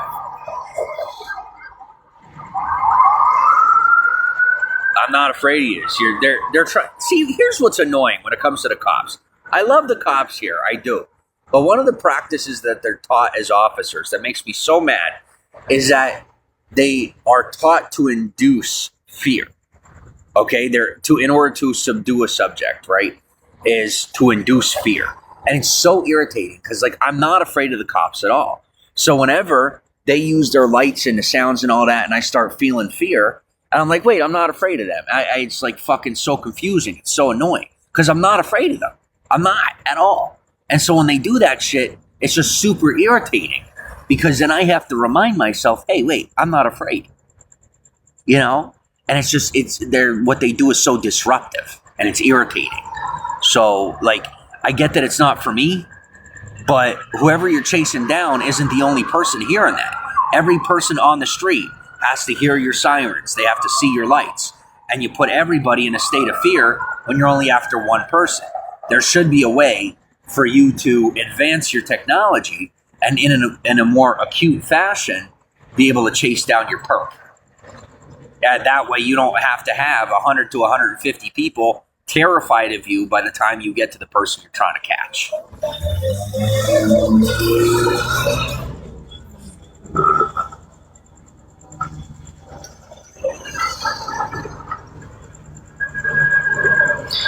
You have a serious caffeine addiction, but you still battle depression. Oh, that sucks. I don't know what to say. Or you go streaming it. No, that is such a bad idea. That is such a bad idea. Like, do you have any idea, like, how much trouble that could get me in? Like, I'm not looking for that smoke. And people will be like, oh, what are you, a wimp? I'm like, bro, I sleep on the street. What do you think? I'm stupid? I'm in the most vulnerable social position I could possibly be in. If I were to look for any trouble, how easily could I find it? No, thank you. It's easy to say. And this is with all due respect, okay? Not to single you out. With all due respect, it's the easiest thing to say. You know, let me go do that thing or let me have this to say this about this or say this about that when you're not, you know, when you're able to close and lock the door behind you. But when you can't, you learn pretty quickly. You're like, well, I probably shouldn't say anything about that. Maybe just leave that one alone. You know? They got drones on you. No, it's not on me. It was just, what do you call it? Going down past the, down Sunset. I could see just in the distance, there was a drone going down on the Sunset. And I could tell it was a police drone because of the size of it. That's so invasive. It's very illegal. They are not allowed to be driving these drones through Hollywood. That's why they're doing it in the middle of the night with the lights off. And why am I telling on them? Because they won't shut up about me.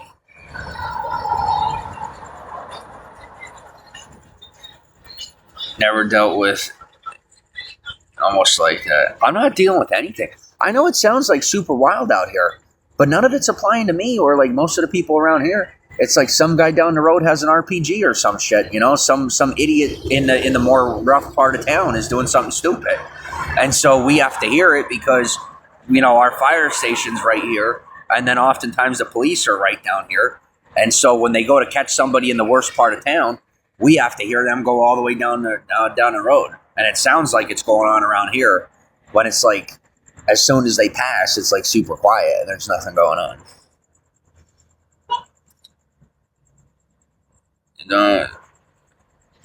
About that world. No, that's good. I'm glad.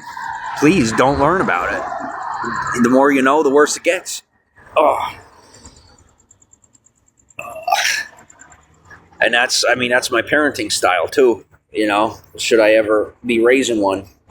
You know, that's my parenting style. Is the less they know, the better.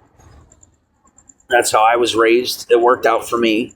I'm very glad that I was not taught most of what I know now at a young age, because I would have ended up misusing, you know, any of what, like so many of these kids are growing up with just massive amounts of information and just, you know, power. Like they're taught stuff at such a young age that is like dangerous if misused. And so they're being given all this power and information and not being taught how to use it, and then they're going out into the world and just getting themselves in trouble. You know? Have you ever been to Skid Row? It sounds so dangerous. Admittedly, no. That is one place I have never been. I have not been to Skid Row. Yeah. And I do not have any interest in visiting Skid Row.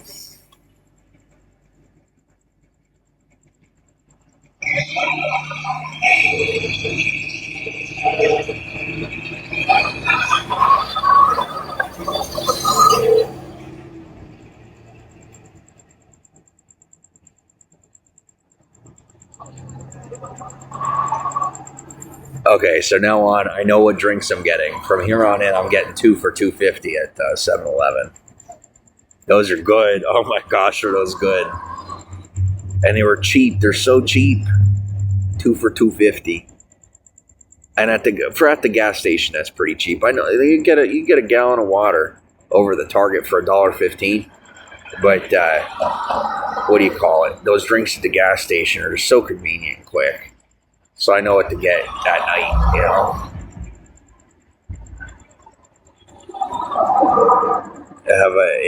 Okay.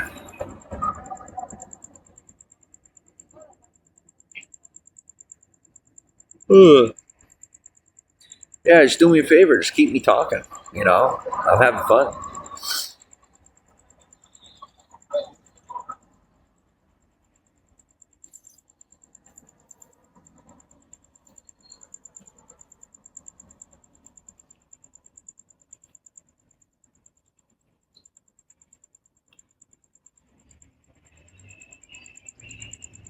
I did drink both, yeah. I know I shouldn't have, but they were good. Am I doing any modeling? No. I pick up a gig easily. Maybe. I don't know.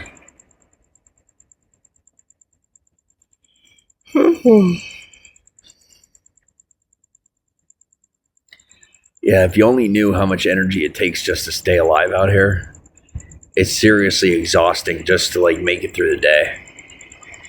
So, like when you have a nice bed to sleep in, like your body is so much more tired when you got to sleep on the concrete. It is like so much more tired. Like I get tired so much more easily because it literally takes energy to sleep. Like just for your body to get actual rest is almost impossible. Did I ever get my blanket? I did get my blanket, yeah. Yeah.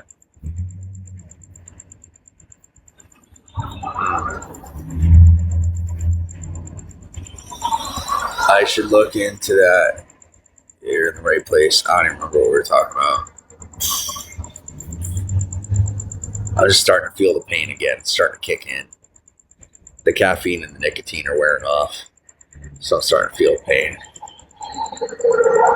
Oh. You know what? I am going to try tomorrow. I'm going to try and see if I can't just lay here tomorrow and just try to relax a little bit. Take the day off for myself, you know. Because I'm tired, man. I'm tired. I need rest. I'm pushing myself way too hard.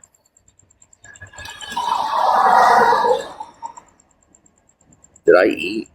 Yeah, I did. Okay. Do I wake up stiff? Yeah, somewhat.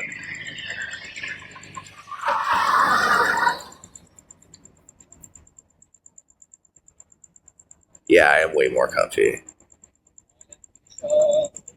Can I go to a 7-Eleven and get some Advil just so you can sleep? Oh, I'll sleep just fine. I will. That's how exhausted I am. I'll sleep anyway. It don't matter how much pain I'm in, I will still fall asleep.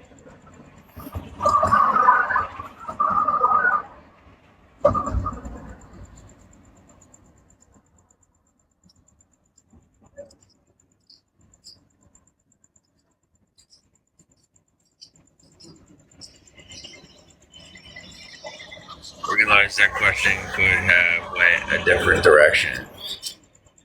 Maybe get some ice for your feet. No, I'm good. See, like with the amount that I walk, I try not to decrease circulation. So pretty good. Yeah, so like with my feet, I don't want to decrease circulation because for the amount of walking that I do, if I, like I had sugar, which I shouldn't have done. I shouldn't have had so much sugar before bed.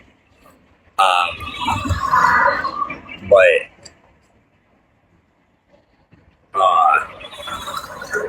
I just don't want to decrease the circulation so that my feet can heal at like a regular rate, and it would slow down the time frame for it would take longer for my feet to heal.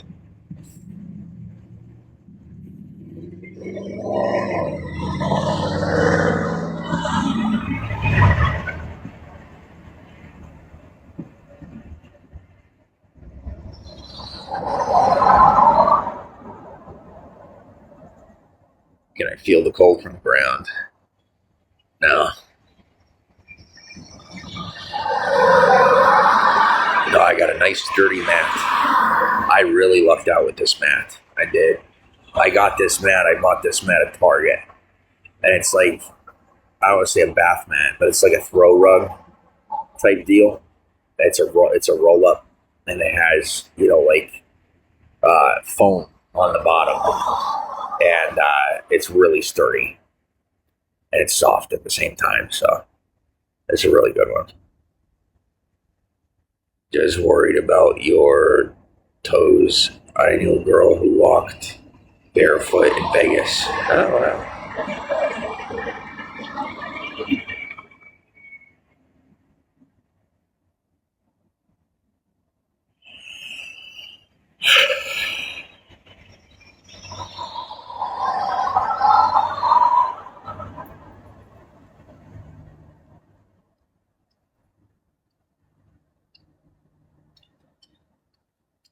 And got a treatment resistant infection. That sounds really scary. Thankfully, I'm not dealing with anything of that nature. I'm doing pretty good. But,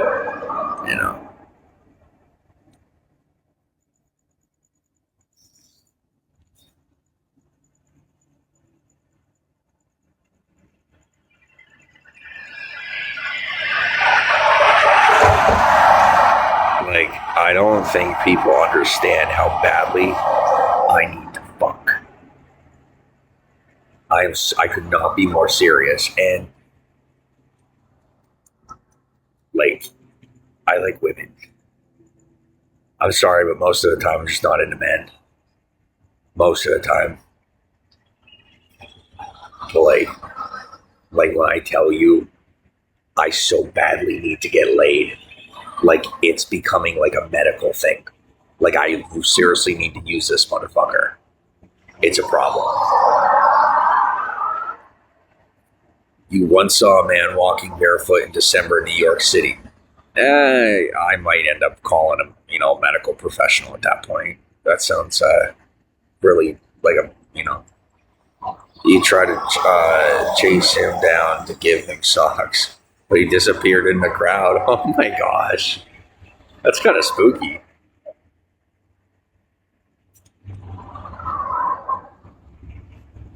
No gang calls on my block.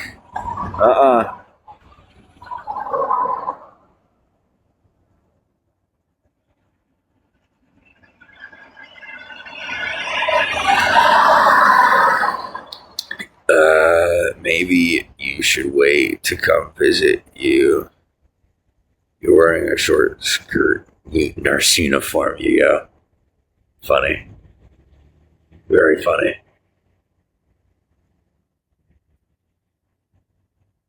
Well, you keep talking about coming out here and you don't. So you already said yesterday you're gonna.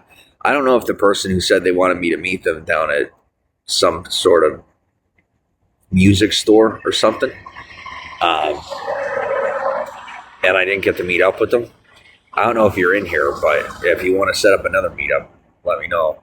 I didn't set up a meetup with them. They just wanted to meet up, and I told them I was going to bed.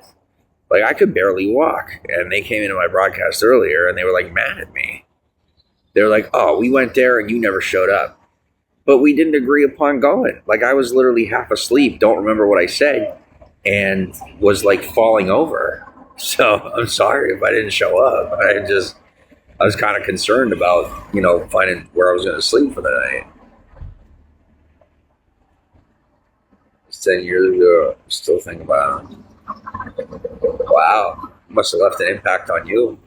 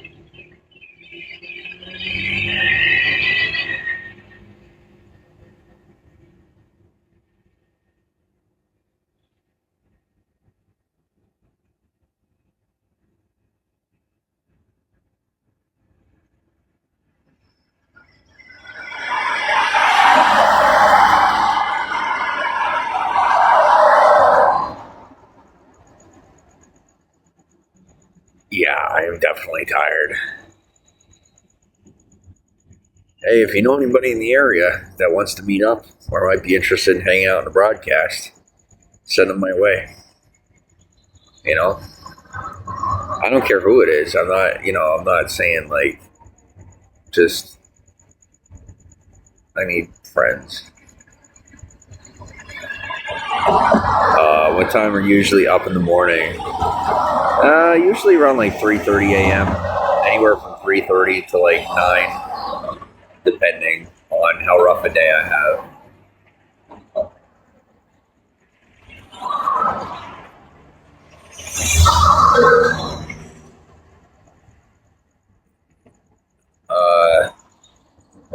Sure, no problem.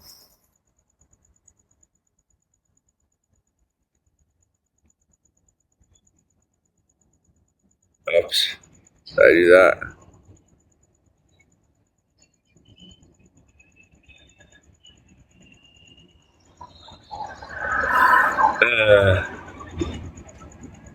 God, I love my life.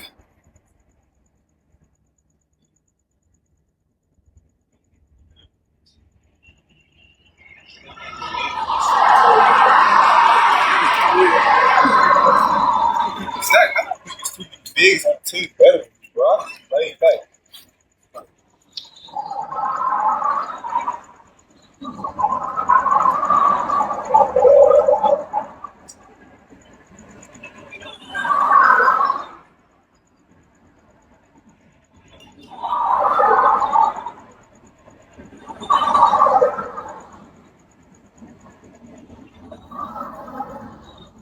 Okay, that's it. I'm looking. Who's this really pretty one up in here? Who's this? You're always in here.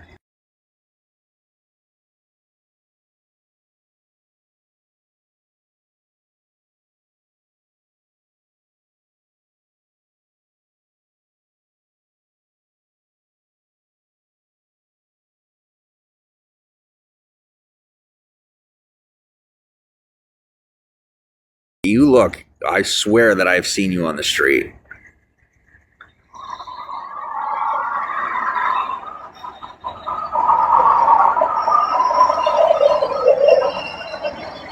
Enjoying the conversation. What happened? I wasn't feeling her from the start of the conversation. I was just playing it out because I was bored. I let her talk so I could get views. Guys, I've learned out here. I have learned.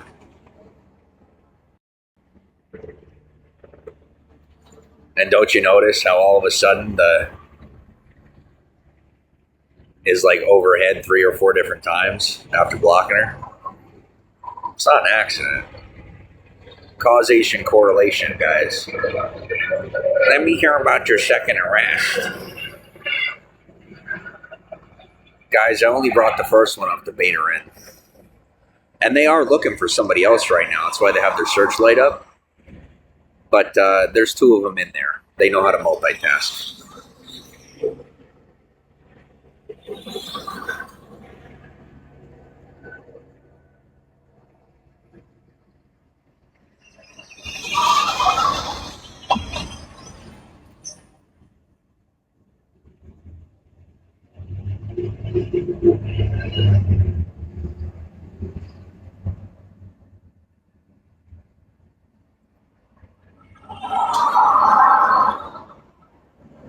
Yeah, I don't know whoever got that idea in their head, but like, why the fuck would I ever want to be a criminal?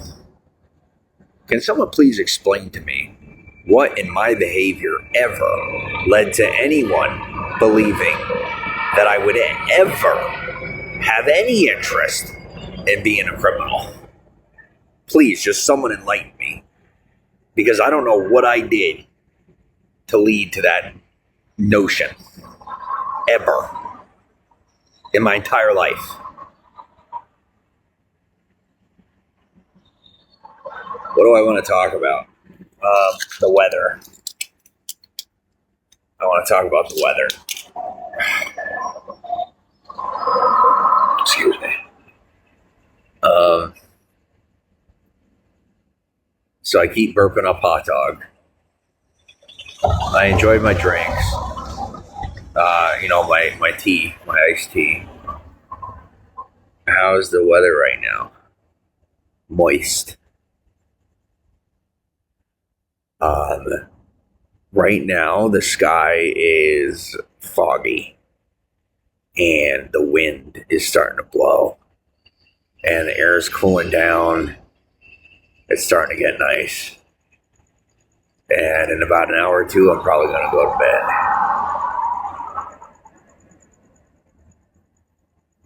California is paradise, absolutely.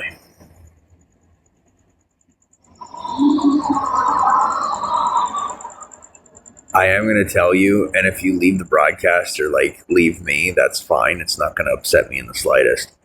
But I am going to let you know that if you are someone that's in my broadcast and you're from here and you're kind of just waiting for me to get off the street to talk to me or hang out with me, I am totally not going to come anywhere near you. Just letting you know. If you're too good for me now, I'm too good for you then. Just so you know ahead of time. And I am clocking it. It was incredibly warm today in Minnesota. Is MN Minnesota? What's MN? For this time of year. It was in the 80s today. Usually it's about ready to snow this time of year.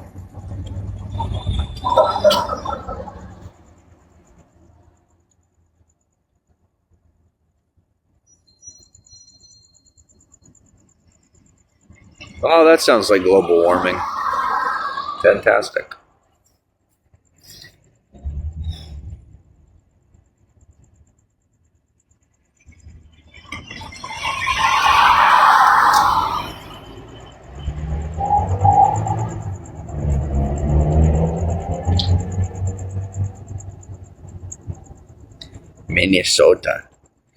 Minnesota. Y'all in Minnesota are very nice people. Very kind. Minnesotans are very polite and proper.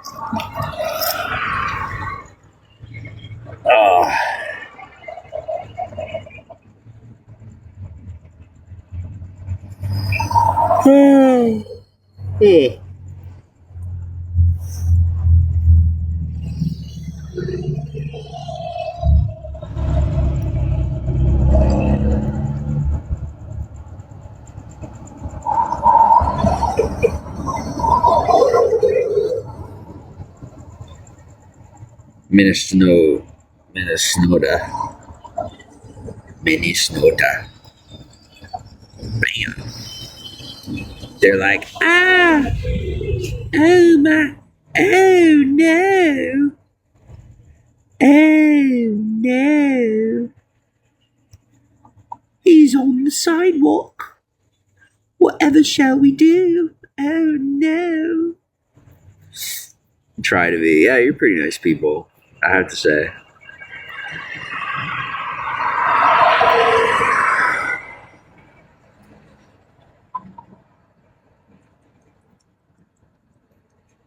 Say to me what you want from me.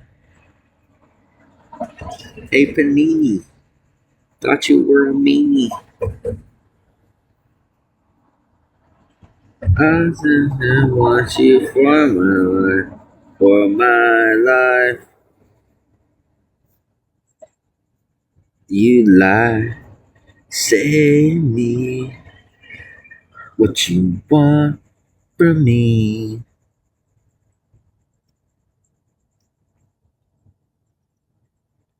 Oh, okay. I'm giving up. They just hurt, and that's it. There's nothing else to it.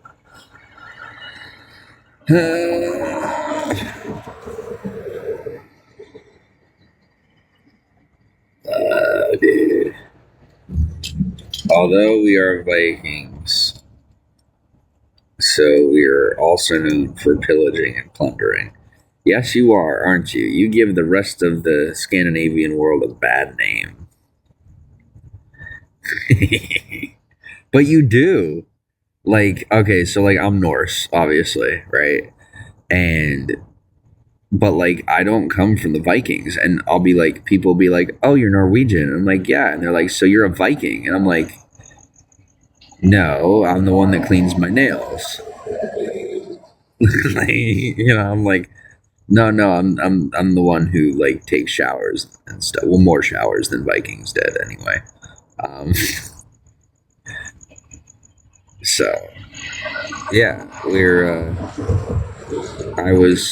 were like my family, like my ancestry. My ancestors were the ones that didn't do Viking stuff. The ones that like nobody talks about or like cares about. So it's okay. You're Norse too, but from the Vikings. That's what I figured. Very cool. What up, cuz? We're basically family. We're the same thing. You're like the original pirates. You know that, right? The Vikings are the original pirates. Before there were ever pirates, before anyone else ever sailed the seven seas, the Vikings were the first to ever sail, to ever set sail. The first people to ever travel the ocean were the Scandinavian people.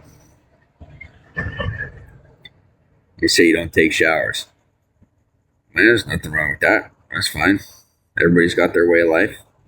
Some people don't like to take showers. Some people like to just go out in the rain, you know?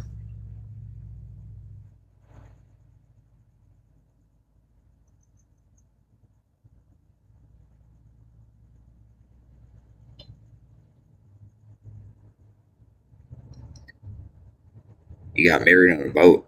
That's pretty cool.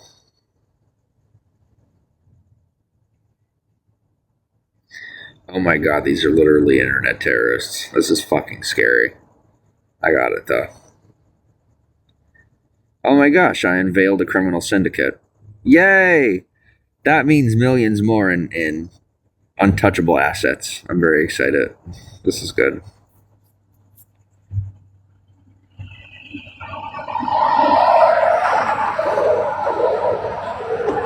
You do take showers. That's good.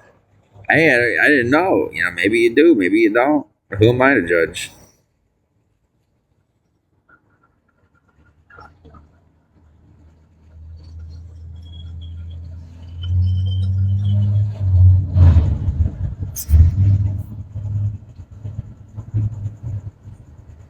What or what?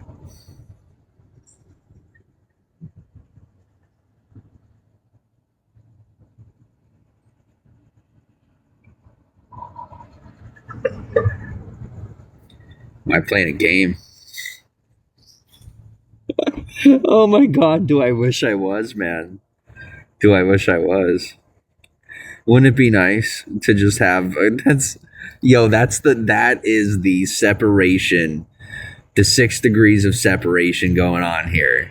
And me not realizing sometimes like the difference in the realities we're living, you know, like I'm over here legitimately talking about like unveiling criminal syndicates and fucking, you know, internet terrorist cells, cybercrime cells. And you're like, whoa, are you playing a video game? Because that's like what you would normally figure, you know, like this guy's got to be playing a game on his other phone. That's probably what he's doing. I'm like, no, I'm just, you know, solving the world's problems one day at a time for no good reason, just because I'm bored. So it's all good. That's wild. Yeah, it was boring. I've come to the point in my life where unveiling internet crime syndicates is boring. I'm just doing it because I don't even mean to do it. I'm just doing what I do, and I piece stuff together, and then I just, you know, create a little packet of information, send it off, and before you know it, I got a whole bunch of crypto. It's all good.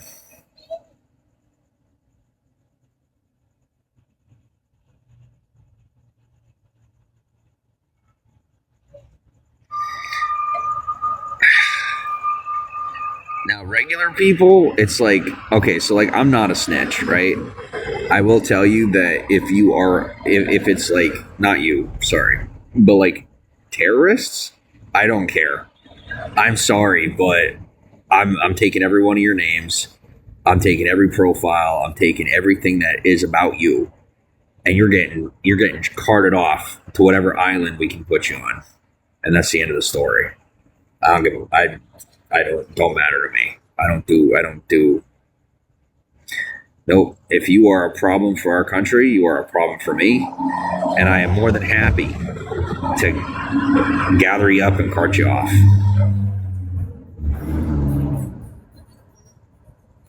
So that's that. And all those sirens you're hearing.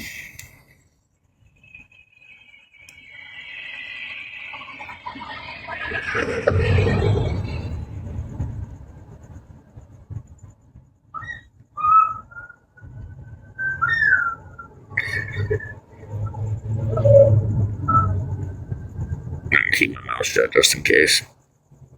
You rarely leave your house so you don't cause too many problems for too many people. Oh my, come on. Oh, that's sad. Come on. You can't be serious.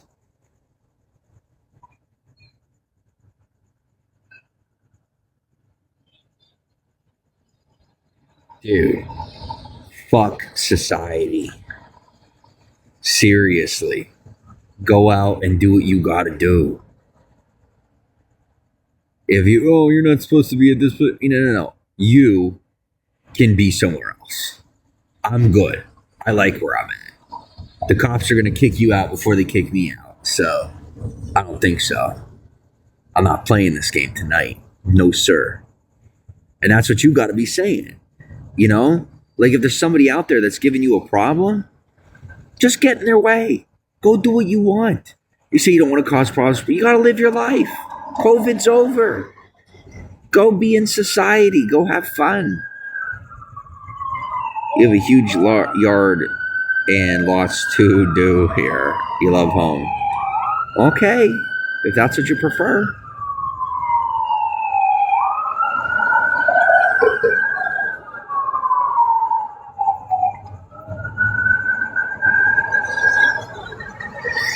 Okay, seriously, I need your opinion. Am I obsessing? Am I obsessing? So I'm having a little too much fun with this. Am I obsessing if I'm still thinking about that, you know who, that I like kind of met up with, but like didn't meet up all the way with? Am I obsessing? A little bit? Not really. Am I doing good? Dude, it's warm. It's warmer tonight than I expected. I'm warm tonight, actually.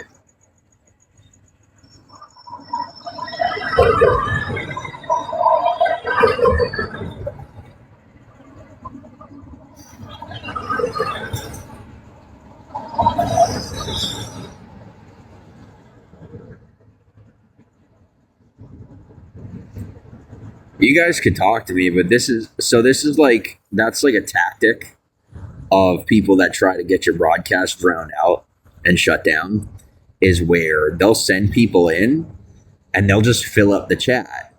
And then if you get rid of them, it's like the chat's dead. And then after a few, people get afraid to talk because they're like, they don't understand why these people got blocked.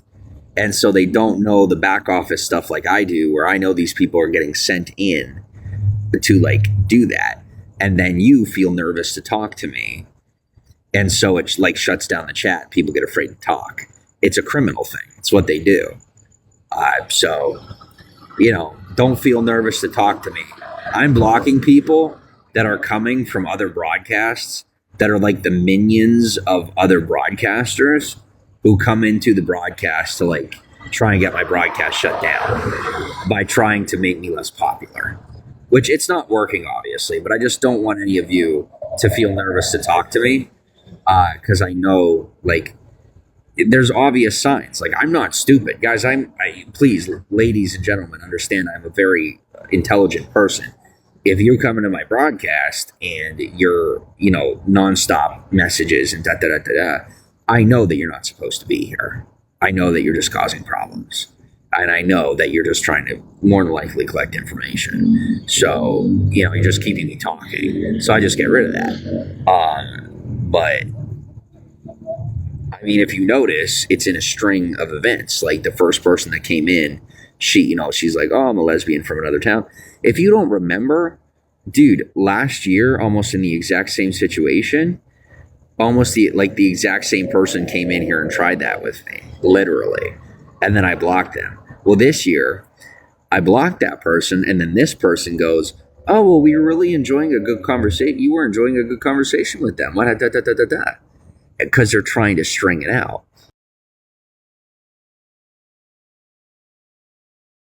And so I got rid of this one. Talk in the chat. The people that were trying to take over my chat and pretend to be nice to me, they're now gone.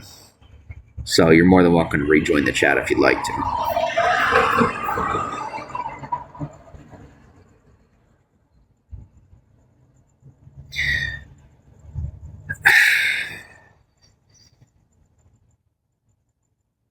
I would hate to shut down at this point, but I think I might.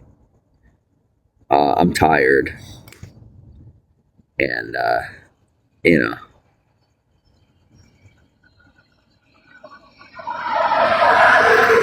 hit my inbox if you want to chat. All right.